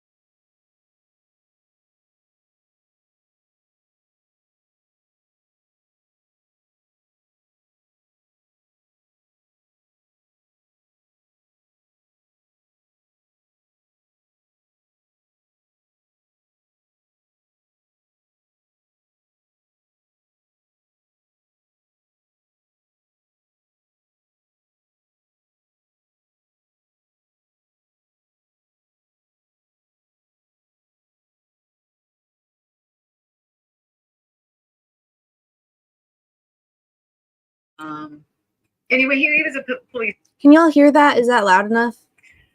And talked about his interviewing. You know, he does interviewing. Ms. O'Shea is doing the direct of this witness. I wasn't sure where we were going with him because I, didn't know who he was. She spent some time talking about how he learned different ways to interview people. He has received the read technique training, and the documentation is important when you're doing interviews. You have to detail what they said and include all of the relevant information and so forth. Talked about him serving on the FBI's GRIT task force, which is a gang response team. And so they are embedded in an FBI squad, and they investigate various gang-related violent crimes, homicides, robberies, kidnappings, things like that. And so there were the task force. It consists of a lot of different law enforcement agency members, Idaho State Police. He identified Maryville PD, Gary PD, another county sheriff whose name I couldn't get. At this point, the judge interrupts the process because the screen that has been on, it's just like, they attach it to the laptop. It's just an HDMI attachment. So when they're not displaying anything, it's just a background that's on there. And it's been like that for every day of the trial so far. Some days they will. But today, when they first come in, they'll have the screen. it was an upside down 5-point star. But the screen spends a lot of time just kind of sitting there in the courtroom with nothing on it. And this has never been an issue until right at this moment when the judge decides, sorry to interrupt, but we need to put the screen on. So the intern, the assistant, one of the assistants that works with the defense team has to run over there and turn the screen off. Because apparently today that became an issue that the jury is looking at nothing. He had assisted in the investigation of the murders of Abby and Libby. He did that with FBI agent Gavin Pohl. And what they did is they conducted canvas interviews. So basically This poor guy's got like 8 names. They're all wrong. Oh wait, I got the name wrong. His name was Agent Adam Pohl. Okay. And so they conducted, he said, probably more than 10 interviews, but really wasn't very specific. This particular witness was not very forthcoming, which is extremely typical when defense is trying to call somebody from law enforcement. They don't want to give you anything. They don't want to be helpful. It's annoying, and dude. so didn't really want to be pinned down on how many interviews he did for the Abby and Libby investigation. Just, I don't know, more than 10, probably, more than 20. Don't know. Like won't be interested in getting any more specific than that. Initially, he was assigned for a couple of weeks and then a few days after that. So they estimated the total time he spent on the investigation as between 14 and 21 days. He doesn't remember doing anything for the investigation but conducting interviews. He was basically full-time on it from February 14th to, whatever 14 to 21 days is after that. So probably sometime in early March. And as particularly pertinent to this case, he spoke to Bradley Weber about his whereabouts after work on February 13th, 2017. Mr. McLeland immediately objects to this line of questioning. It's hearsay, right? What Bradley Weber said about his whereabouts after work. Ms. O'Shea responds quite correctly. It's a prior inconsistent statement. The judge then turned and gave an instruction to the jury that the statement is, because it's being used for impeachment, it is not to be used as substantive evidence. This was a sua sponte instruction. The judge decided to do this She's herself. insane. At least as far as we know, there was no request for it. It could have happened at sidebar, I suppose, but certainly not on the record. There was no request for it at the time. Haven't seen it happen so far.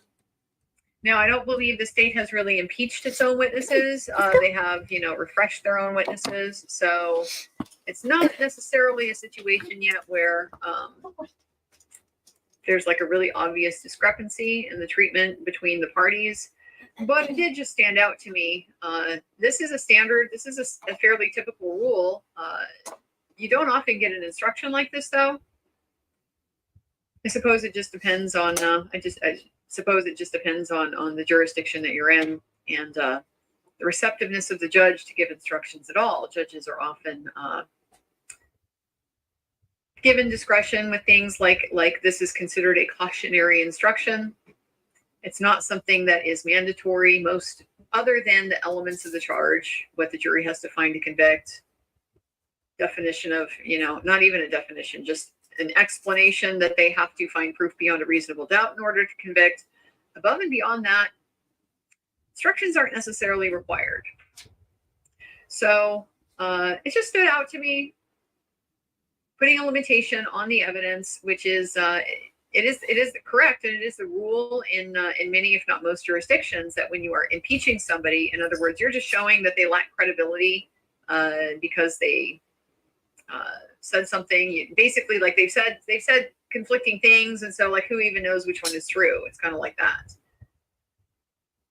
And so you're not supposed to use that as evidence of what the truth is, because you don't know. The problem is you are establishing that this person is unreliable.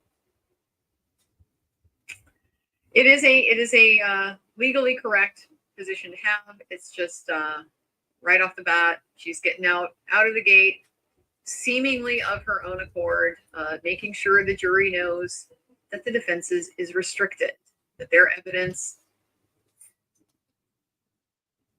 counter to what the jury's common sense expectation is likely to be, that you hear evidence and you get to consider it. In this particular case, they can't. So Ms. Auger asked him what he said, and he said he went home. And Ms. Auger asked, straight home?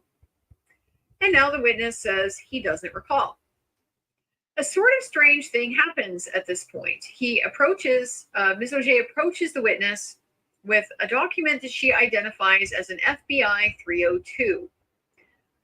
A 302 is a form that is created by federal agents when they conduct an interview. It's like they have a lot more formalized interesting structure for how their reports are set out in the federal law enforcement. And so the FBI 302 is basically an interview. It's an interview report. But I, notice this is an FBI report. This witness is a local police officer. He's not an FBI agent. This is a little strange. So she shows him the report and confirms that it contains the witness's statements in them. And so she asked to be able to show the document to the witness to refresh him. So first she asks when he spoke with Weber. He did indicate that it would refresh him. It would probably remind him of the contents of that interview if he reviewed this 302 form. So then she asked when he spoke to Weber. At this point, Mr. McClelland objected. He wants to ask foundational questions about refreshing, and he establishes that it's not his report, and asked him if it would refresh his recollection of specific statements that were made during the interview. So what he's getting at is that the process of refreshing a witness, it's not so that you can just read a paper and then just spit out what it says. Now, that might be how the state uses it with their witnesses. But the technical procedure is supposed to be that it's a memory aid. It's anything that's going to jog your memory so that you are able to independently testify about whatever it is that you're on the stand for. So in this particular case, they want those statements that Brad Weber made. So if he's refreshed, it means, okay, I remember that interview. I remember him saying that thing. I don't need to read it from the report. I'm not trying to get the report into evidence. I'm testifying from my own memory now that I've been able to remember it because this document jogged it. So Mr. McLeland was objecting because it's not his report, and that's a bad objection. It's a terrible objection. You can be refreshed with anything under the sun. If a pillowcase will refresh your recollection, you can be refreshed with a pillowcase. It is, for all practical purposes, most of the time, a report, a diary, a picture you took, something like that that's documentary. But there's no limit on it. It's just anything at all, as long as it will assist you in recovering that independent memory. So this was a bad objection. This was overruled. So she repeats the question and confirms that they spoke on February 19th of 2017. So 5 days into the investigation is when this interview took place. And asked about whether he indicated that he had not gone straight home, the witness says he doesn't remember him saying that. And Ms. Auger is kind of stopped, and everybody in the audience, you can hear shifting in their seats. What is happening here? What's happening?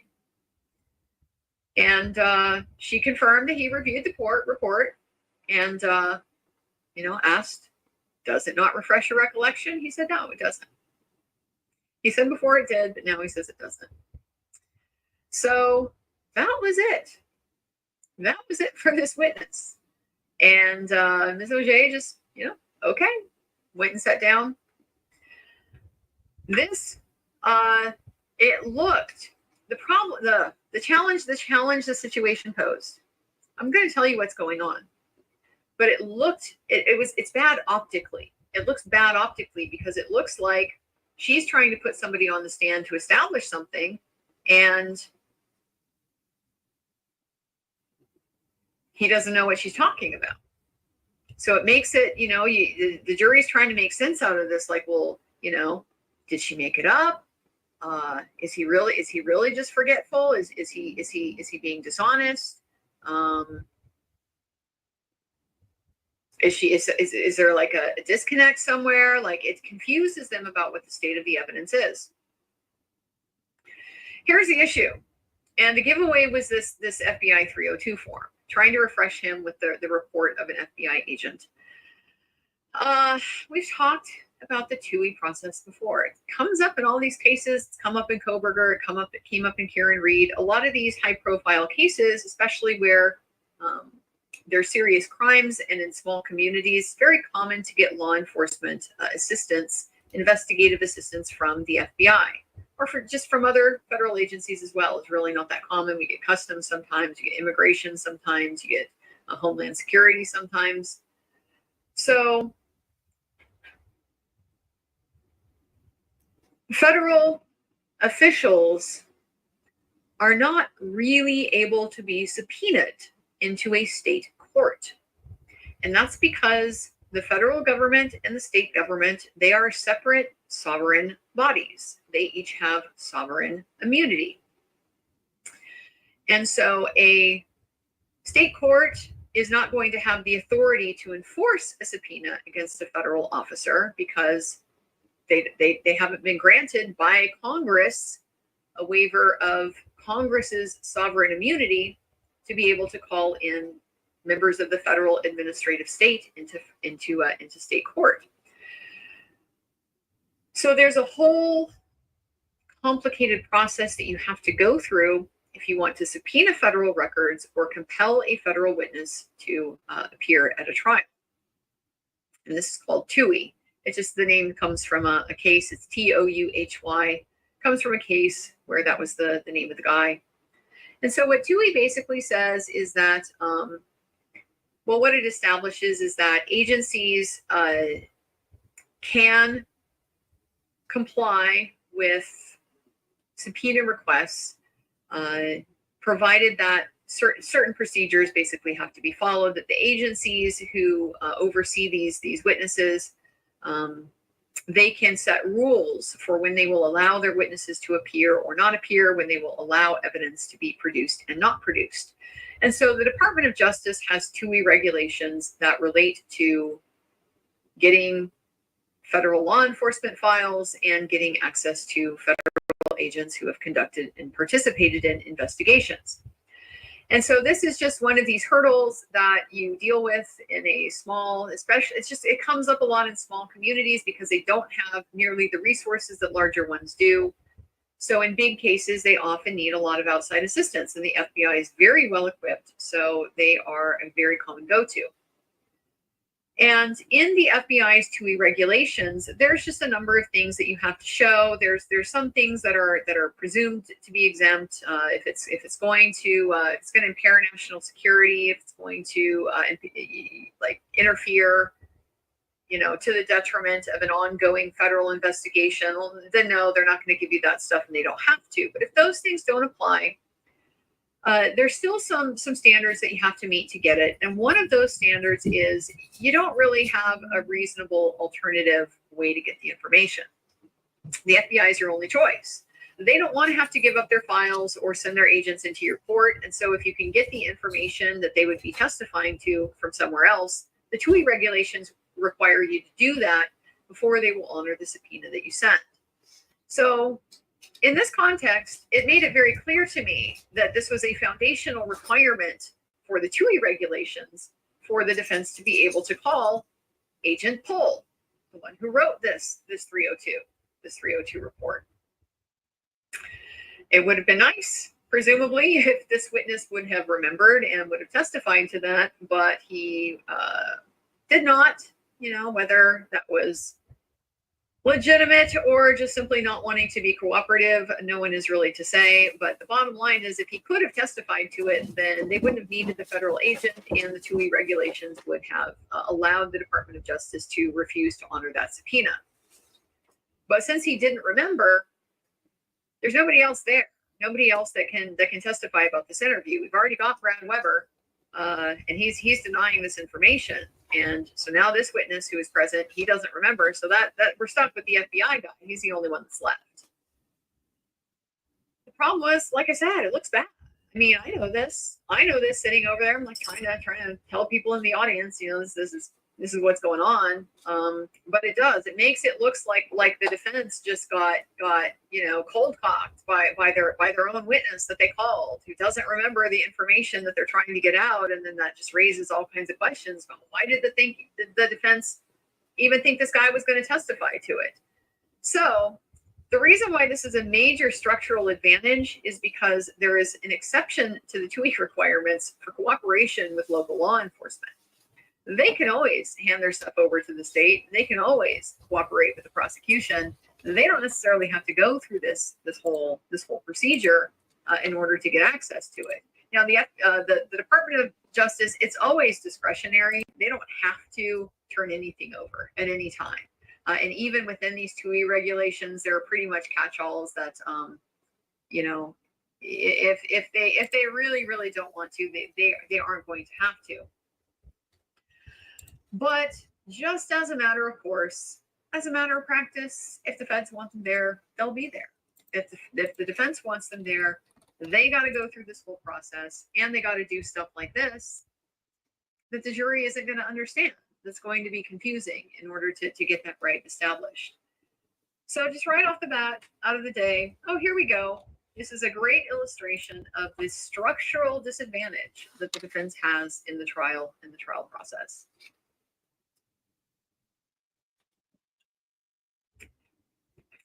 Immediately after this witness was done, Ms. Auger went to the back of the room and was speaking with somebody back there. And so that, you know, if I wasn't already pretty well clued in on what was happening, it's very clear. There's, you know, the people back here, probably the FBI guy is there, probably the Department of Justice lawyer is there. She's going back there to, you know, confer with them about, you saw what happened, you just saw what happened, and clearly there's no alternative way to get it now. The second witness we had was, I wrote her name down, and now I can't quite remember how to pronounce it because it was a strange name. It was, I think, Delon Wenger. This handled this direct examination.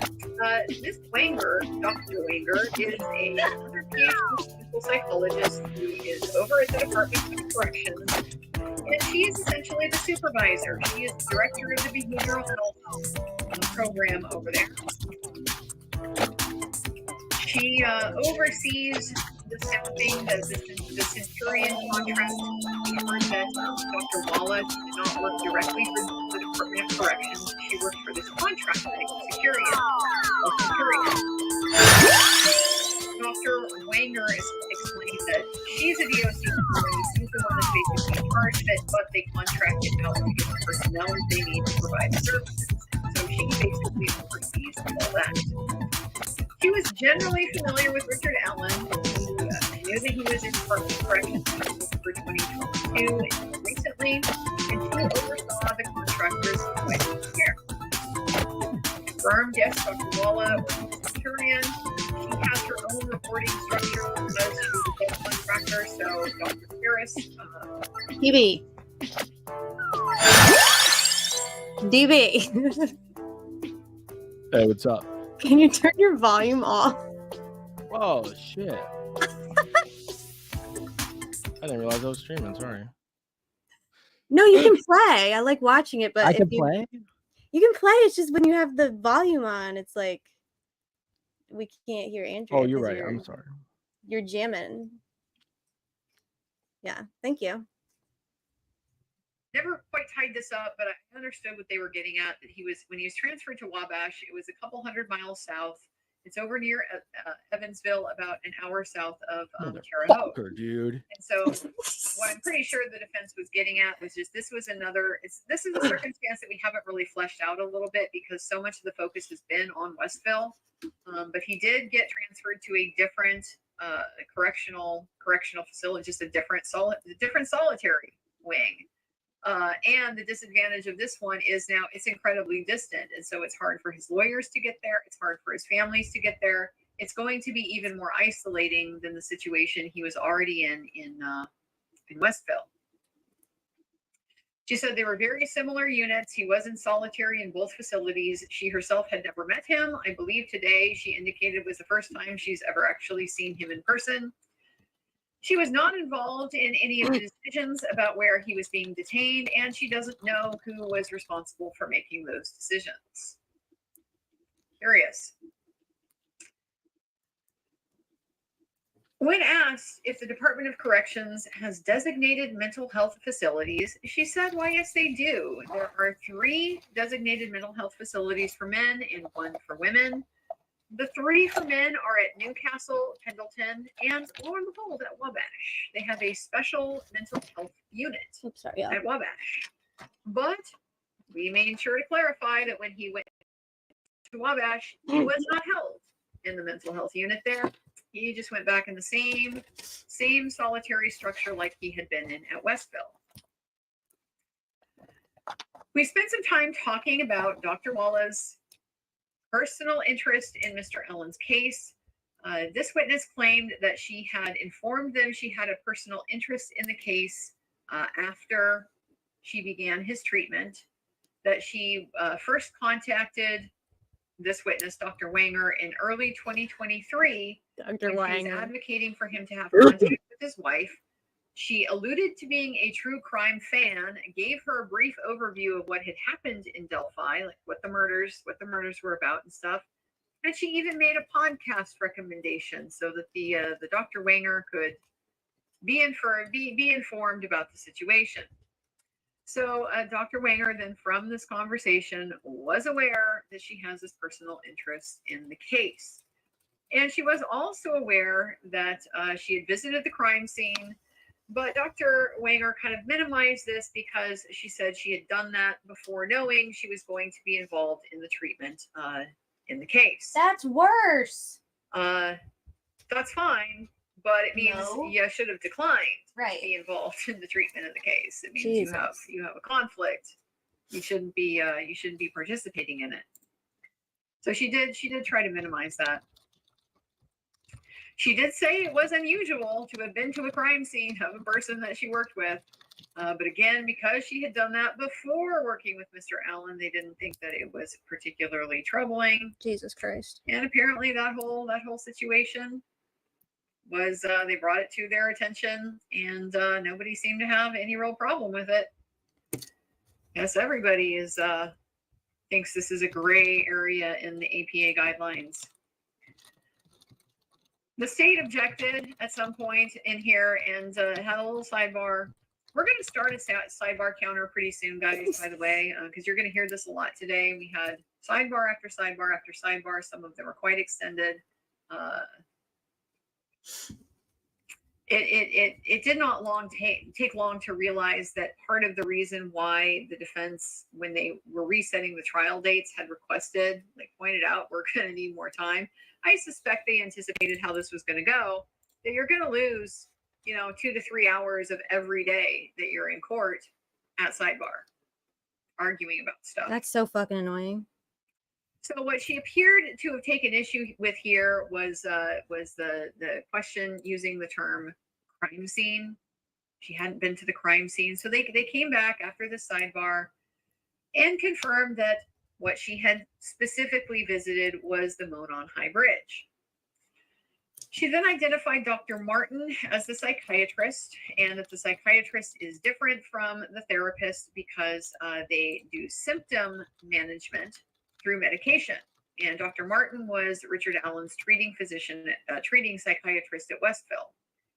So he would have been a part of the decision to involuntarily administer the Haldol. Where's he at? Dr. Wenger indicated she had only met him once and he no longer works at the Department of Corrections. So maybe that's why he's on the defense witness list. Richard Allen had been classified as a safekeeping. So this was, as she referred to it, this is a term of art in Department of Corrections. This is something that has a very specific definition to them. He had been assessed at the RDC very briefly. She recalled it as being a day or so, and he was given a D code at that time. So then she describes what the D codes are. She agreed that it was on a continuum from least severe to most severe. A means there is no active treatment plan for this individual. They have some mental health, issue, but or they don't. But either way, there's no need for any kind of active mental health plan. B is a situation where the person is on medications that they might be on forever. So typically they're looking at antidepressants, sometimes antipsychotics, things like that, where there isn't necessarily like active management, active therapy that needs to be happening, but there is medication management that's required. C goes for group treatment, people who are in need of a group treatment setting. So this could be things like anger management, stuff along those lines. D means that you have a need for individual therapy. So the need for intervention is starting to become a little bit more individualized. Like it's not going to be enough to just go have some social time and share insights and things like that. Like you're going to need some fairly intense one-on-one to make sure that your issues are being addressed. And then finally, E means that that person needs to be in the mental health unit. So Mr. Allen came in already at a D. Crazy. Meaning he needs the individual therapy. She said that they did have safekeepers in the Department of Corrections regularly. Last time that she looked, they had 9. And generally speaking, people on safekeeping orders go to them because the jail can't manage them. Many of them go to Newcastle because they have mental health needs that are not being met in jail. And so what happens is a person, Mr. Rosie was asking about competency restoration and sort of the role that played in the facility at Newcastle. And what she essentially explained is that typically a person who is in a local jail, if they are decompensating or just otherwise not going to be in a questionable position about being able to assist in their trial, they're not competent to stand trial, they would be temporarily transferred over to this mental health unit at Newcastle until there would be time or room at the state hospital for them to go there and spend their time in competency restoration. I imagine, I mean, it sounds from this like their state hospital is probably as crowded as state hospitals are everywhere. We've had a lot of litigation about this in my state in Washington because what happens in Washington is if you're found incompetent to stand trial, a judge makes his finding, then your case is stayed. It means there's no proceeding going forward. There's no speedy trial. Speedy trial clock is not ticking. And that doesn't restart until your competency is restored. So it's kind of, important to get the ball rolling on that quickly so this person isn't just languishing in jail, continuing to decompensate and not getting any kind of meaningful intervention. But because mental health is not a popular thing for legislatures to fund, we are terribly underfunded, and this is not unique to Washington. This is really endemic across the entire country. State hospitals typically just don't have enough beds, don't have enough resources for the number of people that potentially need those things.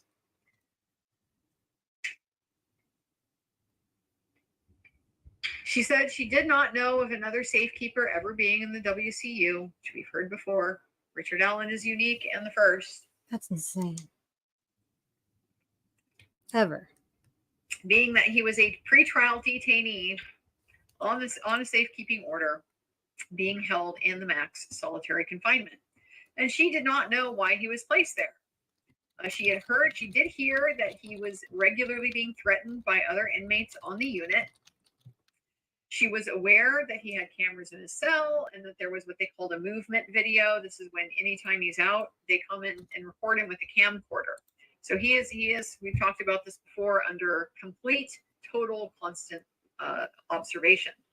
You found it. Being surveilled at all times. She became concerned about the effect these cameras were potentially having on his mental health. She had recommended removing them.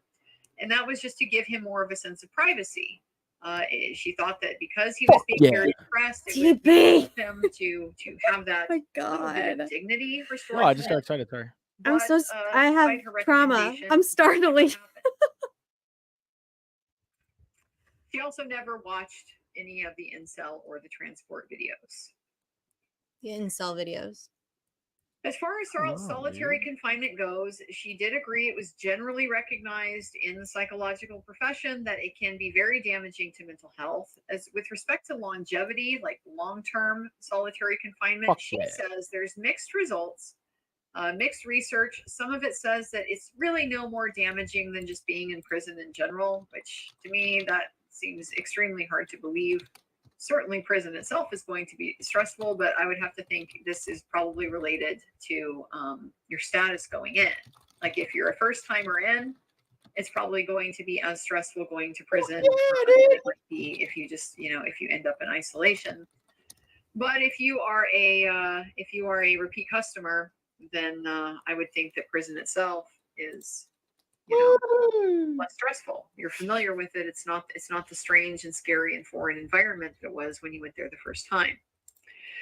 However, there is certainly some other research that indicates that the sensory deprivation and isolation that is inherent in solitary confinement, that would make a person's mental health worse. No, really?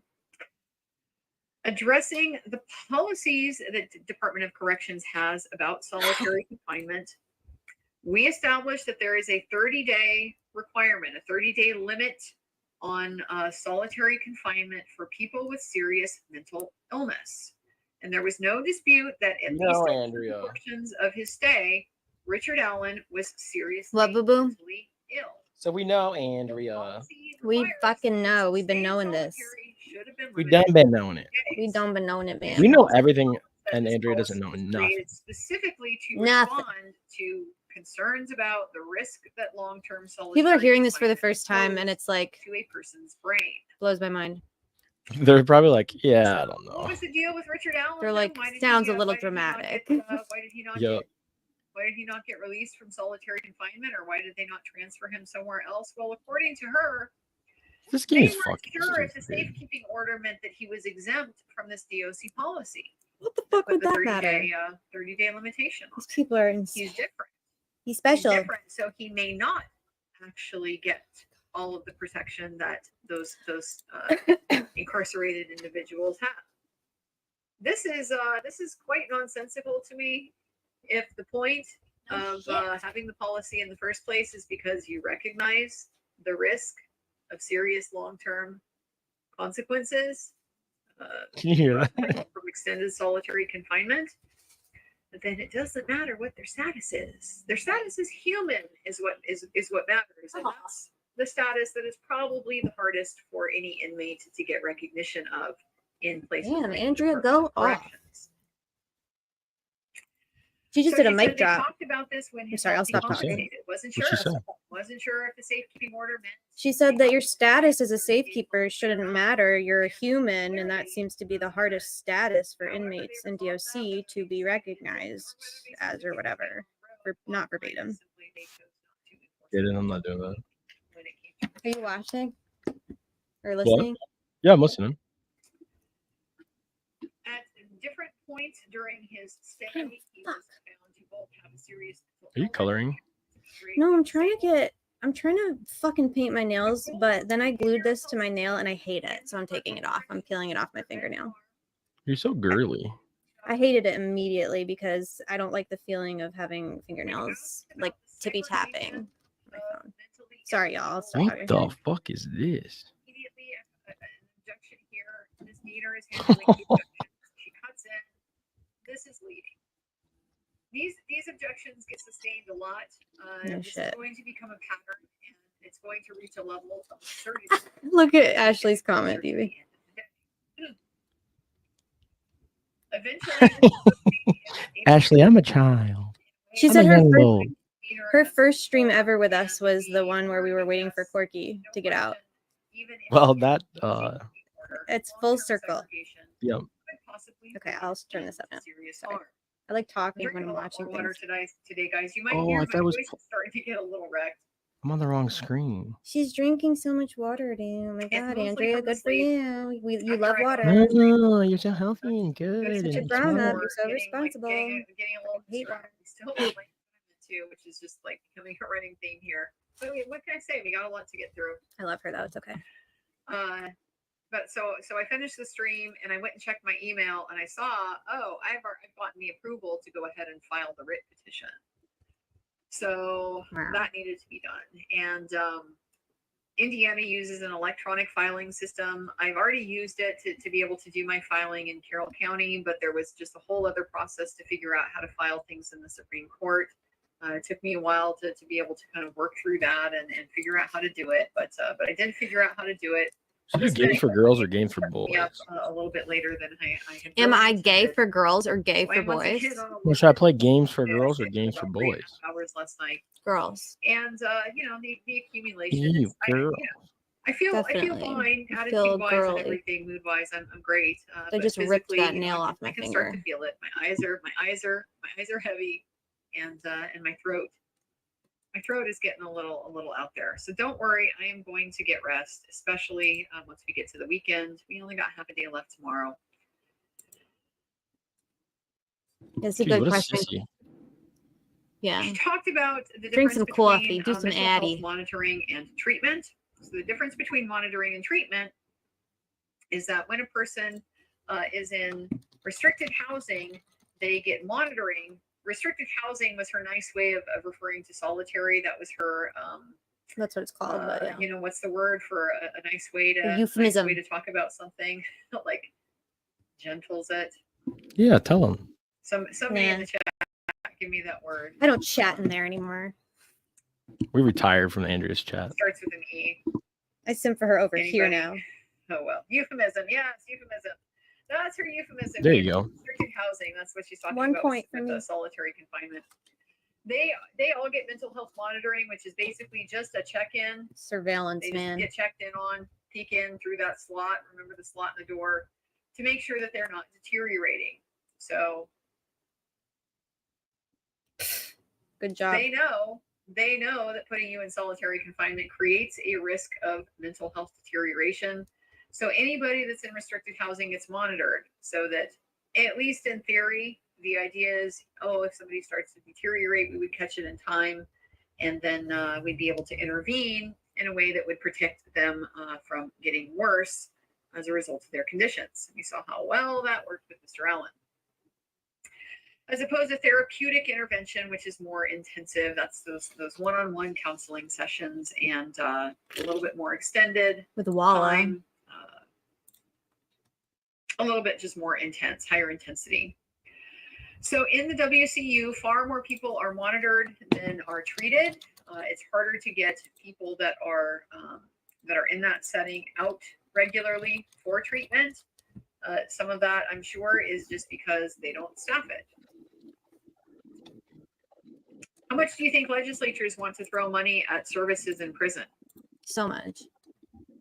Almost as much as the probably don't VA. even need to ask that question. Yeah, at least It's not a popular use of public $16 billion a year. So nobody is really out there advocating kind of for more insane. services for convicted felons, especially convicted felons that are in the max. Right. You know, the worst of the worst people, as Mr. Rosebooksy has made a point of pointing out. It's not popular. You know, a lot of people would take the attitude that, you know, let them rot kind of thing. Like his So, literal a lot of therapist people that are in took there that could attitude. potentially benefit Right. from treatment. The one person he could count on. Nobody's going to pay. Right. Nobody's going to pay for Or that. should. Yeah, it's So, sick. we throw Makes them in me isolation. honestly keep an eye on ashamed. them. See if they deteriorate, and then, Fucking we ashamed. deal with it. Bet you could predict. I mean, I wonder if you could predict, you know, the likelihood of deterioration in isolation. No. How many people that are being confined in solitary confinement for 30 days? I wonder what the percentage is. I'd love the stats. What percentage of those deteriorate in their mental health during that time? You would think that maybe that might drive the decisions, you know, just the knowledge. This is an extremely unhealthy practice. It's adorable. Maybe we should not do this, create these risks. But here we are. That's prison, as we heard old Warden Gallipo say. Well, it's Dude, he's prison. a lizard too. He's a lizard person. Lizard. Can I help you? Yeah, go ahead. I'm really good at this game. I know you are. Is that the Taj Mahal right there? No, I think you're in They like get sent over there. Russia. or Somewhere? something. Are you in Russia? Yeah. Ideal setting. Oh, you're fucking with me. It looks very gloomy. I like it. Not very consistent with how. Oh, that's a north face. That's got to be someplace in the north. Why is he coming out of a hole? We've heard about. Well, Has apparently been condemned. I'm sorry. I keep turning this down. Being DB, built. look. She is Ms. one of Dieter us. now objects to this as it's not relevant. oh, this is fake geoguesser, but Mr. Rosie says it just goes to prove that what is Moskwa? Moscow. conditions What is that? before and after, basically the before and after for Richard Allen, that the fact that they have changed, you know, the status. to Luke, like, something what are you even quite different, talking about, dude? would tend to emphasize the shortcomings of the system that Richard Allen was actually under. So it's a comparison, which seems quite logical, quite logical. Mm-hmm. So Ms. Dieter, then Wow. there was an interesting point in here that I noticed where Mr. Rosie is explaining this. He's explaining what his response is to her objection, and There before we he's go. finished, he's still in the middle of talking, and Ms. Dieter interrupts him and asks if she can ask foundational questions. God, these people are so annoying. And, All they do is The interrupt. judge, do you think She the judge, says. like, Always interrupting. But still. Let me see. punishes her in any way, corrects the situation? Ms. Dieter, please allow Mr. Rosie to finish. You know where you Please are, right? You're in interrupt him. you're in New York City. Please, you know, wait your turn. It's Hmm. easier. Wait your You're turn. in the New York. It's New No, York. she does nothing like that. You know this guy? Yeah, it's my So, uncle. I do wonder now that we My Is he uncle. Uncle Vinny? start to Fucking see the Uncle stages. Vinny. Just not even let And the a shitty defendants dog. let the defense get What's their that dog explanation doing? set. What the What's that dog dog doing? What's that dog doing, Uh-huh. Jinx? Go What do that your dog thing. doing? The judge- What's he the judge looking is at? Not seemingly going to enforce. It's you know, fucking basic retirement decorum. just Huh. flushing itself down the toilet because That's of, Uncle Kevin, dude. because of his Uncle cock. Crab, dude. What is Watch he doing? should be I'm gonna see if I considered every day. play a chess game against a chess hustler, There is dude. yes. And so she Give states me a that counter. What does that even mean? is that he got daily visits. This is New Jersey.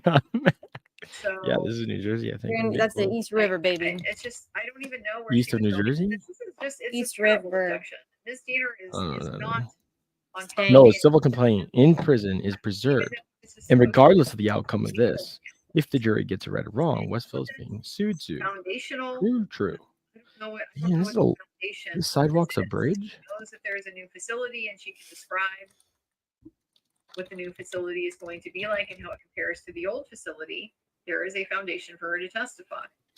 So this was for me. Yeah, this is New Jersey, I think. It's annoying. Like what are you even talking about? You're just kind of being. We're so good obstructive to be looking on this obstructive. side of due process, you know? And the judge says, well, let's just. All of our friends are so good looking. My God. They really are. How do we get anything done? Lasso Raptor are in Michelle. And we have a lot of smart people too. Smart and Basically, beautiful. Like specifically Richard Allen. Have you never been to the coast? Coast of what? So why are you in Better than- Massachusetts, Rhode Island? Been in the coast of Arkansas, have you? That they had Do you know where New York is? This is New New Jersey. Jersey? Actually provide care, but was There you basically go. like a No. sounding board or a supervisor. So No. people would There you go go. There we go. to her Yeah. about his care needs, and she would kind of help them soundboard it. Okay, Ed that's good. City.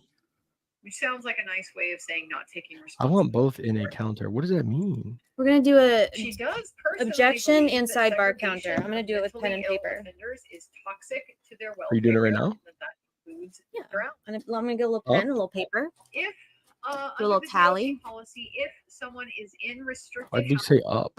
you Heck. again, if they're in solitary You said you look up. illness, certain things need to happen so that they don't. Did I Sidebar minutes counter would have been amazing. Under Donnie the couldn't policy, fucking count to 25, dude.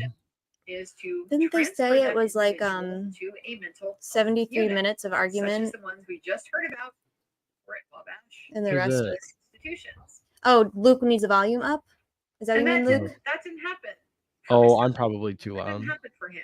He got Oh no, transferred to he's saying you doofus. It's Hoboken. He didn't call you a doofus. Hadouken! I like Dragon Ball Z too. He went into their solitary. So he had another policy. think Why I can't broke over my there?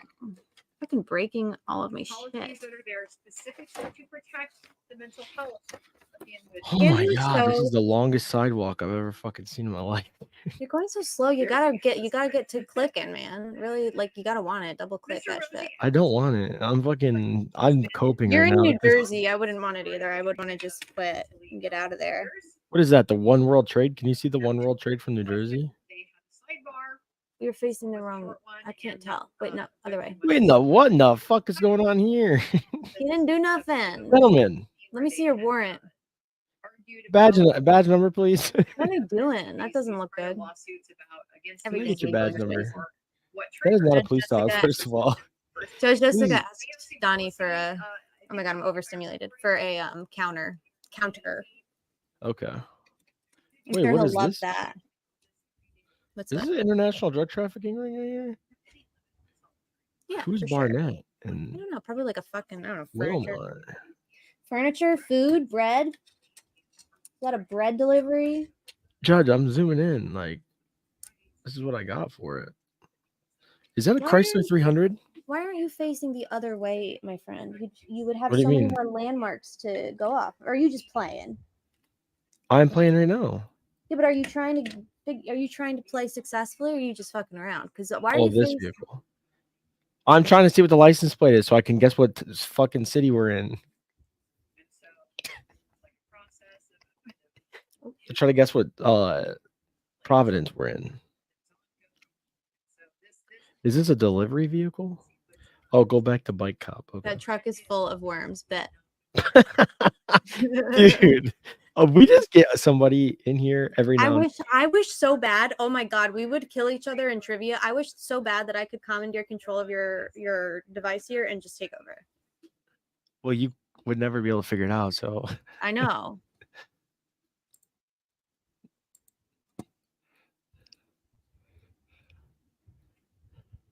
what's out there?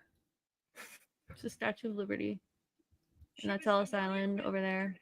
What? Go back to Bike Cop. I got a question for you, Bike Cop. Dude, we get people in here that literally are diseased, just They're like not. us. They're It's like us. we fucking. Do we attract them or do they just get sick immediately? I when don't they know come? what it is. Maybe it's just grapevines. Steve wants to know what your so this is GeoGuessr. Steve is basically like, It's World Guesser. what's the GeoGuessr on the level I played was the world. Were you playing a different version? It's not geofencing. Anyway, what is this? The bootleg version? Yes. It's like they drop you in a random place and then it you have to figure out where you are. I don't think this is random. I think I need to be here. Your decisions about what and Wait a where second. are State interesting. police. Yeah, I don't it's the understand how you're comrade bringing. version. It's exactly the comrade version. That's fucking awesome. Venice Can you Park. screenshot that? Am I supposed Yeah, to? you be can like, do whatever. yeah. I have no attention span right now. I'm so sorry, y'all. If y'all are trying to hear her like and concentrate on her, I'm so sorry. We just know a lot of this. I already know this. No, it's like the same fucking bullshit all over and over and over. Wait, I see what you're saying about the cop. The bike cop. It says U.S. Okay, so we know we're in the United States. Nor. Huh? Newark? I don't think you're Newark. Okay, definitely. Okay. Okay.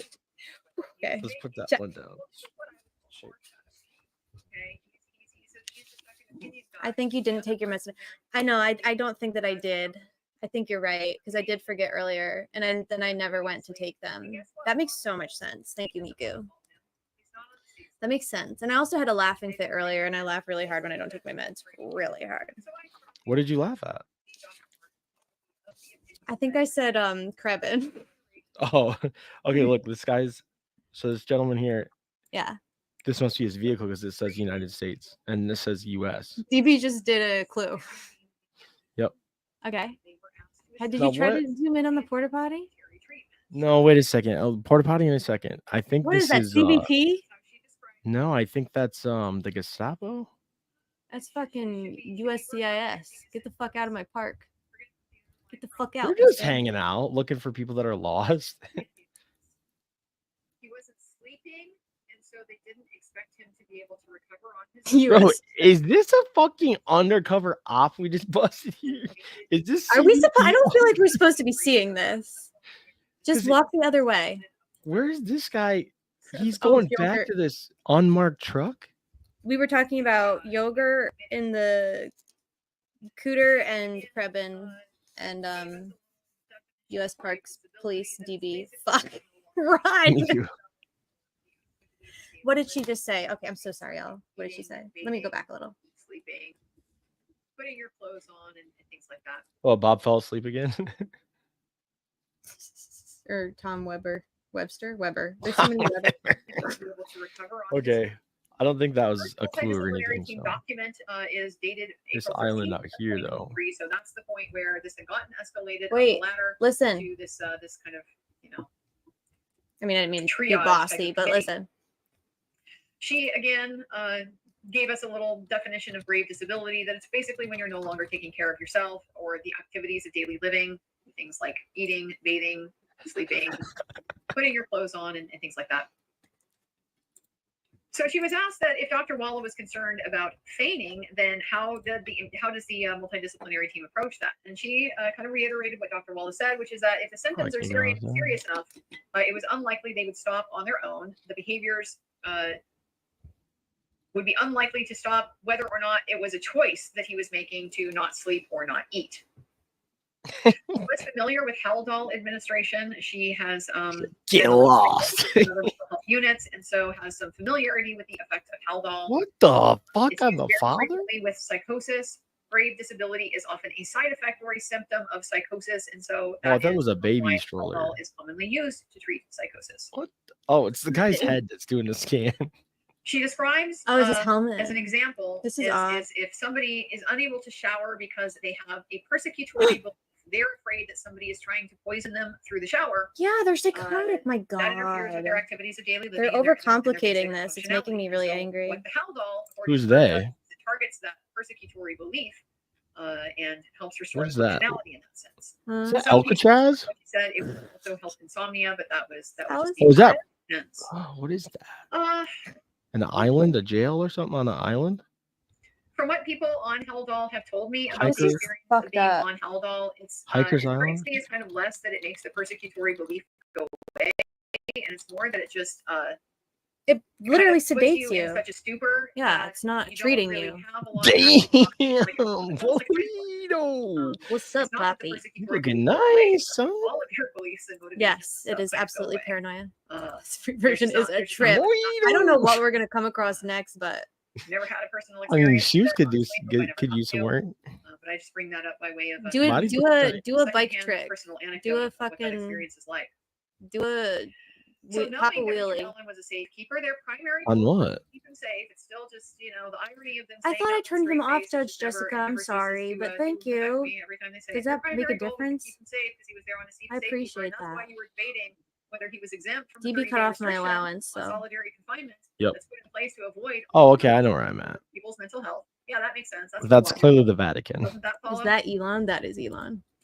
So his safety took precedence That's the providing Vatican. the treatment, and so that's why they kept him in the WCU. This shit's so In their bullshitty. perspective, the safety, him being like physically safe, not being killed, was their priority. And if the only way that they were really interested in being able to do that was to keep him in solitary, then that's what they were going to do. It's really still not clear to me what's wrong with the mental health unit. Why was that not? Well, we don't know because she doesn't make those decisions, so we didn't get to find that out. What are you taking a picture of? Hopefully, there is a lawsuit at some That is a point train where station, our we can favorite go place up the to hang out. ladder, and we will identify the person who has that decision-making authority, who made those calls, and that person. I don't think get named and shamed. I do. Yeah. That person deserves to be publicly recognized. Yeah, exactly. Who the for fuck is what they it? achieved in this case, the safety that they delivered to Mr. Allen.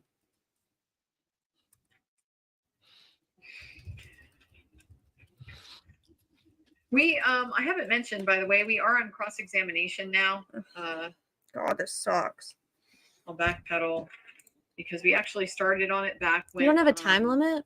she was talking about how he was not What do you seriously mean? mentally ill. I at hate the them point too. of Oh my god, intake. they're so He like didn't become seriously mentally ill. why are they so until, he got to pointy? Westville. They're like invasive. They're like I So had a that's BB why we're gun. hearing about, Like, you know, relax. hearing Do they about need- how you know, goal Is was that the to same guy keep- from back there? but still get him treated. Is he doing a proposition? look out to sea and see if there's mountains. Look out to see. Okay. Ms. Diener then asked if that's why this No, it's just this precedence prison for, out you here. know, keeping him safe. If that's why he was kept at WCU. Mr. Rosie What is that over objects there? Are those to smokestacks? to lack of knowledge. Yeah, Governor's Island, boo boo. And basically says, look, she's Governor's already Island. testified that she doesn't have Yeah, knowledge of it's these not decisions great. or It's just like- participate in them. And so that objection was well taken and it was sustained. He also, she kind of tries this question again, and Mr. Rosie Oh, it's a objects to bus. it being We leading. take the bus And somewhere? Diener says it's cross. I wouldn't. We heard that yesterday. America. That she's stated. So we knew we were in the United States, and now we know we're in America. That's really good. That's great. Mr. Rosie then gets his redirect, and Actually, I'm she trying to points get on out the bus. he re-raises that the seriously mentally ill classification that Oh, stems it's this fence right from here. this litigation that This was fence is occurring back in impenetrable. 2012. Ms. Diener objects Thank at this God, point. you're in the We've hood, already DB. Get out of discussed there. this sidebar, and I was she said born this in the is hood. being- So Mr. Rosie then requests another sidebar, and they go. I'm and not keeping argue, track. and Dude, I come definitely back didn't take and my still meds, me sustain. too. She doesn't You're want so them hearing right. anything about this lawsuit. Like that's how bad the conditions were. This is Puerto Found liable. Rico. They've been forced to correct it. They said Oh, they look at didn't. They didn't Look, correct- Screens. The we're reason at the why fucking they said, UN. that wasn't. It was We're at the United. trial You made is it. because Mr. America. Mr. Allen was Wow. incarcerated there after the new policy was America. already in place. Do you know So what this that's called? lawsuit What? resulted in that A country? judgment. They Guess what developed that new park is policies for the called? Settlement and that Centennial policy Park, Atlanta, that, Georgia. when he was being No, housed it's there. literally called like So Flag therefore, Park the or like process Flag and, you know what it was like before Flag. Oh he got yeah, I there think it's a flag Parkway. park. was not It's like relevant. very creative. Wait, what is this guy doing? What the fuck like- did he? Fucking copping. What's his business? Oh, he's wearing a hat. Okay, dude, don't put the headphones over the hat. Mr. Rosie asked if New York. Oh, New look, it Jersey. says NJ State disorder Park. diagnosis was part of the I just definition got of serious mental illness. nail polish remover my eyeball. Ms. That's what I'm Peter saying, is Ashley. objecting to this line of questioning. She says it's not relevant unless it's specific to Richard Allen, and this is sustained. Where the fuck What? did that? This is going to be an ongoing, and it kind of already has been, but it's going to really like just be a major theme today that it's unique to Richard Allen is the standard that people is Dude, setting we're fucking on. relevant. Hotwire that And shit. that's a terrible decision. That's You know New how Jersey, Hotwire baby. Part of the point here, certainly for the defense You just case, stick a screwdriver under it and fucking wiggle it around. between his It's treatment like a fucking and Wait, tire what was jack to the this? window. required of others. The And fuck so was it? Oh my god. What? you need that comparison. You need to know Ah. sort of what the baseline is and what the standard is in order to understand that the way that Mr. Allen was treated is not in accord with that. With their own standards and their own policies. Can't be forward. Consistently sustain these objections and in situations I was where right. that becomes a little bit Yep, more You're at that's fucking Flag Park. that's the marina. You made it. Aaron. several jury questions handed Took up. you a long time to get to that First sign. question, if you know, Oh, wait. does the Department of Corrections ever What? place safekeepers in general population? Oh, we know And she these said already. Yes, they do. What? No, they don't. They don't put safekeepers in general population. Liberty House. Did it explain any more about the circumstances there? Do we have weapons in this game? Only blades. Trial detainees that are there. That Damn, can't be in dude. jail. Where's a Liberty House? Just depends on the circumstances. I'm about to clap. Go Could off. it be possible Richard Allen was faking Go. so he wouldn't be moved to populated areas because What he was scared? species of tree do you think this is? Some type of carciferous? Somebody who is clearly Or- trying to put themselves in Richard Allen's shoes and trying to make sense of how he was behaving and how he was feeling and what motivated it. She said that it was possible and that she has seen that type of thing before, but as far as evaluating that in his particular case, that would be speculative. And so Mr. Rosie just followed up to say that with respect to his status and so forth, she would have to defer to Dr. Walla, the treating provider. Here was a question that struck me as a little bit odd. You heard Mr. Allen was being threatened by other inmates with your own ears. I don't like that question. Leave Mr. Allen alone. Seriously. I don't like that When question. faking or not faking. You think I can? You think? Are they watching me play this? I can find them easily. This I'm very good at finding out. quite an extended Orientating myself to where I am. We had mixed feelings in the courtroom kind of about what this meant and about how this went. So I'll be interested in your guys' take about it. So first she says it's very hard to tell if somebody is faking, like when somebody is faking, it's hard to tell because she's seen it both ways. She's seen a situation where somebody will get psychotic and they will confess things that they've actually done, but you'll also see that people get psychotic and then confess things that they have not done. And so it's very difficult to be able to tell one from the other. If somebody is faking, then yes, it would be very easy to slip in truths into that confession.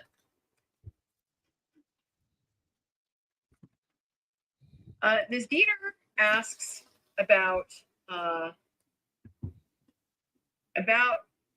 didn't get her exact question. This is a deciduous. If a person The makes a deciduous statement tree. while they are having symptoms, More of a how hardwood. to evaluate the Usually more sincerity of that statement. East Coast. So Dr. Wanger goes off on a bit of a tangent. She says the brief Oh, psychotic. what do we have here, children? What does she mean? Typically, when speaking to somebody who is psychotic, they will present Stanhope, New Jersey. reality. They are not linear. Oh, They're US not DOT goal-directed. 384018. Look at the body language and how that's By working. Bayron? And she says it's compared. She uses the analogy of if somebody is describing I what stand they're out for sure. experiencing and it sounds like they're telling a story, that's likely feigning. And so what you look at is whether Dude, they that is are a shitty day directed, right there. whether they are organized, whether Septic they are cleaning and you broke chronological, down. and what the relationship They're on their way to is Judge Cole's courtroom, dude. of the statements to the Big delusional Mike. content. Septic So cleaning. she developed this a little bit further.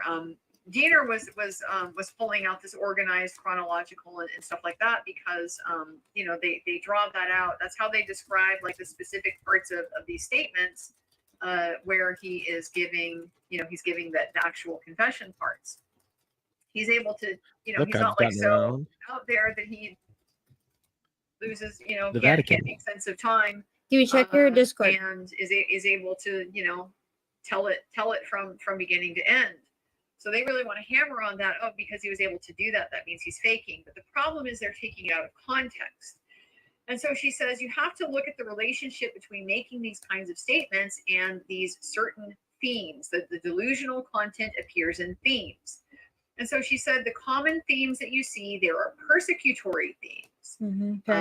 Hypersexuality is a theme.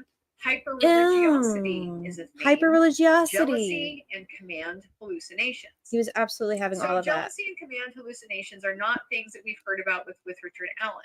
Command hallucinations are Really? the I just auditory got your hallucinating message. about voices in your head telling you to do stuff. I do think that he was having those. She He gave flushed other his Bible down the examples of these toilet. Other themes that He was I didn't eating- necessarily care for. I hate all of this so her much. example of the persecutory, initially was that whole I think the shower. I think the shower is somebody's poisoning me through the shower. And so she uses these examples that are, not really relevant to how they would apply in Mr. Allen's situation.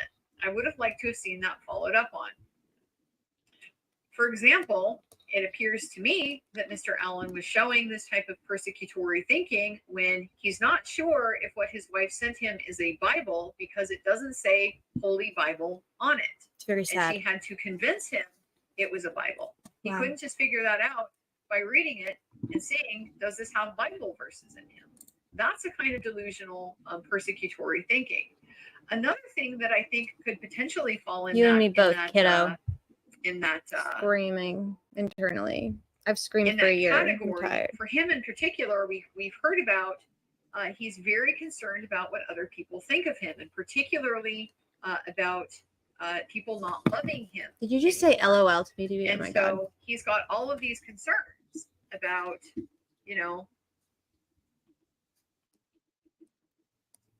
people aren't loving him for one reason or another.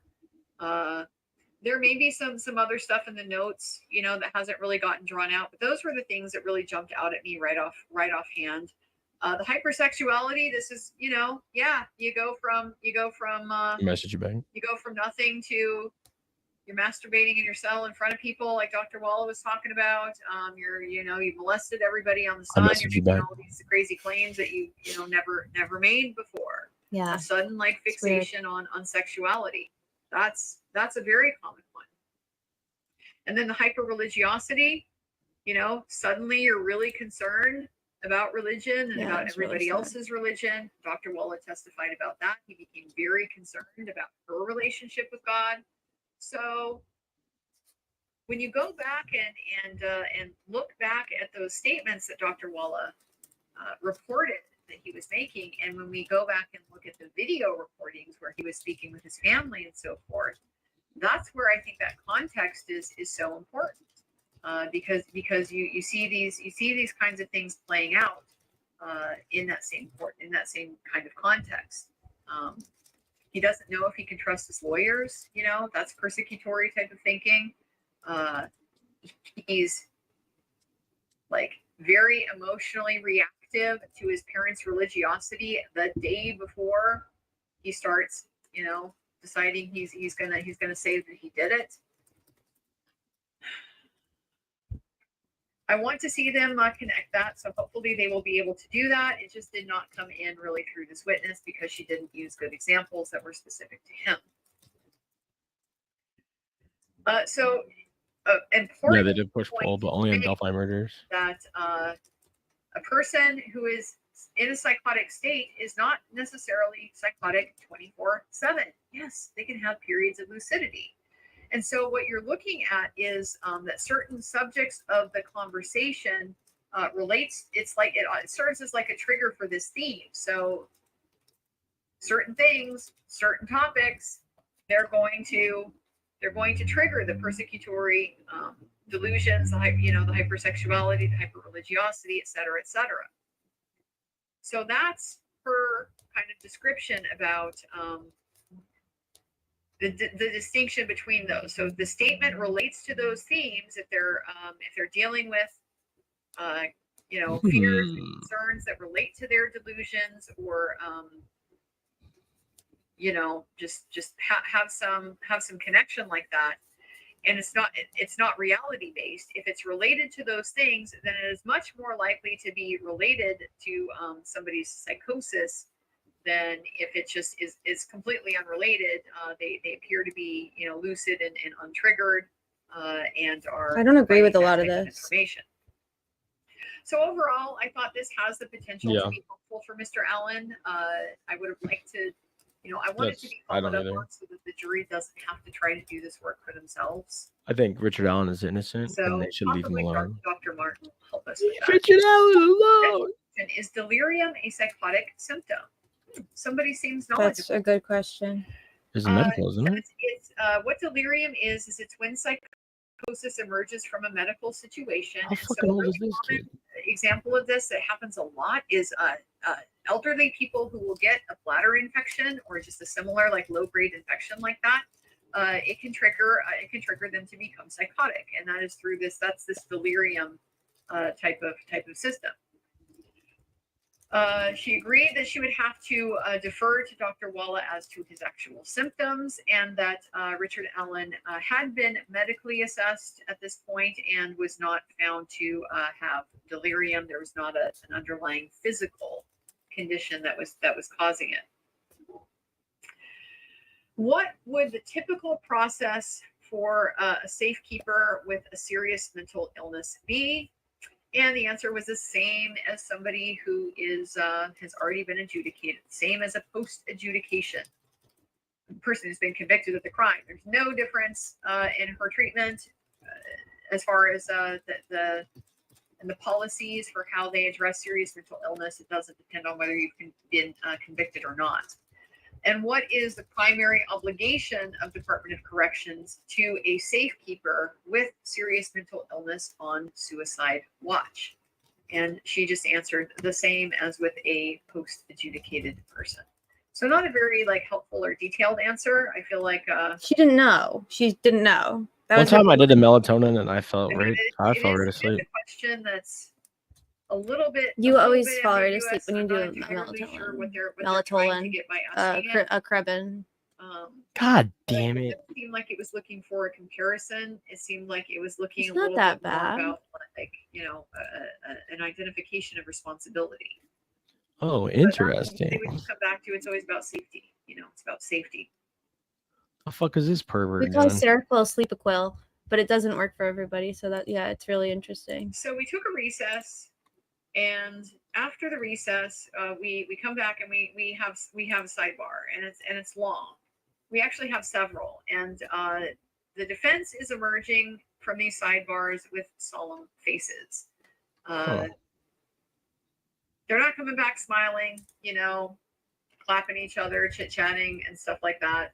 These sidebars Is that the White House? their direction. Of course, we don't know. And unless it is so we get the audios, we probably won't. Oh shit! I think I know where this is. But so they conclude one of these sidebars. There's a little moment where the judge says, "Go ahead and call your next witness," but the jury is not in the courtroom yet, and so she has, they're kind of like, she has a moment. Oh, I guess we should wait until we bring in the jury, and everybody laughs at that. So there is a little moment. They bring in the jury, and Judge Gold allowed people to laugh at her. Wait, what? Mr. Rosie next called Max. Allowed people to laugh at her. Let me Max go back. Baker I don't is know the what that young man means. who has been sitting behind them at the defense table. He's does that one of their. mean? Max Baker. No. They're kind of like, we probably won't find out. But so they conclude one of these sidebars. There's a little moment where the judge says, go ahead and call your next witness, but the jury is not in the courtroom yet. And so she has, they're kind of like, she has a moment. Oh, I guess we should wait until we bring in the jury. And everybody laughs at that. So there is a little moment. They bring in the jury. How the fuck am I supposed to get out of here? Yeah, Judge Goal. Oh, she had a human moment. Allowed people to laugh at her. She had a human moment. My God. Mr. Rosie next I hope she's called okay. Max Baker. Max Baker is the young I'd man never get laughed at. sitting behind them at the defense table. I know. He's What one the? of her assistants. And so he's the one that was the subject of a pretrial motion to basically let him sit in that position, because he's been helping them with a lot of the Guess this is probably like the exhibits and Pentagon or something. presentations and things like that. So it was just It's not real. It's fake Look at the, news. they sort of need the him to Pentagon. be It's there. shaped like They're an octagon. to manage the I stuff. think you're in our nation's capital. What's over here? That's the White House we established. So There. basically the same kind of a standing that the state was. We're getting close. Dude. Quick, go back to New Jersey. I'm scared. Steve Mullen. Fucking Mullen. He graduated with a BA in public India. policy, worked for Mr. Rosie Cal- for the last 2 years. That was a fun little moment. No. Who do you work for? I work for you. Do these guys look Indian to you? And he's Yeah, I think basically so. doing what he Do they have described. dress shirts on? He's They doing don't have dress shirts. mostly clerical types of work. I'm sorry. filing, serving documents, preparing documents, like in an administrative Is this a sense. terrace? Yeah, I think this is a Serving terrace. documents. I think I Of said that. sorts. And he has been working on Richard Allen's case since November 2022. So pretty much from day one, he has been helping out with it. Rather like Watch it out. Oh, what is this? Max Baker has reviewed over 700 videos and phone calls and audio recordings and all that stuff. And he has also been doing similar things with them, just trying to Is this San Antonio? Is this the Alamo? tag ones that are important and so forth. So he is very familiar with the Westville videos and the phone calls. Looks like a Chuck E. Cheese. Mr. Rosie asked, did I ask you to compile footage from Westville? That's to help not the very good jury to this. evaluate Not very nice to this culture. Allen's mental health? Yes, he did. Dude, what do you mean? So we established that these videos that we're talking about, the incel video. I hate when they say These are incel the video two because I types. always hear incel They video. were served in discovery, so the defense just kind of got them how they got them. And so the camcorder has audio and video, but the incel camera does not. That had been a question like that because some of the guards They the lied. guards that said yes, it's got both. According to him, it does not. It was produced without audio, and they're not accusing, they're not suggesting that there's supposed to be audio here or anything like that. It's just, as far as they're aware, a camera without. I don't remember what. capacity. What? So This based is on so that chaotic, review, yo. he compiled a set of videos. Yo. Now he explained that Oh, they yep. didn't It is a use Great Wall of China, isn't it? with these videos. That's not how they were produced. It's the Great Taj in Taj regions Mahal where they wall. were categorized The Taj based on, like, April, May, whatever. And so what he would do is he would compare those to just other information, the notes, other information they had about what was going on, time frames and things like that, to help him try to make it correspond to a general timeline. And that he would be able to say, he knows that it's generally this, this time frame because it corresponds with things that happened, events that happened that are described elsewhere. However, Motherfucker, man. as far as these videos go, because of how they were produced, the only thing he can really say with certainty is that these videos were done, they were taken while he was in there, after he got admitted and before he got released. They did that shit on purpose. Like, There they is did it on some purpose. Data, metadata that comes with the files Oh, I wonder if that Feena's shows here. him who accesses the file, and that can give them a little bit of help about when the What's- video was made. Are you And listening, so, DB? it's not Dutchland. modified. Yeah, go ahead. It sounds like these No, videos just are this not part. produced in their original, Talking about the original video. format. The modified date, you don't know if that's the date that it was created. It could be, but it could not be. And so Why would they be modifying it? it's just Here- information that they had to be able to try to help get these videos organized. You're in Germany. He created two Deutschland? You're at the Special based on Olympics. this footage. So the first was a combined incel and transport camera video that was attempted to establish a chronological standpoint. And so what they did is they took the same time frame, which he described as being from 10 a.m. to 2 p.m. They would take that time frame on the 15th day of every month and then show that throughout his stay in Department of Corrections. And so the goal of that was to just be consistent with what they were selecting and see if that would show the progression of his mental state. So it's intended to just be Okay. they're not cherry picking. They're not, picking out the things that make it look worse so that they can paint a picture that isn't real. It's not random, of course, What but the it is like a fixed. If you don't like what's on the 15th, too bad. That's what you're going to get. Whoa. The second video he made was the Oh, you're in, incel you're like from underground. the period of It's April Hans, dude. which he would You're in a describe as cornhole. the climax Oh of my god! Why is he What making a the direct, intense eye contact with you? That's a lot. Yeah, this is Pompeii. That was unnecessary, sir. How the fuck do I get here, dude? So we identified 3 exhibits. The Oh. first one, XX, this is a thumb drive that has both of the videos on The it. motherland. YY and ZZ are what he called master sheets. And so these were just information. Whoa, was that a sheets about fucking these ritual? videos that showed details of what each video is sourced to, like the file name, Right, that's the weird. date, It's weird. the date modified date to give you that information, and then also the length of the video. Be able to present He knows these his way master around the sheets to motherland. the I jury, see. Are those- viewing aid, like we saw they got with the transcripts the other day. It's not something for them to really rely on. Why is everyone it's just making for them such to be able direct to eye look at contact? It's while weird. they're watching this stuff. So That they is a Vinland if I understand ever fucking the seen one. sourcing of it. As far as the movement videos, the transport videos, Is this they Nuremberg? don't have dates for those. The camcorder videos, they have dates. I have no idea. I've never been to But Germany. I bet. the day in the cell, they were attempting to kind of show that they don't have the dates. So That's they had funny. to do it based by events. And what they were attempting to do was What? create a video that's in I'm saying, real I time. mean, you haven't during traveled a the lot. day in So. the cell, but to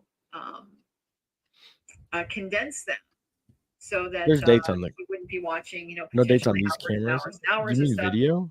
Talking about essentially, the, I think talking about speed it the, up, yeah, the video. is what it sounded like. And so he gave the example that a 14-hour video they were There's able to definitely. break down into You can recover the date.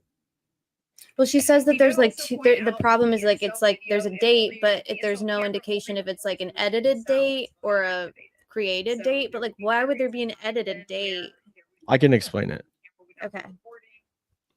So when she's talking about modified date, that's the last date that on a Windows computer that the OS saves over or modifies a file, Yeah. but doesn't create a new version of that file, right? And Yeah. then the create date is the first time all of the data in that file has been created and associated with each other and compiled so Mhm. that it is now a file. Okay. So you can use an EXIF exporter to get the data out of it, to get the metadata. What they're looking at is the way that it's getting sent to them. But if they have the original raw files, they should be able to actually validate it based off the metadata. And if it doesn't have the metadata in it, that validates it.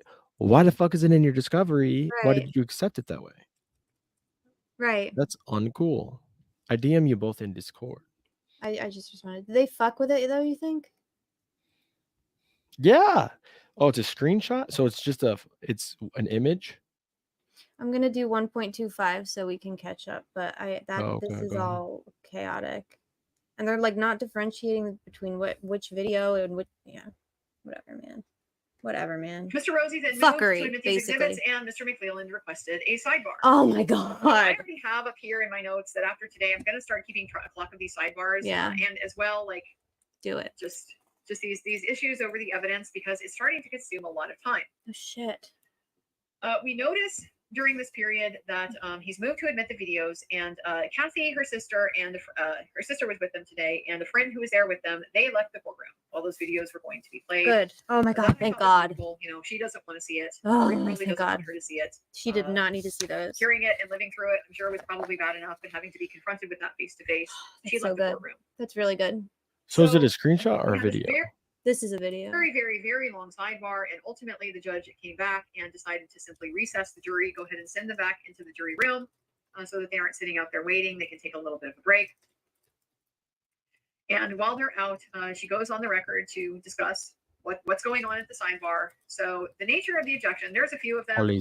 She says there's been an objection on the transport videos to the audio, which he is sustaining on hearsay grounds, right? Richard Allen can't put his own statements into evidence. Only the state gets to do it. So they get to cherry pick the ones that they want to present. And then on the other videos, she so was annoying, dude. sustaining an objection Bitch on ass. relevance grounds. Tell that- Max to email me. Hear me once I'll tell again, him what have to this do. restriction that the only thing that is relevant is the time period of April to July. The deterioration seems to me to be highly relevant. And to understand the scope of the deterioration, you have to have it in context. You have to see what he was like when he was functional and how that transitioned into being dysfunctional, especially when the state is accusing him of making it all up. It's highly relevant. So this is just a ridiculous. Yeah, you can be an Avenger, decision. but if you don't know what you're doing, you're never gonna get the fucking It doesn't metadata. make any sense at all. She has just decided, for whatever reason, Maybe that they it's need not you being in there. explained, certainly to us, and I would imagine probably not. Gotta to get them in either. there, help them. They're Why desperate. They don't know what You they gotta do. come to Chipotle. is relevant. Hit me up. The conditions he was Dab in me up. there the entire time would be relevant. I mean, the defense is arguing the conditions broke him, and that's why he confessed. So don't we need to see the process of the conditions breaking him? Don't they have the right to present that? Apparently not. Miku says, DB, you didn't listen. The incel videos have no dates or times, like even in metadata. I think that's what Miku is saying. Unless I misunderstood that.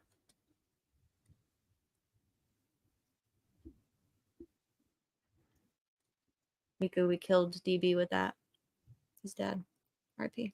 R.I.P. Well, I was kind of like halfway listening.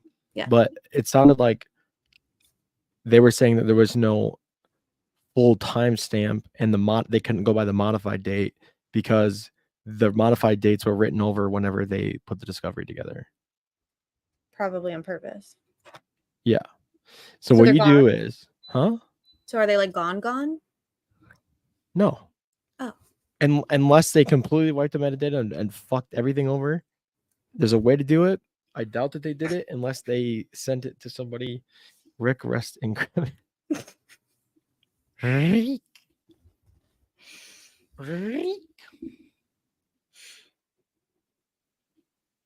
Okay. So unless they sent it to like some crazy fucking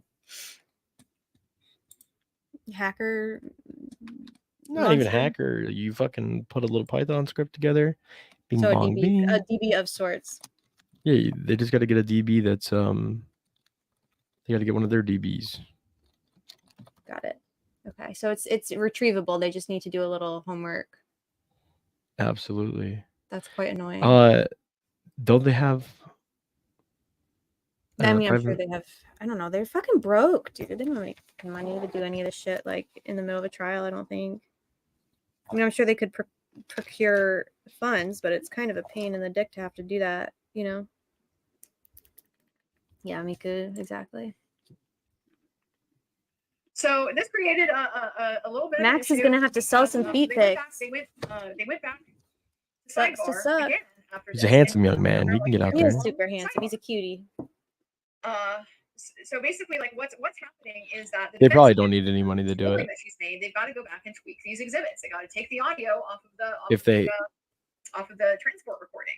The combined video. And check your probably have to DM. take it on that. They're going to have to take the audio off that, and they're apparently going to have to limit it to just the period of April to July. So the whole 15th of the month every day over 13 months has now become 15th of the month every day over 4 months. And at that point, I'm just not sure there's any point in pointing it on. The whole point, as he described it, it's the chronological progression. And so she's deprived him of the ability to be able to show that.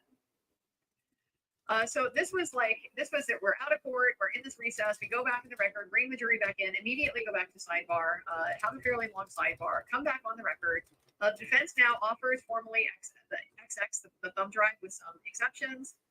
He is up at the bench describing what they're going to do. So as far as the master recordings, they've taken down like 4 exceptions that that came up, I guess, are outside of the time frame.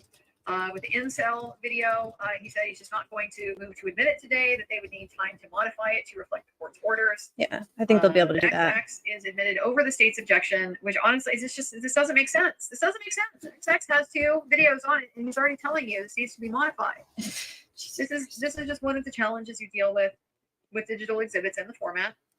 And I have, part of my perspective about this is because this was something that came up during pretrial, and Judge Gohl had expressed that that there's a concern with the digital files, because if you have a bunch of things on it, only the things that are actually admitted need to be on it. And then there's the difficulty with presenting it to the jury. Like, she's very DB, how long before this live doesn't save because it's too long? Should I stop it and do a new one, or just Yeah, we can end it there. Okay. Get a flipper. Yeah, okay, woman. Download the 12 hours. Okay, we're good. when download the extension called Mr. McMillan Tamper Monkey. or playing those confessions. I'll send you a script. What? Nothing. And he literally had to take the item that's already been admitted into evidence and modify it, which is like, no, you don't do that. This is exhibit. This is admitted. This is Right. admitted into evidence. God, these fuckers, It dude. needs to be part of the record. They're so annoying. That whole situation was a big mess. Like, normally what I would do in that situation, if you have multiple videos on one disc and it turns out something is Thank wrong, you leave that disc in evidence, you go create you create a new disc or a new Right. thumb drive or whatever it Right, is. you don't fuck And with the you need to original. subcategorize it. Jesus So it's like, if the first Christ. one is item number, exhibit 310, then you would make the new one 310A. This is and all you just note it on intentional the exhibit too. list that Like, this they're one not is this the corrected stupid. version of the original. But you would leave them both admitted into evidence. You don't go back once things are admitted into evidence and modify them. This is like horrifying to me. Jesus Christ. Because it might matter. I couldn't really hear, I couldn't necessarily hear this wrong recording that Fucking they started kangaroo playing, but court, they started dude. playing it in court. They played for a while and the jury heard it. And so you don't know if that's going to be an issue. Wow. She's setting this up to be a problem again. Like, I really do feel like that's part of the Strategy? the motivation for these rulings, because they're Yup. so nonsensical. The relevance of this is obvious. The transition, the deterioration over time, the relevance of that is obvious. So creating this fine distinction that it's only relevant during the actual period when She's fucking he's throwing the ball psychotic. game, dude. It just doesn't make any sense. The hearsay Fix his judgment- in. Don't you the think that hearsay she's is not trying to just actually throw it hearsay at though? all, is the argument I would be thinking. What is she? No, she can do whatever the fuck she wants. No, I'm saying she's trying to.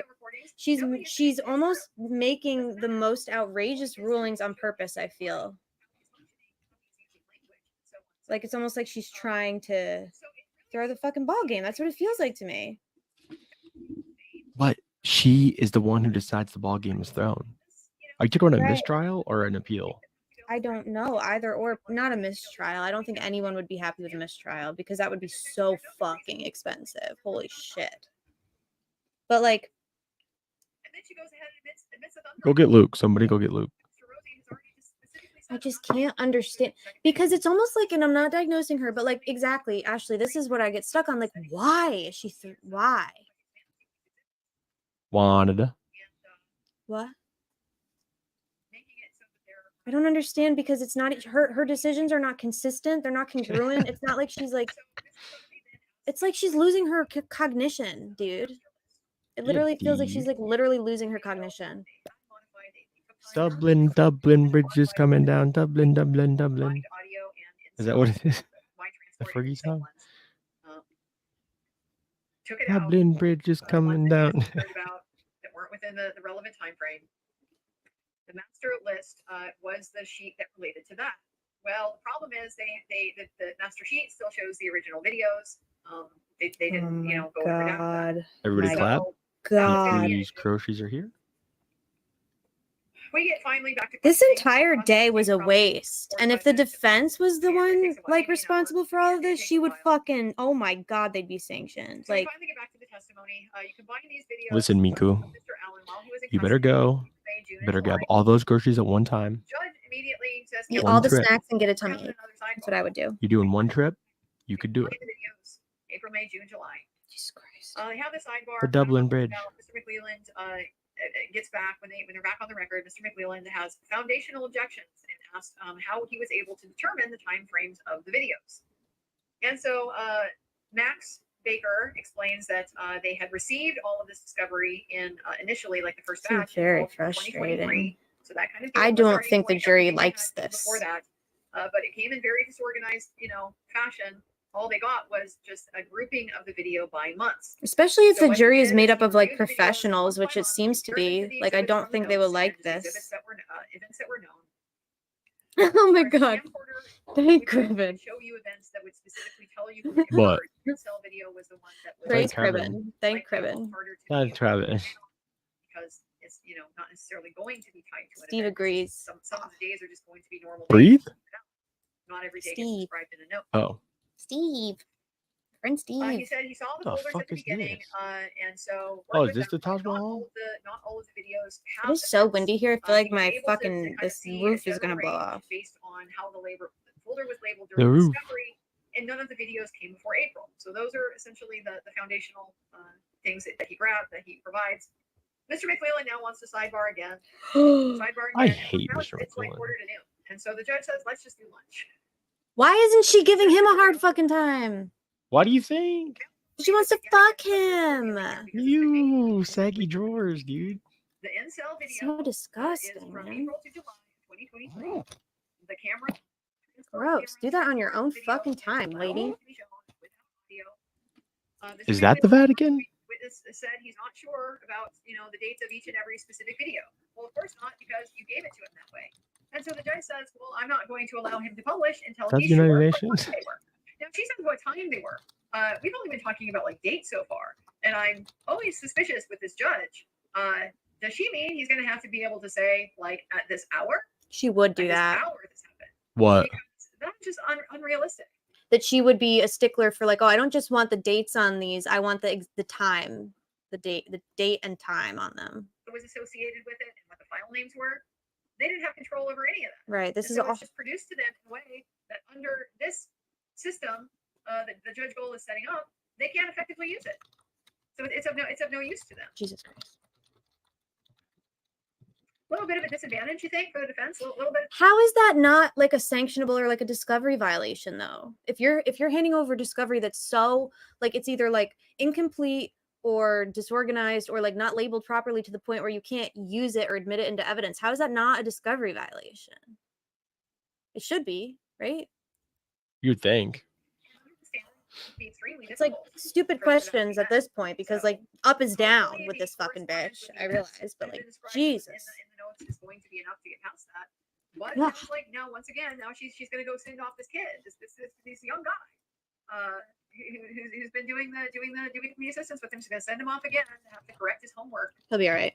fiddle with it to her satisfaction. He'll be like, I'm gonna get you the So date, Mr. Rosie said time, that they were doing the best they second. can with what they were given. Yes, I think that they are. They might be able to use means to verify. They'll recess him as a witness, meaning we're not going to try to fix this over the lunch hour. You know, people are hungry. People got other things to do. Imagine that. All kinds of stuff. You know. Said St. Petersburg, right? Huey and Ms. O'J is having to, you know, run around with the fed people and stuff like that. Like this is busy. Who's talking? That's In the meantime, managing their Andrea witnesses, Burkhart. trying to figure out who's supposed, you know, who needs to be where when, so they're not sitting and waiting in the hall, you The know, Bridge for of hours London, bruv. while you're doing stuff like this with exhibits that really should be perfectly fine. There should not be any problem with these exhibits that they proposed. So they're going to just go ahead and take him off the stand and move on to their I next think we're witness getting close. for lunch. And here the judge tells us, well, Is that what you meant, glitched? use this jury's time expeditiously. Yeah, this judge who has sustained beyond the scope of objections so that the defense has to bring the witnesses back. They can't just ask their question for a witness that they have on their own witness list. They can't just go She ahead is and treat him as if it's all sabotaging direct. this Do trial. it all at once. Well, that's why they didn't want anyone to do the fucking direct.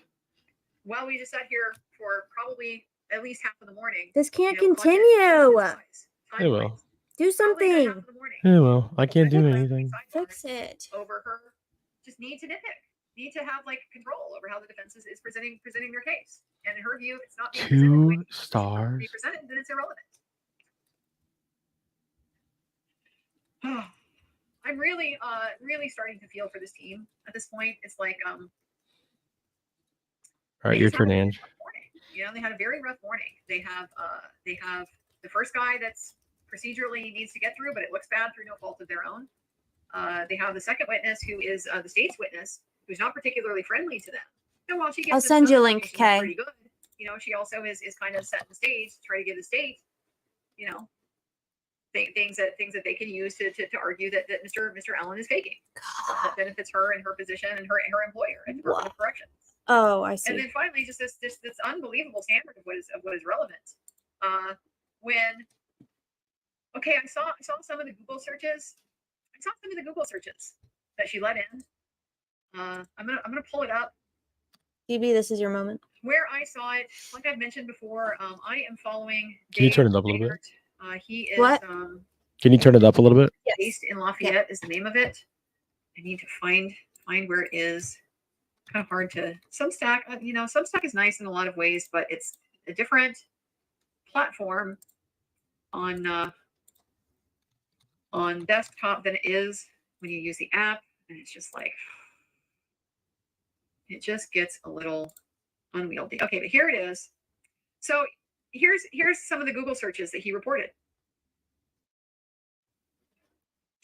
Man held hostage by teen. Movie about man being held against his God, will. I couldn't get Andrea. 55 Fuck. plus best kidnapping and hostage movies ever made. This sounds like he is looking for a movie. He's trying, or somebody, because we never Of established course. who has access. Literally to this what he's device. doing.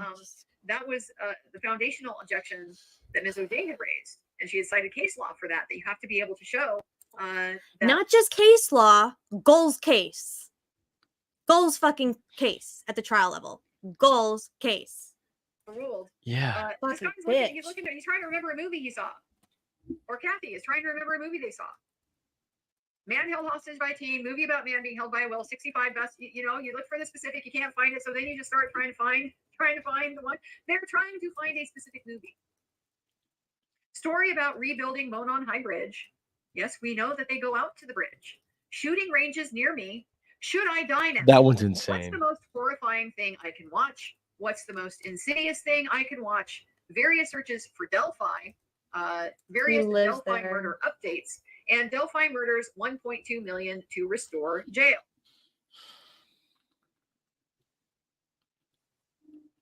That shit cleared the relevance hurdle for Judge Gold when the state wants to put this in.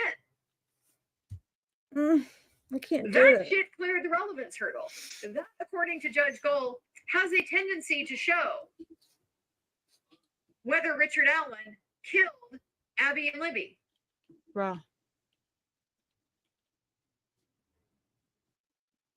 But his condition of confinement from November to April and from August to whenever he finally got out of the Department of Corrections to show his baseline and his deterioration and what, if any, recovery he had, that's not. So stupid, dude. You see the double standard here? It's so blatant. So gross. It's so blatant. It's And literally it just gets disgusting. clearer and clearer every day.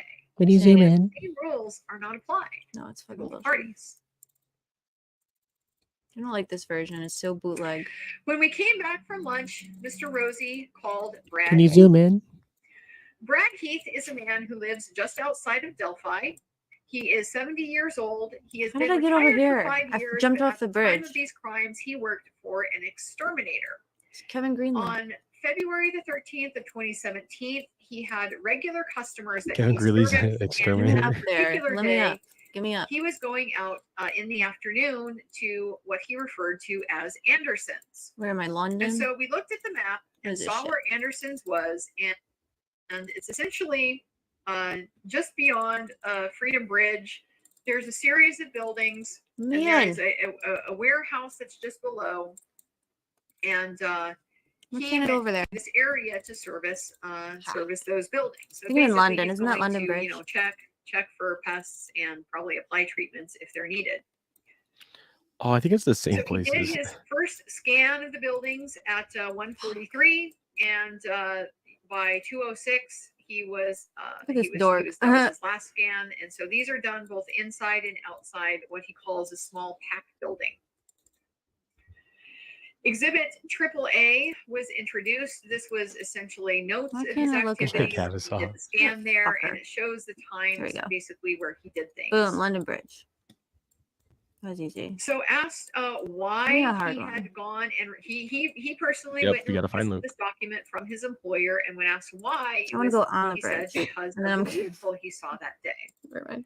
So he first saw this vehicle at 8:45. It was still at the same location later on in I don't the think it's ever afternoon, this and sunny. the location he sunny there. described was the CPS building, which he then went and identified this on the map as well. And so this basically sits, if the Anderson property is like this, the CPS building is just kind of kitty corner to it.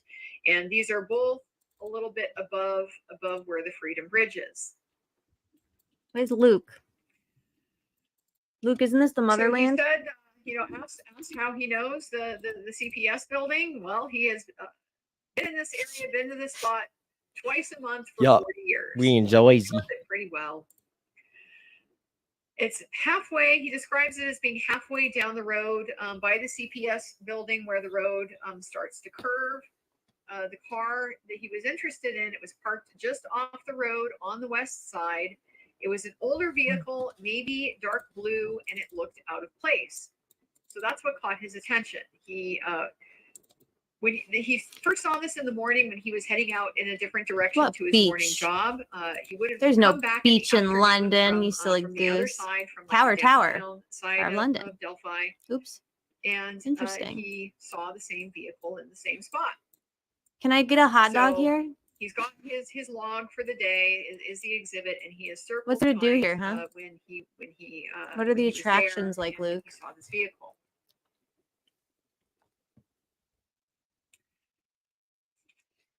Yo, this is a mess. He says he was never contacted by police in February or March. That he had gone in about a week after the murders, after he realized what had What you happened, doing in what there? he had seen. What you doing? So he spoke to them a few times, and it was all him initiating them. He All said right, how do I a guess? few times recently he was watching this old fugitive movie. I didn't catch the name, but there was a police car in it. No, how do I and he zoom said in? it was like exactly like the car. It was like almost exactly like the car that he had seen. He described it as a late 80s or early 90s type of car. And so he reported that Where am I? information, as well as the fact that he had seen the vehicle again recently. I'm on We the get right exhibit bridge. BBB, Oh, which is a photograph of the vehicle. Am I warm, he Luke? says this is not the actual vehicle that he saw. I think it might be the one from the movie. I'm not entirely sure. But he said it looks similar to the vehicle that he saw. It has similar shape. It's got 4 doors, and Oh, it's look at all in the the same flowers. Oh my general God, it's so nice. age range. So Ms. Diener at this point wants to ask foundational questions. So she asked, does it accurately reflect the vehicle that you saw? Oh my And the God, I witness hate gives a Stacey great Diener, answer. dude. She's become It's like as my close as I can Latrell. get. Close as he could get to what he saw. So she went ahead and sort of abandoned her objection, and that exhibit came in. Once again, we don't get to see it. I don't get to see what this car looks like. Jesus. I'm Why not- aren't they I'm not showing the special exhibits to the members of courtroom? public that get to view the exhibits. Like, why? He did not remember They'll any show of everything the else vehicles that there. the fucking But he prosecution stated puts in. definitively that I don't there weren't get it. any, that he was used to seeing vehicles there, and so he may simply have just not Oh, am I noticed supposed to that be there over were here, other maybe? vehicles there. Or no, I'm over It here. was just this particular one that stood out. I'm on a because of the way pier. that he had I'm come on a and gone boat, from the area, he bitch. saw the vehicle twice from different angles. Ms. Dieter's only question on cross-examination was confirming that this vehicle in the exhibit, the specific one pictured in the Yeah. exhibit, was not parked at the CPS building. Next witness is called by Mr. Baldwin. This is David McCain.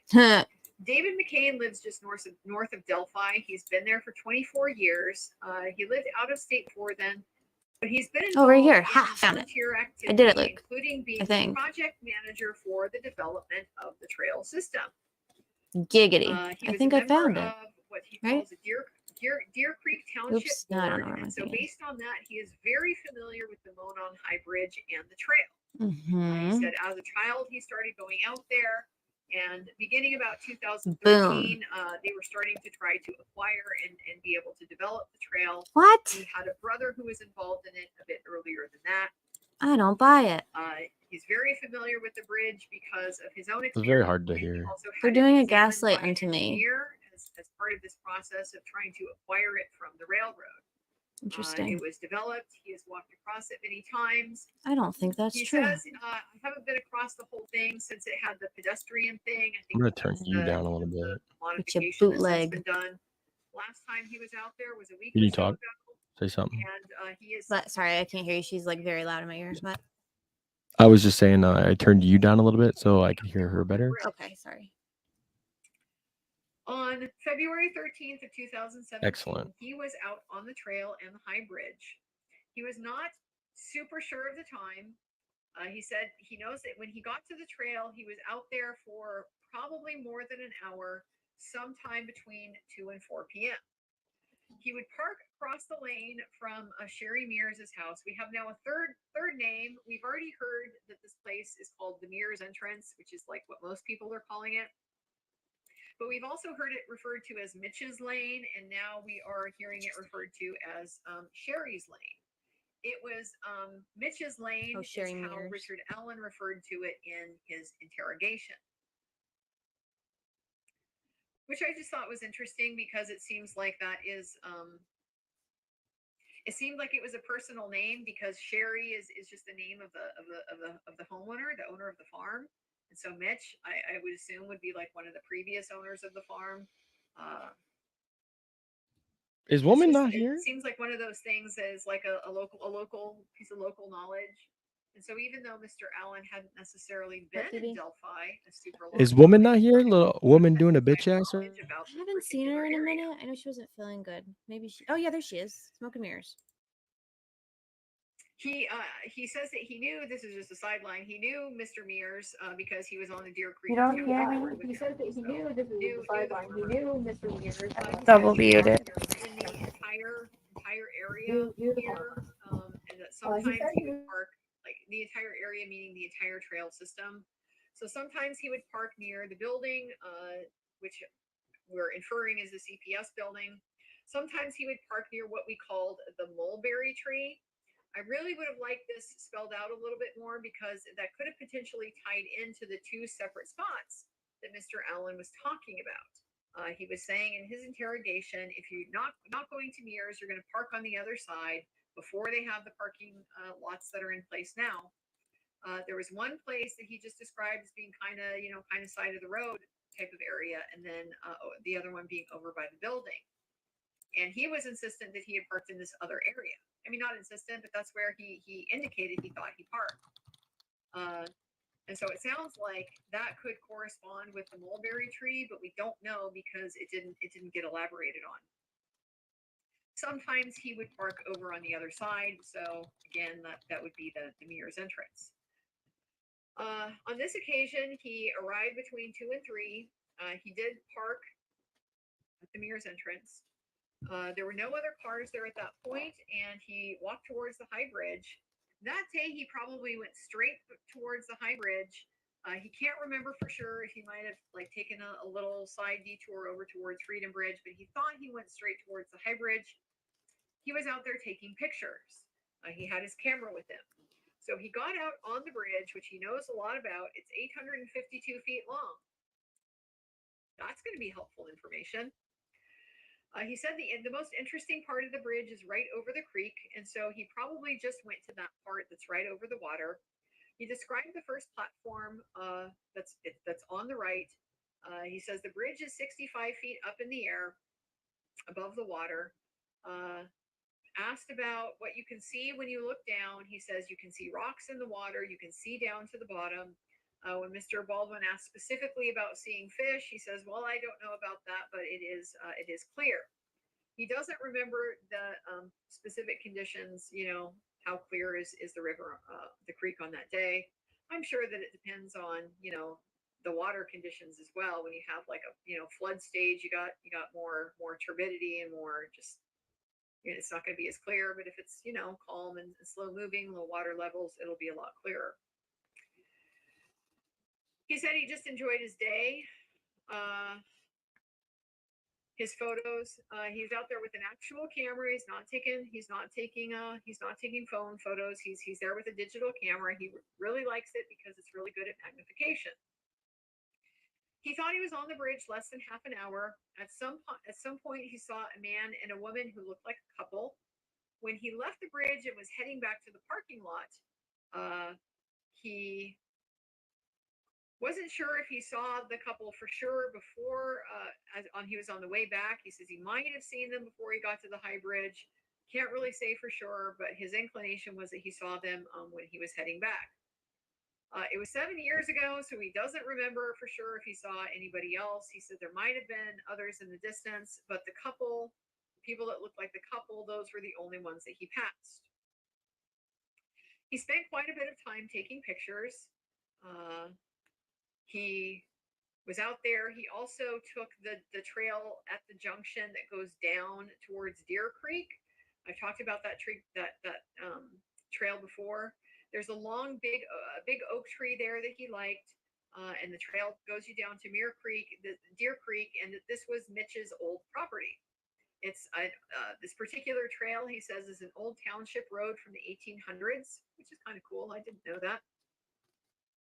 So he knows that he left before 4 p.m., not sure exactly when, and wasn't really paying attention to the time.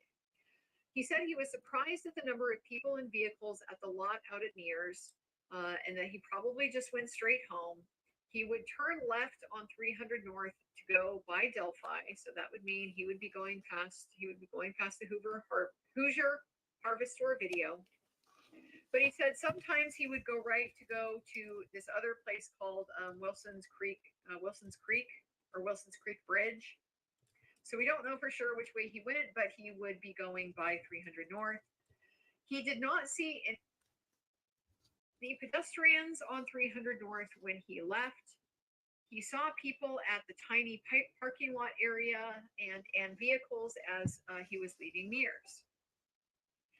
He said he didn't know the CPS lot, but he had previously talked about parking at the building. So I wonder if this is just a matter of lingo. He just didn't know it's called that, but he clearly knew about parking at the building. So a little bit of a discrepancy there. There were some people as he was coming to the parking lot that approached him. They came off of Mears, and they shouted at him, "Have you seen two girls?" And he said he shouted back no because he wasn't close. He did not hear any unusual sounds or noises at the high bridge or anywhere else while he was out at the trail. He remembered that meeting that he was at a meeting that evening, and some emergency response people came by. They said they had been investigating some lost children, and that this took place around 7:30. And so he got concerned too, and wanted to let police know. And so he called and said I'd been out there that day. So about 3 or 4 days later, 2 FBI agents, 1 ISP, and maybe a 4th man came to his house, and the FBI interviewed him. He agreed that his memory at the time was much better. He tried to give them as much information as he could. He took the data card that stores your photos. He took that out of his camera and gave it to them so that they would have that information. Ultimately, he was interviewed several times. It was 2 to 3 years after he was called in wanting to know if he was familiar with a car that was passing by. This didn't really get explored, and so it was a little bit confusing, but they followed up with him about a car passing by. He had been taking a picture of a fence post, and there was a car in the background on 300 North. They were interested in the car, and that was the only contact he had with them since then. So interesting. I would love to know. I would love to know what that photo is, if that photo has been produced to the defense, because if they were interested in another car, or I mean, this is probably before Richard Allen, because it's 2 to 3 years later. But yeah, just an interesting little sideline there. They have been trying to hunt down car information here for quite a few years. So he made a point of letting us know that he did not get his data card back from the FBI. The FBI had said that he would get it back in a week, but in fact, he never got it back. And the last point that Mr. Baldwin makes is that the Idaho State Police never subpoenaed him to this trial. I don't know how important his information was. The usefulness of it mainly seemed to be to corroborate Cheyenne Mill, who had reported seeing an old man with a camera around his neck. He doesn't remember seeing her, but he also says, doesn't necessarily remember. Just that the ones he specifically remembers is the couple that he passed, and then the 2 that he saw at the entrance at Mears. Mr. Luttrell just asked him about how long he had spent on the trail. I said it was about an hour, a little bit longer. He agreed that the FBI took notes, and so then Mr. Luttrell is going to show him the document, which is presumably the report, the interview report. Mr. Baldwin objects to this as being improper refreshment. Mr. Luttrell says, well, he can be refreshed with anything. It's a pass, and the judge is now also throwing out her own explanations for it, which is it's a past recollection recorded. This is an exception to the hearsay rule that she is just coming up with spontaneously on the bench as a reason why it's potentially admissible for reasons the state isn't even asking for. They're not even asking to admit it. The judge is raising this is a past recollection recorded. Mr. Baldwin says it's not his statement. It's a law enforcement officer's report. They have no idea if it's accurate or not. His objection is overruled, and so he's allowed to read the last paragraph of the document. Asked if it would refresh him, and he said, I would hope that the notes, because one agent questioned him while the other one was taking notes, I would hope it would be more accurate than what I remember. So they went through what he apparently told the officer in the notes, that he had left around 4:00 p.m., that he had been there about an hour or a little bit more, that as he was leaving, the man shouted at him. He was going across the trail to Mitch's property. So it sounds like they might be challenging his timeline a little bit as far as to when the man yelled at him. He had placed it seems like on the way out, but now they're clarifying this is before he went down that Deer Creek trail. So we have a possible discrepancy there. He agreed. He continued to say he was there for about an hour or a little bit more. That when he was leaving, the man. Okay, I already said that. And so, asked to describe the man, he was a pretty large man. He was wearing an orange jacket. He described the man as portly. Didn't know how tall he was and didn't see his face well at all. And he shouted, "Have you seen 2 girls?" And asked about his impression. He said he had the impression that he really was looking for them and that he seemed concerned. He said that he arrived, his estimate when he arrived was about 3. Mr. Luttrell is like giving him dates. Okay, if you're there an hour and you left, could it have been 3:15? He says it could have been, but it could have been 2:30 or so. So he does a good job of not getting pinned down on that. Now he reiterates that he was heading to the car when the man was shouting. So still just a little bit not clear what his timeline is as far as the precise other points of reference from other witnesses. He said he probably did have the camera around his neck. He often carried it in his hand. He doesn't usually have it around his neck, but he could have that day.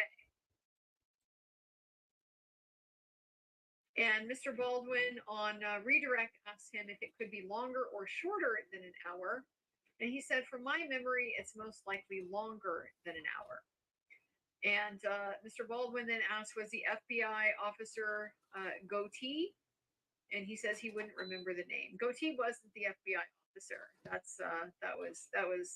I think that was a mistake that Mr. Baldwin made. Goatee accompanied the FBI officer, but he's the one that we saw this morning that was a local guy.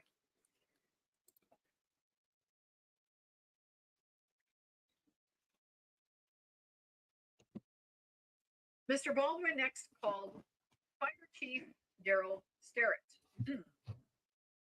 This particular examination, it got difficult because Mr. Sterrett was also not particularly cooperative and not particularly inclined to remember very many things. What? Where's Criminal Network? So he was 57 years old, born and raised in Delphi. He's the class of 1985. He's never moved away, so got an old boy here. He spent 16 years working at the stone quarry. He spent the past 18 years working in construction and maintenance, and for 36 years he's been a firefighter. Did I meant to say 36 if I misspoke. 36 years as a firefighter. Started in 1998, worked up, and eventually was elected the chief firefighter in 2008 or 2009. Variety of certifications that he has, including technical rescue. Would have liked to hear more about technical rescue, considering where this examination went. It was in 2009 to 2000, approximately 21. He thought it was sometime during COVID that he stopped being the fire chief. And so he was the fire chief in 2017. On February 13th, 2017, that day they had bid reviews for the fire station. So they were meeting with contractors from 9 until about 4 p.m. Later that evening, they had a CPR training event. And at some point in or after the training, word came in that they had 2 missing juveniles and they were asked to help with the search. So they went to the Carroll County Sheriff's Office and told the staff back at the firehouse to wait for directions. So they tried to figure out where the girls might have been. There was basketball that night, and so they wondered if the girls might have been with friends, might have left there, gone somewhere. So they searched the town first, just that area, a lot of places where they thought they could have possibly been. Basically took their direction from dispatch as far as where to go and where to look. So they were getting information coming in from tips. He said he thought maybe it was relating to phone pings, but he doesn't know, and that maybe he got that wrong in his deposition. So this comes up because his deposition, he is going to be confronted with it pretty much over and over and over again.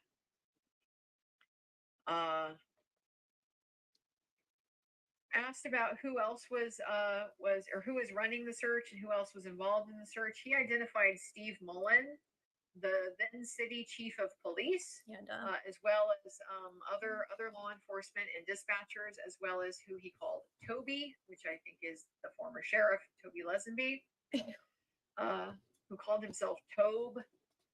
Toby. He said they would tell him what You're to do. He would talk 56, to my dude. men, and that he would contact them at the fire station. Grow up. We admitted Exhibit CCC, which is a basic report from that event. There's a roster of the firefighters who reported for the search. And so he just describes this as a run sheet that includes anything in the activity that involves personnel, and it will be checked off as far as whether the personnel is attending or responding, and an account of who participated. So in this search for Abby and Libby, they had officers, they had firefighters, and they had cadets. He described cadets as being like 14 to 18-year-olds who, it's like Police Explorer probably real similar. You know, thinking about being firefighters and sort of like an internship type of thing. So in the firehouse, they are all on the crew and they are all on shift 100% of the time. They're just not, you know, actively working. Like basically they're always on call. So they had already been at the station for the planned training when this search was called out. On the back of the CC document is an incident log. And so it shows that he was notified at 7:01 p.m. and was en route to the command post and arrived at 17:50.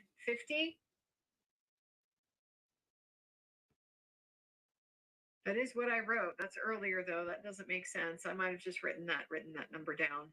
Anyway, they ended up at the bridge area around 9:30 or 10 p.m. So there was a crew of about 6 of his men that went with him. He went in his personal vehicle. There may have been a couple of fire trucks. They went off of 625 West, so the access road on the opposite side of the Monon High Bridge Trail, the one that turns into Brad Weber's driveway. So he drove to the corner or the end of 625 where it turns private, agrees there are houses there on the left, and the last one on the end belonged to the Lieberts.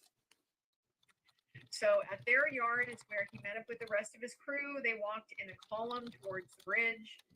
Down there, they had another squad and truck down there at the lane to have its lights on. So they went to they were at the south end of the bridge where they were requested to go. And they walked up the road to the end of the high bridge. He said they were deeper, they were deeper in the woods by the creek. So they were searching in the area that was roughly south and west of the bridge. It was a flat area. He said 5 or 6 people involved. So they started on the west side and he said, a hasty search because of the fact that it was missing girls. He thought maybe they were hunkered down cold somewhere and scared. So it was not a detailed grid search. He did not search on the north side of the creek. The men were very far apart during the search. His 5 to 6 men, maybe 10 feet ahead is all that you could see. And again, they concentrated. What is that? Is the most amazing thing I've ever seen. The bridge. So this is the point where things start to get. Who is that? I love that. Mind numbing. Holy shit. It's not fun, frustrating, I'm sure, for Mr. Baldwin and probably That's for the jury as amazing. well, because they were looking like they were starting to have a hard time. Who are these staying people? awake. So we turned to his depot. We confirmed he took his deposition, Love them. and he says he may have said in his deposition that they only searched on the east side and on the road side, and that but that now he feels that they were more on the southwest than at the east. They cleared the scene at 2:30 a.m. They left the scene at about 1:30 to 2. So basically, like leaving that particular area that they were in at about 1:30 to 2, and then 2:30 clearing the search scene. So where that command post was. So we reiterated about searching. We revisited now the searching on the east side of the bridge. Now Nicholas. Mr. McClelland objects that this, he's objecting asked and answered. He already testified to this. And Mr. Baldwin says he seemed uncertain.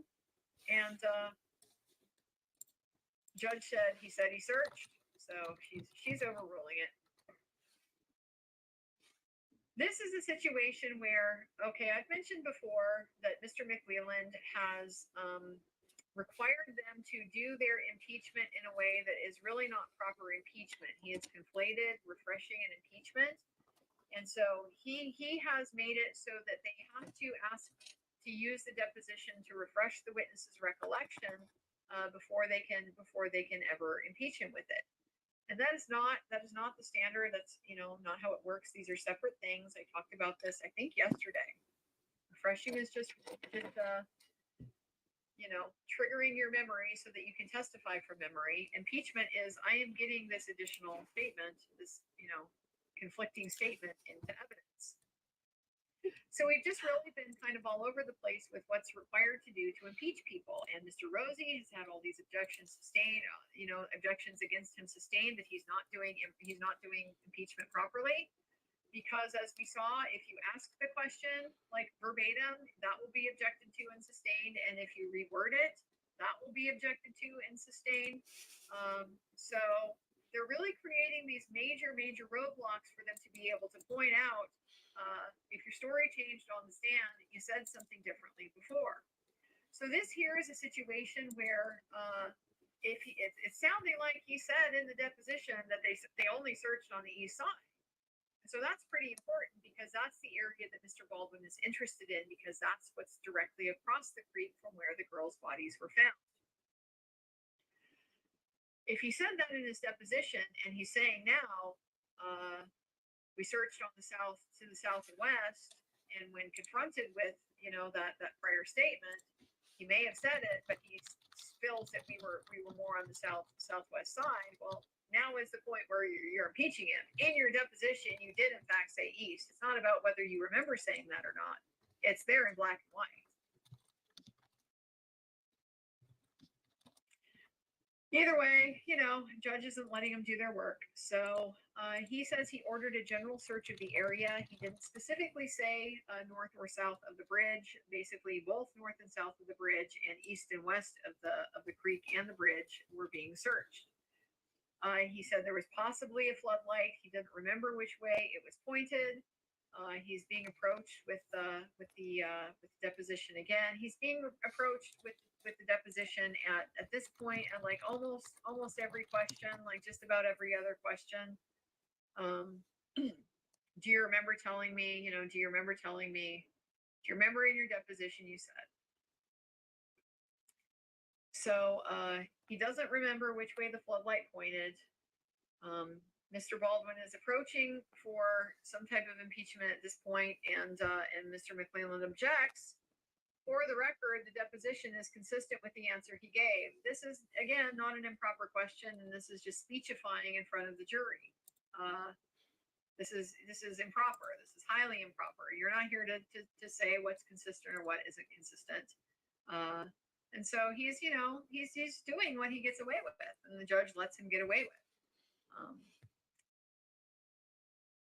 So he goes back and asks, does he remember if there were lights? No, he doesn't remember. So now we're refreshing him with his deposition again. Man. Who was there searching? He remembers police officers and family members. Do you remember just citizens? He doesn't. We have to refresh him again. Okay, yes, there were civilians out there also. It was very dark outside.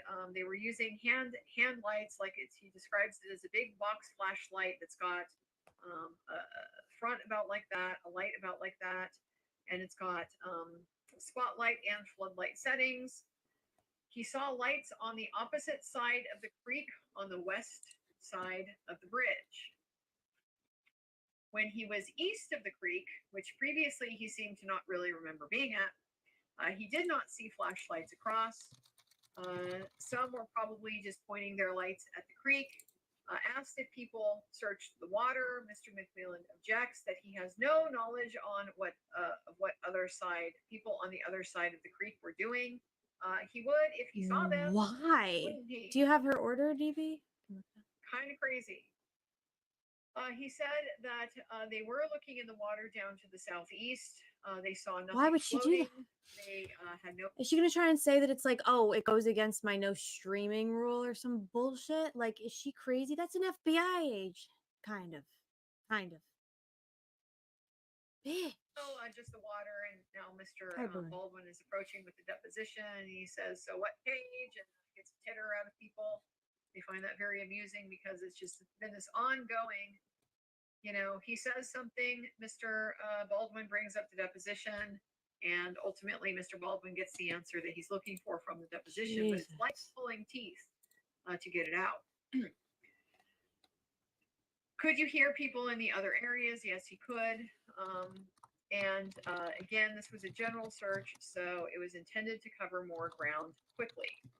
At this point, the jurors, like throughout this witness, the jurors are nodding, like a couple of them are resting their eyes. They do jerk back up, like nobody fell asleep, but they're like resting their eyes, yawning. Like this is so insanely boring. It is. It's pulling teeth getting this information out from him because you're having to go through these formalities every single time. Do you remember giving, you gave the deposition. If I draw your attention to page X in the transcript, can you read it? Does that refresh your recollection? And so we're sitting there while this is going on, time and time again. And at the end of the day, the information ultimately didn't really seem all that helpful because I mean, it's context, sure, we know that it was a big search, but what the defense really wants is to put somebody in the area of where the girls' bodies were. And he doesn't seem to be able to do that. This guy says when he was searching on the east side, he did not see flashlights across. To me, this is just convenient. This is convenient because you were just telling us you weren't on the east side of the creek. You were on the south, Or maybe I guess I'm confusing that with the bridge. That's maybe not fair. So he didn't see flashlights on the other side when they were on the far side of the creek. Mr. McLeland didn't have any questions for him because there was nothing really that material, I thought, in what he had to say. The jury had a question. How long ago did you do your deposition and did you get a copy at that time? Wow. Like this guy, call him out, why don't you? I mean, it was you need to be constantly confronted with, you're changing stuff. We got to pin you down. And his answer was 3 weeks ago. They took this deposition 3 weeks ago and a copy came in the mail. He didn't get a copy at the time. It came in the mail 2 weeks later. That would be 1 week ago. So wow. His lack of familiarity with the transcript, I think that, and just what he had said last time, I wonder what they thought of that. So disgusting. Did they take that as disrespect to the defense, which is kind of what I did? Like I don't even give a shit what I say to you. It doesn't matter to me what I said before. It doesn't matter to me what I said now. If you want to talk about both of them, fine. I didn't particularly think that was a great look, but that jury question, that's just, somebody was maybe not impressed. And then, did you search in the area southeast of the cemetery? His answer was not personally. He didn't personally search there. So he's not the one, I guess, that would have knowledge about whether that particular area was searched. So probably the best answer he can give, really, but it was not all that helpful. We have our afternoon recess then. When we come back, we're going to have, actually, I take this back. I see they call this into recess. I am actually so, I've been trying not to fall asleep, having a hard time not falling asleep during this fire chief's testimony. Like the eyes, you have those moments where, it's like your eyes are open and I'm looking, but your brain is kind of, it's like closing and you literally can like catch yourself like falling asleep with your eyes open, trying to watch what's going on. So I'm like, I'm just going to sit here in my chair during this recess. I'm going to put my head down and just close my eyes. I'm going to see if I can nap for the 10 minutes or whatever I can, and if that will help. So I'm sitting in there with my head down and I hear there's stuff going on and I hear Judge Gold's voice. I'm like, oh, here she is. There's something going on. So I'm going to pay attention. So they're having this off-record talk up at the bench, and it's Ms. Auger that's talking to the judge, and I hear the judge saying, basically, I haven't even seen it. You just filed it. So Ms. Auger seems to be following up on something that has just been filed, and so then Ms. Auger goes and talks to these two gentlemen that clearly appear to be feds. They appear to be the feds, the DOJ guy, and then probably the FBI guy, and is exchanging numbers with them. So there's a motion. Judge Ms. Auger wants an answer, to be able to coordinate with her witnesses, and the judge is just, dismissive. haven't even seen it. Not gonna deal with it now. So she goes and deals with her witnesses. Why does she feel so brazen like she can do this in front of like a DOJ and Fed representative in her courtroom? I don't understand. I know I sound like a broken record, but like this is actually mad. This is like crazy making. This is crazy making. This cannot, like, surely this can't continue. Holy fuck. After the recess, this is where the defense finally got to have some fun. This was like really the bright point of their day today, because they called Steve Mullen back on the stand, and first asked if he should call him investigator as his title, if that's appropriate. And Steve Mullen says, yes, please. He wants to be called Investigator Mullen. So Mr. Baldwin starts off with how important is it to preserve evidence? It's very important. Why? Because of the integrity of the investigation. How important is it to alert the defense if there is missing evidence? This gets objected to. So we backpedal. Is it important to alert the defense if there's missing evidence? Facts not in evidence. Got to establish that it is in fact important. Like, why is that? Because of the integrity of the investigation. So what have you failed to preserve is the question. Mr. McLeland objects to the foundation. And he says, you mean as to just the charges against Richard Allen? And Mr. Baldwin says, he objects on relevance. And he asks a foundational question. You mean with respect to just the charges against Mr. Allen? That narrowing that the court has done with the relevance? Mr. Baldwin says, I mean the investigation into the deaths of Abby and Libby. He's talking about the whole thing. What did you withhold for the whole thing? So Mr. McLeland objects to relevance. Mr. Baldwin says, let's have a sidebar. Here we are at another sidebar. We've taken up at least 2 hours today with this stuff. It's insane. With these having to battle everything out, every little thing out. During this time, Mullen is sitting up there on the stand, and he is what I am calling side eyeballing the jury. He's not looking straight at them. He's looking like this, but he's like even more than that, really. He's staring at them like way out of the side of the eye. He's really, really eyeballing them, but he's not looking at them face to face. It's honestly kind of creepy to me, looking at him from the stand. And I noticed that one of the jurors is full on staring him down, like unblinking, fixed stare, not taking her eyes off of him. We have a king. Seems to maybe not be real impressed with Mr. Mullen. Mean muggin'. We finally get back from the Bless his sidebar, heart. and it does appear that at least in this instance, relevance extends beyond just the limited time frame of the investigation of Richard Allen, which is yeah, glad you're starting to get it, Judge. Context matters. Bro, it's a joke.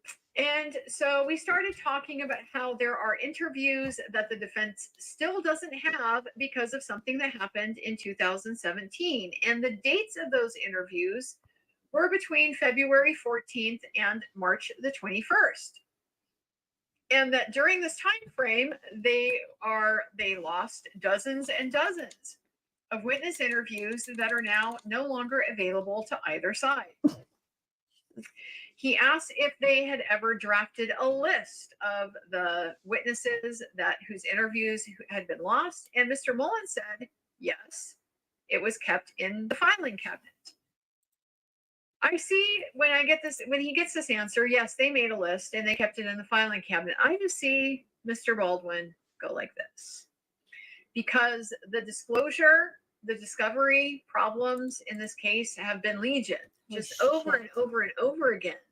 The things have not been turned over. They've been sat on, and things have been, like with the videos, just produced in these formats that serve to make them functionally unusable at trial.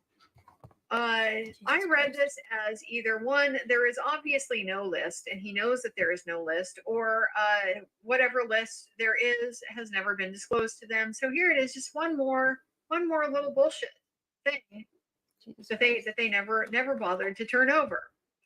I would imagine that had they had a list of the people who had been interviewed, that would be very valuable to the defense, because the defense would then want to go back and find those people. But we heard through this whole motion process, this was the Brady motion that was filed early on in the case, that they had a very hard time. You know, they're basically never going to be able to recreate the early days of this investigation. Well, if they had a list, and if the state had a list and had produced a list, then, you know, it would be possible, at least potentially, to reconstruct that investigation. So Mr. Baldwin's like, there's a list of people who were interviewed in the filing cabinets. He's confirming this. Yeah, there's a list of people who were interviewed in the filing cabinets. So he refers him back to testimony that he gave in Fort Wayne on March 8th. This is the Brady hearing. What Brady hearing? He agrees that interviewing people in the beginning of the investigation while their memories are fresh is important. In August, they discovered the problem. Does she mean the motion? Mr. The Baldwin says, sanction? now you had a list. So what did you do to recreate these interviews? And the fuck is she Mr. talking about? Mullen evades the question. Of course. He says there was nothing I could do to recover the interviews. They had been recorded over. And Mr. Baldwin says, I understand that. But you had a list, you say. Didn't you ask to re-interview everyone? I think that's what it is, DB. Mr. Mullen says, I didn't. Someone might have, but I don't know. I believe there was. But he doesn't know exactly who. And he would need his notes to refresh. He would need his notes to refresh himself. Why doesn't anyone have their notes? You're at trial. This is it. This is the day to bring your notes. Why don't they ever have their fucking notes? So Ever. Just throwing out whatever the hell he wants as you know, that he thinks is going to be beneficial. He knows how bad this makes them look. Jesus Christ. All of this stuff that's been lost in this investigation. It looks terrible. So I don't know. He didn't try to recreate the interviews, but he believes somebody did, but he just doesn't remember exactly who it would have been that would interview. He would have to check his notes to refresh himself. Here's what I would have done if I were the attorney and had I not been like rocked and beaten down by and fatigued by all of the bullshit that this defense team had to deal with today. I would have said, those notes are still available to you. And so you're saying that if you refreshed yourself with those notes, you would be able to come and tell us who you re-interviewed after discovering that all of these interviews had been lost. And so you would be able to do that tonight and then come back tomorrow and get back on the stand and tell the jury who those people are. That's what I would have wanted to do. I want to nail him down on this because he's lying. He's lying. They didn't go re-interview people. That was like the whole basis of the Brady, was that it was lost and therefore it's lost and there's no recreating it. And it's just an unfortunate mistake. No way to be able to fix it. Did they have a hearing in Fort Wayne in March? Yes. Okay, that makes sense. So it was a hearing on the motion to dismiss, and it was obviously, yeah. Wow. Jesus.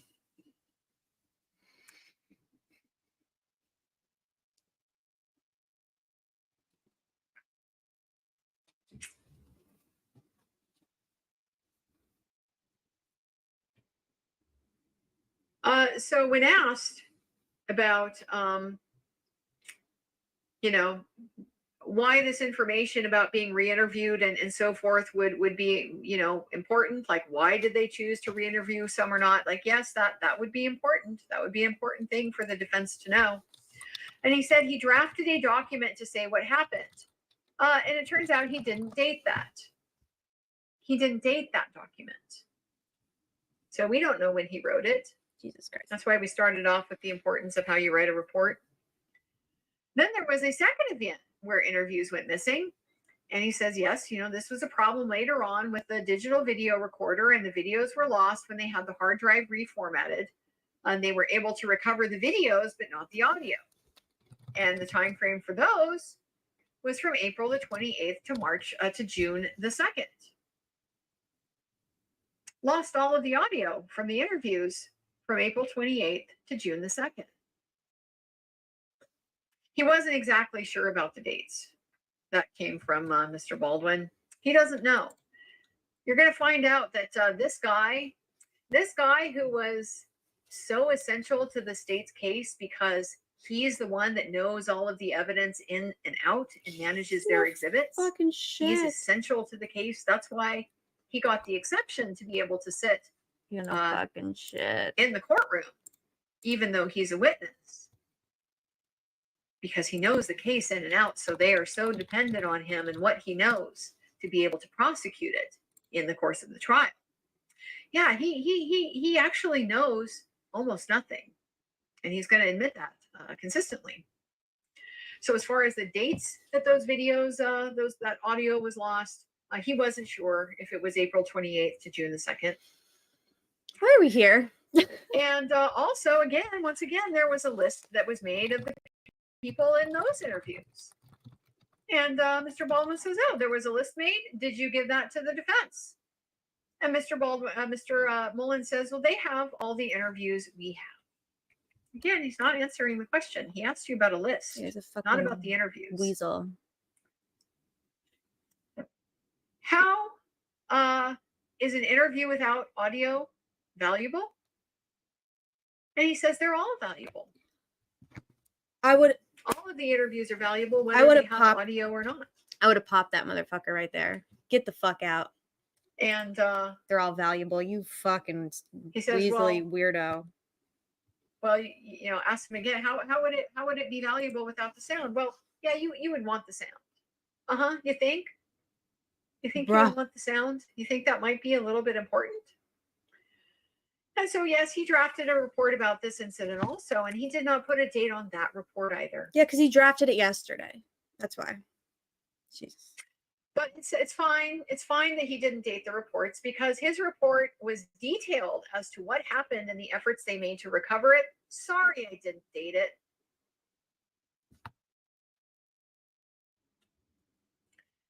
He's getting this attitude that is not. It's not going over. It's not flying. Sorry, I didn't date it. Everybody's seeing through at this point. Like everybody. This is becoming very transparent. Yeah. Very transparent. You lost these things. You didn't provide it to the defense. You didn't go and recreate it.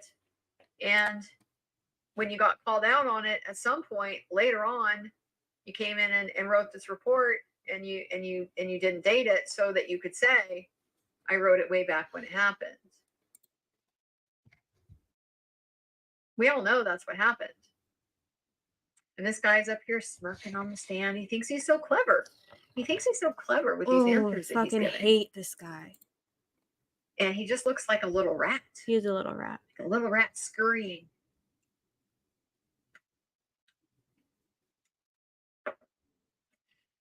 These reports, as we indicated, these undated reports, they were provided to the defense in February of 2024. What the fuck is wrong with this man? These things that would probably be of value to the defense. That oh my god! Back. I'm sorry, y'all. I know I'm like being very, very obnoxious right now.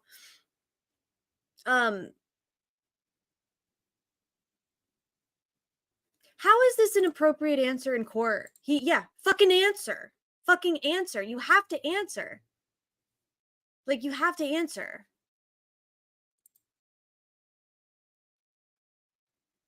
Oh my god, with the fucking no audio already. In the wee hours. I will die.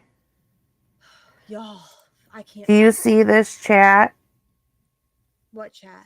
Right up here, it says, just after 4 p.m., Baldwin asked Mullen, do you believe the sticks were placed on their bodies? I don't know.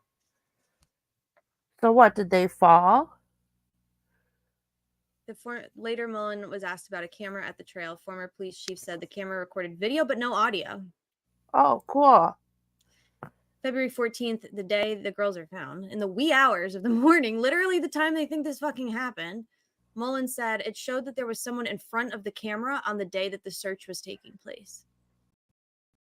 A camera at the trail. At the trail.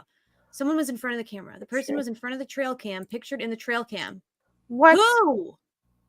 Who? Matt Sullivan told me this. Oh my God, wait. Matt Sullivan told me this in like 2021. I wonder, who was it? Who the fuck was it? I'm going to lose my mind. Around the time of the events that they occurred, which would have been back in 2017. And after the defense came on the case in 2022, they sat on it for almost a year and a half before they gave them these reports about where Indiana all the AG critical early stage. Indiana AG is there. They're in the back of the courtroom fucking spinning their dick. Like, what are they doing? What do they care? I think DB's copying and pasting from an article. They said, I think they said that there were, first they said there never were any cameras, and then they said there were, but they didn't check them. And now they're saying, oh, by the way, there was a man standing in front of the camera. No, there were cameras. Yeah. There was a cop who went to go get the cameras after they found the girls' bodies. You're right. And Tobe called him off. Oh, wait. No. They didn't find the girls' bodies yet. They were sent out to, he was sent out to go look for the trail cameras and gather them. He went.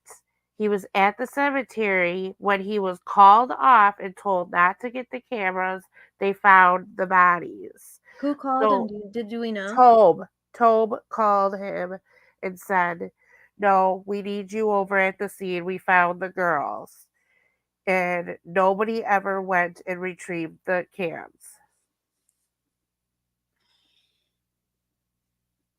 Allegedly, no one retrieved the cams. I'm sure Tobe That gives us did. a little bit of a time frame about when these reports originated. This is insane. Right, this is questionable. And when asked, why did you not provide it?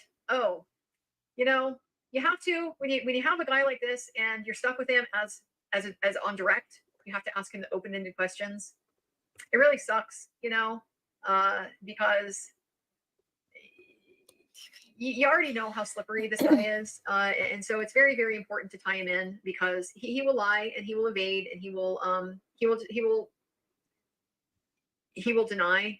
He will, like, you know, think up in his mind what the linguistic exception to your question is. Why not provide it? Well, this was kind of a bad look too, because he gets smarmy. Well, thank you, Mr. Baldwin. I'd actually love to answer that question. I thought it was already contained in the voluminous discovery that we had provided to the defense team. He really thought that landed. I thought we already gave it to you. He doesn't know when the defense team learned that the interviews were missing. It was probably several months after they came on the case. Does he agree that not dating the report is sloppy? No, he does not. He does not agree it's sloppy. And when asked if he could go back, would he do it all again the same? He said, well, if I knew you'd be asking now, I probably would. And he chuckles. He thinks he's so clever. I probably would if I knew now. I should be asking about it. And Mr. Baldwin says, do you think this is funny? Damn right.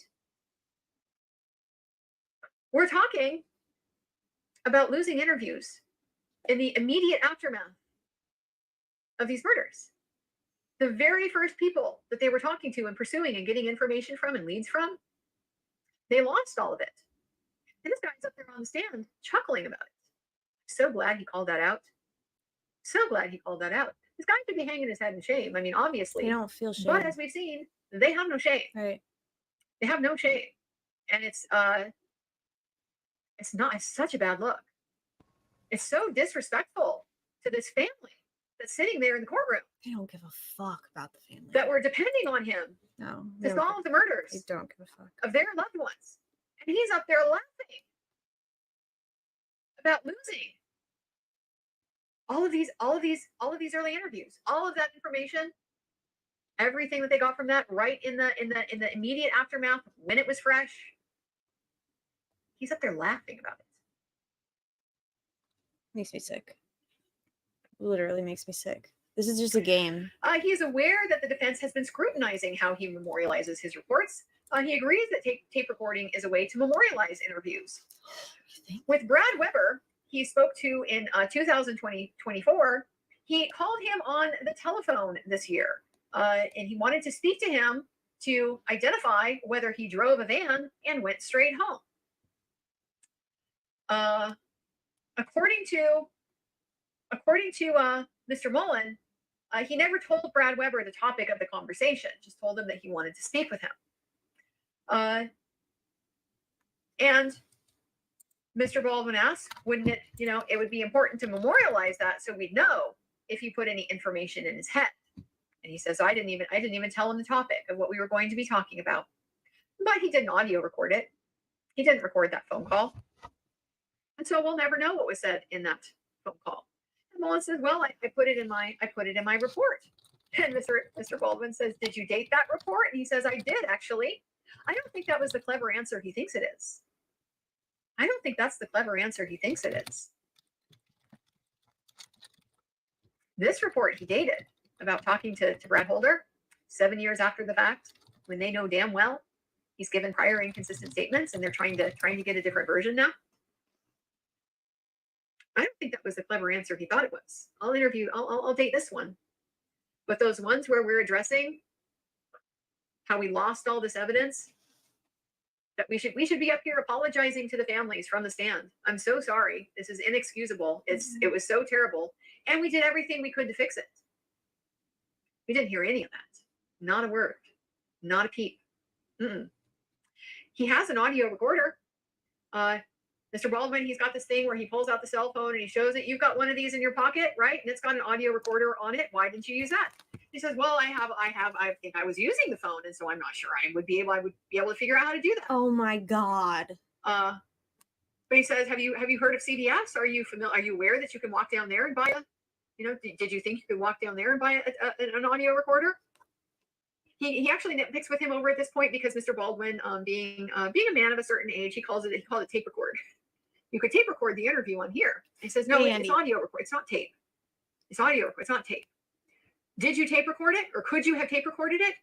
Well, no, not tape. Like he's getting like this is what he's going to fixate on now. Not tape. And Mr. Baldwin's finally like, my apologies. Could you have audio recorded it? And he says, yes, he can. In fact, he actually has an audio recorder. He wouldn't even have to go to CBS to buy one. So he agrees he could have recorded it, but didn't. And when asked if he could do that over, would he? And he says he probably would have. Yeah, he's learned now. He trained. He'd do that differently. He'd record that phone call. No, he wouldn't. We all know he wouldn't because we all know what that phone call was about. Nobody's being fooled anymore by this little rat up there. He's a little rat. Jesus Christ. Jesus. Asked if he was aware that the first time Brad Weber spoke to law enforcement, he said whether this was the first time that Brad Weber told law enforcement that when he drove the white van and he drove it straight home after work. Mr. Mullen says, I don't know, but he told us before we even asked him. Wow, what a remarkable coincidence. He doesn't even know what the topic of this conversation is, and yet he spontaneously volunteers exactly the information that they're looking for. I think they're fighting. What a remarkable bit of serendipity that has now shined on this investigation. After all of this terrible luck of the lost reports and just the technical difficulties that have just plagued their recordings from all the way back in 1917 from 2017 to all the way up in 2022 when we're interrogating Richard Allen. All of these it's just been such a plague, these technical problems, the way the cameras just start and stop and erase themselves. But finally, we had this bit of serendipity when Brad Weber walked in to the police station, not knowing anything at all about what we wanted to ask of him. And he spontaneously volunteered that he drove his white van straight home from work on February the 13th. Amazing. This is finally the break the case has been needing. They have to see, like, through, like, they have, surely they see that this is. And so that was after the phone call that they had, and that was in August of 2024. And asked if he'd ever said that before. He doesn't know. Mr. Mullen doesn't know. Love that. The man who knows everything about the investigation is so important that he gets to sit in on all the testimony and listen to it while he also testifies. Yeah, he doesn't know. Doesn't know if he ever said that before. No. Was there anything in their investigation that revealed that he said that was inconsistent? Well, Mr. Mullen thinks he might have said he drove a Subaru. And so Mr. Baldwin asked straight out, "What about not going home first to do his ATM machines?" Mr. McLeland objects to this as asked and answered, and this is sustained. What? Literally, the first time the words ATM machines have come out in this examination, and it's asked and answered. This is like very weird. Previously said he didn't know if he'd ever said drove straight home before.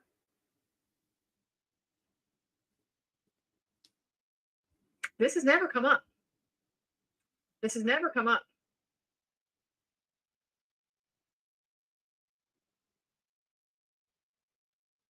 Asked and answered.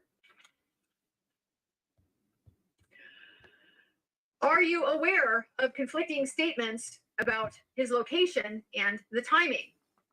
Yes. Finally, we get somewhere. He has to acknowledge. He's aware of that. And are you aware he had a side job? Yes. There were some ATM machines that he serviced. Great. Glad we know that.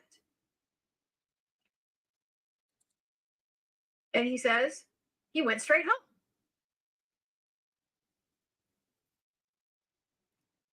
That's what he told me in Harshman. Why is Harshman talking to Brad Weber? Huh? Asked if he was present when Brad Weber spoke. What? To Poulin and Botten. No, he wasn't. Of course he wasn't. I'm not sure if we ask about that. He doesn't know. He's not sure. Maybe check his notes. Because the confession. Oh my God. The point here has been made. He knows perfectly well that Brad Weber previously said he didn't go straight home. He went to work on his ATM machines. They can't prove that. The defense hasn't been able to get this in yet as substantive evidence because Brad Weber denies it. That's not true. Denies that he told the police that. The first officer that they called doesn't remember.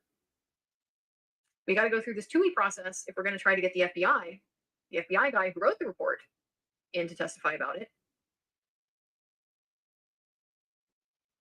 And now Steve Mullen, he's aware of, like, you know, the information around the edges, which is that one little detail about what he was doing with the ATM machines on February the 13th after work. Yeah. Nope. As far as what he says about his location, he says he went straight home because that's what he told me in Harshman.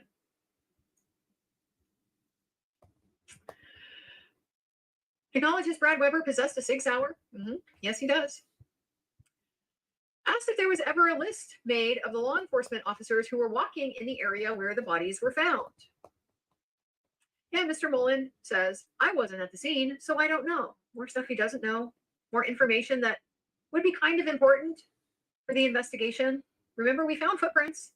We found footprints and ultimately decided we weren't going to follow up on that because, you know, so many people around there at the scene.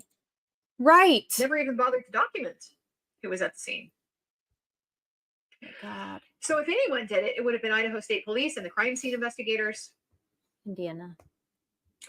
Has he seen any emails asking law enforcement officers that were present at the scene what kind of weapon that they carried? Nope. Not familiar with anything like that.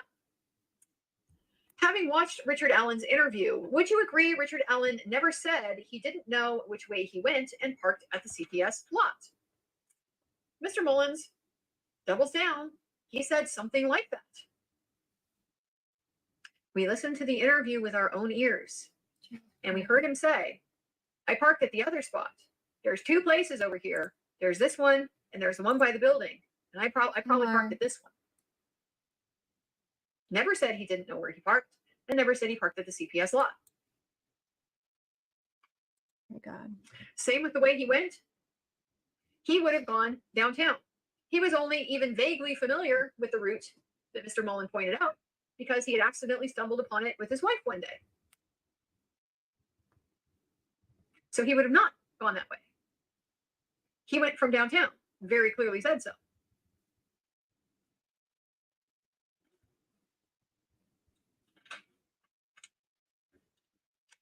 How many people do you think are involved in killing Abby and Libby? One, he says. And when did you start to think that? After arresting Richard Allen. What?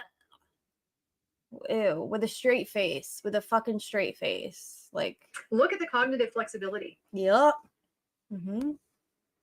Sometimes. The interpretation of the evidence, it just depends on the outcome and the context. Mm-hmm.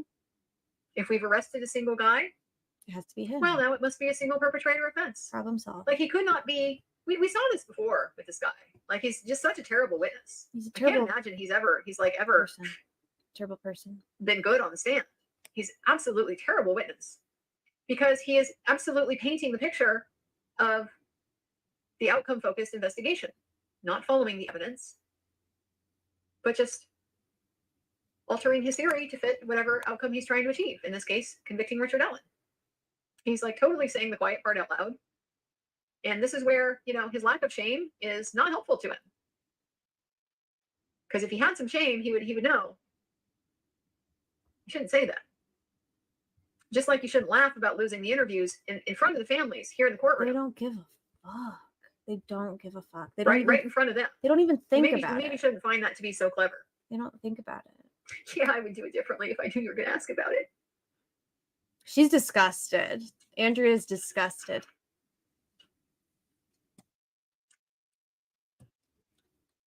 Mr. Baldwin asked him about there just being lots of things that needed to be done at the scene, and they kind of they kind of don't really get anywhere with this, and they go back to the video that was made on Libby's phone at 2:13. What, in his opinion, does the evidence show about the end time of the events of the day? Like when did those events end? And he says, I don't know exactly what time he left. Mr. Baldwin asks if you agree. Sorry. That it's a major problem for the timeline, and there's an objection to leading. So he switches and he asks, how important for the timeline is it that Betsy Blair identify Richard Allen as a person on the bridge? He won't answer this. He doesn't answer that question. He says, Mr. Allen said. Oh my God. He said he was there at 1:30. We have his car there at 1:27. I would have beat the interrupts a car, out of a car that looks like his. And he said he was there from 12 to 1:30. Jesus Christ. Or 1:45. Because we just watched that interrogation video and we watched him say he was there from 12:30 to 1:45. Mr. Mullen says he originally said 1:30. And Mr. Baldwin says, were you next to Dan Doolin at that time? No, he wasn't. Yeah, he's a monster. She is like dissociated right now, her face. Oh, sorry, I froze it. Fuck. Yeah, she's grossed out. How important is it to the timeline that Betsy Blair described a car that looks like Richard Allen's car? Mr. McMillan objects to this as being leading. Oh my God. And this objection is sustained. I got WTF in my margins over here. How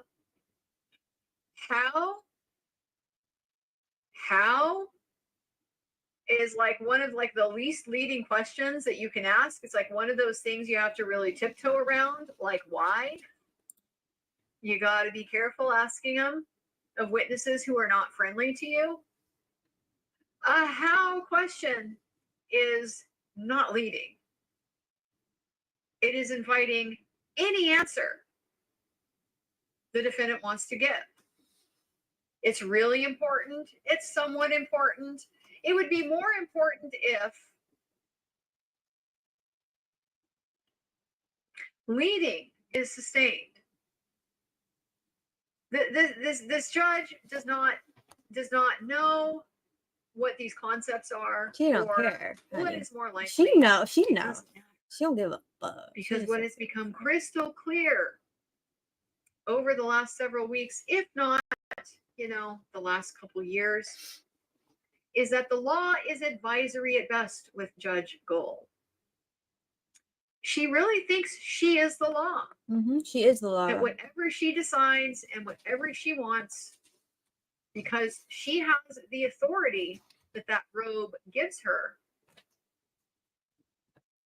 that the rules are whatever she decides they are. Who's gonna stop her? Just like she's doing with these audio recordings that are clearly public records. Doesn't matter. So I filed for a writ against her in the Indiana Supreme Court. It's not gonna do anything. Law is extremely clear. She don't give a fuck. I know I'm being very negative. I'm sorry, y'all. It's extremely clear. She don't give a fuck. She's not gonna release that shit. She's gonna be like, over my dead body. Extremely clear that everybody is entitled to equal access to court records, like exhibits that are admitted at trial. So it's pretty clear if you're going to make those exhibits accessible, you got to make them accessible to everybody. You don't get to just create your preferred class who are going to have their own take on what's going on in the courtroom, their own incentives for reporting it the way that they report it. She don't care. Their own lay understanding of what's transpiring. Yeah, these things are pretty clear. Rules address them. But raising of the rules, Judge Gold, she said the quiet part out loud. It's just merely a complaint. Invoking the rules, merely a complaint. So that's why I filed that writ petition. We'll see how it goes. The way that it works, I have asked the Indiana Supreme Court to order her to give me the audio recordings and to allow me to view the exhibits in the courtroom, and anybody who is in the courtroom to view the exhibits on the same footing as the press, because there is no lawful or constitutional or philosophical basis for distinguishing between the public and the press. What do y'all think the chances of Supreme Court or anyone like actually? And so the way that can work, I don't they really can know. grant it without a hearing. That'd be nice. Just read it and say, yep, looks right. Think it needs to happen. They won't. They could deny it without a hearing. Yeah, they say no, not seeing a basis here. Doesn't she have enough? Oh no, she's not up for election. Don't see that she has a duty to act to provide access to these records. Yeah, crazy.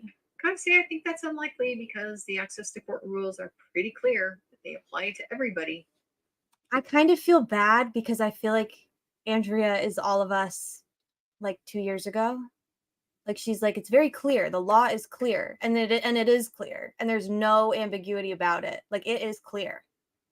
She can't do this, but she does, and she will. And at every turn, they will let her.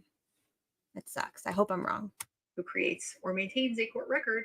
It sucks. Such as a judge who controls access to the exhibits during the trial. Fucking sucks.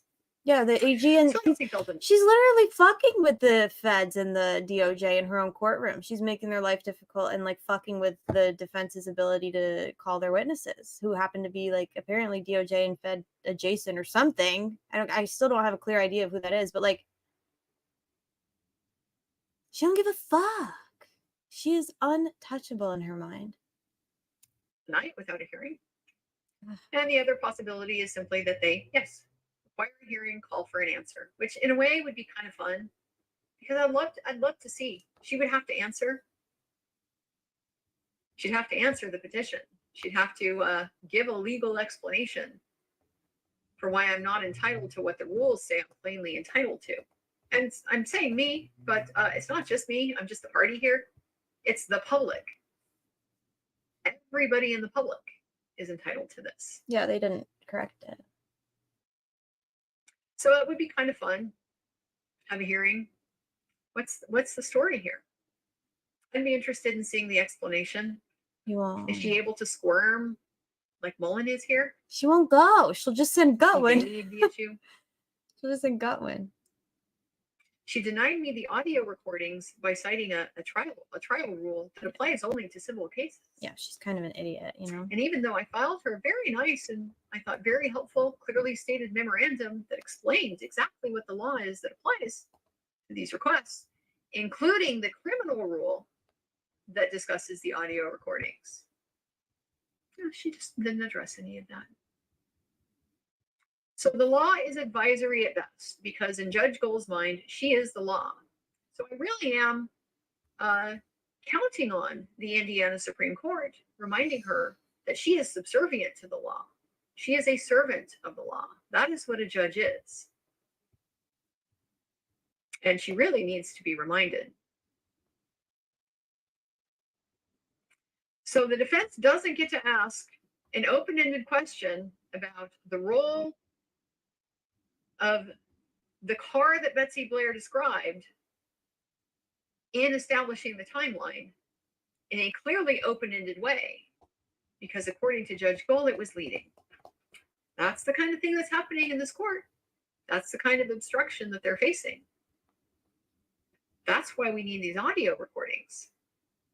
Because I'm not sure that many people, unless you're watching the stream, now or at some later replay point, you're not getting those details. And you're having to take my word for it. I'm sitting in here doing my best to take as detailed notes as I can, as well as I can. But I am human. I can't guarantee everything I get here is 100% accurate. I point out all the time, there's stuff I miss. You can't hear things. That's part of why you have those microphones set up in the courtroom that the state is so kindly reminding everybody they don't actually need to speak in, even though speaking in them will amplify it to the audience.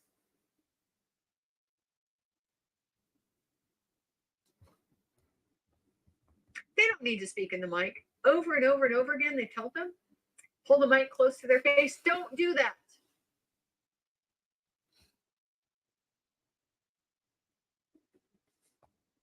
I am the only person reporting these details, and they want us not to hear them. Well, I'm not the only one. I mean, Lawyer Lee is in there, and Bob Mata is in there. As far as the folks who understand legally, significantly what's happening, it's us three.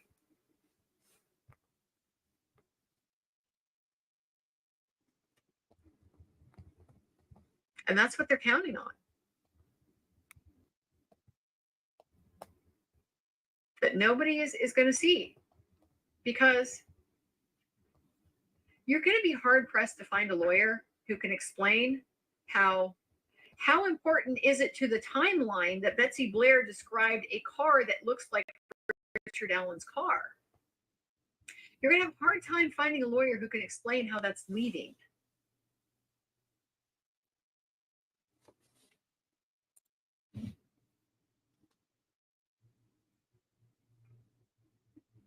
People need to see. They need to see.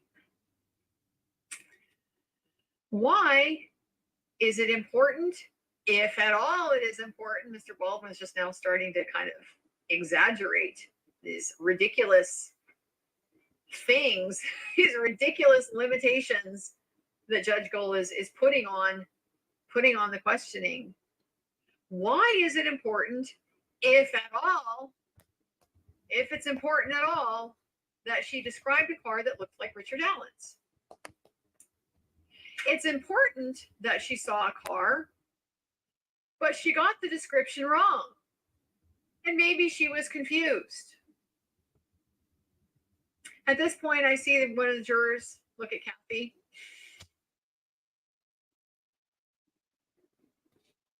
They see, at least some of them up there, they see. They see. They know what he's done. They know who he is. I hope she's right. They know y'all. the harm he's inflicted. Fucking hope And they she's know right. how she suffered because of it. And they know how they would feel if it was their wives that were sitting there where Kathy Allen is sitting. Yeah, dude, those men are probably fucking not happy with these men, you know? She just got the description wrong. It's important that she saw a car that looks nothing at all like Richard Allen's car. She just got the description wrong. Shameless. Absolutely shameless. Maybe she was just confused. How important is it that Sarah Carba, seeing a man on the road at the end of this timeline? McLeland now objects, and guess what? We go to sidebar. We have a little sidebar. So then when we come back, we got to move on. When, if ever, did law enforcement become aware that Monica Walla was paying attention to the case and listening to podcasters? He doesn't know. Just another detail that really didn't matter. Wasn't there ever an Amber Alert sent out for the girls? He doesn't remember that either. Oh my God. The juror who has been looking at Kathy has now written his question down on his piece of paper and folded it up and has looked over at Kathy. How many girls were on the bridge with Bree? There were 4, including her. He does not dispute the height of the bridge as being 65 feet. He has gone to the area where the girls were abducted, all the way to down by the creek. And how far is it? Well, he didn't measure it. So we got to walk through after you come down the tracks when you're on Brad Weber's land. If you come down and you would be facing.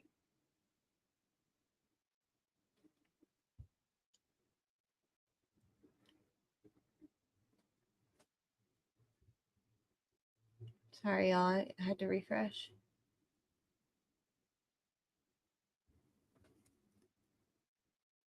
So riverbanks can change all the time. We'll go back a little bit. In a survey topo maps, are they recent topo maps? Because the thing about floodplains, we hear and we'll hear from him how very important it is to describe this flat area as a flood area. The thing about rivers that flood is they erode their banks. They cut the banks when they're at high water.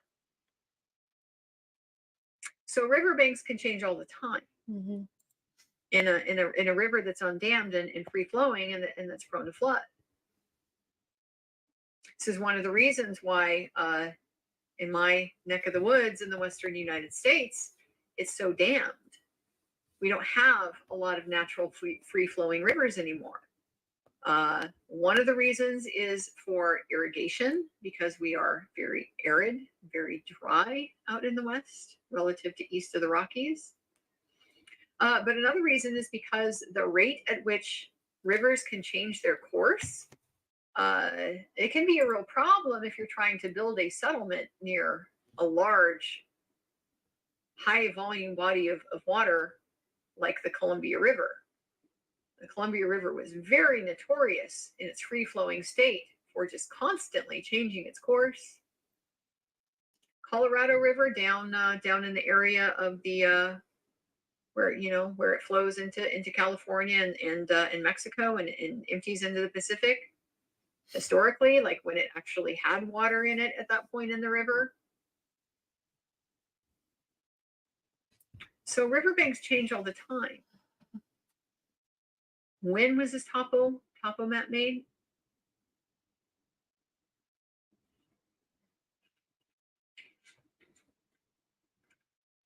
couldn't be bothered to just get out a tape measure.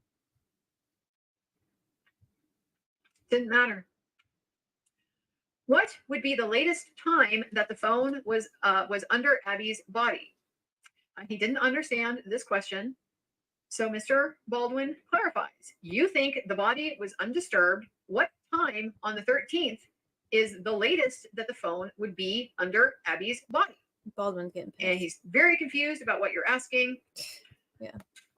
The phone never left after Richard Allen left the scene. Correct. Richard Allen never left with the phone. Correct. He doesn't know. He says he doesn't know when Richard Allen left the scene. What? But we know if he's trying to say Carba. Yes, he saw does. Richard Allen, and that's What is he doing? part of why he's under suspicion here.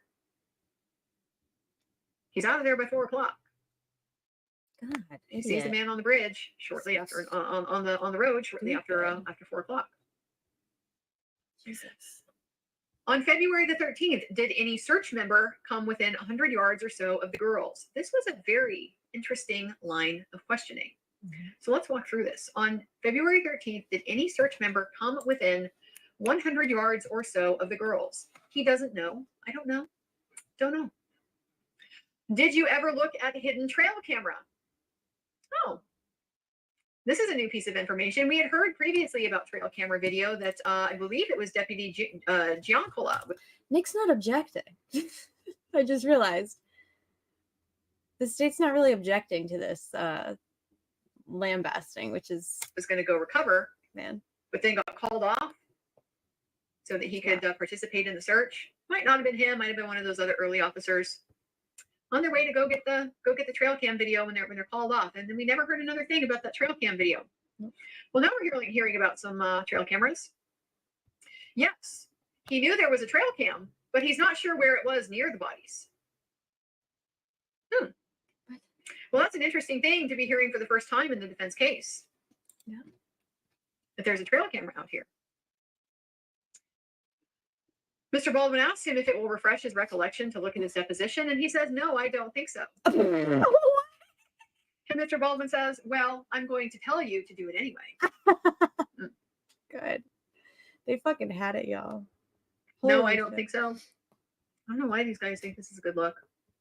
I don't know why they think this is a good look. This is all they know, y'all. I feel so you. bad for this defense team because they're being artificially and incorrectly forced into this box. Yes. With how to confront these liars. Yes. By some rule that Mr. McClellan has made up and has sold to Judge Gold, who's more than happy to buy it because it makes the defense's life hard. Yes. That People conflates are the refreshing a witness's recollection and impeaching them. The liars. And this misunderstanding, it's going to have some significant consequences. Maybe. As we'll get to. Oh, we're still only just getting started here. Oh, Jesus Christ. With y'all, I think I should stop the stream and just do real quick, just do a new one, right? Because I don't want to I'm feeling like I think I'm gonna do that really quick. I'll put a new link in the thingy. Decapping? Okay.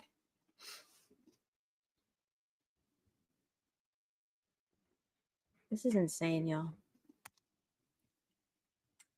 So because he can't just point out, you said in your deposition before, whatever it is he wants to confront him with, he's got to go through this whole refreshing. And now Mr. Mullen thinks he's found a way out of that. Thinks he's found the loophole. So he is a rat. And these guys have the gall to think that lawyers are the ones who are all tricky and stuff like that, looking for loopholes, trying to get the guy off. Technicality. He thinks he found a loophole. Oh, they have to ask me to refresh. They can't just confront me with it. They have to ask me to refresh. So I'll just say no. Won't refresh my recollection. Well, you're going to look at the deposition anyway. Look at it, Mullen, you fucking Lost me. weasel. You're going to look at it and you're going to like it. So he says he doesn't know exactly how far the trail camera was from the bodies. Okay. It's really fucking close. The fact that we're hearing about a trail camera anywhere near the vicinity of the bodies at this point, yeah, it's really close, is not something we should be hearing for the first time in the defense case. Nope. Because if there's nothing on the videos, You still cover it just like you covered over the course of like nearly a day, all of the DNA that doesn't point to anybody, and certainly not to Richard Allen. You let the jury know how you tried to investigate your case. And if leads didn't go anywhere, they didn't go anywhere, but they know you tried. But you know what? If there's something on that trail camera, you probably need to explain to the jury what you did with it. Nah. If it didn't matter, why not? How did you make that decision? Because it seems like if somebody's on a trail camera anywhere near the bodies of the girls, we would probably want to know who they are and what they're doing there. They probably do. Seems like fairly important information, doesn't it? It's insane. Seems like the kind of information that we probably shouldn't be hearing for the first time in the defense case if you want your investigation to have any credibility whatsoever. And yet here we are, hearing about a trail camera for the very first time. No, crazy. What did the camera reveal as to the proximity of anyone to the bodies? This is the answer, well, insane. there's no audio, there's only video, and it shows someone in front of the camera on the 14th. Huh? Mr. Baldwin asked, how close was it? And he says, I don't know what you're asking. Oh my God, yes you do. Ew. He Yes, you do. misunderstands the question when he doesn't want to answer it. This is one of his when he's getting trapped. Correct. When he's getting trapped and he needs to scurry like his little ratty self. He is such a rat. He really is. He's such a fucking rat. I don't understand the perfectly clear question of how close was it? How close was the camera? I'm just a big dumb dummy. He says it's important to show. It's more important to show. So now he's going to go down to the map to show us where the trail cameras were. So he goes down to the map and points out a spot roughly, like northwest, like at like 10 o'clock, say, from where the bodies were ultimately found. And it's up on top of the hill, whereas the bodies were down at the bottom. That doesn't seem like a particularly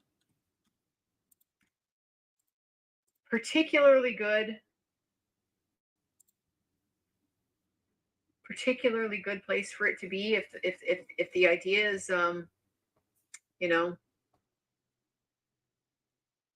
you would have a vantage point from that area.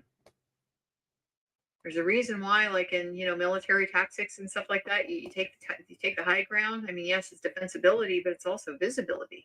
You see things coming. You can see from a distance. When you're on the bottom of the hill, that hill obstructs your view. You can't see over to the other side. But when you're on the top of the hill, you can see everything until the next highest point. There's a trail cam on top of the hill in the vicinity of where the girls' bodies are supposed to be. And we're just now hearing about it.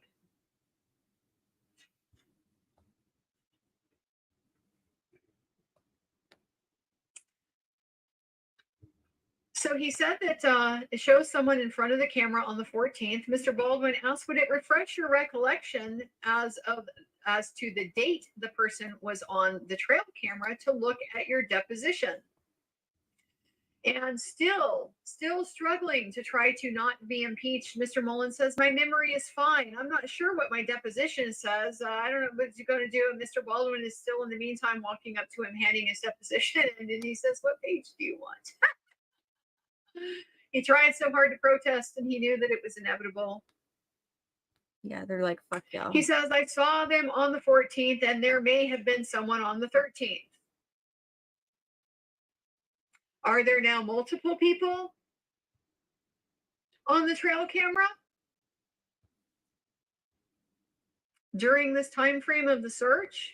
Is that what I'm hearing? These people, if that's what I'm hearing, better be pretty innocuous.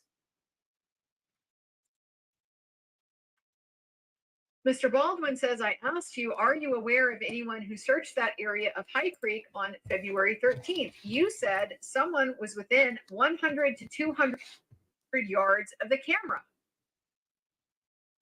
That's what he said in the deposition. Wow. That's why he's trying not to be impeached. Wow. Because he's trying to minimize it. He's trying to say it was the next night after the bodies were already recovered. Yeah, he's lying. Okay, y'all, here's a new link.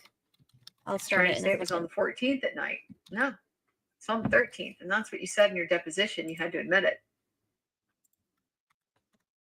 Oh my God, this is horrible. Mr. Mullen's explanation, I was confused about what you were asking. All right, see you in a minute, y'all. Very confusing.